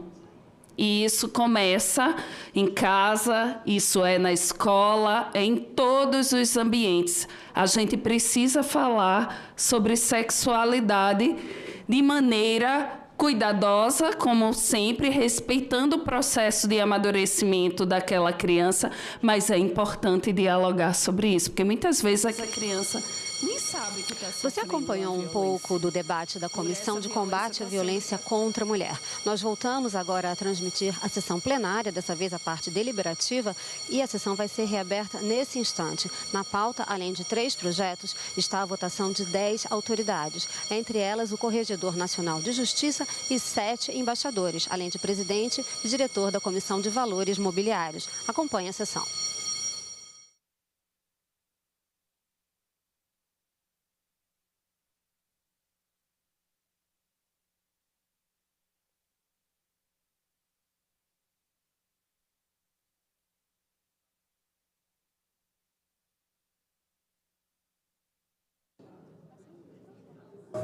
Está reaberta a sessão. Encerrado o período de expediente, declaro aberta a ordem do dia.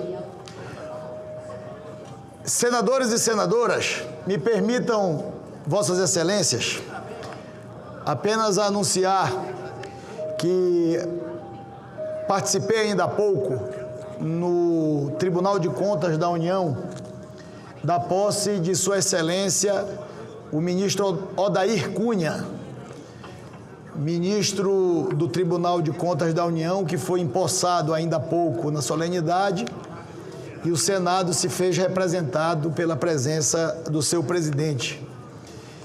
E fazer esse registro também pelo significado e a importância do Tribunal de Contas como órgão auxiliar do controle de contas do Congresso Nacional Brasileiro. E por este motivo também nós estamos iniciando a sessão agora com um pouco de atraso, pelo motivo de estarmos participando da posse do ministro Odair Cunha, que tomou posse ainda há pouco no Tribunal de Contas da União. Também concedo a palavra ao líder Eduardo Girão. Presidente, é só uma questão de ordem que eu quero fazer sobre o andamento dos trabalhos hoje aqui. O senhor sabe que eu participo tanto da CAI como da CCJ.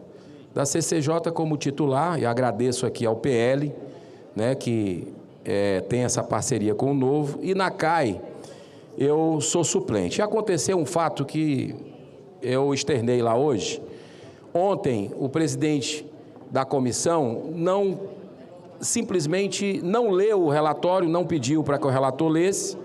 Eu perguntei nas notas taquigráficas, está lá, inclusive, nas notas taquigráficas, eu disse, mas o senhor vai considerar, o senhor vai dar um prazo, né, de vista. E ele disse, ok, irei dar o prazo de vista numa sessão seguinte. E hoje a história foi outra, hoje foi um atropelo, né, simplesmente não foi lido o relatório ontem, foi um erro assim regimental clássico, né? Não foi lido o relatório ontem e efetivamente hoje já foi lido e votado, não teve pedido de vista concedido. Então eu faço aqui essa questão de ordem para o senhor e eu peço a sua atenção, senhor presidente, por isso que eu estou recorrendo, porque eu apresento essa questão de ordem nos termos do artigo 383 e 405 do Regimento Interno do Senado Federal, com o objetivo de recorrer da decisão proferida pelo presidente da CAI sobre questão de ordem que levantei com base no artigo 383 do nosso Regimento Interno.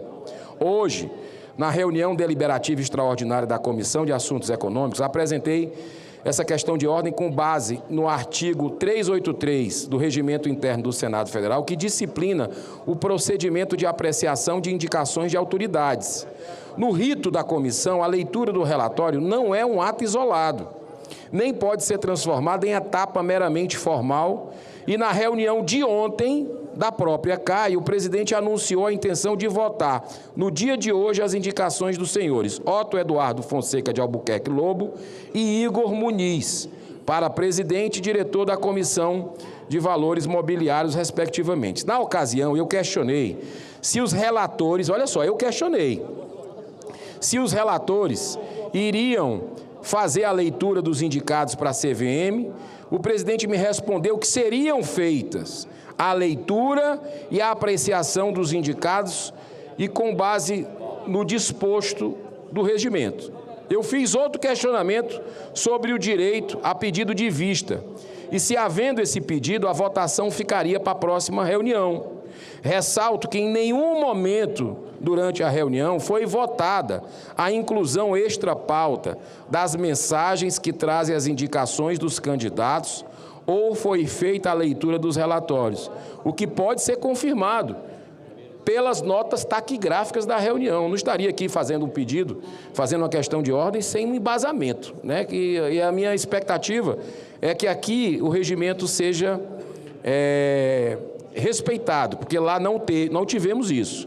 Por todo o exposto, foi que questionei ao presidente da CAI sobre o previsto no artigo 383 e a necessidade de concessão de vista coletiva das indicações após a leitura dos relatórios. A concessão de vista coletiva existe exatamente para permitir que os senadores examinem o relatório, os documentos, os antecedentes do indicado, as controvérsias públicas e os requisitos da reputação ilibada, capacidade técnica e independência exigidas para o cargo. No caso concreto, não estamos tratando de uma indicação comum, senhor presidente, nós estamos tratando da indicação da presidência da CVM, órgão responsável por fiscalizar o mercado de capitais, supervisionar agentes regulados e proteger a confiança pública no sistema financeiro e no mercado de valores mobiliários. E a indicação vem acompanhada de questionamentos relevantes, envolvendo, por exemplo, o Banco Master, a Ambipar, a REAG, Nelson Tanuri, JIF, JBS, voto de qualidade, prescrição em processo sancionador, publicidade do colegiado e eventual articulação de apoio por agentes com interesses perante a própria autarquia. Eu entendo que, tendo o relatório sido lido e votado no mesmo dia, sem um prazo real para análise pelos membros da comissão, houve o esvaziamento prático da vista coletiva prevista no rito regimental. Isso enfraquece o debate, a análise. A vista coletiva não pode ser tratada como ficção procedimental. Ela tem função de controle parlamentar, transparência e proteção institucional do Senado. Não se trata de obstrução, senhor presidente, nem de antecipar juízo condenatório contra o indicado.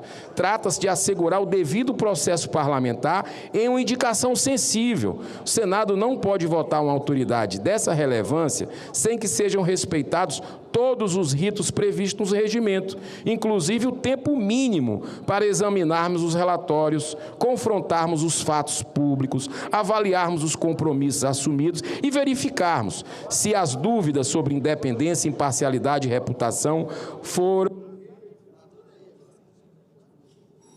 Obrigado, senhor presidente. É o parágrafo final.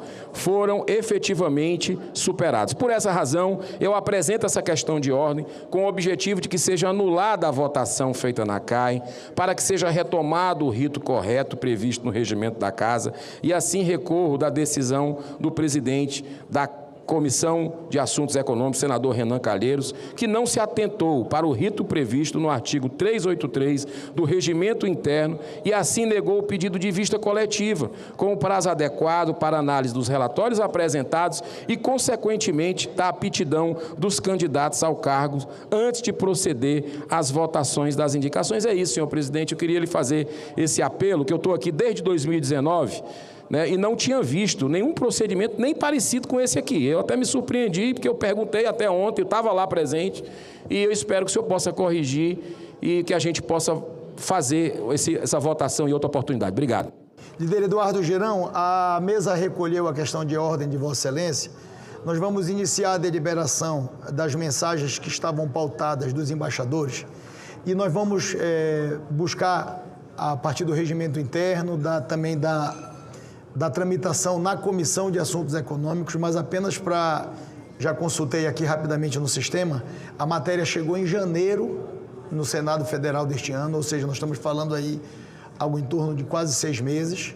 A mesa autuou no dia 2 de fevereiro e na Comissão de Assuntos Econômicos a matéria chegou no dia 10 de abril. Então, ou seja, já há algum tempo a tramitação da mensagem desta autoridade no Senado Federal para análise e aferição dos colegas senadores e senadoras. Mas a questão está recolhida de Vossa Excelência e daqui a pouco, oportunamente, eu responderei. Há uma solicitação do senador Nelsinho Trade para que a gente possa iniciar a deliberação das autoridades pelos embaixadores. Eu vou iniciar pelos embaixadores para a gente poder chamar o quórum e eu queria pedir às nossas lideranças partidárias, senador Flávio Arnes, a mesa diretora, senador Omar, que nós pudéssemos chamar os nossos companheiros senadores e senadoras para que venham ao plenário. Nós estamos com um quórum de 64 senadores e senadoras presentes. Se nós pudermos ampliar este quórum para a deliberação de todas as autoridades na tarde de hoje, seria fundamental, até porque nós teremos 10 votações nominais e todas as votações é necessário a presença física do senador para que ele possa, no voto secreto, com a digital, que é única, exercer o seu direito. Então, o quórum aqui no plenário efetivamente está baixo, mas eu me comprometo com Vossas Excelências a aguardar a chegada dos senadores, mas pelo menos vamos iniciar a primeira deliberação de uma autoridade diplomática no Senado Federal. Mensagem número 25 de 2026, que submete à apreciação do Senado Federal a escolha do senhor Ricardo de Souza Monteiro, ministro de primeira classe da carreira de diplomata do Ministério das Relações Exteriores, para exercer o cargo de delegado permanente do Brasil junto à Organização das Nações Unidas e demais organismos internacionais em Genebra, Confederação Suíça. Parecer favorável número 13 de 2026, da Comissão de Relações Exteriores e Defesa Nacional. O relator desta matéria na comissão foi o presidente da CRE, senador Nelsinho Trade. Solicito à Secretaria-Geral da Mesa que abra o painel para o início da deliberação. As senadoras e os senadores já podem votar. A votação está iniciada. Pela ordem, concedo a palavra ao senador Isalci Lucas. Presidente, eu tenho aqui um requerimento 390 de 2026, a realização de uma sessão especial a ser realizada na data oportuna, a fim de comemorar os 55 anos de atuação do Instituto de Auditoria Independente do Brasil, IBRACON. Peço a Vossa Excelência para colocar no extra pauta, presidente, na sessão de hoje. Muito obrigado.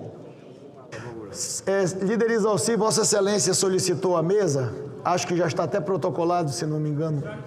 Já está protocolado a solicitação de Vossa Excelência. Me permita, Vossa Excelência, apenas quando a gente concluir todas as deliberações, a gente coloca como item extra pauta? Pode ser? As senadoras e os senadores já podem votar. Estamos apenas com 6 senadores votantes. Boa tarde, em Brasília, 4h53. Você acompanha pela transmissão conjunta da Rádio e TV Senado a sessão deliberativa do Senado Federal desta quarta-feira, dia 20 de maio de 2026.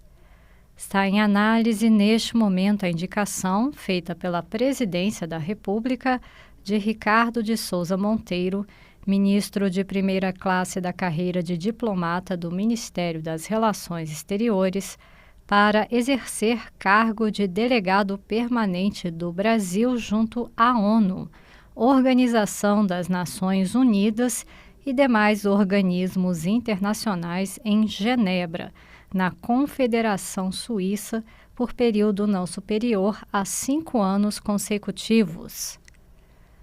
Nascido em 1964, o indicado graduou-se em Ciências Econômicas pela UFRJ, Universidade Federal do Rio de Janeiro, em 1986. Obteve mestrado em Administração de Empresas pela Universidade Católica de Leuven, na Bélgica, em 1991. Ingressou na carreira diplomática em 1994 e concluiu o curso de aperfeiçoamento de diplomatas no Instituto Rio Branco em 2004 e o curso de altos estudos da instituição em 2010. Presidente, pela ordem. Pela ordem, conceda a palavra ao senador Jaime Campos. Eu gostaria de consultar Vossa Excelência, como também inscrito aí, enquanto aguardamos a votação que é nominal, se fosse possível fazer uma breve fala na tribuna da casa. Se é possível. Senador Jaime Campos, com certeza Vossa Excelência vai poder usar a tribuna para fazer o seu pronunciamento. Só me permita que nós estamos aguardando... Pode vir agora, Vossa Excelência. Nós estamos aguardando a deliberação. Só peço novamente às senadoras e os senadores que, por gentileza, que venham ao plenário. Nós estamos em processo de deliberação e se Vossas Excelências puderem permanecer em plenário, eu peço a Vossas Excelências que permaneçam. Nós teremos, no dia de hoje, 10 votações nominais. Por conta também, mais uma observação, que a presidência já determinou que a próxima semana será a semana de deliberações semipresenciais. Então, nós precisamos concluir todas as votações das autoridades no dia de hoje. Com a palavra o senador Jaime Campos. Senhor presidente, ilustre amigo senador Davi Alcolumbre, senhoras e senhores senadores, eu subo hoje à tribuna para reafirmar o nosso compromisso, que sempre norteou a minha vida pública, a defesa do municipalismo e o fortalecimento das cidades brasileiras. Quem conhece o Brasil real sabe que nós, municípios, é que a vida acontece. É ali que o cidadão busca o atendimento à saúde, matricula o filho na escola, enfrenta os problemas de infraestrutura, cobra a segurança e espera respostas rápidas do poder público. Por isso, gosto sempre de recordar a célere frase do saudoso governador Franco Montoro: as pessoas não moram na União ou nos estados, eles vivem nas cidades. Esta frase permanece absolutamente atual, sintetizada com precisão a importância de valorizarmos os municípios brasileiros. Ao longo do nosso mandato, temos procurado honrar essa visão municipalista com trabalho e responsabilidade. Destinamos recurso para os 142 municípios de Mato Grosso, sem qualquer distinção partidária, porque a política se faz com espírito público, grandeza e respeito à população, e não com perseguição ou discriminação ideológica. Tenho orgulho de dizer, buscamos atender todas as regiões do nosso estado, levando investimento para as áreas essenciais, como saúde, educação, infraestrutura urbana, agricultura familiar e assistência social.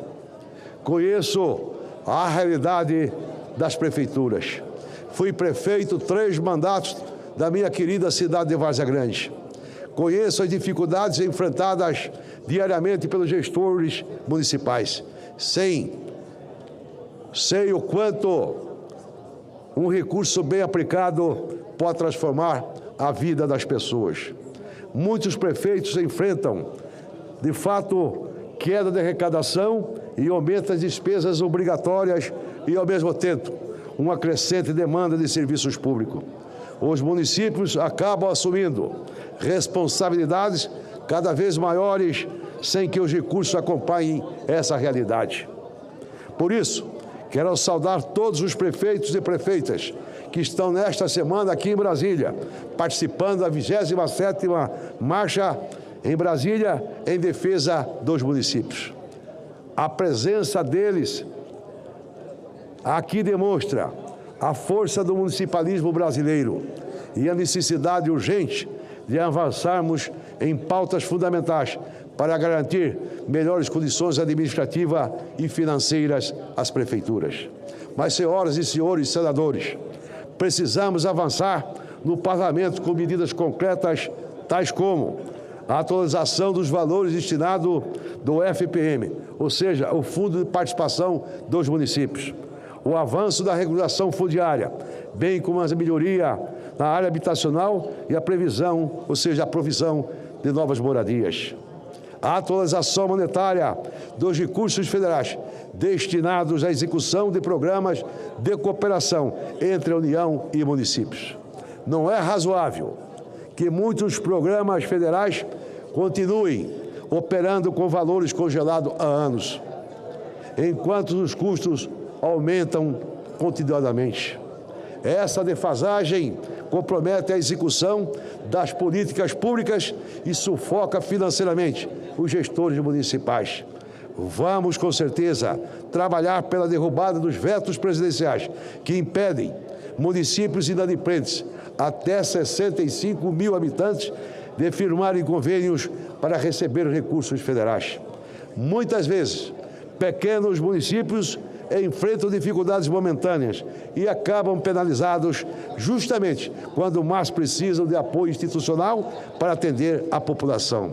E para concluir, senhor presidente, quero reafirmar, defender o municipalismo e a defender uma gestão pública mais eficiente, mais humana e mais próxima das necessidades do cidadão. Fortalecer os municípios é fortalecer o Pacto Federativo, é fortalecer a democracia, mas, acima de tudo, é fortalecer o Brasil. Encerrando, senhor presidente, aqui eu quero aproveitar a oportunidade de dizer que é fundamental que nós melhoramos os repasses do FPM. O que aconteceu? Até R$5 mil hoje deixou de pagar o imposto de renda. E muitos prefeitos perderam, com certeza, um bom volume de recursos. E com isso, muitos estão sendo inviabilizados. Muitos estão, muitas vezes, almoçando, ou seja, a janta, que não tem os recursos para atender, muitas vezes, os serviços essenciais. Por isso é fundamental que o Congresso Nacional, com certeza, aprova esta PEC que vai permitir aumento de pelo menos 1,5% em relação ao atual hoje repasse feito pelo governo federal.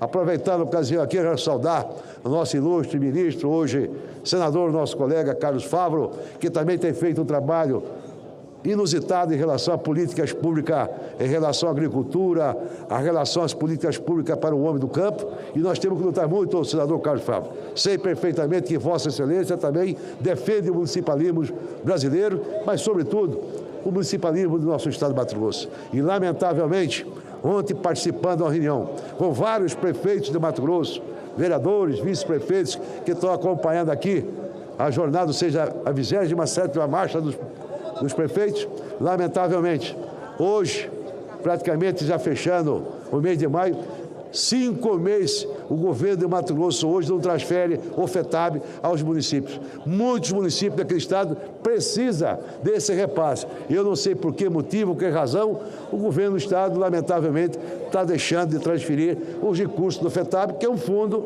que vive, com certeza, muitos municípios dependem para a manutenção e, sobretudo, de fazer alguns serviços essenciais nas ruas, nas avenidas, como também nas estradas rurais de Mato Grosso. De forma, senhor presidente, agradeço a Vossa Excelência e aqui de público, eu quero agradecer Vossa Excelência, que tem me ajudado muito, sobretudo, na questão da liberação dos recursos para o Mato Grosso.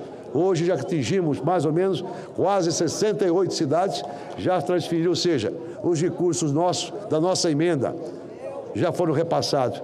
E Vossa Excelência, com certeza, tem a gratidão que eu tenho dito reiteradas vezes lá no meu querido Mato Grosso, que Vossa Excelência é um grande parceiro de Mato Grosso, mesmo não sendo senador do Estado, mas é um senador do Brasil que trabalha constantemente para que os municípios patrocenses e, sobretudo, brasileiros recebam, com certeza, os investimentos para melhorar as condições de vida da nossa população. Muito obrigado, senhor presidente. Muito obrigado, senador Jaime Campos, pelas palavras de Vossa Excelência. Me permitam, senhor presidente. Querido ministro Favaro, me permita aproveitar essa oportunidade para informar as senadoras e os senadores que nós teremos sessão do Congresso Nacional com pauta previamente estabelecida no dia de hoje para amanhã, às 10 horas da manhã, apenas com 4 dispositivos da LDO que trata da possibilidade da liberação de 3.118 municípios brasileiros acessarem os convênios com o governo federal. Foi uma solicitação no encontro, no dia de ontem, na Confederação Nacional dos Municípios, na Marcha dos Prefeitos.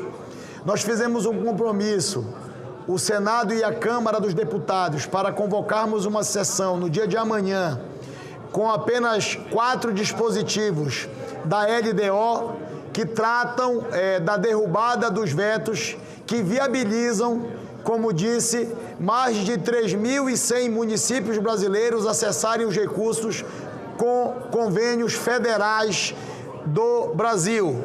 Fiquem vossas excelências atentos que nós vamos precisar da participação dos senadores e das senadoras. Senador Randolph, vossa excelência me permite que o senador Fávaro pediu pela ordem? Claro. Com a palavra o senador Carlos Fávaro. Senhor presidente, muito obrigado pela oportunidade. Quero aqui, antes de mais nada, congratular todos os colegas senadores e senadoras, em especial o senador Jaime Campos.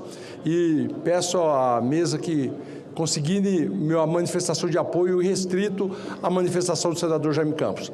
Diante do quadro hoje no estado de Mato Grosso, estado rico, próspero, onde o governo do estado diz que tem bastantes recursos e o maior grau de investimento da história do nosso país, chega a dizer 20% da receita corrente líquida em investimentos, mas deixa os nossos municípios à míngua, com atraso do repasse do FETAB, que é fundamental para a sobrevivência, em especial dos pequenos municípios. Quero também, senhor presidente, registrar um pedido extra pauta para que nós possamos votar a moção de congratulação pela passagem de 70 anos de idade do nosso ex-senador, ex-ministro e governador do estado de Mato Grosso, Blairo Maggi, empresário. Senador Fávaro, queria pedir a atenção do plenário, nós temos um orador na tribuna, todos os convidados são muito bem-vindos, mas eu não estou conseguindo ouvir o que o senador Fávaro está falando com a presidência. Muito obrigado, senhor presidente.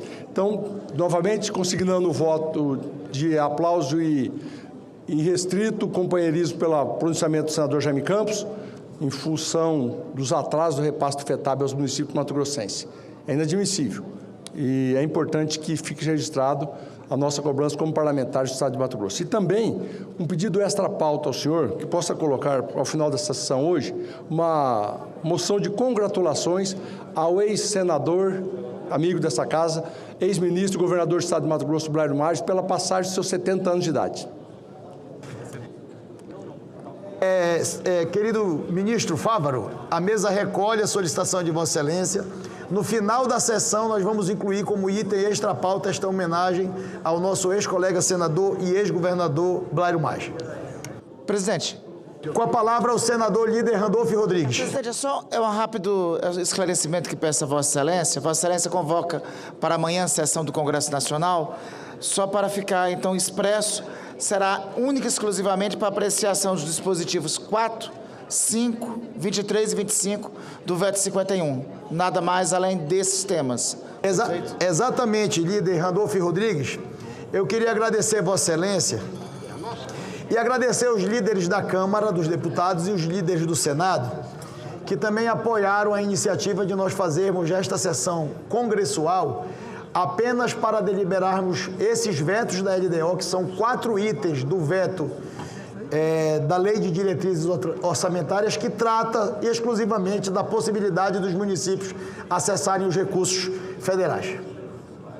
Agradeço Vossa Excelência, que inclusive foi nesses termos que Vossa Excelência ainda ontem me comunicou, e fiz esse questionamento porque outros colegas líderes, tanto da Câmara quanto do Senado, fazem demandas de outros vetos. E Vossa Excelência já tinha comunicado que no momento oportuno, posteriormente, teremos uma sessão específica para apreciação de vetos, e essa sessão extraordinária, digamos assim, que Vossa Excelência convoca para a data de amanhã é única e exclusivamente para atender os municípios brasileiros, sobretudo nessa circunstância em que os municípios estão em marcha aqui a Brasília. Agradeço a Vossa Excelência mais uma vez. E me permita, Vossa Excelência, se puder fazer também mais um registro e uma ponderação, por isso peço o apoio dos senadores e das senadoras para a sessão do Congresso amanhã.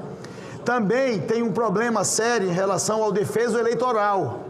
Nós só estamos convocando essa sessão para amanhã por conta do calendário eleitoral, que senão vai inviabilizar com que os municípios acessem os convênios. Exatamente.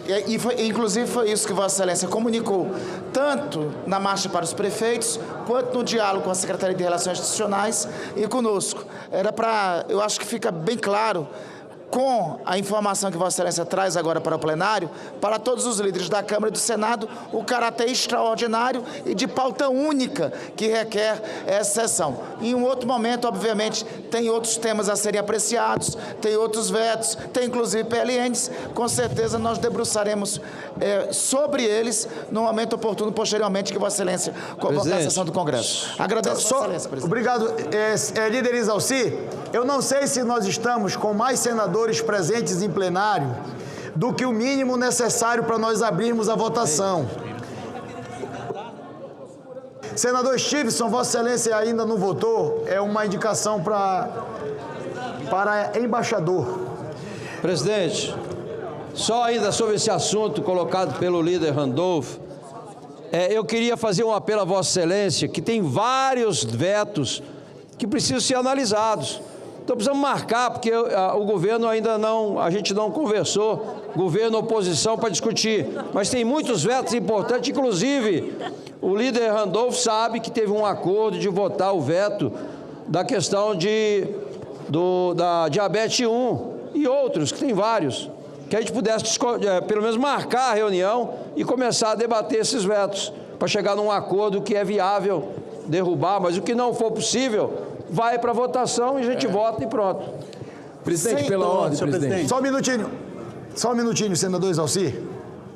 Senador Randolph, senadores e senadoras. Vossas Excelências podem fazer uma agenda com a liderança do governo do Congresso, Vossa Excelência como líder e os outros líderes, e organizar uma próxima sessão do Congresso. Eu fico aguardando Vossas Excelências organizarem uma agenda para a gente poder fazer uma próxima sessão do Congresso para apreciar os projetos de lei do Congresso Nacional, que tem vários PLNs que precisa de apreciação, e os outros vetos também. Eu só peço aos líderes que reúnam e tragam a demanda à presidência.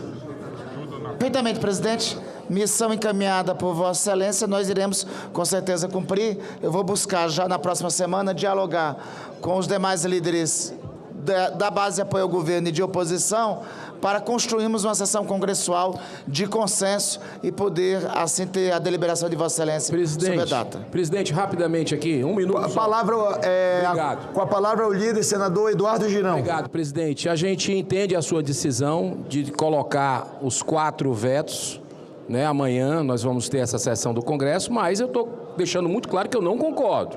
Eu estarei lá amanhã.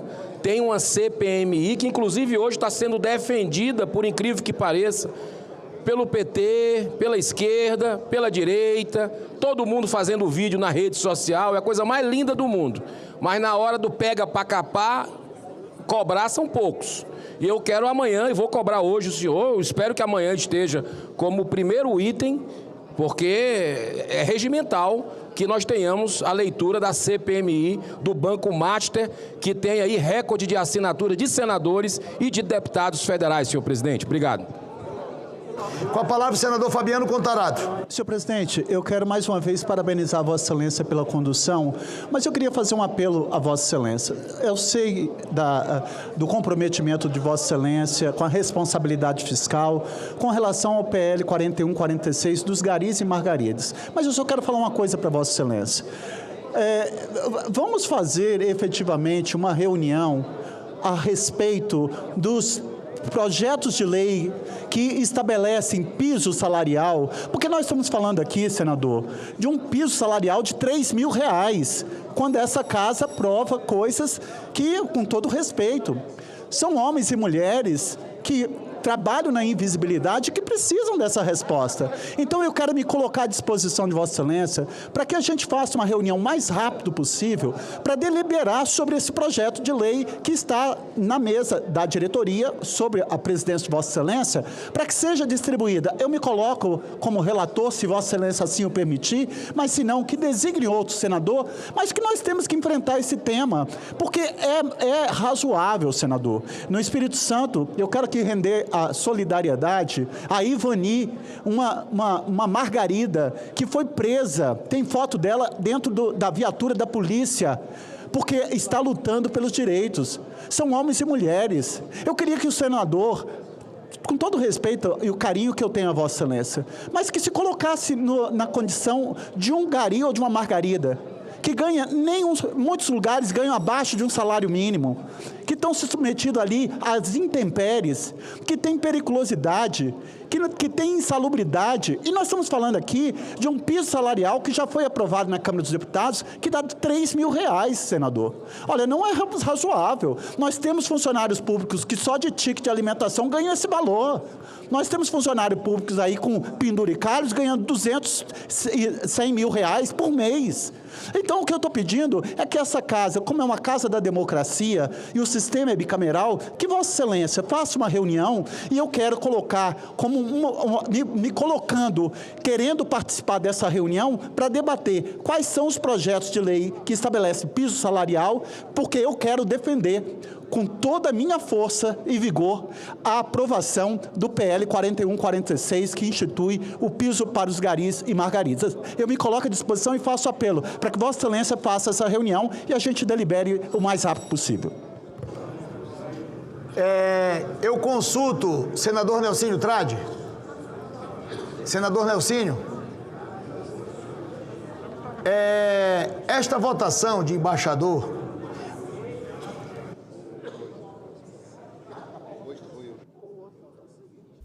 Boa tarde, em Brasília, 5h16. Rádio e TV Senado na transmissão da sessão plenária desta quarta-feira. Os líderes partidários dos partidos políticos que estão presentes, senador Randolfo Rodrigues, senador Jacques Wagner, senador Zequinha Marinho, senador Jaime Campos, senadora Damares, senador Lucas Barreto, senador Stevenson, senador Laércio, eu gostaria que Vossas Excelências pudessem informar os senadores e senadoras para virem ao plenário que nós estamos em processo de deliberação e nós temos 67 senadores presentes na semana de deliberação do Senado Federal de esforço concentrado. Se nós ficarmos com esse quórum de 42 senadores, apesar de que nesta votação a votação de uma autoridade para a missão diplomática carece apenas de um quórum simples e a presidência necessita de 41 votantes para encerrar a votação, é muito ruim encerrar a votação com 42 votantes, tendo 67 senadores presentes. Apesar que as autoridades diplomáticas que são sabatinadas e votadas no plenário do Senado quase sempre não têm nenhum tipo de restrição. Então, nesse caso concreto, eu queria consultar, antes de iniciar a próxima votação, mas eu queria pedir a Vossas Excelências que possam permanecer no plenário, porque nós temos autoridades que nós vamos votar no dia de hoje que precisam de 41 votos sim. Ou seja, se nós continuarmos com esse quórum de 42, nós não vamos conseguir deliberar, por exemplo, a autoridade indicada para a Corregedoria Nacional de Justiça, que é Sua Excelência, o senhor Benedito Gonçalves, que foi sabatinado hoje pela manhã na Comissão de Constituição e Justiça. Esta autoridade para a Corregedoria Nacional de Justiça do CNJ carece de 41 votos sim. Então eu queria pedir a Vossas Excelências que nós vamos chamar o quórum no Senado e todas as deliberações para essas matérias que carecem de quórum simples, que a presidência pode encerrar a votação com 42, mas não é razoável encerrar uma votação com 67 senadores presentes, apenas com 2 senadores a mais do mínimo necessário, senador Lucas Barreto, para encerrar a votação. Mas nesse caso, para iniciar outra votação de autoridade diplomática, eu consulto o senador Nelsinho Trade, presidente da CRE. Eu posso encerrar essa votação com 42 votantes? 43. O senador Nelsinho, presidente da CRE, se encontra em plenário?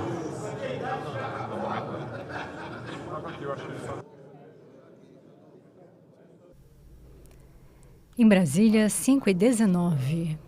Eu consulto Vossas Excelências se pode ser razoável a presidência encerrar esta votação com 43 votantes. Senador Espiridião Amin. Presidente, quem sou eu para dar conselho? Vossa Excelência é pós-graduado nisso. Eu só quero aproveitar a oportunidade para pedir que Vossa Excelência dê tramitação a um projeto muito interessante que veio da Câmara dos Deputados. É o Estatuto do Aprendiz. Eu confesso que não conheço, mas é uma iniciativa para debate muito importante. É o PL 6461 de 2002. Deve ser controverso, mas é uma controvérsia positiva quando se fala em iniciação profissional. Eu acho que deve tramitar e vamos... Senador Espiridião Amin, nós recolhemos ontem essas solicitações que foram feitas pelos senadores e eu acho que essa solicitação ontem... Esse projeto era de autoria do Senado? Não, veio da Câmara. Ah, porque tem um do Senado que foi para a Câmara que trata... do primeiro emprego, não é esse não. Nós vamos dar a tramitação para isso, eu já sei qual é. Eu acho que poderá ser alguma coisa poderá ser apensada a ele, se for de iniciativa do... Não, é porque tem outro que foi tratado ontem, que trata, se não me engano, do primeiro emprego, que foi um projeto de iniciativa do Senado, que foi para a Câmara, já voltou, houve alterações e voltou ontem para cá. Então, não é esse. Nós vamos deliberar para as comissões esse. Conceda a palavra pela ordem ao senador Lucas Barreto. Eu posso encerrar essa votação? Pode. Assim que o senador Lucas Barreto concluiu a sua questão de ordem, eu vou encerrar essa votação.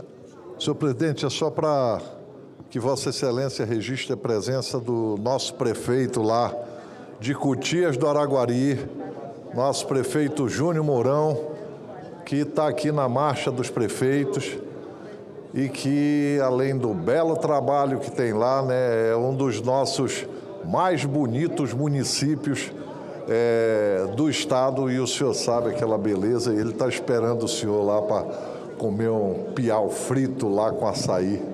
Falou ainda há pouco.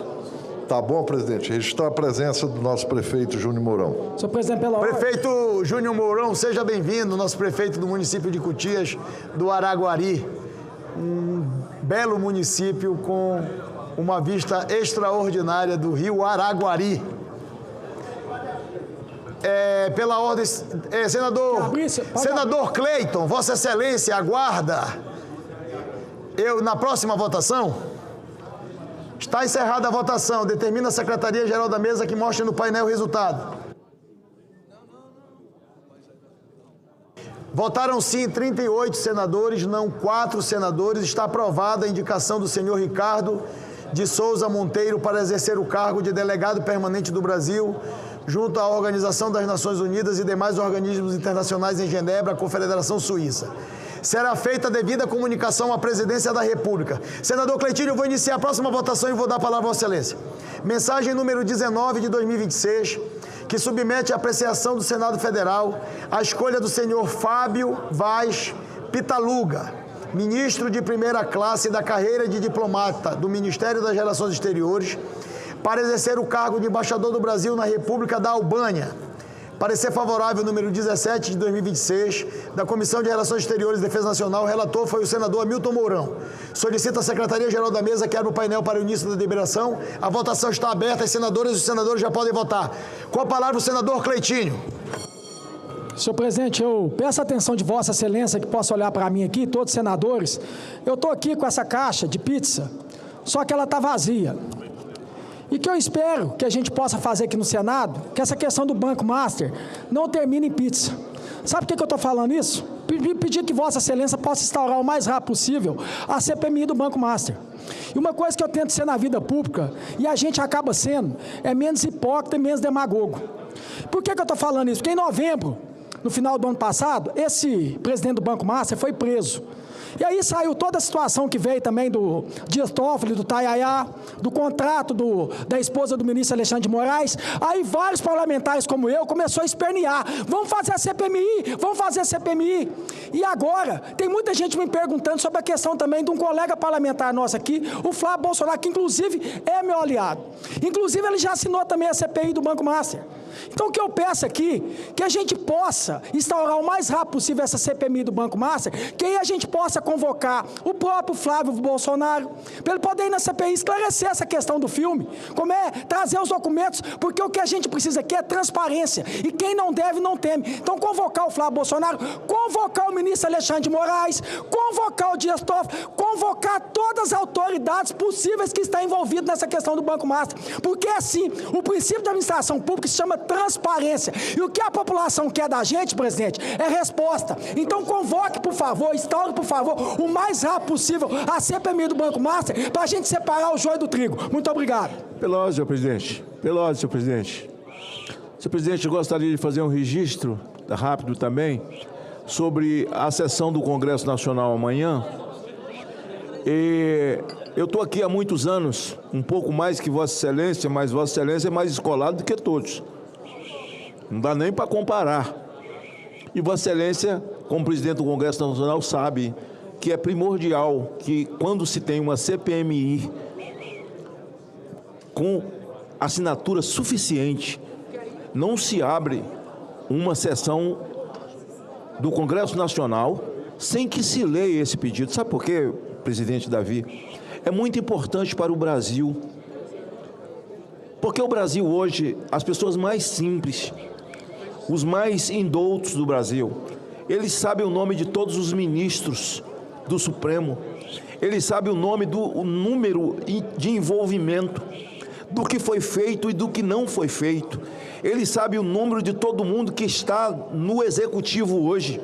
Ele sabe o nome do presidente da República, sabe o número dos seus crimes, os seus envolvimentos, o envolvimento do Volcaro, o envolvimento do Galípolo, as reuniões cabulosas com o presidente da República, pedindo para ele não vender o banco, porque ele ia trocar o presidente do Banco Central. A sua CPMI do INSS, o roubo de pessoas simples, gente vivendo nababescamente no suor de quem trabalhou toda uma vida e que hoje a pessoa mal sobra R$400, R$200, porque tem 5 empréstimos consignados que ele nunca pediu, e esses filhos de uma égua, que são os caras dos consignados, não foram chamados, e quando foram convocados, eles receberam autorização do Supremo para não vir aqui, desmoralizando um instituto da CPI e da CPMI, que é um instituto do Congresso Nacional, absolutamente desmoralizado. Então aqui eu faço também um apelo a Vossa Excelência. Amanhã tem a abertura do Congresso Nacional. Não é possível que o que de mais importante que o povo quer saber, e que se saiba tudo sobre todo mundo. Tudo sobre todo mundo, inclusive sobre a conversa do senador Flávio. Qual o problema? Vamos abrir a CPI, vamos convocar, vamos trazer todo mundo. Não é possível, não é possível. Diante de uma lama, diante de um lamaçal, diante de uma força explodida que esse país está vivendo do ponto de vista moral, nós tenhamos uma CPMI que pede, para além das assinaturas, eu gostaria de, esse registro que faço, é pedir a Vossa Excelência, com toda a sensibilidade, que ponha e que faça a leitura na abertura dos trabalhos amanhã. As senadoras e os senadores que estão em plenário já votaram? Nós estamos apenas com 32 votantes. Para poder encerrar essa votação, precisa de 41 senadores, no mínimo, votantes. E ainda temos mais 8 votações depois desta. Líder Eduardo Braga, doutor Eudócia, senador Renan Calheiros, senador Petecão, senador Plínio Valério, senador Isalci Lucas, Vossa Excelência, líder Isalci? Líder Isalci? Senador Isalci? Me dê um voto aí no...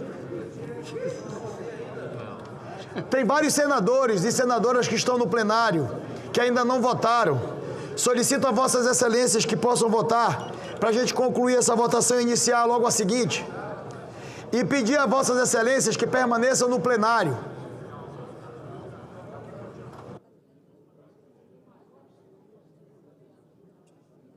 Boa tarde, em Brasília, 5h28. Você acompanha pela transmissão conjunta da Rádio e TV Senado a sessão deliberativa do Senado Federal desta quarta-feira, dia 20 de maio de 2026. Está em análise neste momento a indicação feita pela Presidência da República de Fábio Vaz Pitaluga, ministro de primeira classe da carreira de diplomata do Ministério das Relações Exteriores, para o cargo de embaixador do Brasil na República da Albânia. Foi uma boa lembrança, senador Laércio.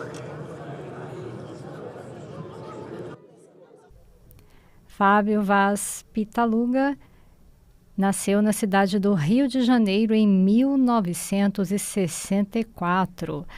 O indicado formou-se em Economia pela PUC do Rio de Janeiro. Senador veneziano, senador Fernando Dueire,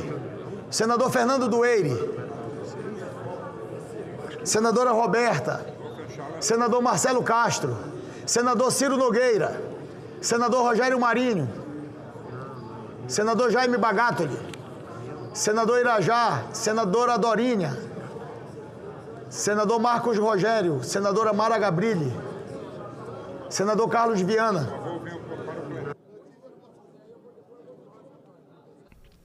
Fábio Vaz ingressou na carreira diplomática em 1990. Concluiu o curso de aperfeiçoamento de diplomatas do Instituto Rio Branco em 1998. Precisando de 4 votos para encerrar a votação. Solicito à Secretaria-Geral da Mesa que entre em contato com as lideranças partidárias e repito e solicito a Vossas Excelências que depois desta votação nós ainda teremos mais 8 votações. Qual é a preocupação? Nós temos uma votação que é a indicação para a Corregedoria Nacional de Justiça de Sua Excelência, o senhor ministro Benedito Gonçalves, ministro do Superior Tribunal de Justiça. Esta votação necessita de votos de senadoras e de senadores de pelo menos 41 votos favoráveis. Nós estamos concluindo essas votações com 42 ou com 43 votantes, porque as missões diplomáticas carecem apenas de maioria simples. E, regimentalmente, senador Cleiton, nós precisamos encerrar a votação com 41 votos. Então, a gente pode encerrar com 41, porque votações de missões diplomáticas, geralmente nós não temos nenhum tipo de divergência. Então, eu gostaria de pedir a Vossas Excelências que, se puderem também, as lideranças que estão presentes aqui, possam convidar os senadores, porque ainda teremos 8 votações. E hoje, o esforço concentrado desta semana era justamente para que nós pudéssemos apreciar, e gostaria de informar o plenário, nós estamos apreciando no esforço concentrado todas as autoridades que estavam pendentes de deliberação do Senado Federal. As missões, as autoridades também de missões diplomáticas, as autoridades também da CVM e a autoridade que foi sabatinada hoje pela manhã da CCJ para o CNJ. Então vai precisar que a gente consiga alcançar pelo menos os 67 senadores que estão presentes. Porque a presidência decidiu ontem que a semana que vem nós teremos sessões semipresenciais. Então, nós precisamos concluir todas as votações essa semana, senador Wilder, porque essas votações, que são deliberações em virtude do ponto de vista regimental secretas, a gente precisa da presença dos senadores e das senadoras no plenário. E na semana que vem, como será sessões semipresenciais, muitas das vezes os senadores ficam nos estados. E aí a gente não vai alcançar o quórum qualificado para deliberar as sessões ou as deliberações de autoridades. Então é preciso concluir esta semana no dia de hoje.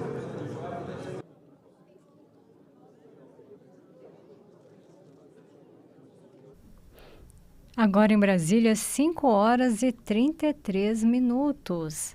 Rádio e TV Senado na transmissão da sessão plenária desta quarta-feira.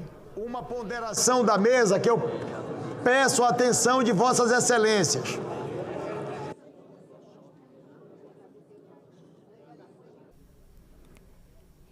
Em análise, a indicação de Fábio Vaz Pitaluga para o cargo de embaixador do Brasil na República da Albânia. Preside a sessão o senador Davi Alcolumbre, presidente do Senado. Fábio Vaz Pitaluga, ao longo de sua carreira, exerceu funções como a chefia da divisão do mar, da Antártida e do Espaço, do Ministério das Relações Exteriores de 2009 a 2014, e a atuação como assessor especial para assuntos internacionais na Presidência da República em 2014 e 2015. No exterior, entre outros cargos, foi ministro conselheiro na Embaixada do Brasil em Moscou, na Rússia, de 2015 a 2018. E ministro conselheiro e embaixador na Embaixada Brasileira em Damasco, na Síria, de 2018 a 2022. Desde 2022, é embaixador na Armênia.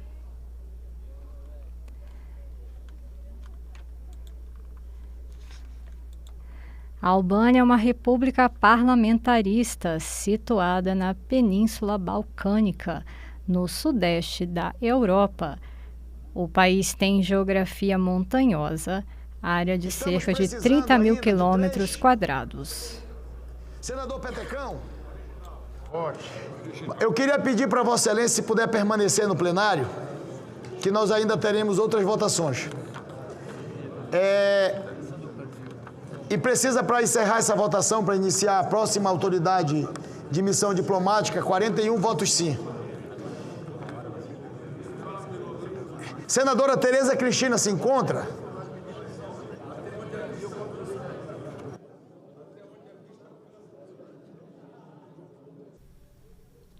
Agora em Brasília, 5h36. Você acompanha a sessão plenária desta quarta-feira. Você pode entrar em contato com a Rádio Senado pelo e-mail radio@senado.leg.br. Envie suas dúvidas e sugestões, participe. Fique por dentro de tudo o que acontece no Senado Federal acessando a página do Senado na internet. Anote o endereço: senado.leg.br.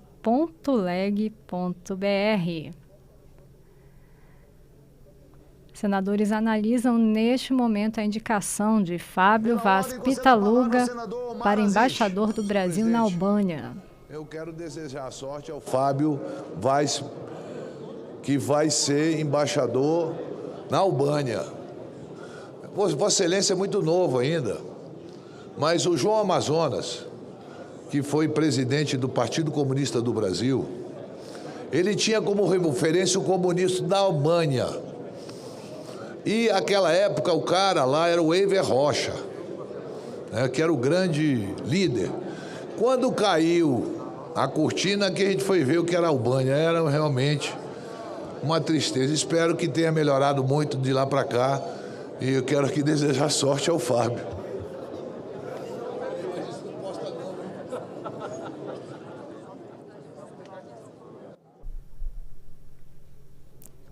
Cinco horas e 38 minutos em Brasília. Posso encerrar a votação? Está encerrada a votação. Determina a Secretaria-Geral da Mesa que mostre no painel o resultado.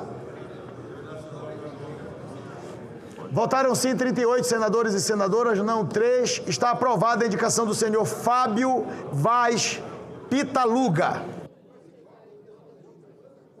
Será feita a devida comunicação à Presidência da República. Mensagem número 16 de 2026, que submete à apreciação do Senado Federal a escolha do senhor Paulo Roberto Soares Pacheco.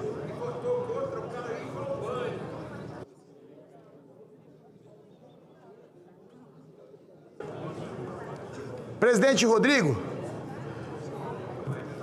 nós estamos sabatinando uma autoridade aqui, Paulo Roberto Soares Pacheco.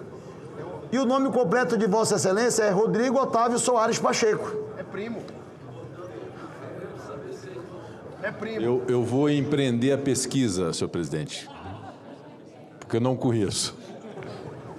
Que submete à apreciação do Senado Federal o senhor Paulo Roberto Soares Pacheco, ministro de primeira classe da carreira de diplomata do Ministério das Relações Exteriores, para exercer o cargo de embaixador do Brasil no Japão. Vai ter que ser uma pesquisa do outro lado do mundo. O parecer favorável número 10 de 2026 da Comissão de Relações Exteriores e Defesa Nacional, o relator foi o senador Fernando Dueire. Solicita a Secretaria-Geral da Mesa que abra o painel para o início da deliberação. A votação está aberta, as senadoras e os senadores já podem votar. Esta é a terceira autoridade que nós estamos deliberando na tarde de hoje. Peço a Vossas Excelências, se for possível, para iniciarmos, senador Omar, senador Irã, nós iniciamos uma nova votação. Votei. Já.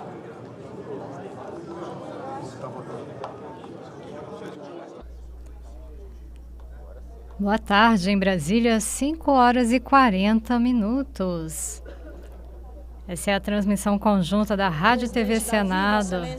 Da sessão. Fala, senadora Elisiane. Pela ordem, conceda a palavra à senadora Elisiane Gama. Senhor presidente, eu quero aproveitar aqui rapidamente para fazer os meus cumprimentos à presidência da República, ao presidente Lula e à primeira-dama do país, a Janja Lula da Silva, pela implantação no Brasil do Pacto Nacional de Combate ao Feminicídio. Esse pacto que completa hoje 100 dias e que traz resultados já muito práticos e muito concretos.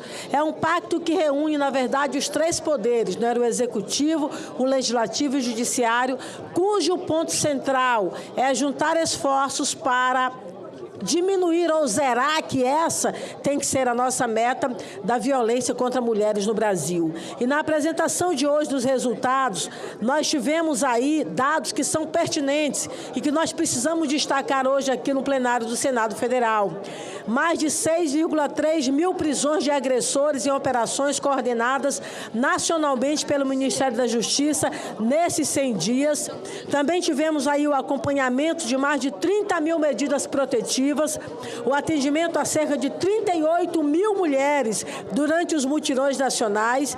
Tivemos a redução do tempo médio de análise de medidas protetivas de 16 dias para 3 dias e também tivemos aproximadamente 90% das decisões passaram a ser tomadas em até 48 horas, uma agilidade necessária para o atendimento a essa mulher vítima de agressão.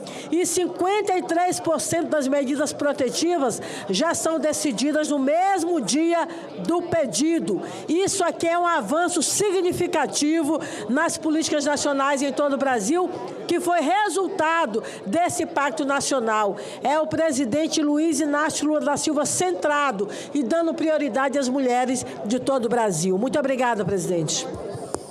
Presidente, pela ordem.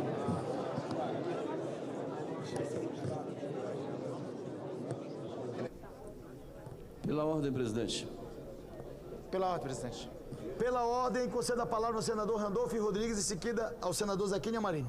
Presidente, rapidamente, só para fazer o registro da presença na galeria de honra daqui do Senado, dos vereadores do nosso município de Ferreira Gomes, aqui presentes, às margens do Rio Araguari, inclusive os vereadores estão aqui em um momento, em uma circunstância que Ferreira Gomes passa por um momento dramático, com o aumento do nível do Rio Araguari. Os vereadores para cá vieram também em busca do apoio necessário.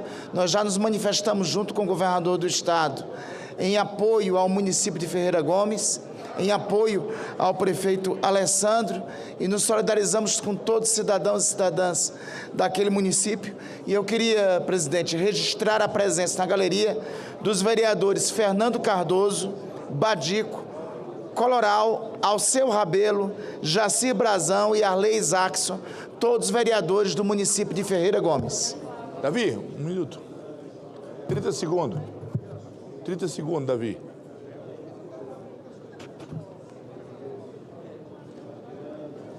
Pela ordem, presidente. Pela ordem, senador Zequinha Marinho. Ei, estou na frente. Obrigado, presidente. Requeiro nos termos do artigo 222 do Regimento Interno do Senado Federal, inserção em ata de voto de aplausos à Igreja da Paz, Church, e a Paz Internacional de Santarém pelos seus 50 anos de fundação. Requeiro ainda que seja enviado cópia do presente voto à diretoria daquela igreja na cidade de Santarém.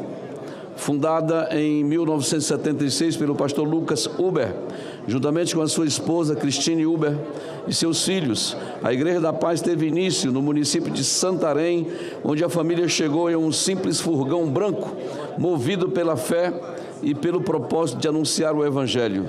Desde sua origem humilde, a instituição já se distinguiu por uma visão extraordinária e pelo forte compromisso missionário.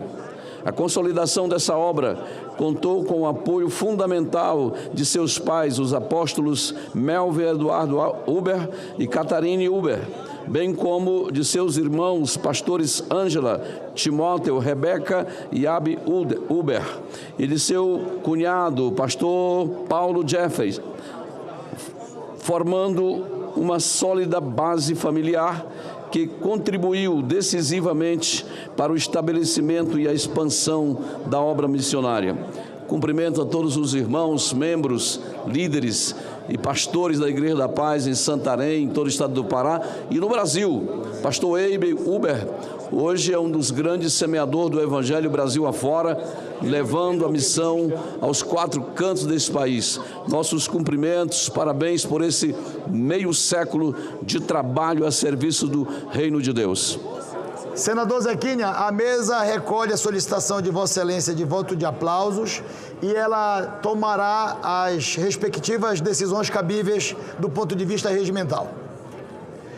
Pela ordem, senador Petecão, falta um voto para encerrar essa votação aqui. Tem algum senador que ainda não votou? Pela ordem, senador Sérgio Petecão. Senador Davi.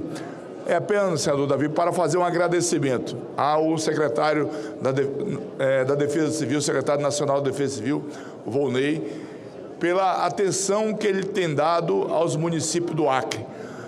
Com essas mudanças climáticas, o senhor sabe que aqui o Randolfo acabou de citar aqui o Amapá, e no Acre não é diferente. Nós temos aí sofrido com muitas enchentes e agora, com certeza, iremos enfrentar a seca. E eu queria aqui agradecer ao governo federal, ao secretário Volney e toda a sua equipe, que tem dado uma atenção aos nossos prefeitos e tem ajudado e ajudado muito. Era isso, senhor presidente. Está faltando apenas o voto de um senador ou de uma senadora para nós concluirmos essa votação. Senadora Zenaide Maia está vindo, senadora Lisiane Gama está vindo. Estou ligando aqui, senhor presidente. Obrigado, senador Cid.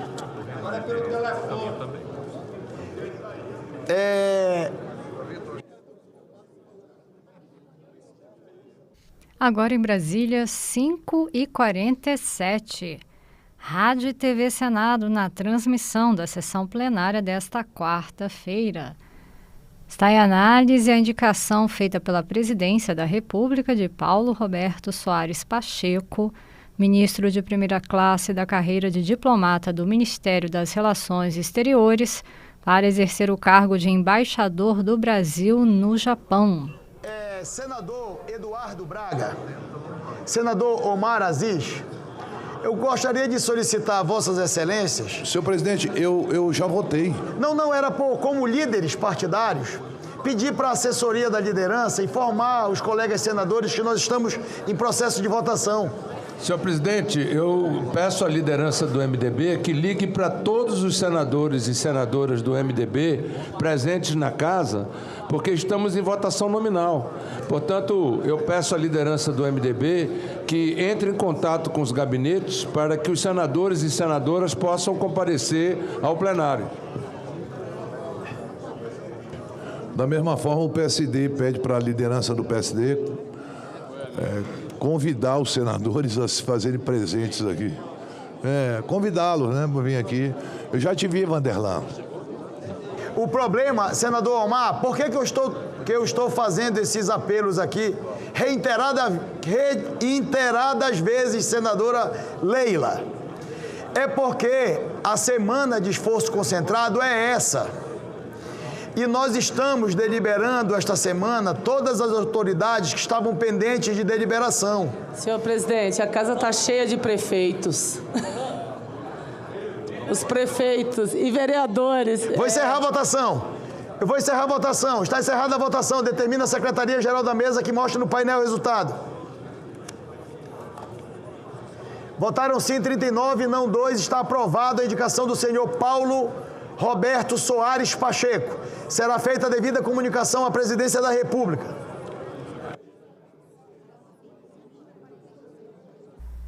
Em Brasília, 5h49. Essa é a sessão plenária desta quarta-feira. Mensagem número 15 de 2026, que submete à apreciação do Senado Federal a escolha do senhor Marcelo Paz Saraiva Câmara, ministro de primeira classe da carreira de diplomata do Ministério das Relações Exteriores, para exercer o cargo de embaixador do Brasil na República Soviética do Vietnã. Parecer favorável número 15 de 2026 da Comissão de Relações Exteriores e Defesa Nacional. A relatora foi a senadora Tereza Cristina e o relator ad hoc foi o senador Nelcínio Trade. Solicita a Secretaria-Geral da Mesa que abra o painel para o início da deliberação. A votação está aberta, as senadoras e os senadores já podem votar. Conceda a palavra pela ordem ao senador Camilo Santana, que vai utilizar a tribuna do Senado Federal. Senhor presidente, minhas colegas e colegas senadores, quero aproveitar, presidente, para enviar um abraço muito especial aos prefeitos e prefeitas de todo o Brasil que estão reunidos aqui em Brasília nesta semana, participando da Marcha dos Prefeitos. Faço questão de prestar uma homenagem sincera àqueles que estão na ponta, enfrentando desafios reais do dia a dia, implementando políticas públicas e cuidando das pessoas nos nossos municípios, porque é no município que a vida acontece. É no município, senhor presidente, que a mãe busca vaga na creche, que o trabalhador procura atendimento de saúde, que o estudante entra na escola, que a população cobra resultado. Por isso, quero aqui reconhecer o trabalho dos nossos gestores municipais, independente de partido político ou ideologias, porque governar o município brasileiro exige coragem, compromisso e espírito público. E, senhor presidente, quero também aqui destacar uma iniciativa importante essa semana, que demonstra mais uma vez a sensibilidade social e a capacidade de escuta do presidente Luiz Inácio Lula da Silva. Ontem o presidente lançou o programa Move Brasil Táxi e Aplicativos, uma ação concreta de impacto real na vida de quem trabalha duro para sustentar sua família. O programa vai garantir linha de crédito de até 30 bilhões destinados a taxistas e motoristas de aplicativo financiarem a compra de veículos novos com juros mais baixos, carência de 6 meses e prazo de até 72 meses para pagamento. A iniciativa pode beneficiar cerca de 1,4 milhão de trabalhadores brasileiros, homens e mulheres, senhor presidente, que acordam cedo, enfrentam trânsito, insegurança, jornadas exaustivas e que muitas vezes comprometem boa parte da renda. Senador Camilo, me permita, peço desculpa de atrapalhar Vossa Excelência. Eu queria pedir para os nossos convidados que estão no plenário do Senado Federal, Vossas Senhorias são muito bem-vindos e muito bem-vindas. Mas as conversas paralelas, a presidência está a 4 metros do orador na tribuna e eu não estou conseguindo ouvir o que o senador Camilo Santana está falando na tribuna. Eu queria pedir a vossas senhorias, que são muito bem-vindos no plenário do Senado, que, por favor, vamos respeitar o orador na tribuna. Por favor, tentem conversar um pouco mais baixo o volume da voz.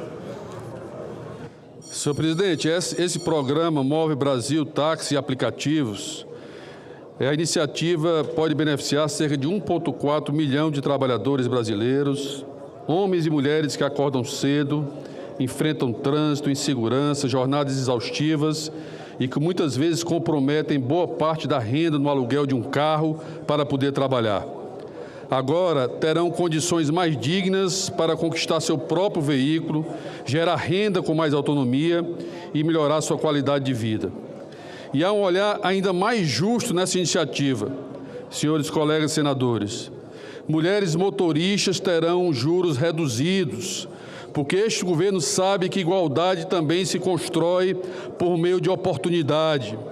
Além disso, o programa dialoga com o futuro, ao estimular veículos que atendam critérios de sustentabilidade ambiental, econômica e social. É a geração de renda combinada com responsabilidade ambiental e desenvolvimento produtivo. Mas quero aqui, senhor presidente, destacar uma fala que me emocionou profundamente no lançamento desse programa. A fala do líder dos entregadores de aplicativos, J.R. Freitas, que fez uma pergunta simples, mas poderosa. Qual outro presidente da República teria a sensibilidade de colocar trabalhadores de aplicativo no palco, no centro da agenda? Essa é a diferença, porque Lula governa olhando nos olhos do povo. Lula governa para gente de carne e osso, para quem pega ônibus, dirige aplicativo, entrega comida, trabalha de sol a sol para garantir o sustento da família. Obrigado, presidente Lula, por mais essa ação em defesa dos trabalhadores brasileiros. Eu tenho muito orgulho, senhor presidente, de fazer parte desse time. Um time do pé de meia que combate a evasão escolar e já ajuda milhões de jovens pobres a permanecerem no ensino médio. Do time do Mais Médicos, que voltou a levar atendimento onde ainda faltava assistência. Do time do Farmácia Popular, ampliado para atender quem mais precisa. Do time do Mais Especialistas, que enfrenta a fila da saúde. Do time que voltou a investir nas universidades federais, nos institutos federais, nas escolas de tempo integral, na ciência, na educação pública. Do time do Minha Casa Minha Vida, do time que garantiu valorização do salário mínimo acima da inflação, do time que tirou novamente o Brasil do mapa da fome, o time que voltou a fazer o Brasil crescer, gerar emprego e reduzir desigualdades. E é também o time que está defendendo uma pauta histórica para a classe trabalhadora brasileira, o fim da escala 6x1, porque trabalhar não pode significar abrir mão da convivência familiar, da saúde mental, do lazer, do direito de viver. O trabalhador brasileiro merece dignidade. Por isso, precisamos acompanhar com atenção o andamento da PEC 221/19 da Comissão Especial da Câmara, para que esse debate avance e o Brasil possa dar um passo civilizatório nas relações de trabalho. Quero também aqui, senhor presidente, dizer da minha satisfação, senadora Leila, como ex-ministra da Educação, de acompanhar nesta casa a deliberação do projeto de lei 4161 de 2025, relatado pela senadora Leila Barros, que fortalece a proteção de crianças e adolescentes nas escolas brasileiras. É uma matéria de enorme importância. O projeto torna obrigatória a realização de ações de conscientização sobre proteção infantil nas escolas, orientando estudantes sobre direitos, forma de acolhimento, mecanismo de proteção e canais de denúncia. Dados recentes mostram que o Brasil registrou mais de 115 mil crianças e adolescentes vítimas de violência em apenas um ano, senadora Damares.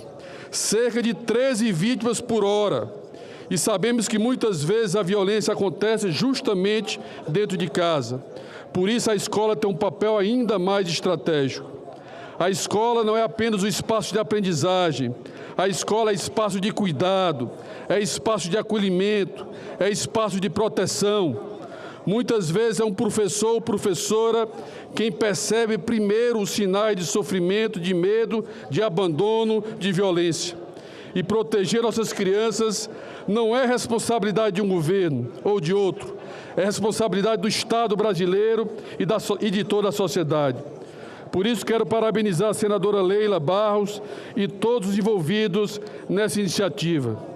Senhor presidente, quero encerrar, concluindo aqui a minha fala, sobre uma instrução extremamente importante deliberada hoje pela manhã na Comissão de Assuntos Econômicos desta Casa, e já queria pedir ao senhor que colocasse na pauta de hoje a mensagem 21 e 22 do Poder Executivo, que são 2 operações de crédito internacional junto ao Banco Mundial para o Estado do Ceará. São 123,5 milhões de dólares para fortalecer o complexo industrial e portuário do PECEM. É um projeto estratégico para o futuro do Brasil, para o qual peço especial atenção e urgência para a votação nessa sessão. Parte dos recursos, senhor presidente, será destinada ao Programa de Transição Energética do PECEM, fortalecendo a infraestrutura, pesquisa, inovação e qualificação profissional para consolidar a cadeia produtiva do hidrogênio verde, setor que poderá posicionar o Nordeste brasileiro na vanguarda mundial da economia limpa. Outra parte financiará o programa PECEM Verde, ampliando investimentos em descarbonização industrial, governança ambiental, capacitação e fortalecimento institucional. O mundo inteiro está discutindo transição energética. O mundo inteiro está disputando investimentos verdes. E o Ceará está preparado para liderar esse processo. Temos sol, temos vento, temos localização estratégica, temos porto competitivo, temos capacidade técnica e temos um povo trabalhador. E quando o Nordeste recebe investimento, o Brasil cresce. Estamos falando de emprego de qualidade, de inovação, de exportações, de soberania energética e de um novo ciclo de desenvolvimento sustentável para o nosso país. Este é o Brasil que nós acreditamos, um Brasil que cresce, mas cresce incluindo, que se moderniza, mas sem abandonar o povo, que protege o meio ambiente sem abrir mão do desenvolvimento, e que entende que governar é, acima de tudo, cuidar das pessoas. Muito obrigado, senhor presidente, e peço para incluir na pauta de hoje a mensagem 21 e 22 do Poder Executivo. Muito obrigado. Senador Camilo Santana, a solicitação de Vossa Excelência é para que o plenário possa deliberar as mensagens encaminhadas pelo Poder Executivo de 2 empréstimos para o Estado do Ceará. Essa mensagem foi deliberada na CAI? Então nós vamos incluir no final da deliberação. Alcançou. Senador Eduardo Braga? Senador Eduardo Braga? Eu vou encerrar a votação. Vota no outro. Isso, vai. Está encerrada a votação. Determina a Secretaria-Geral da Mesa que mostre no painel o resultado. Votaram 139, não 1. Está aprovada a indicação do senhor Marcelo Paz Saraiva, Câmara. Será feita a devida comunicação à Presidência da República.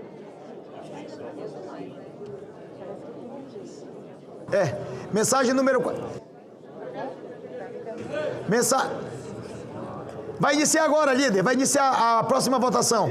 Submete à apreciação do Senado Federal a escolha do senhor João Batista do Nascimento Magalhães, ministro de 2ª classe do quadro especial da carreira de diplomata do Ministério das Relações Exteriores, para exercer o cargo de embaixador do Brasil no Sultanato de Omã.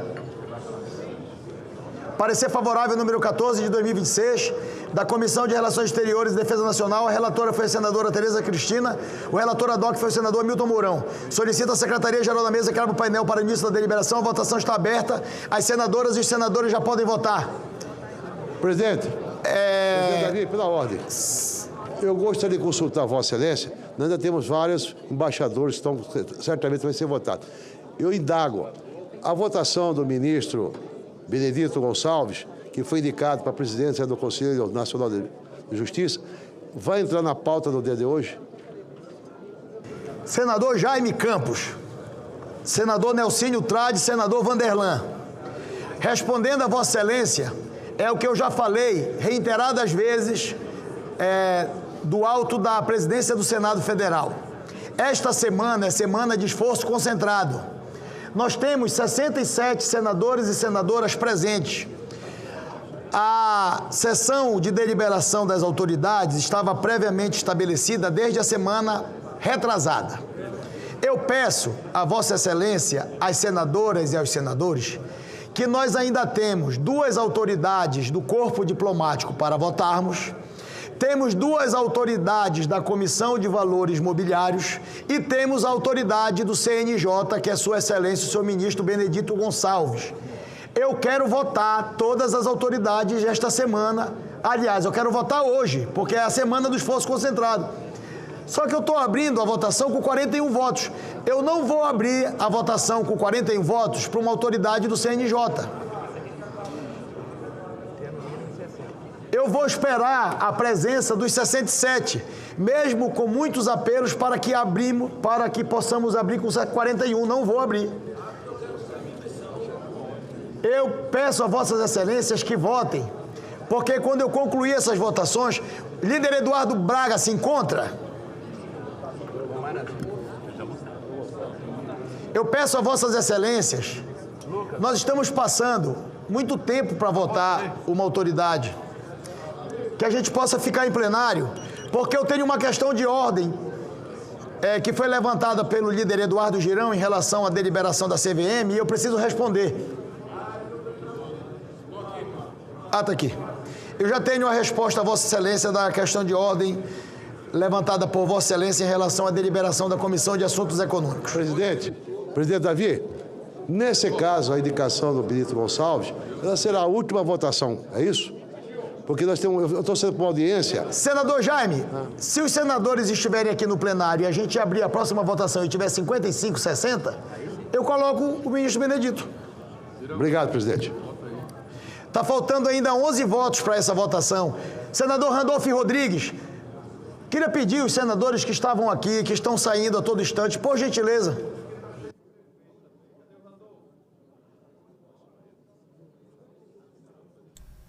Em Brasília, 6h05. Você acompanha pela transmissão conjunta da Rádio e TV Senado a sessão deliberativa do Senado Federal desta quarta-feira. Senhor presidente. Conceda a palavra ao nosso presidente da Comissão de Constituição e Justiça, senador Otto Alencar. Senhor presidente, se eu não me engano, Vossa Excelência falou há pouco que a próxima semana seria sempre presencial. Exatamente. Eu vou sugerir a Vossa Excelência que seja presencial, para que o Senado possa produzir e votar as matérias de interesse do Senado Federal, do governo que tem encaminhado matérias para aqui também. Tem várias matérias que precisam ser votadas. Hoje, inclusive, aprovamos na CCJ algumas matérias que seguirão para o plenário em regime de urgência. E se não votar autoridades hoje, que se vote presencial para a semana. Porque o Senado tem que dar resposta à sociedade daquilo que eles propõem a fazer, que é votar, deliberar, discutir, encaminhar ou não votar. Agora, uma situação dessa que Vossa Excelência já há algum tempo chama os senadores e senadoras para votação, se tem quórum suficiente e não comparece, eu sugiro a Vossa Excelência não fazer esse presencial, semipresencial, e seguir todas elas presencial, para que nós possamos corresponder à expectativa do povo brasileiro que nos coloca no Senado Federal.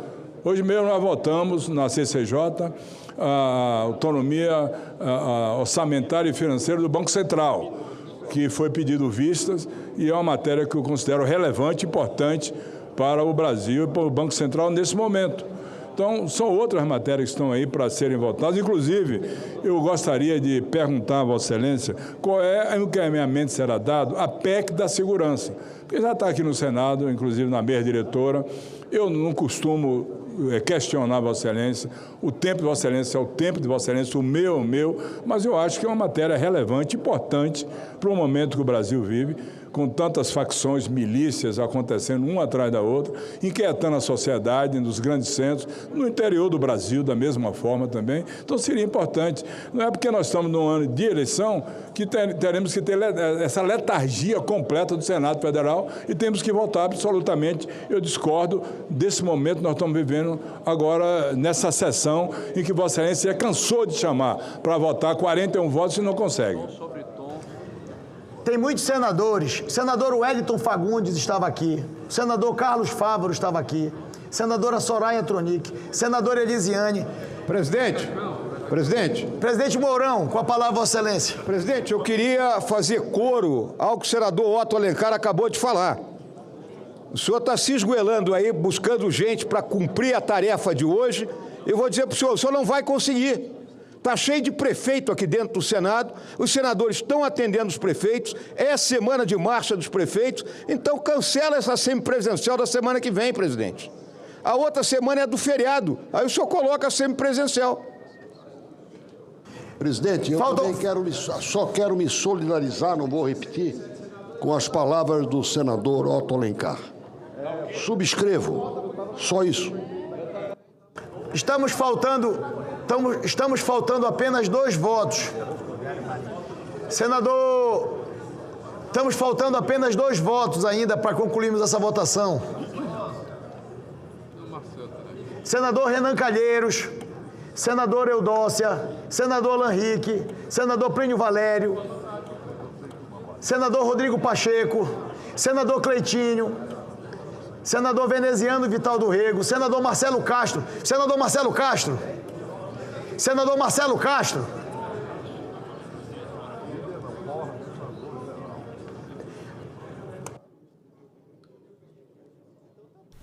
Em Brasília, 6h10.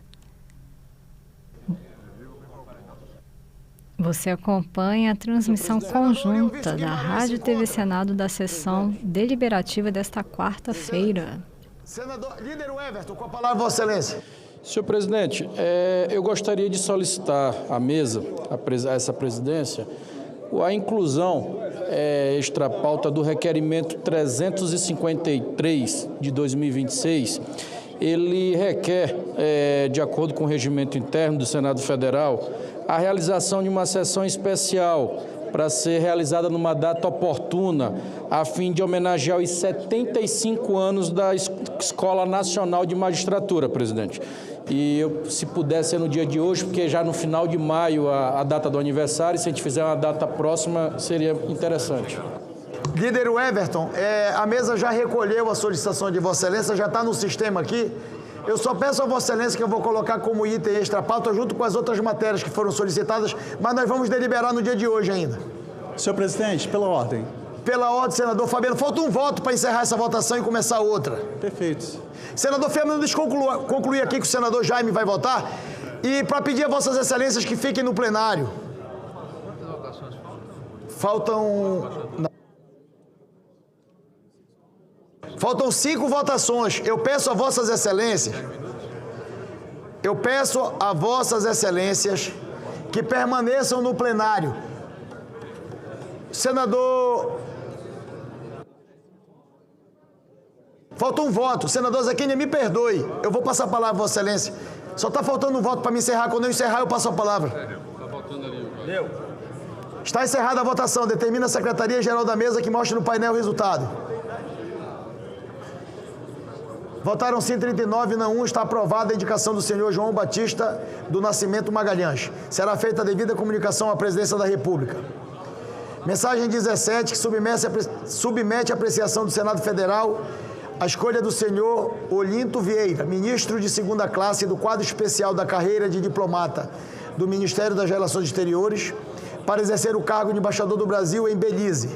Parecer favorável número 11 de 2026 da Comissão de Relações Exteriores e Defesa Nacional. O relator foi o senador Espiridião Amin. Solicita a Secretaria-Geral da Mesa que abra o painel para o início da deliberação. A votação está aberta. As senadoras e os senadores já podem votar. Senador Fabiano, o senador Zequinha já está na tribuna. Pela ordem do senador Zequinha Marinho, enquanto nós estamos votando. Por gentileza, as senadoras e os senadores que estão presentes, nós iniciamos uma nova votação. Senador Cajuru, senador Marcos Duval, está aberto o painel. Senhor presidente, inicio esse pronunciamento informando que estive reunido com a advocacia do Senado Federal, oportunidade em que trabalhamos na consolidação de uma estratégia jurídica firme, sólida e responsável para defender os interesses do Estado do Pará e, sobretudo, para encerrar de uma vez por todas essa grave ameaça ao nosso território. O meu Estado do Pará está mais uma vez diante do desafio de proteger as suas fronteiras e, acima de tudo, a dignidade do seu povo. Refiro-me aqui à ação rescisória número 2964 em tramitação no Supremo Tribunal Federal, por meio da qual o Estado do Mato Grosso tenta reabrir uma matéria já decidida de forma unânime por aquela Corte, que é a manutenção dos limites territoriais estabelecidos há mais de 100 anos, com base em convenções devidamente ratificadas pelas Assembleias Legislativas e pelo Congresso Nacional. Não estamos diante de uma discussão inédita.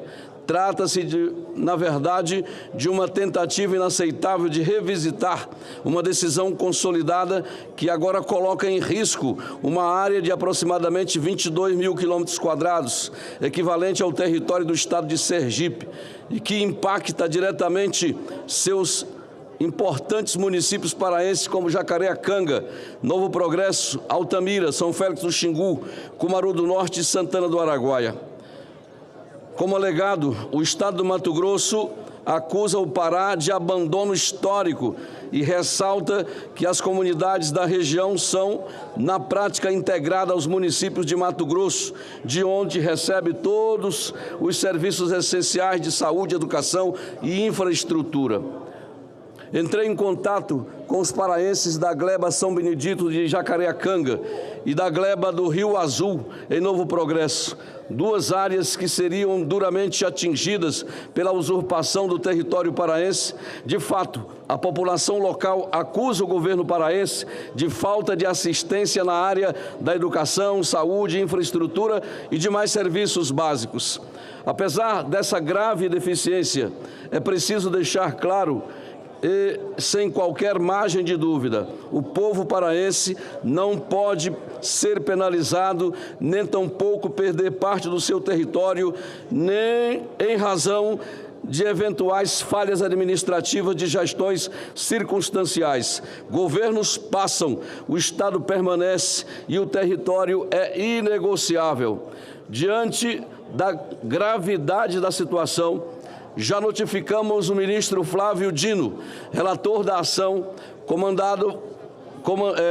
comunicando formalmente que estaremos presentes na audiência de conciliação designada para o próximo dia 10 de junho, onde participaremos de forma ativa e vigilante na defesa dos interesses do povo paraense. Paralelamente, encaminhamos ofício às câmaras municipais dos 6 municípios envolvidos e à Assembleia Legislativa do Estado do Pará, conclamando essas instituições a ingressarem no processo na condição de amigos da Corte, que é fundamental que o Pará fale com uma voz só. Este não é um tema de governo, mas um tema de Estado. É uma causa que exige a união de todas as lideranças políticas daquele Estado e das suas instituições e da sociedade. Não aceitamos a relativização de decisões históricas, não permitiremos perda de um palmo sequer do nosso território que pertence por direito ao povo do Pará. Este é um momento que exige coragem e responsabilidade.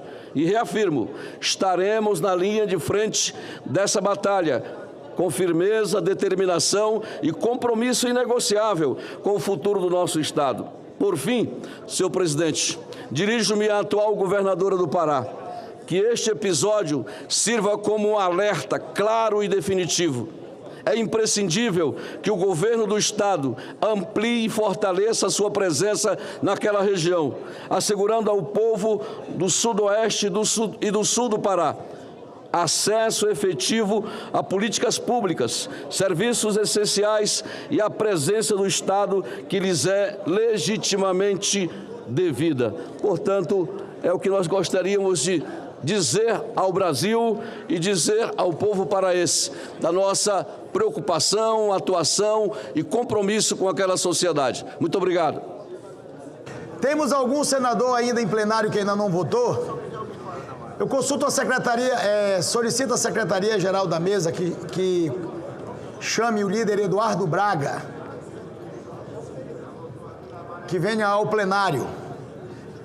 Estamos a 4 votos para concluir essa votação.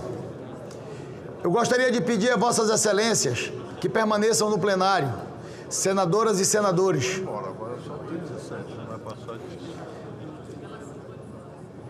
Senador Renan Calheiros, presidente Renan. Senador Alan Rick.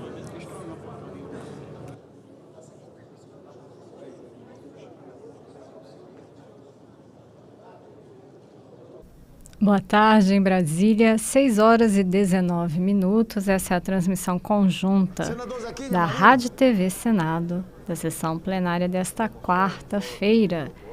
Em análise, neste momento, a indicação feita pela Presidência da República de Olinto Vieira, ministro de segunda classe do quadro especial da carreira de diplomata do Ministério das Relações Exteriores, para exercer cargo de embaixador do Brasil em Belize. Zenaide, senador.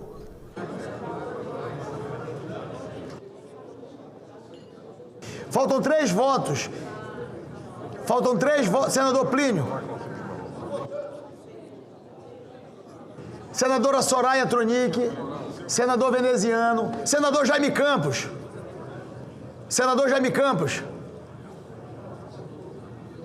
Eu peço à assessoria do senador Jaime Campos, informe a Sua Excelência que nós estamos em processo de votação e nós estamos precisando muito da presença dele no plenário. Senador Carlos Fávaro.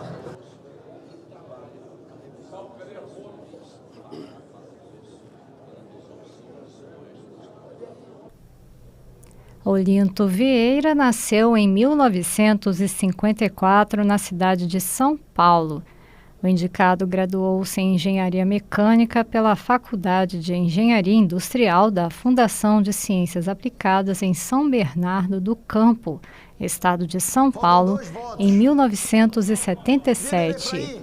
Eu gostaria de pedir a Vossa Excelência que possa permanecer em plenário, que nós ainda temos senador Marcos Rogério.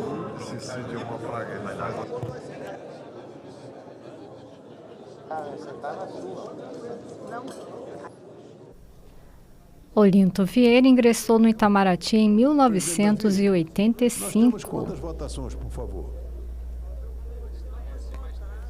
4 votações. Obrigado.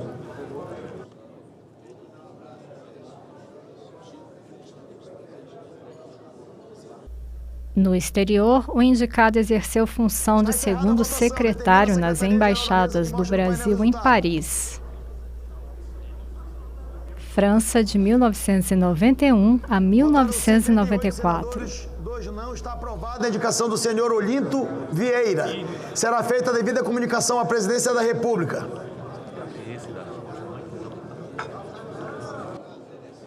É a última autoridade de missão diplomática. Mensagem 18, por isso eu peço a permanência de Vossas Excelências. Mensagem número 18, que submete à apreciação do Senado Federal a escolha do senhor Ricardo André Vieira Diniz, ministro de segunda classe do quadro especial da carreira de diplomata do Ministério das Relações Exteriores, para exercer o cargo de embaixador do Brasil na Comunidade das Bahamas. Parecer favorável 16 de 2026 da Comissão de Relações Exteriores e Defesa Nacional. O relator foi o senador Sérgio Moro. Solicito à Secretaria-Geral da Mesa que abra o painel para início da deliberação. A votação está aberta. As senadoras e os senadores já podem votar. Peço a Vossas Excelências, senadores e senadoras, iniciou a votação. Vamos votar senador Camilo, senador Lucas, senador Efraim, senador Laércio. Senador Laércio, começou outra votação. Senador...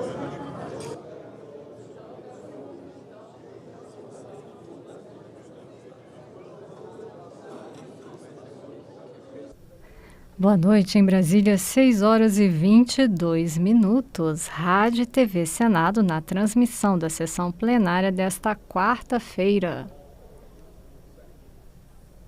Está em análise, neste momento, a indicação feita pela Presidência da República de Ricardo André Vieira Diniz, ministro de segunda classe do quadro especial da carreira de diplomata do Ministério das Relações Exteriores, para exercer o cargo de embaixador do Brasil na Comunidade das Bahamas, por período não superior a 5 anos consecutivos.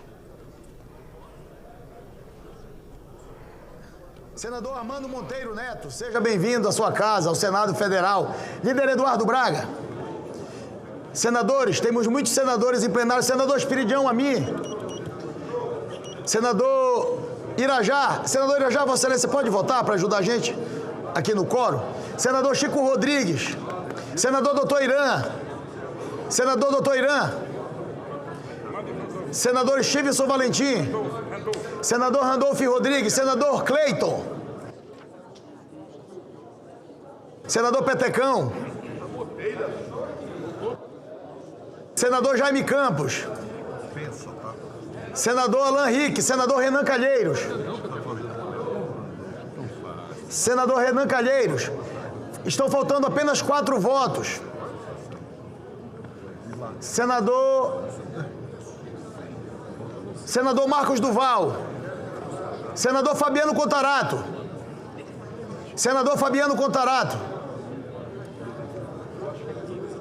Senador Ângelo Coronel. Senador Otto Alencar. Senador Otto Alencar está por aqui? Senador Otto, por favor, para ajudar aqui.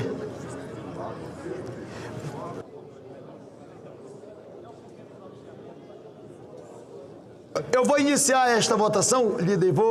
Senador Chico, Vossa Excelência, se puder votar. Eu vou iniciar a próxima votação e vou conceder a palavra ao senador Efraim.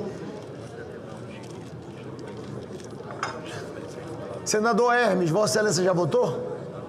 Senador Sérgio Moro se encontra? Senador Marcelo Castro se encontra? Senador Marcelo Castro? Senador Jaime Campos? Faltam 2 votos. Senador Oriovisto Guimarães? Senadora Elisiane se encontra? Senadora Elisiane?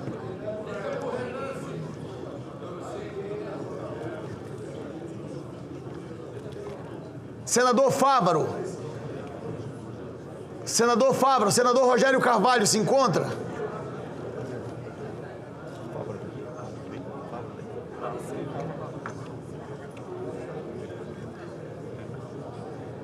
Senadora Elisiane Gama.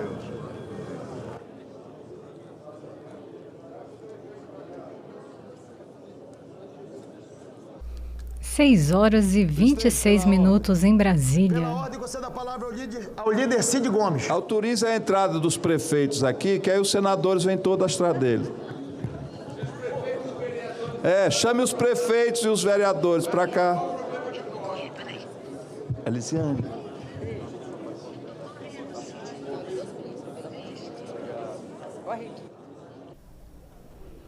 Faltam 2 votos apenas. Nós temos algum senador que ainda não votou? Senadora Elisiane Gama. Eu queria pedir assessoria do PS. Senador Jaime Campos. Senador Wellington Fagundes. Doutor Jairo, Vossa Senhoria, como assessor master do presidente Rodrigo Pacheco, ajude a presidência. Vá aí no cafezinho e convide os senadores para virem votar. Faltam 2 votos apenas para concluir essa votação e nós vamos iniciar a próxima. Senadora Soraya Tronic. Senadora Mara Gabrilli se encontra? Líder do Everton.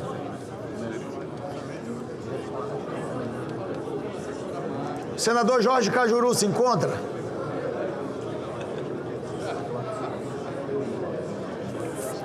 Faltam 2 votos.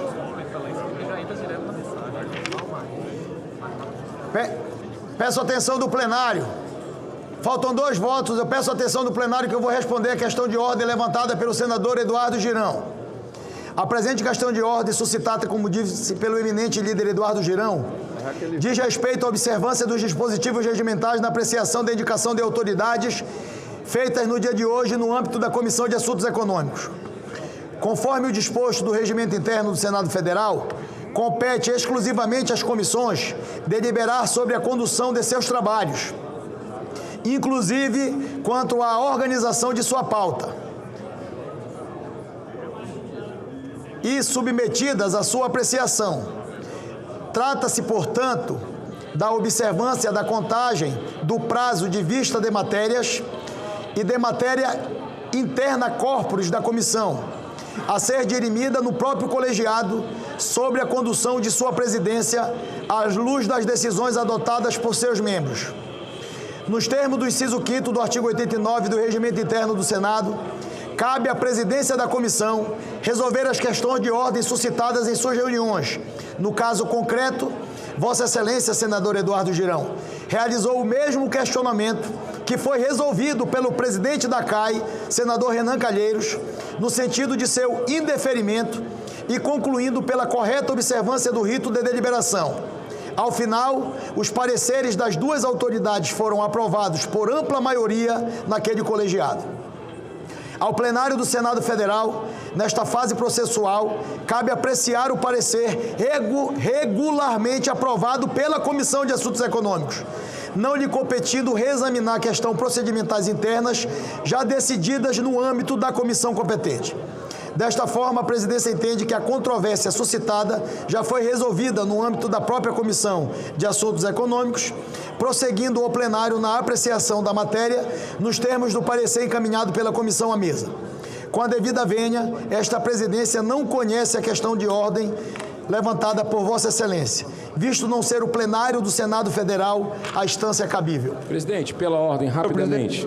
Pela ordem, senador Eduardo Girão. Olha, dizer o seguinte, que eu aceito a sua colocação, o senhor é o presidente da casa. Só queria lhe relembrar uma coisa, porque os precedentes vão ficar abertos aqui, para o futuro. E para os outros senadores que vão chegar, é importante que o senhor saiba, porque o senhor falou que está há 6 meses na casa, né? O senhor falou no primeiro momento que a mensagem chegou, está há 6 meses, só que só foi lido dia 18/5/2026 e dia 19/5/2026 a outra, ou seja, agora. Não teve tempo da gente se debruçar. Me parece uma coisa assodada, né? Uma coisa... O parecer foi apresentado ontem, para o senhor ter uma noção, né? E foi lido o relatório às pressas. Por que isso? Isso suscita preocupação e eu acho que se a gente deliberar isso, não vai ser bom para casa, o povo brasileiro não vai aceitar isso bem, tendo em vista as controvérsias de Banco Master, de JIF, de JBS, de tanta coisa que esses indicados aqui estão representando. Muito obrigado, senhor presidente. Pela ordem, concedo a palavra ao líder, senador Eduardo Braga. Eu vou encerrar essa votação quando Vossa Excelência concluir, líder Eduardo. Senhor presidente, primeiro para cumprimentar Vossa Excelência pela sua decisão em relação à questão de ordem envolvendo a decisão do presidente Renan Calheiros na CAI. Apenas para esclarecer ao público que nos acompanha pela TV Senado, não é verdade que este parecer só foi apresentado no dia de ontem. Senhor presidente, eu fui relator de um dos indicados, publiquei o parecer na segunda-feira, com tempo suficiente para que todos os senadores interessados pudessem ter conhecimento sobre o parecer. E mais, ontem, em uma longa sessão da CAI, onde tivemos audiência pública com o presidente do Banco Central, onde tivemos discussões sobre diversos temas, o presidente da CAI, senador Renan Calheiros, concedeu vistas coletivas a 2 matérias. Uma, a questão da dívida pública, a dívida agrária, que foi retirado de pauta para a busca de um entendimento com o Ministério da Fazenda no dia de hoje, e o senador Renan, até ainda há pouco, estava no Ministério da Fazenda tratando da matéria, e a outra matéria era exatamente a questão dos relatórios sobre os indicados para a CVM. Agora, vamos colocar a questão partidária de lado e vamos colocar a questão ideológica de lado. Nada, absolutamente nada restou provado contra a habilitação técnica jurídica dos indicados. Nós estamos aqui debatendo disse-me-disse, mimimi. Portanto, vamos levar a sério, porque nós estamos falando de fiscalização, comando e controle do sistema bancário e financeiro da 10ª economia mundial.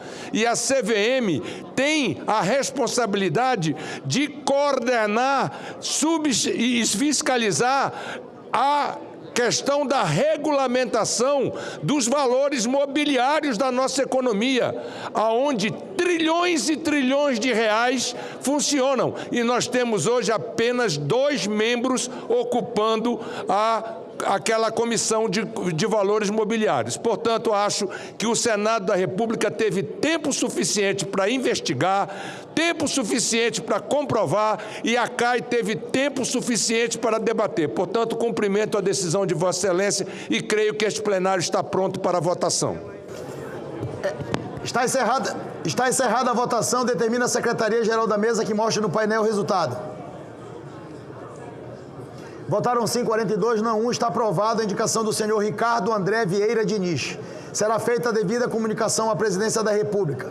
Mensagem, peço atenção das senadoras e dos senadores.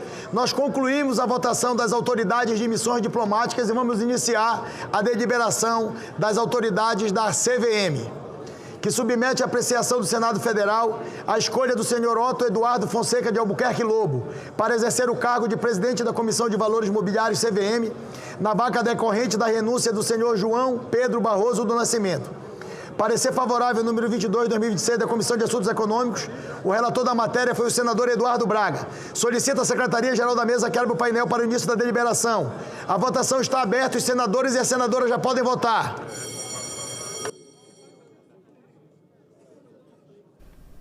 Em Brasília, 6h35. Você acompanha pela transmissão conjunta da Rádio e TV Senado, a sessão deliberativa do Senado Federal, desta quarta-feira, dia 20 de maio de 2026. Em análise, neste momento, a indicação feita pela Presidência da República de Otto Eduardo Fonseca de Albuquerque Lobo para o cargo de presidente da CVM.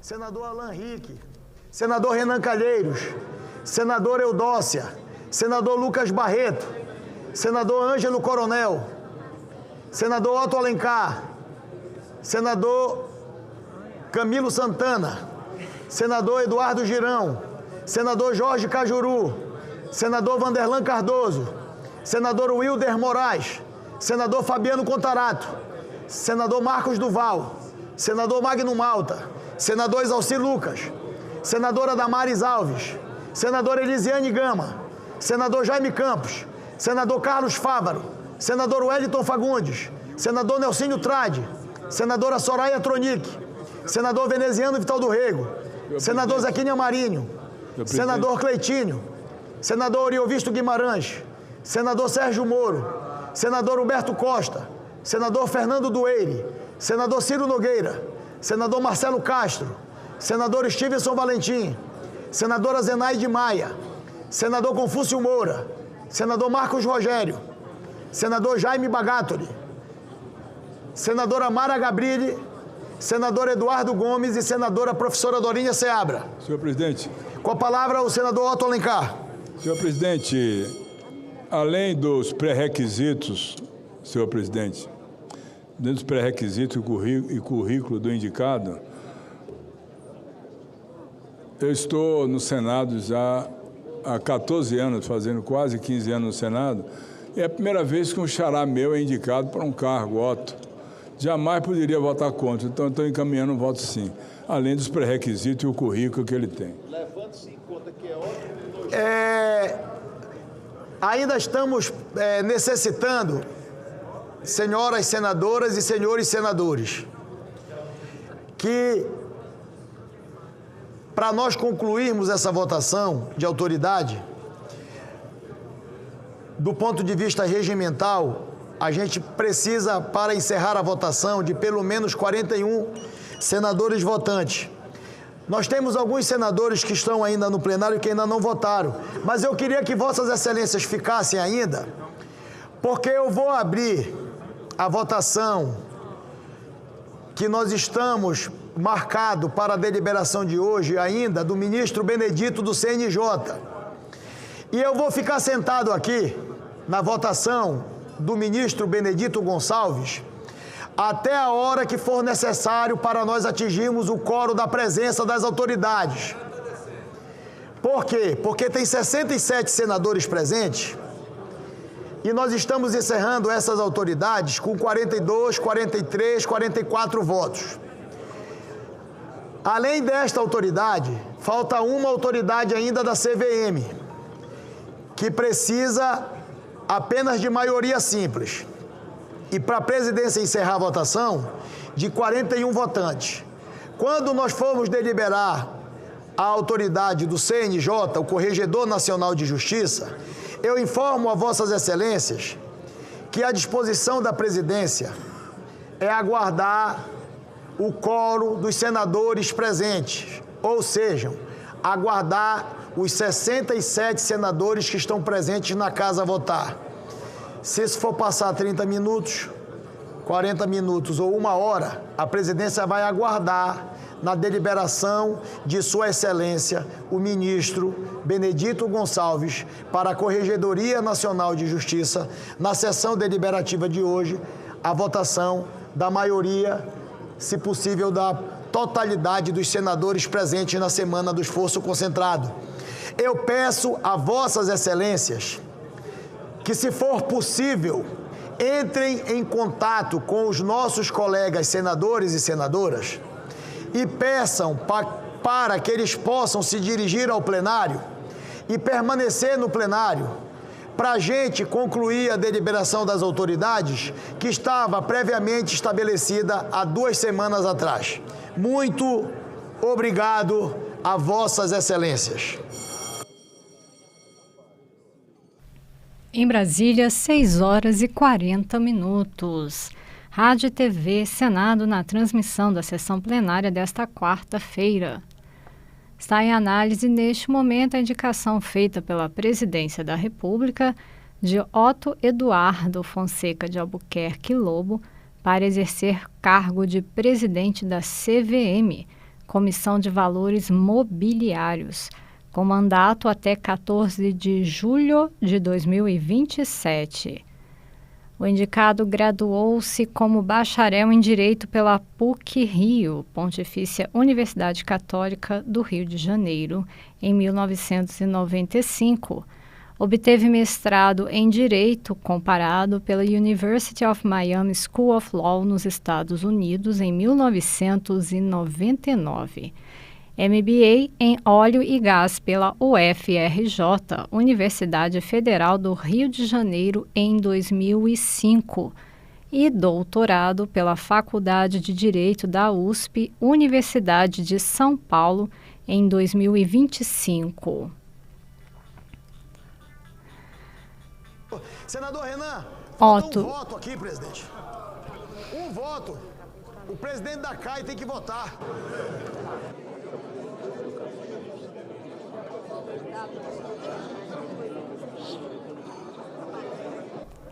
Otto Eduardo Fonseca de Albuquerque Lobo foi professor de Direito Societário e Mercado de Capitais na FGV Direito Rio. Necessário para a conclusão da matéria. Tem muitos senadores que estão no... Presidente Davi, quero fazer aqui o cumprimento à nossa querida sempre senadora Cátia Abreu, que está fazendo a visita aqui ao plenário do Senado Federal. Dizer que ela está fazendo muita falta e seja bem-vindo sempre. Seja bem-vinda, senadora Cátia Abreu, ao plenário do Senado Federal, à sua casa. O senador líder Everton, Vossa Excelência disse que... Ah, não, foi o líder Eduardo. É para aguardar o senador Marcelo Castro? Já votei já. Votei não. É para aguardar... Vai na outra, vai na outra.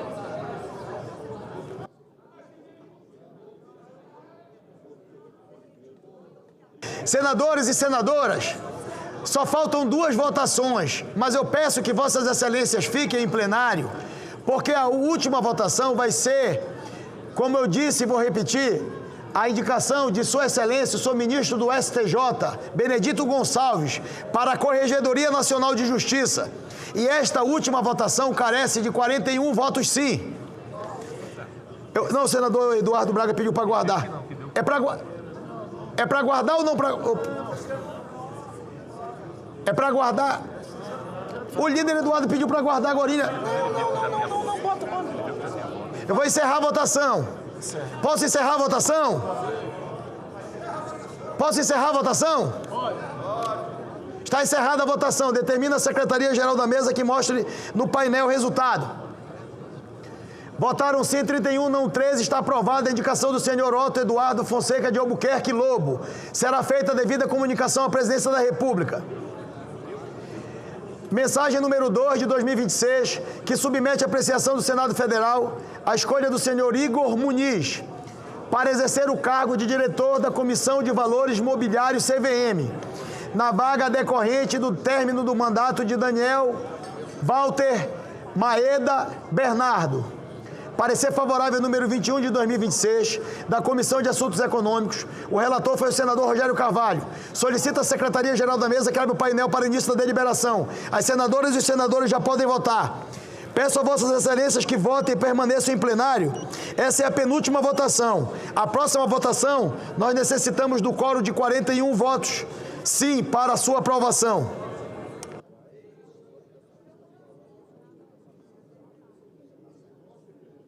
Boa noite, em Brasília, 6h44. Senadora Soraya, senador Nelcínio, senador Camilo Santana.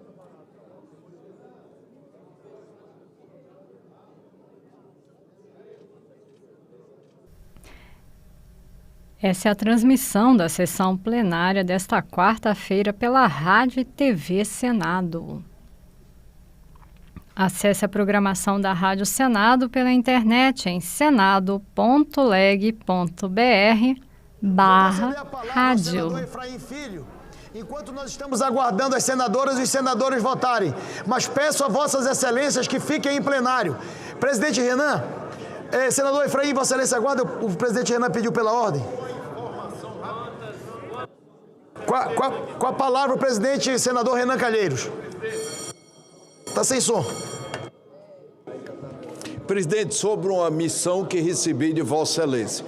Hoje nós tivemos, com a participação da senadora Tereza Cristina, de uma representação da Câmara dos Deputados, uma nova reunião com o ministro Dario Durighman sobre a renegociação das dívidas.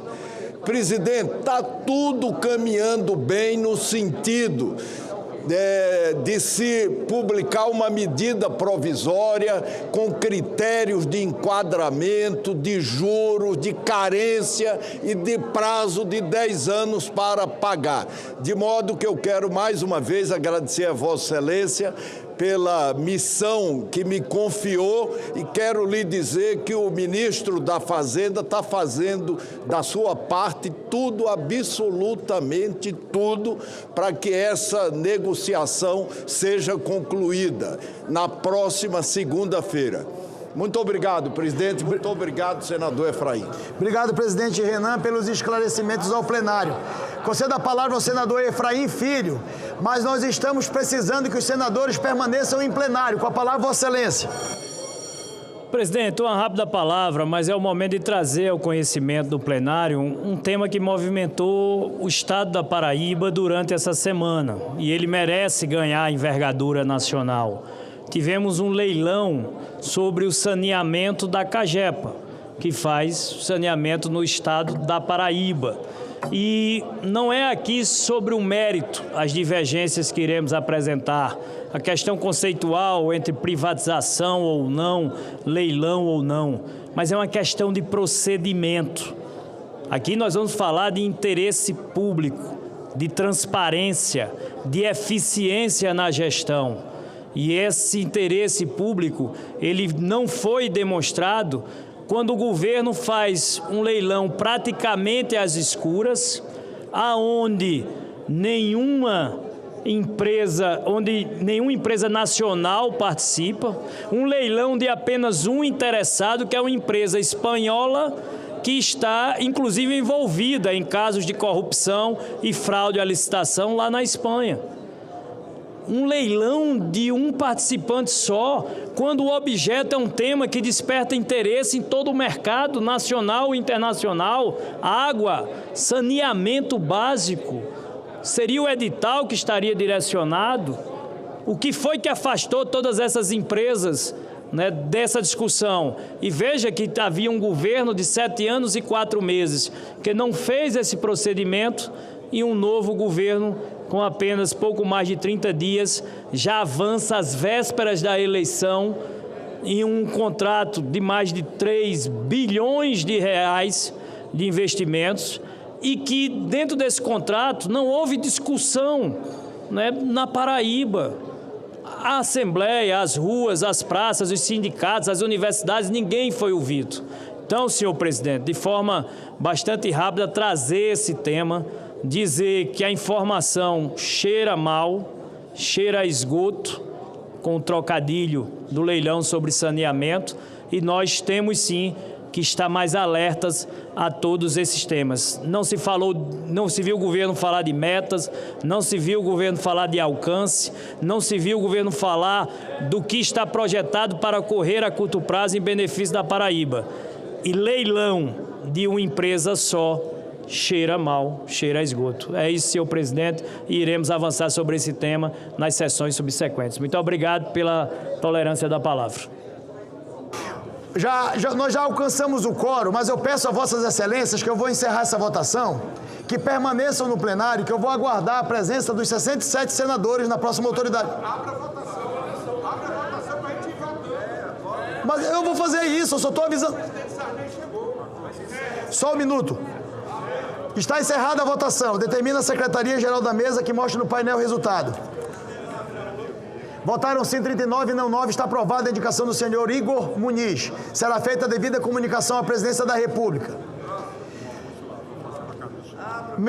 Ofício número 4 de 2026, de iniciativa do Superior Tribunal de Justiça, que submete à apreciação do Senado Federal a indicação do senhor Benedito Gonçalves, ministro do Superior Tribunal de Justiça, para compor o Conselho Nacional de Justiça, CNJ, no cargo de Corregedor Nacional de Justiça no biênio 2026-2028. Parecer número 37 de 2026 da Comissão de Constituição, Justiça e Cidadania do Senado Federal, favorável à matéria, da lavra do senador Cid Gomes. Informo aos senadores que esta matéria depende para a sua aprovação do voto favorável da maioria absoluta da composição da Casa, ou seja, pelo menos 41 votos sim. Solicito à Secretaria-Geral da Mesa que abra o painel para o início da deliberação. A votação está aberta, as senadoras e os senadores já podem votar. Esta é a última autoridade em deliberação no plenário do Senado Federal no dia de hoje. Peço a atenção de vossas excelências, porque esta matéria precisa de um quórum qualificado, ou seja, pelo menos 41 votos sim.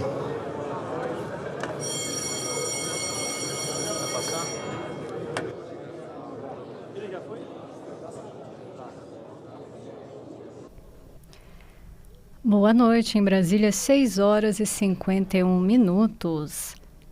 Você acompanha pela transmissão conjunta da Rádio e TV Senado a sessão deliberativa do Senado Federal desta quarta-feira. Senador Alan Rick, senadora doutora Eudócia, Conceda a palavra ao senador Otto Alencar. Senhor presidente, eu tive a oportunidade hoje de presidir a Comissão de Constituição e Justiça e observei com atenção o encaminhamento e também o currículo do ministro Benedito Gonçalves. É um currículo que mostra a superação de alguém que vem de famílias economicamente mais fracas e que fez concurso público para vencer, desde delegado da polícia até chegar a juiz e hoje ministro. Portanto, é um nome e uma carreira jurídica, ele é de carreira da magistratura, que engrandece, sem dúvida nenhuma, o Poder Judiciário.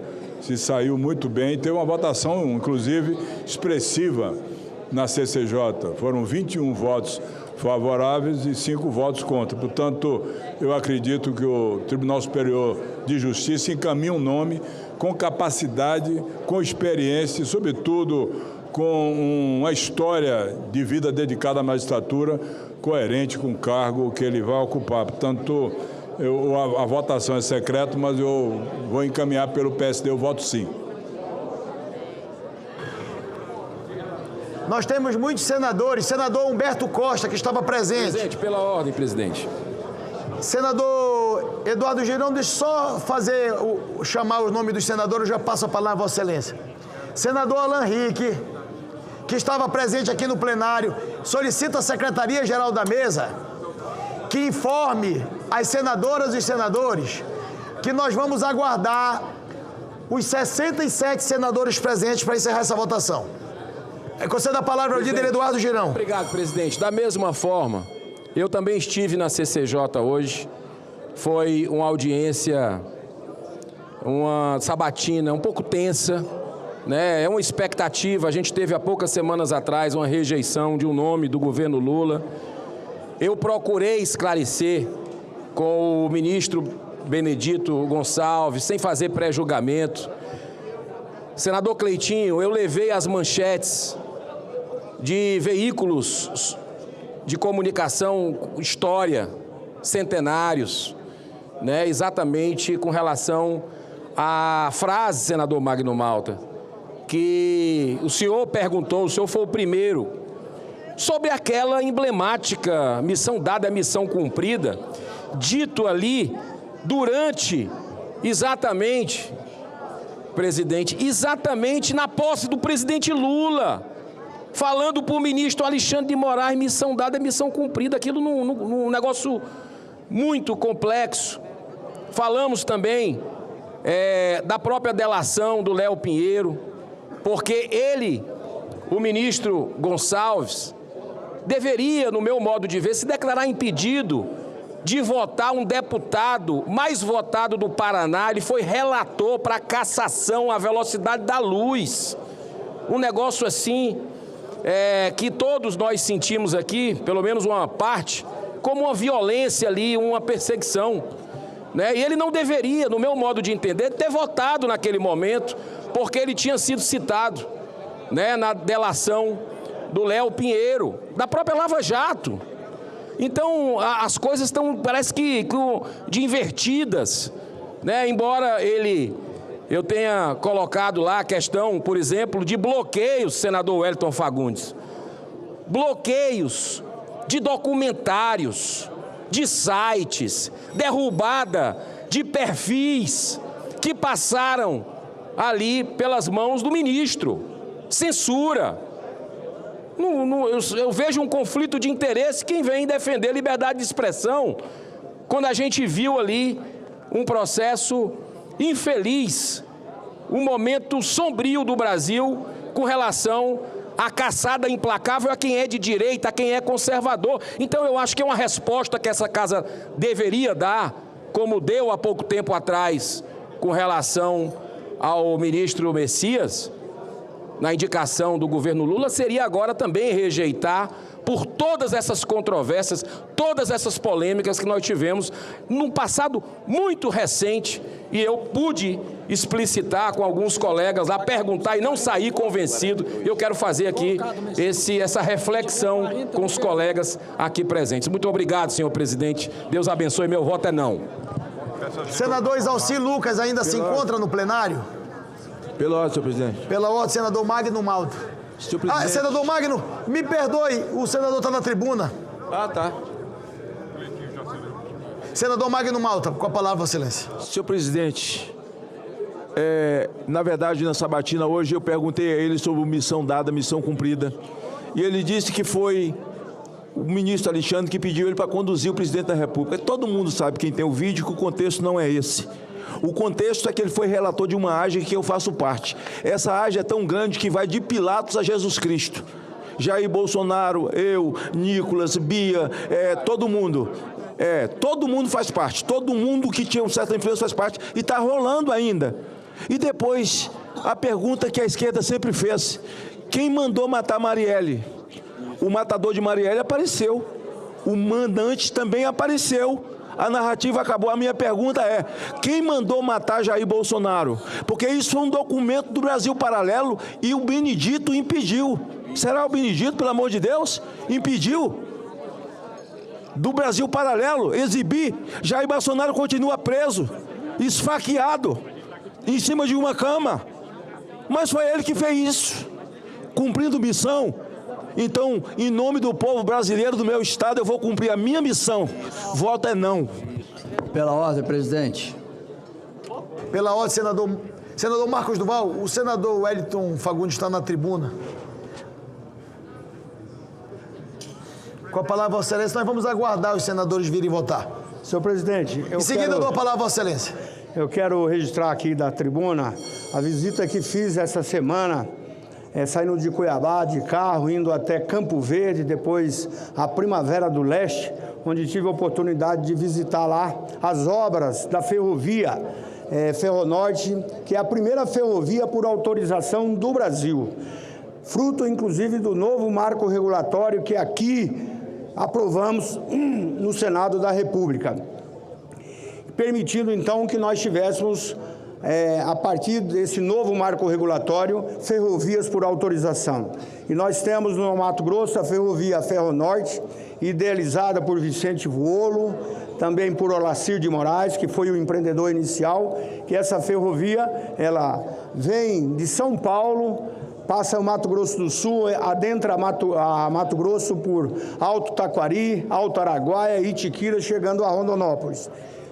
E agora, senhor presidente, temos então o avanço dessa ferrovia, o primeiro trecho de Rondonópolis até BR-070, no município de Dom Aquino, mas muito próximo de Primavera do Leste e de Campo Verde.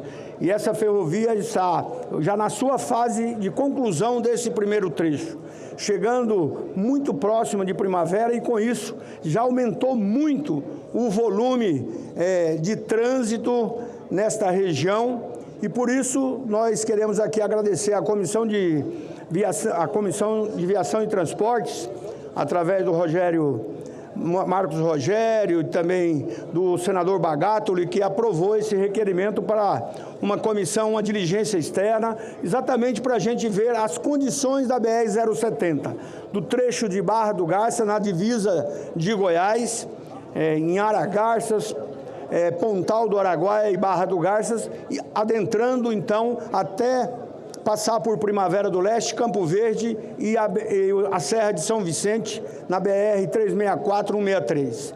E esse trecho, portanto, então, nós temos insistido, cobrado do Ministério do Transportes, para que faça o estudo de viabilidade técnica e econômica para a duplicação desse trecho. É importante dizer que, no passado, esse asfalto foi construído, mesmo sendo uma estrada federal, pelo governo do estado de Mato Grosso. Então, por isso, a importância que é para que essa região que hoje mais desenvolve do Brasil, aumentando muito a produção, tanto é que Mato Grosso hoje já superou a Argentina em produção de soja.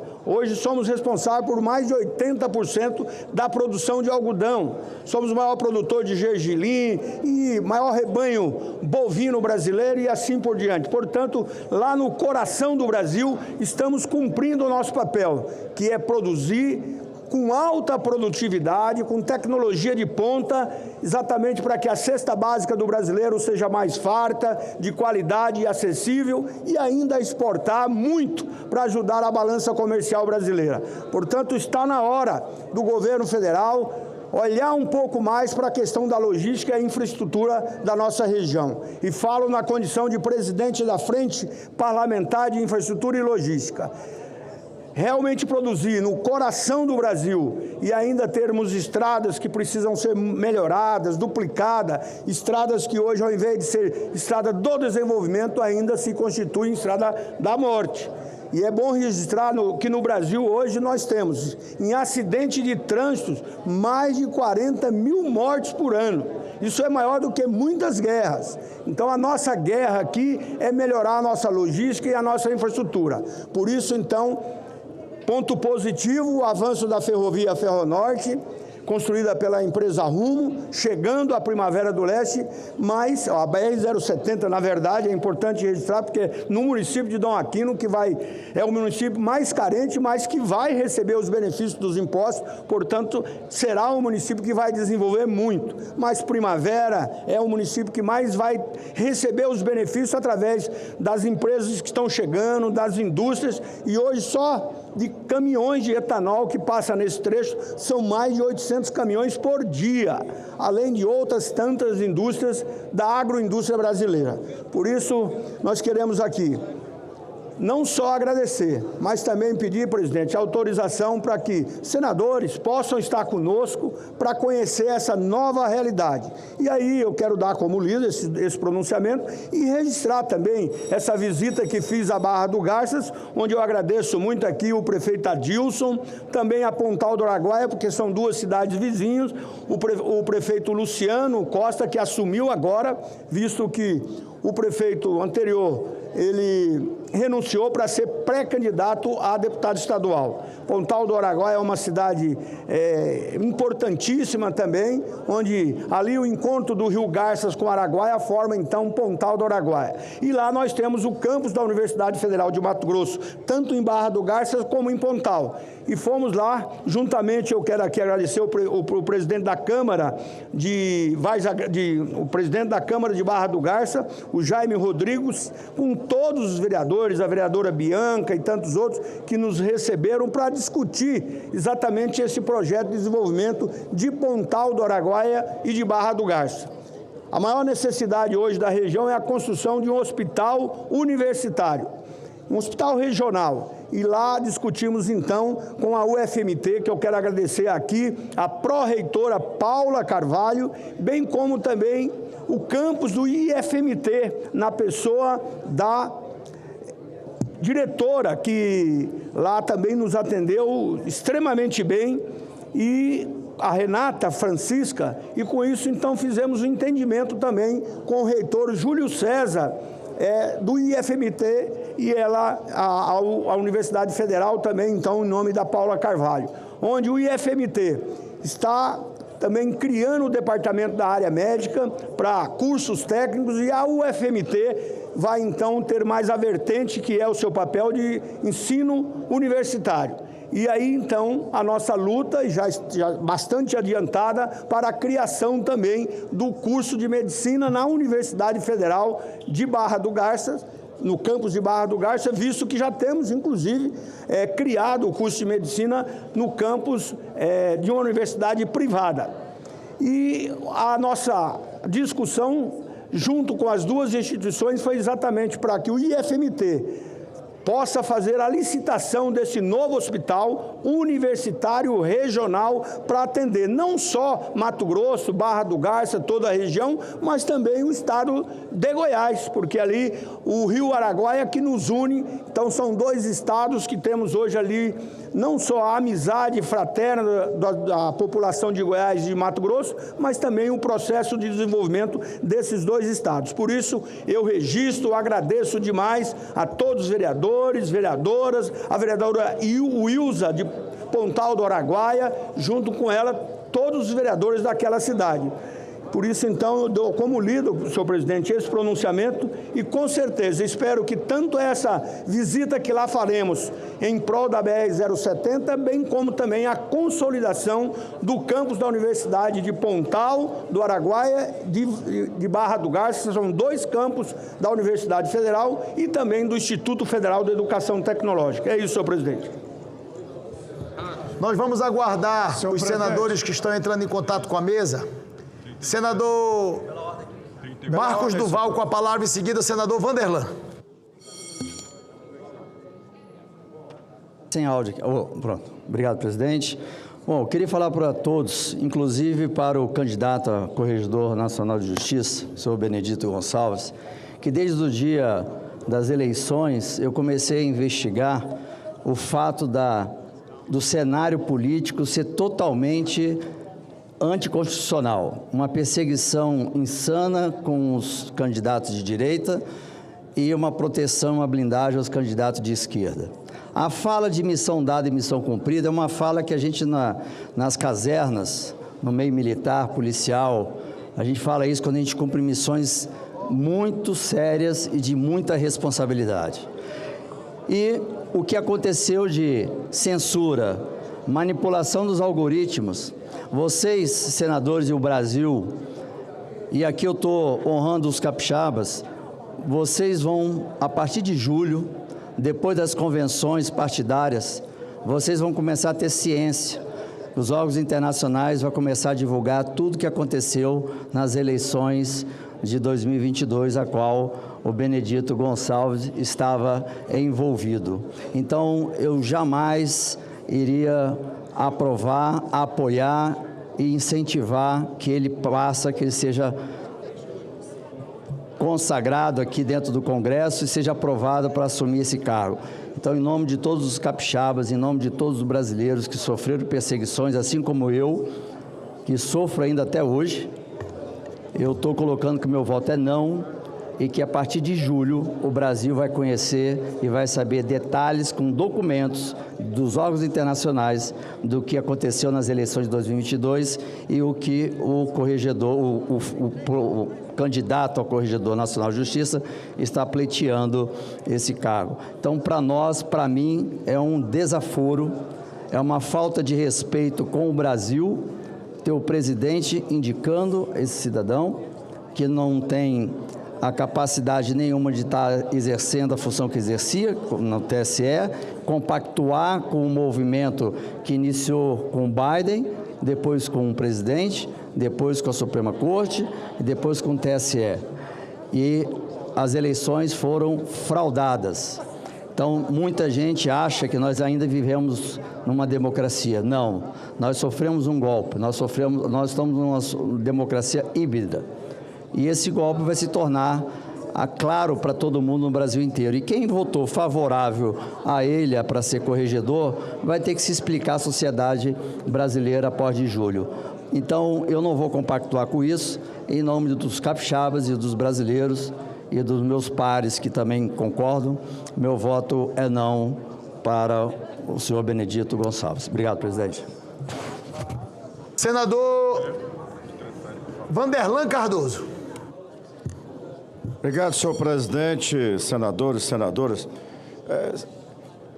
Presidente, eu pedi aqui pela ordem para destacar um trabalho que está sendo feito aí pela frente do agronegócio e também destacar o trabalho que foi feito aí, que está sendo feito na Comissão de Assuntos Econômicos pelo presidente Renan Calheiros, de uma forma responsável, com muito diálogo, para que se chegue ao entendimento nessa renegociação da dívida dos produtores rurais. Eu não vou entrar aqui, senhor presidente, em números. Números aqui a gente tem 1 hora para estar falando dos números do agro. Mas só um dado importante, o agro, senador Marcos Duval, ele teve quase R$1 trilhão de superávit. Então, nada mais justo do que hoje olhar com outros olhos aí, uma atenção especial, porque esses produtores, desde o pequeno, o médio, o grande produtor, passa por aflições. E o agro, o produtor rural, quando não é a questão de muita chuva ou pouca chuva, ou geada, sempre é prejudicado, mas eles estão aí firmes. Eu quero aqui também destacar o trabalho feito aí nessas negociações, com muito diálogo, volto a afirmar, sou favorável ao diálogo, da senadora Tereza Cristina, que está sendo uma guerreira nessas conversas. Hoje, para os senadores e senadoras terem uma noção, foi mais de 3 horas de reunião ali com o ministro da Fazenda, senhor Duriga. E quero destacar também o quanto o ministro tem sido prestativo. Eu acho que o momento é de fazer conta, mas, acima de tudo, valorizar, senador Omar, esse agro que tanto precisa de ajuda nesse momento de dificuldade. Então, esse aqui é meu registro, senhor presidente. Obrigado pela oportunidade.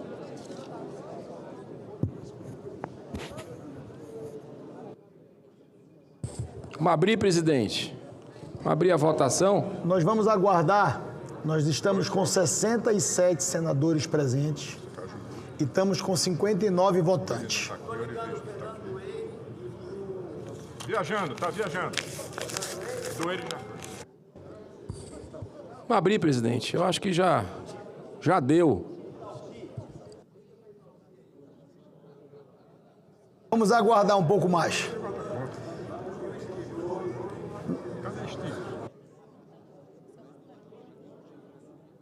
Boa noite. Em Brasília, 7h13.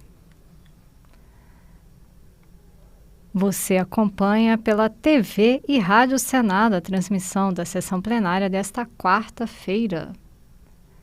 Está em análise neste momento a indicação feita pelo STJ, Superior Tribunal de Justiça, de Benedito Gonçalves, ministro do Tribunal, para compor o CNJ, Conselho Nacional de Justiça, no cargo de Corregedor Nacional de Justiça, no biênio 2026-2028.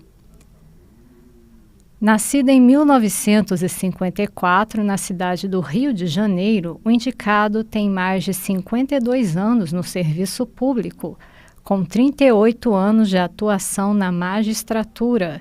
Concluiu o bacharelado em Direito pela UFRJ, Universidade Federal do Rio de Janeiro, em 1978, e possui mestrado e especialização na área jurídica.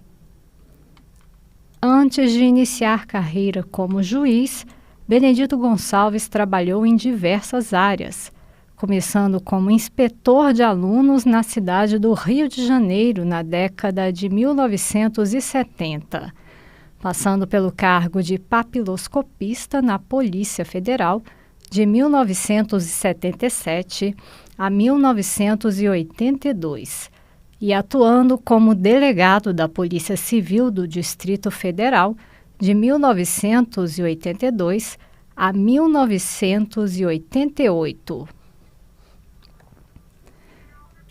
Em 1988, Gonçalves se tornou juiz federal, tendo atuado em diferentes unidades nos estados do Rio de Janeiro, Paraná e Rio Grande do Sul. 10 anos depois, foi promovido a desembargador do TRF2, Tribunal Regional Federal da 2ª Região. Em 2008, alcançou o posto de ministro do STJ, cargo que ocupa até hoje. Criado em 2004, o Conselho Nacional de Justiça tem função de zelar pela autonomia do Poder Judiciário e de aperfeiçoar os trabalhos da área jurídica no Brasil. O órgão também deve atuar em prol do controle e da transparência administrativa e processual. Concedo a palavra ao senador Omar Aziz. Senhor presidente, o Conselho Nacional de Justiça é uma das coisas mais importantes que tem hoje para proteger o cidadão de alguns maus magistrados. Porque em qualquer local tem. E o CNJ, quando veio para fazer essa correção. É inadmissível, senhor presidente, que numa casa com 81 senadores, nós temos que deliberar uma matéria tão importante como a escolha do corregedor do Conselho Nacional de Justiça somente com esse quórum. Então, eu vou pedir a Vossa Excelência para suspender essa sessão e, numa próxima oportunidade, quando tiver um quórum qualificado, a gente vota essa matéria. Faça isso não, presidente. Senador Omar e senador Eduardo Girão, em outras oportunidades de deliberação de autoridades que necessitava um quórum qualificadíssimo como esse, a presidência, por diversas vezes, foi questionado por senadores e senadoras de que nós não poderíamos encerrar uma votação se nós não alcançássemos o número necessário mínimo de presença dos senadores. Qual é a conta da presidência do Senado Federal claramente a Vossas Excelências? O desejo da presidência do Senado Federal é que os 67 senadores presentes na sessão deliberativa do Senado Federal votassem. E eu estou, desde o início da deliberação, informando a Vossas Excelências que era necessário nós alcançarmos um quórum qualificado, porque em outras oportunidades, como disse, foi questionado, o líder Everton estava presente, o líder Omar estava presente, o líder Eduardo Girão estava presente e vários senadores em relação a nós abrimos o painel de votação com menos de 65 senadores votantes. Se valeu para essas outras oportunidades, vai ter que valer para hoje. Eu vou aguardar alguns minutos até tomar a decisão, tentando fazer com que este quórum se amplie para o mínimo razoável, necessário, adequado, inclusive por solicitação de Vossas Excelências. Com a palavra o líder Everton. Presidente, eu não lembro qual foi minha última posição, mas o que eu sei é que tem 65 senadores na casa. 67. 67. Se 67 não vier votar, publicamente sou a favor que Vossa Excelência suspenda essa votação. Não tem suspensão de votação, tem cancelamento de votação. Cancela e na outra presencial, com quórum alto, a gente faz. Presidente, Vossa Excelência falou muito bem. Historicamente, todas as votações que nós tivemos aqui para ter o quórum qualificado, nós encerramos a votação acima de 65 senadores e senadoras votando. Tá certo? É lógico que existe quem é a favor, quem é contra, é normal numa democracia. Mas não é normal numa democracia não ter um quórum para se escolher uma pessoa que tem uma importância muito grande dentro do judiciário brasileiro, que é o corregedor do Conselho Nacional de Justiça. Então eu peço para Vossa Excelência encerrar essa votação e votarmos em outro dia com um quórum mais qualificado. Com a palavra o senador Eduardo Girão. Muito obrigado. As ponderações que eu faço com todo respeito aos colegas que se manifestaram, senador Omar Aziz, senador Everton, é o seguinte, presidente, uma votação que tenha 41 votos já é válida. Já é válida. Por que o senhor deixou chegar em 41 se a gente já atingiu o quórum mínimo? Eu acho que a partir do momento que nós já superamos o quórum, estamos com 59, qual é o receio em relação a gente abrir essa votação, cumprir com o nosso dever? Estamos aqui até essa hora e a população quer saber. Isso é uma votação muito polêmica em relação a esse tema, né? E o Senado se aproximou do brasileiro nesses últimos dias. Vamos fazer isso, vamos abrir essa votação. Isso eu acho que fica ruim, cancelar com 59, mesmo que chegue aí a 60, 61. Eu acho que a gente já podia ter aberto, inclusive, senhor presidente, eu faço aqui um apelo para que a gente abra essa votação para a hora da verdade. Presidente, pela ordem. Pela ordem, senhor presidente. Senhor presidente, pela ordem. Senhor presidente. Todas as últimas votações, eu solicitei, eu vou conceder a palavra a Vossa Excelência. Todas as últimas 10 votações, a média de votos que a Secretaria-Geral da Mesa acabou de passar para a presidência do Senado foi de 64,3 votantes. Ou seja, nós já tivemos votação com 79, com 81, com 77, com 75, com 68, com 69, com 66, com 67, com 68, com 66, com 69.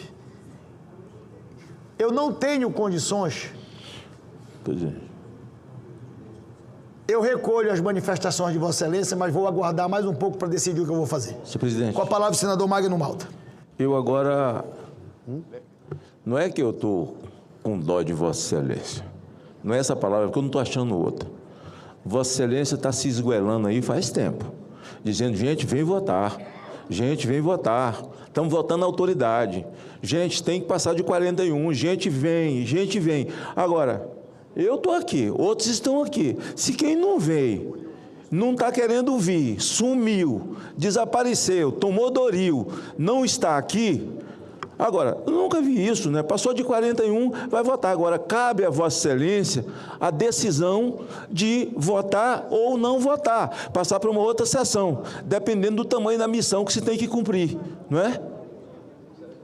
Porque a minha missão eu já cumpri, porque a missão dada é a missão cumprida.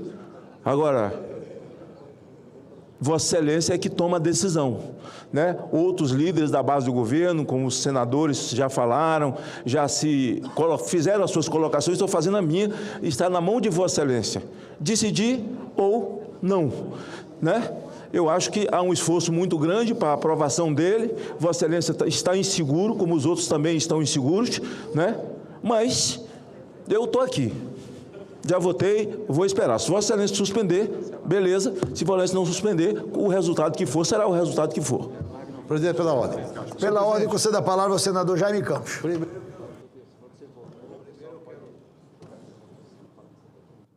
Primeiro, eu quero dizer a Vossa Excelência que eu concordo, damos mais um tempo.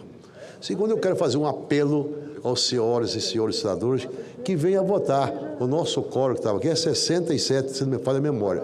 Agora tem apenas 59 votos. É de interesse, com certeza, de todos nós, sobretudo a sociedade brasileira, está indicando aqui o quê? O presidente do Conselho Nacional de Justiça, que é um ministro do STJ, competente, homem de retidão de caráter invejável. Tenho certeza absoluta, aqueles que conhecem a trajetória do ministro Gonçalves, vai votar de forma consciente. Muitas pessoas aqui estão trabalhando o contrário. Eu quero dizer, e alto e bom som, é um direito líquido e certo, é a democracia. Entretanto, um assunto como esse, uma matéria como essa, de indicação de um ministro para presidir o Conselho Nacional de Justiça, nós temos que esquecer o lado político aqui. Com todo respeito aqui, é um direito líquido e certo. Temos que esquecer a questão política, sei lá, partidária, ideológica, etc. Porque o ministro não merece aqui. E eu tenho certeza absoluta que desses 59 votos, o presidente Davi fez uma conta aqui, na média 64,3, todas as votações que foi de autoridades. Eu tenho certeza que dos 59, nós vamos ter aqui os 41 votos, para com certeza a indicação do ministro Gonçalves seja aprovada. E eu quero aqui, de forma muito humilde, pedir para a minha querida senadora, líder do meu Partido União Brasil, professora Dorinha, que venha ao plenário aqui votar. Não sei, ela estava aqui até pouco tempo atrás. Só se viajou, esse eu não sei. Eu fiz uma consulta à Secretaria-Geral da Mesa e em um minuto eu vou responder. Presidente. Com a palavra do senador Eduardo Girão. O senhor falou aí do histórico da média de votações, né? Da média de senadores. Eu lhe pergunto, e os cancelamentos que foram raríssimos que nós tivemos aqui, desde que o senhor assumiu, passou pelo presidente Rodrigo Pacheco e voltou para o senhor. A mesa que é competente deve ter aí um histórico de cancelamentos que são 2 ou 3, no máximo, acho que foram 2 só. Diga aí quantos tinham no painel que foi cancelado, é importante. Um que era para o CNMP, que perdeu aqui no plenário, foi no mandato de Vossa Excelência. E tinha 60 no plenário. Senhor presidente, em todo caso, a gente nunca abriu isso. Conceda a palavra ao senador Omar Aziz. Senhor presidente, nós nunca abrimos com menos de 60 senadores. Vamos ser sinceros. Na questão não é... o Senado sempre teve essa responsabilidade. Independente do voto de A ou de B, cada um é responsável pelo seu voto, mas nós nunca abrimos uma votação que precisava de quórum qualificado com menos de 60 senadores votando. Não, isso aí várias vezes já foi cancelada a votação e a gente votava. Vamos cancelar a votação, senhor presidente, e voltamos a discutir essa matéria num outro momento. Até porque não é favor a gente estar aqui não, tá? Não é favor de senador estar aqui não. Se elegeu para estar aqui em plenário. Se não estão em plenário, é porque não tem a responsabilidade necessária com o país e com a justiça brasileira.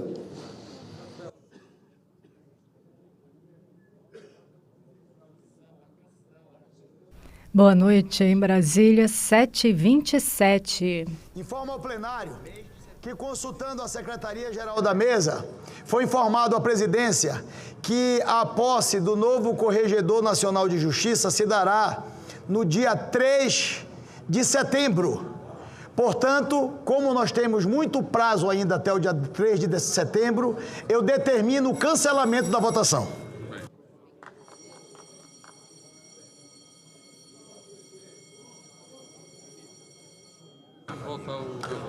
Projeto de resolução número 10 de 2026, apresentado como conclusão do parecer número 24 de 2026 da Comissão de Assuntos Econômicos.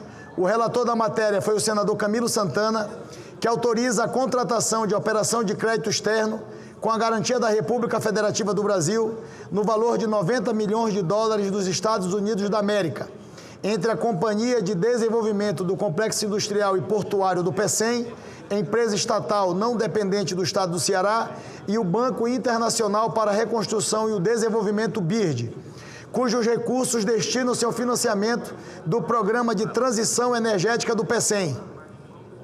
Foi apresentado o requerimento 65 de 2026 da Comissão de Assuntos Econômicos, que solicita urgência para a apreciação da matéria. Submeta à votação o requerimento. As senadoras e os senadores que aprovam permaneçam como se encontram. Está aprovado o requerimento. Passamos à discussão da matéria, não temos senadores inscritos, está encerrada a discussão. Passamos à apreciação. A presidência submeterá a matéria à votação simbólica. Votação do projeto em turno único nos termos do parecer. As senadoras e os senadores que aprovam permaneçam como se encontram. Está aprovado o projeto. O parecer da comissão diretora oferecendo a redação final será publicado na forma regimental. Em discussão, a redação final e encerrada a discussão e votação. As senadoras e os senadores que aprovam permaneçam como se encontram. Aprovada a redação final, a matéria vai à promulgação. Projeto de resolução número 11 de 2026, apresentados como conclusão do parecer 23 de 2026 da Comissão de Assuntos Econômicos. O relator da matéria foi o senador Camilo Santana, que autoriza a contratação de operação de crédito externo com a garantia da República Federativa do Brasil no valor de 33 milhões e 500 mil dólares dos Estados Unidos da América entre a Companhia de Desenvolvimento do Complexo Industrial e Portuário do PECEM e o Banco Internacional para a Reconstrução e Desenvolvimento BIRD, cujos recursos destinam-se para o financiamento do complexo ao Programa de Transição Energética do PECEM, PECEM Verde. Foi apresentado o requerimento 66 de 2026 da Comissão de Assuntos Econômicos, que solicita urgência para apreciação da matéria. Em votação ao requerimento, as senadoras e os senadores que aprovam permaneçam como se encontra. Aprovado o requerimento.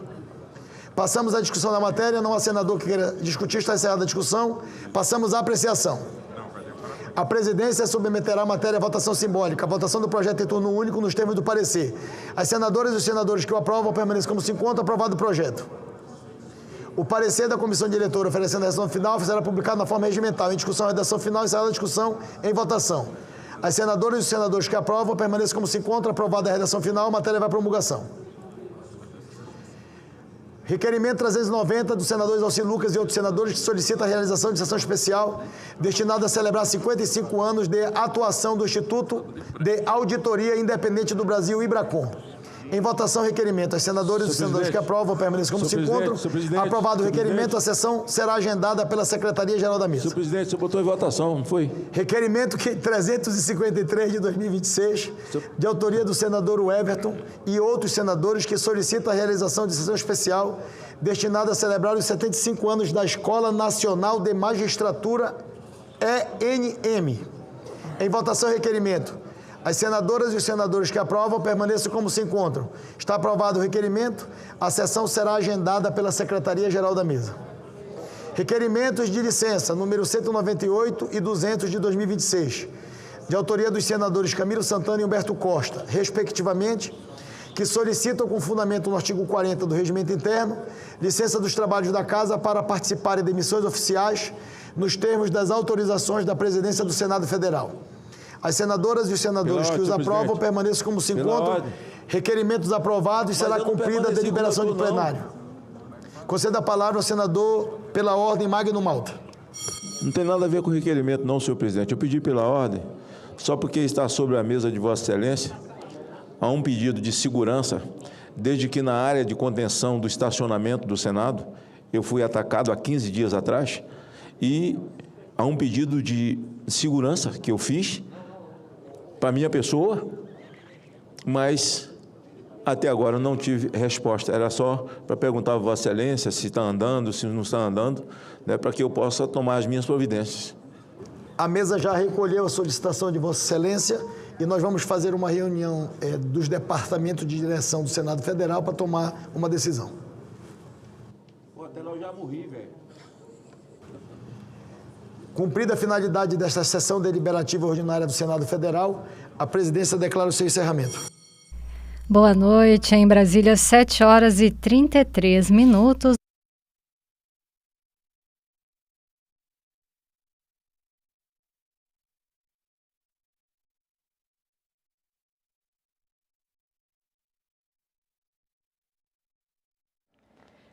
Boa noite, hoje é quarta-feira, 20 de maio e o Senado Notícias está no ar. E nós vamos agora saber o que os senadores discutiram e votaram no plenário com a repórter Isabela Dutra. Boa noite, Isabela. Boa noite, Érica. Boa noite a todos. O plenário acaba de aprovar os nomes de Otto Eduardo Fonseca de Albuquerque Lobo para a presidência da Comissão de Valores Mobiliários e também de Igor Muniz como diretor da Comissão de Valores Mobiliários. Os senadores aprovaram também a indicação de 7 embaixadores para ONU, Albânia, Japão, Vietnã, Omã, Belize e Bahamas. O nome de Benedito Gonçalves para Corregedor Nacional de Justiça também estava em votação hoje aqui no plenário, mas como não houve quórum suficiente para a votação, o senador presidente, senador Davi Alcolumbre, queria a presença de 67 senadores, como o quórum não chegou a 67, ele cancelou a votação. Então, e a votação da indicação de Benedito Gonçalves será feita posteriormente, já que a posse será apenas em setembro. Então, o senador considerou que há tempo suficiente para fazer uma outra votação num outro dia em que haja um quórum maior aqui no Senado. Então, com isso, fica cancelada a votação para Corregedor Nacional de Justiça, Érica. Muito obrigada, Isabela Dutra. E como a nossa repórter Isabela destacou, por falta de quórum, os senadores adiaram a votação da indicação do ministro do Superior Tribunal de Justiça, Benedito Gonçalves, para o cargo de Corregedor Nacional de Justiça. Antes de a votação ser adiada no plenário, Benedito Gonçalves foi sabatinado na Comissão de Constituição e Justiça, onde teve o nome aprovado por 21 votos a 5. Dos 33 ministros do Superior Tribunal de Justiça, pelo menos 20 passaram pela Comissão de Constituição e Justiça do Senado para apoiar o ministro Benedito Gonçalves. Entre eles, o atual presidente do STJ, Herman Benjamin. Na fala inicial de quase 1 hora, o indicado ao cargo de Corregedor Nacional de Justiça citou a trajetória pessoal e profissional e apontou o que considera como as principais funções da Corregedoria. Não basta punir desvios, é preciso prevenir disfunções. Não basta reagir conflitos, é preciso identificar gargalos, orientar tribunais, disseminar boas práticas e acompanhar resultados. também citou a preocupação com o uso da inteligência artificial no trabalho do judiciário. A tecnologia e grifo deve ser instrumento de eficiência, nunca substituto da responsabilidade humana. Algoritmos podem auxiliar, não pode decidir pelo juiz. Sistema pode indicar padrões, não pode substituir a consciência jurídica. Relator do processo que cassou os direitos políticos do ex-presidente Jair Bolsonaro quando atuou como corregedor da Justiça Eleitoral, Benedito Gonçalves foi questionado pela oposição sobre a atuação dele nas eleições de 2022. Em setembro de 2022, o ministro proibiu Bolsonaro de usar imagens do ato de 7 de setembro em sua campanha.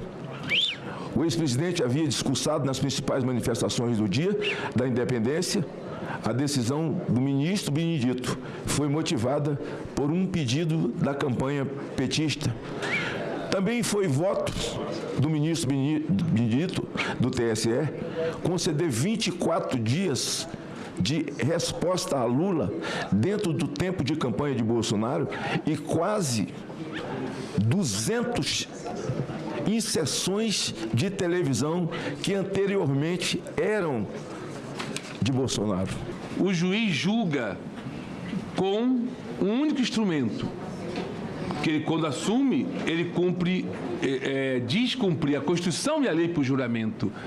É consciência livre diante das provas apresentadas. O juiz só pode dizer que não pode julgar se for impedido, suspeito ou incompetente. Dessa entrada livre, ele tem que julgar, com a consciência livre.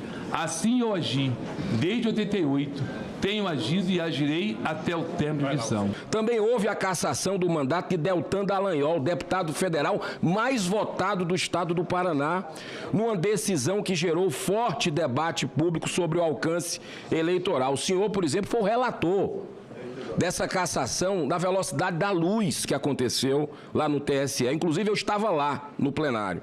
O juiz, falei anteriormente, ele julga com um único instrumento que é importante.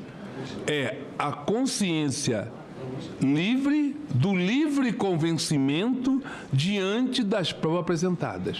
Parlamentares da oposição focaram perguntas também no fato do ministro ter se declarado impedido de atuar no caso do Banco Master, por ter participado de um evento promovido pelo banco. Isso é algo que está escandalizando a população brasileira, com toda a legitimidade. O senhor se declarou impedido, mas eu digo aqui, essa situação gera preocupação objetiva sobre a proximidade entre magistrados de tribunais superiores e agentes econômicos com interesse no judiciário. Ministro, quem custeou a viagem, hospedagem e eventuais benefícios recebidos nesse evento? Quem pagou? A norma atual, que não foge desde o início, é o quê? O ministro pode participar do evento, desde que, se receber alimentação e a pousada, nada receber no horário. Se receber, não tem pousada. Eu estava na norma do STJ, aceitei o problema. Aceitei o convite. Além de questionamentos, o ministro Benedito Gonçalves ouviu muitos elogios. Uma figura simples, educada, carinhosa, atenciosa e que todos nós sabemos reconhecer essas qualidades pessoais, mas sobretudo, e que é o papel dessa sabatina, o reconhecimento dos seus atributos e da sua plena condição para ocupar uma posição hoje muito importante na República, a Corregedoria Nacional de Justiça no âmbito do CNJ. A indicação foi aprovada por 21 votos a 5 e foi encaminhada ao plenário em regime de urgência. Para ser aprovado em plenário, o ministro Benedito Gonçalves precisará dos votos favoráveis de pelo menos 41 dos 81 senadores. E o plenário do Senado aprovou as indicações de Otto Lobo para a presidência da Comissão de Valores Mobiliários e de Igor Muniz para uma diretoria da CVM. Os dois responderam às perguntas dos senadores na sabatina ocorrida nesta manhã na Comissão de Assuntos Econômicos. O indicado pelo governo para comandar a Comissão de Valores Mobiliários tem longa trajetória no mercado financeiro e no direito societário. Otto Lobo é advogado, doutor pela USP e já integrava a diretoria da própria CVM desde 2022.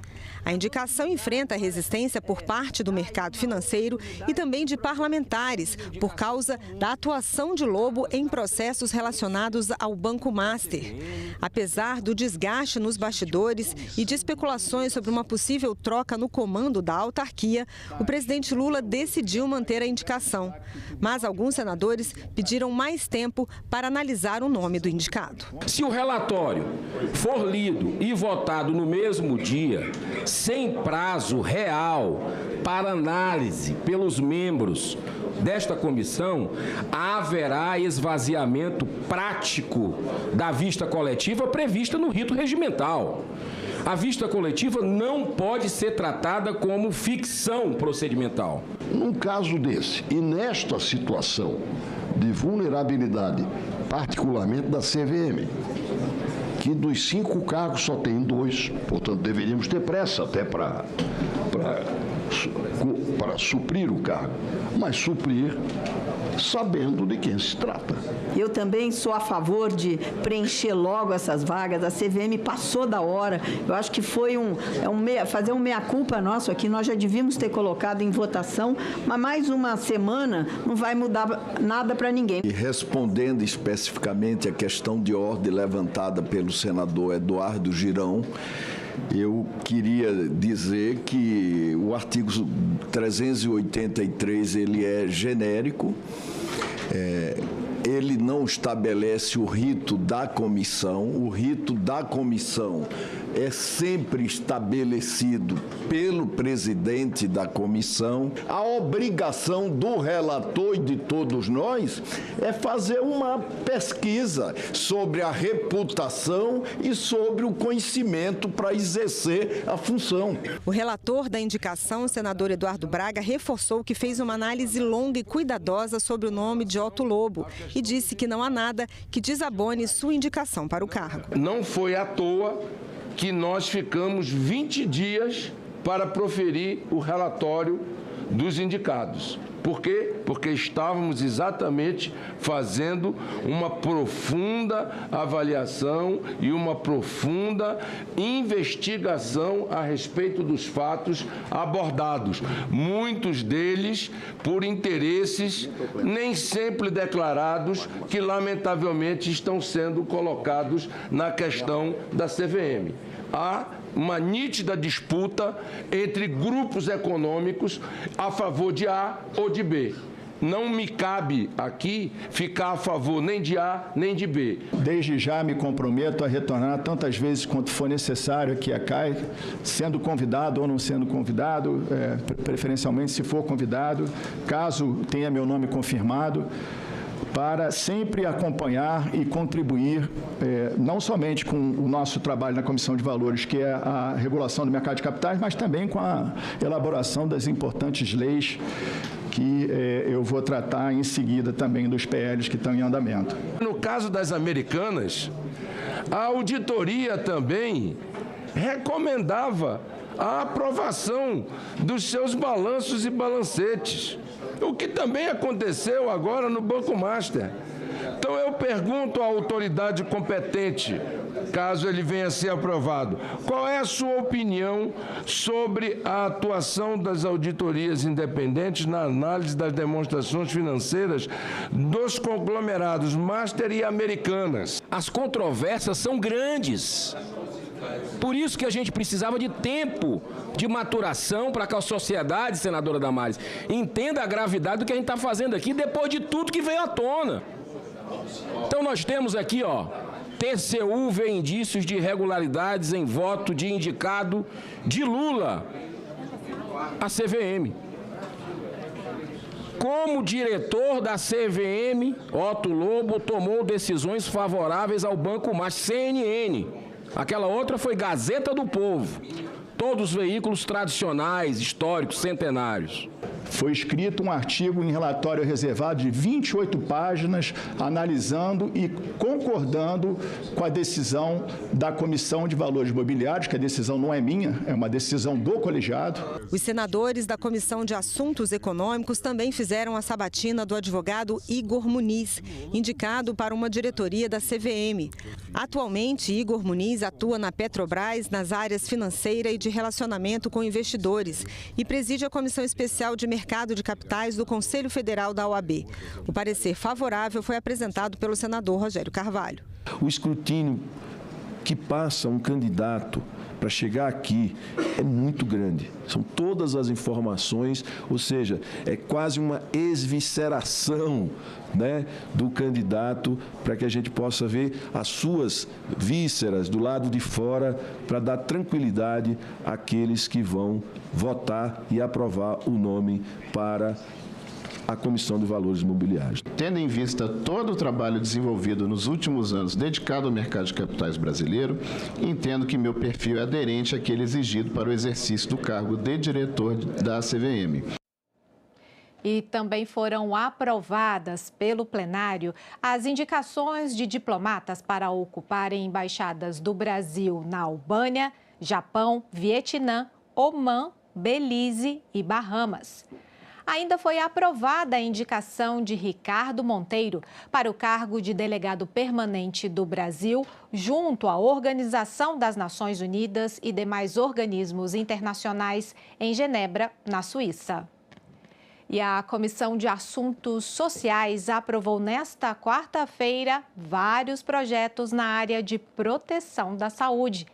Entre os destaques está o reajuste do piso salarial para médicos, cirurgiões, dentistas, que será de pouco mais de R$13 mil. Representantes da área da saúde vieram acompanhar a votação. O projeto reajusta o piso salarial de profissionais como médicos e dentistas, que passam a receber inicialmente o mínimo de R$ 13.662 pela jornada de 20 horas semanais. Mudança também no valor da hora noturna e extra, que passa a ser de 50% sobre a hora diurna. Além disso, garantiu-se o repouso de 10 minutos a cada hora e meia de trabalho. A ausência de piso atualizado e indexado retroalimenta a precarização dos vínculos de trabalho na área de saúde. A denominada pejotização e a terceirização disseminam-se no setor, privando profissionais de direito previdenciários e trabalhistas fundamentais. A inexistência de patamar remuneratório mínimo claro e adotado de mecanismo de sanção cria incentivo estrutural para que os empregadores comprimam custos por meio de arranjos contratuais atípicos. Outro projeto aprovado na reunião pretende promover o fortalecimento das ações de vigilância em saúde e, em especial, em saúde indígena. Ele aperfeiçoa a legislação que trata dos agentes de vigilância sanitária e dos agentes indígenas de saúde e de saneamento. A proposição merece acolhimento por promover o fortalecimento das ações de vigilância em saúde e da atenção à saúde indígena, em consonância com as diretrizes do Sistema Único de Saúde, SUS. O projeto também avança ao reconhecer expressamente os agentes indígenas de saúde e os agentes indígenas de saneamento, categorias historicamente relevantes para a implementação da atenção diferenciada à saúde indígena. Esses profissionais atuam no âmbito do subsistema de atenção à saúde indígena, desempenhando suas atividades nos 34 distritos sanitários especiais indígenas do país, que abrangem áreas de difícil acesso geográfico marcadas por expressiva diversidade cultural e linguística. Nesse contexto, desempenha um papel fundamental na mediação intercultural entre as equipes multidisciplinares de saúde e as comunidades indígenas. A Casa aprovou ainda outros projetos na área de proteção da saúde, como o que prevê a inclusão da vacina nonavalente contra o HPV no calendário nacional de imunização do SUS. campanhas de conscientização sobre os sintomas dos principais tipos de câncer infantil, a regulamentação da profissão de arte-terapeuta e o projeto que reduz os níveis máximos de chumbo nas tintas e outros materiais de revestimento de superfícies. O chumbo em pequenas quantidades em crianças pode levar a distúrbios neurológicos, dificuldade de crescimento, convulsão, doenças cardiovasculares e aí especialmente a parte cardíaca e assim por diante. A redução, portanto, no limite geral para 90 ppm está em consonância com o padrão internacional mais protetivo e com a diretriz de eliminação progressiva de fontes evitáveis de exposição ao chumbo. E a ampliação de recursos é essencial para fortalecer o acesso à justiça. A afirmação foi feita hoje por especialistas que participaram da sessão especial para homenagear o Dia Nacional da Defensoria Pública. Celebrado no dia 19 de maio, o Dia Nacional da Defensoria Pública reconhece a atuação das defensoras e defensores públicos na garantia do acesso à justiça e na orientação jurídica integral e gratuita à população em situação de vulnerabilidade. Para homenagear esses trabalhadores e comemorar esta data, o Senado Federal realizou uma sessão especial. A todas e a todos os defensores públicos que, com coragem, com dedicação e compromisso, trabalham diariamente para construir um país mais justo, eu deixo o meu reconhecimento e a minha admiração. Parabéns pelo seu dia. Agradeço em nome de todos e de todos os brasileiros por exercer essa função indispensável. Quando a Defensoria atua, não está apenas resolvendo um conflito, está devolvendo a condição de sujeito de direitos a quem foi historicamente invisibilizado. Os convidados destacaram os desafios enfrentados pelas defensorias públicas no país, principalmente em relação ao orçamento. Para eles, a ampliação de recursos é essencial para fortalecer o acesso à justiça. A Defensoria Pública, ela evoluiu, ela avançou, ela cresceu, mas sem dúvida nenhuma, com o orçamento atual que nós temos, nos impede de chegar naquilo que nós precisamos e levar defensor e servidores a todos os cantos desse país. Para que o grito por dignidade da Constituição Federal sejam finalmente respondidos com a estruturação efetiva da Defensoria Brasileira, com orçamento adequado, com a aprovação do projeto de lei 138, com a aprovação da PEC 11 e demais projetos que coloquem a Defensoria do Estado e da União no orçamento. Sem recursos públicos suficientes para dar conta da demanda em todo o território nacional, essa instituição terá condições efetivamente de exercer plenamente seu trabalho de auxílio aos mais pobres. Ou seja, precisamos sim colocar a Defensoria Pública no orçamento desse país.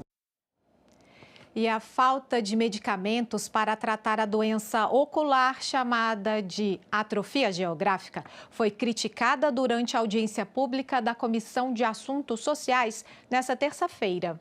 Os especialistas também destacaram a falta de tecnologia para melhorar a qualidade de vida dos pacientes. A atrofia geográfica é o estado avançado da degeneração macular relacionada à idade, uma doença crônica que atinge principalmente pessoas acima de 60 anos. Essa doença causa a morte de células da retina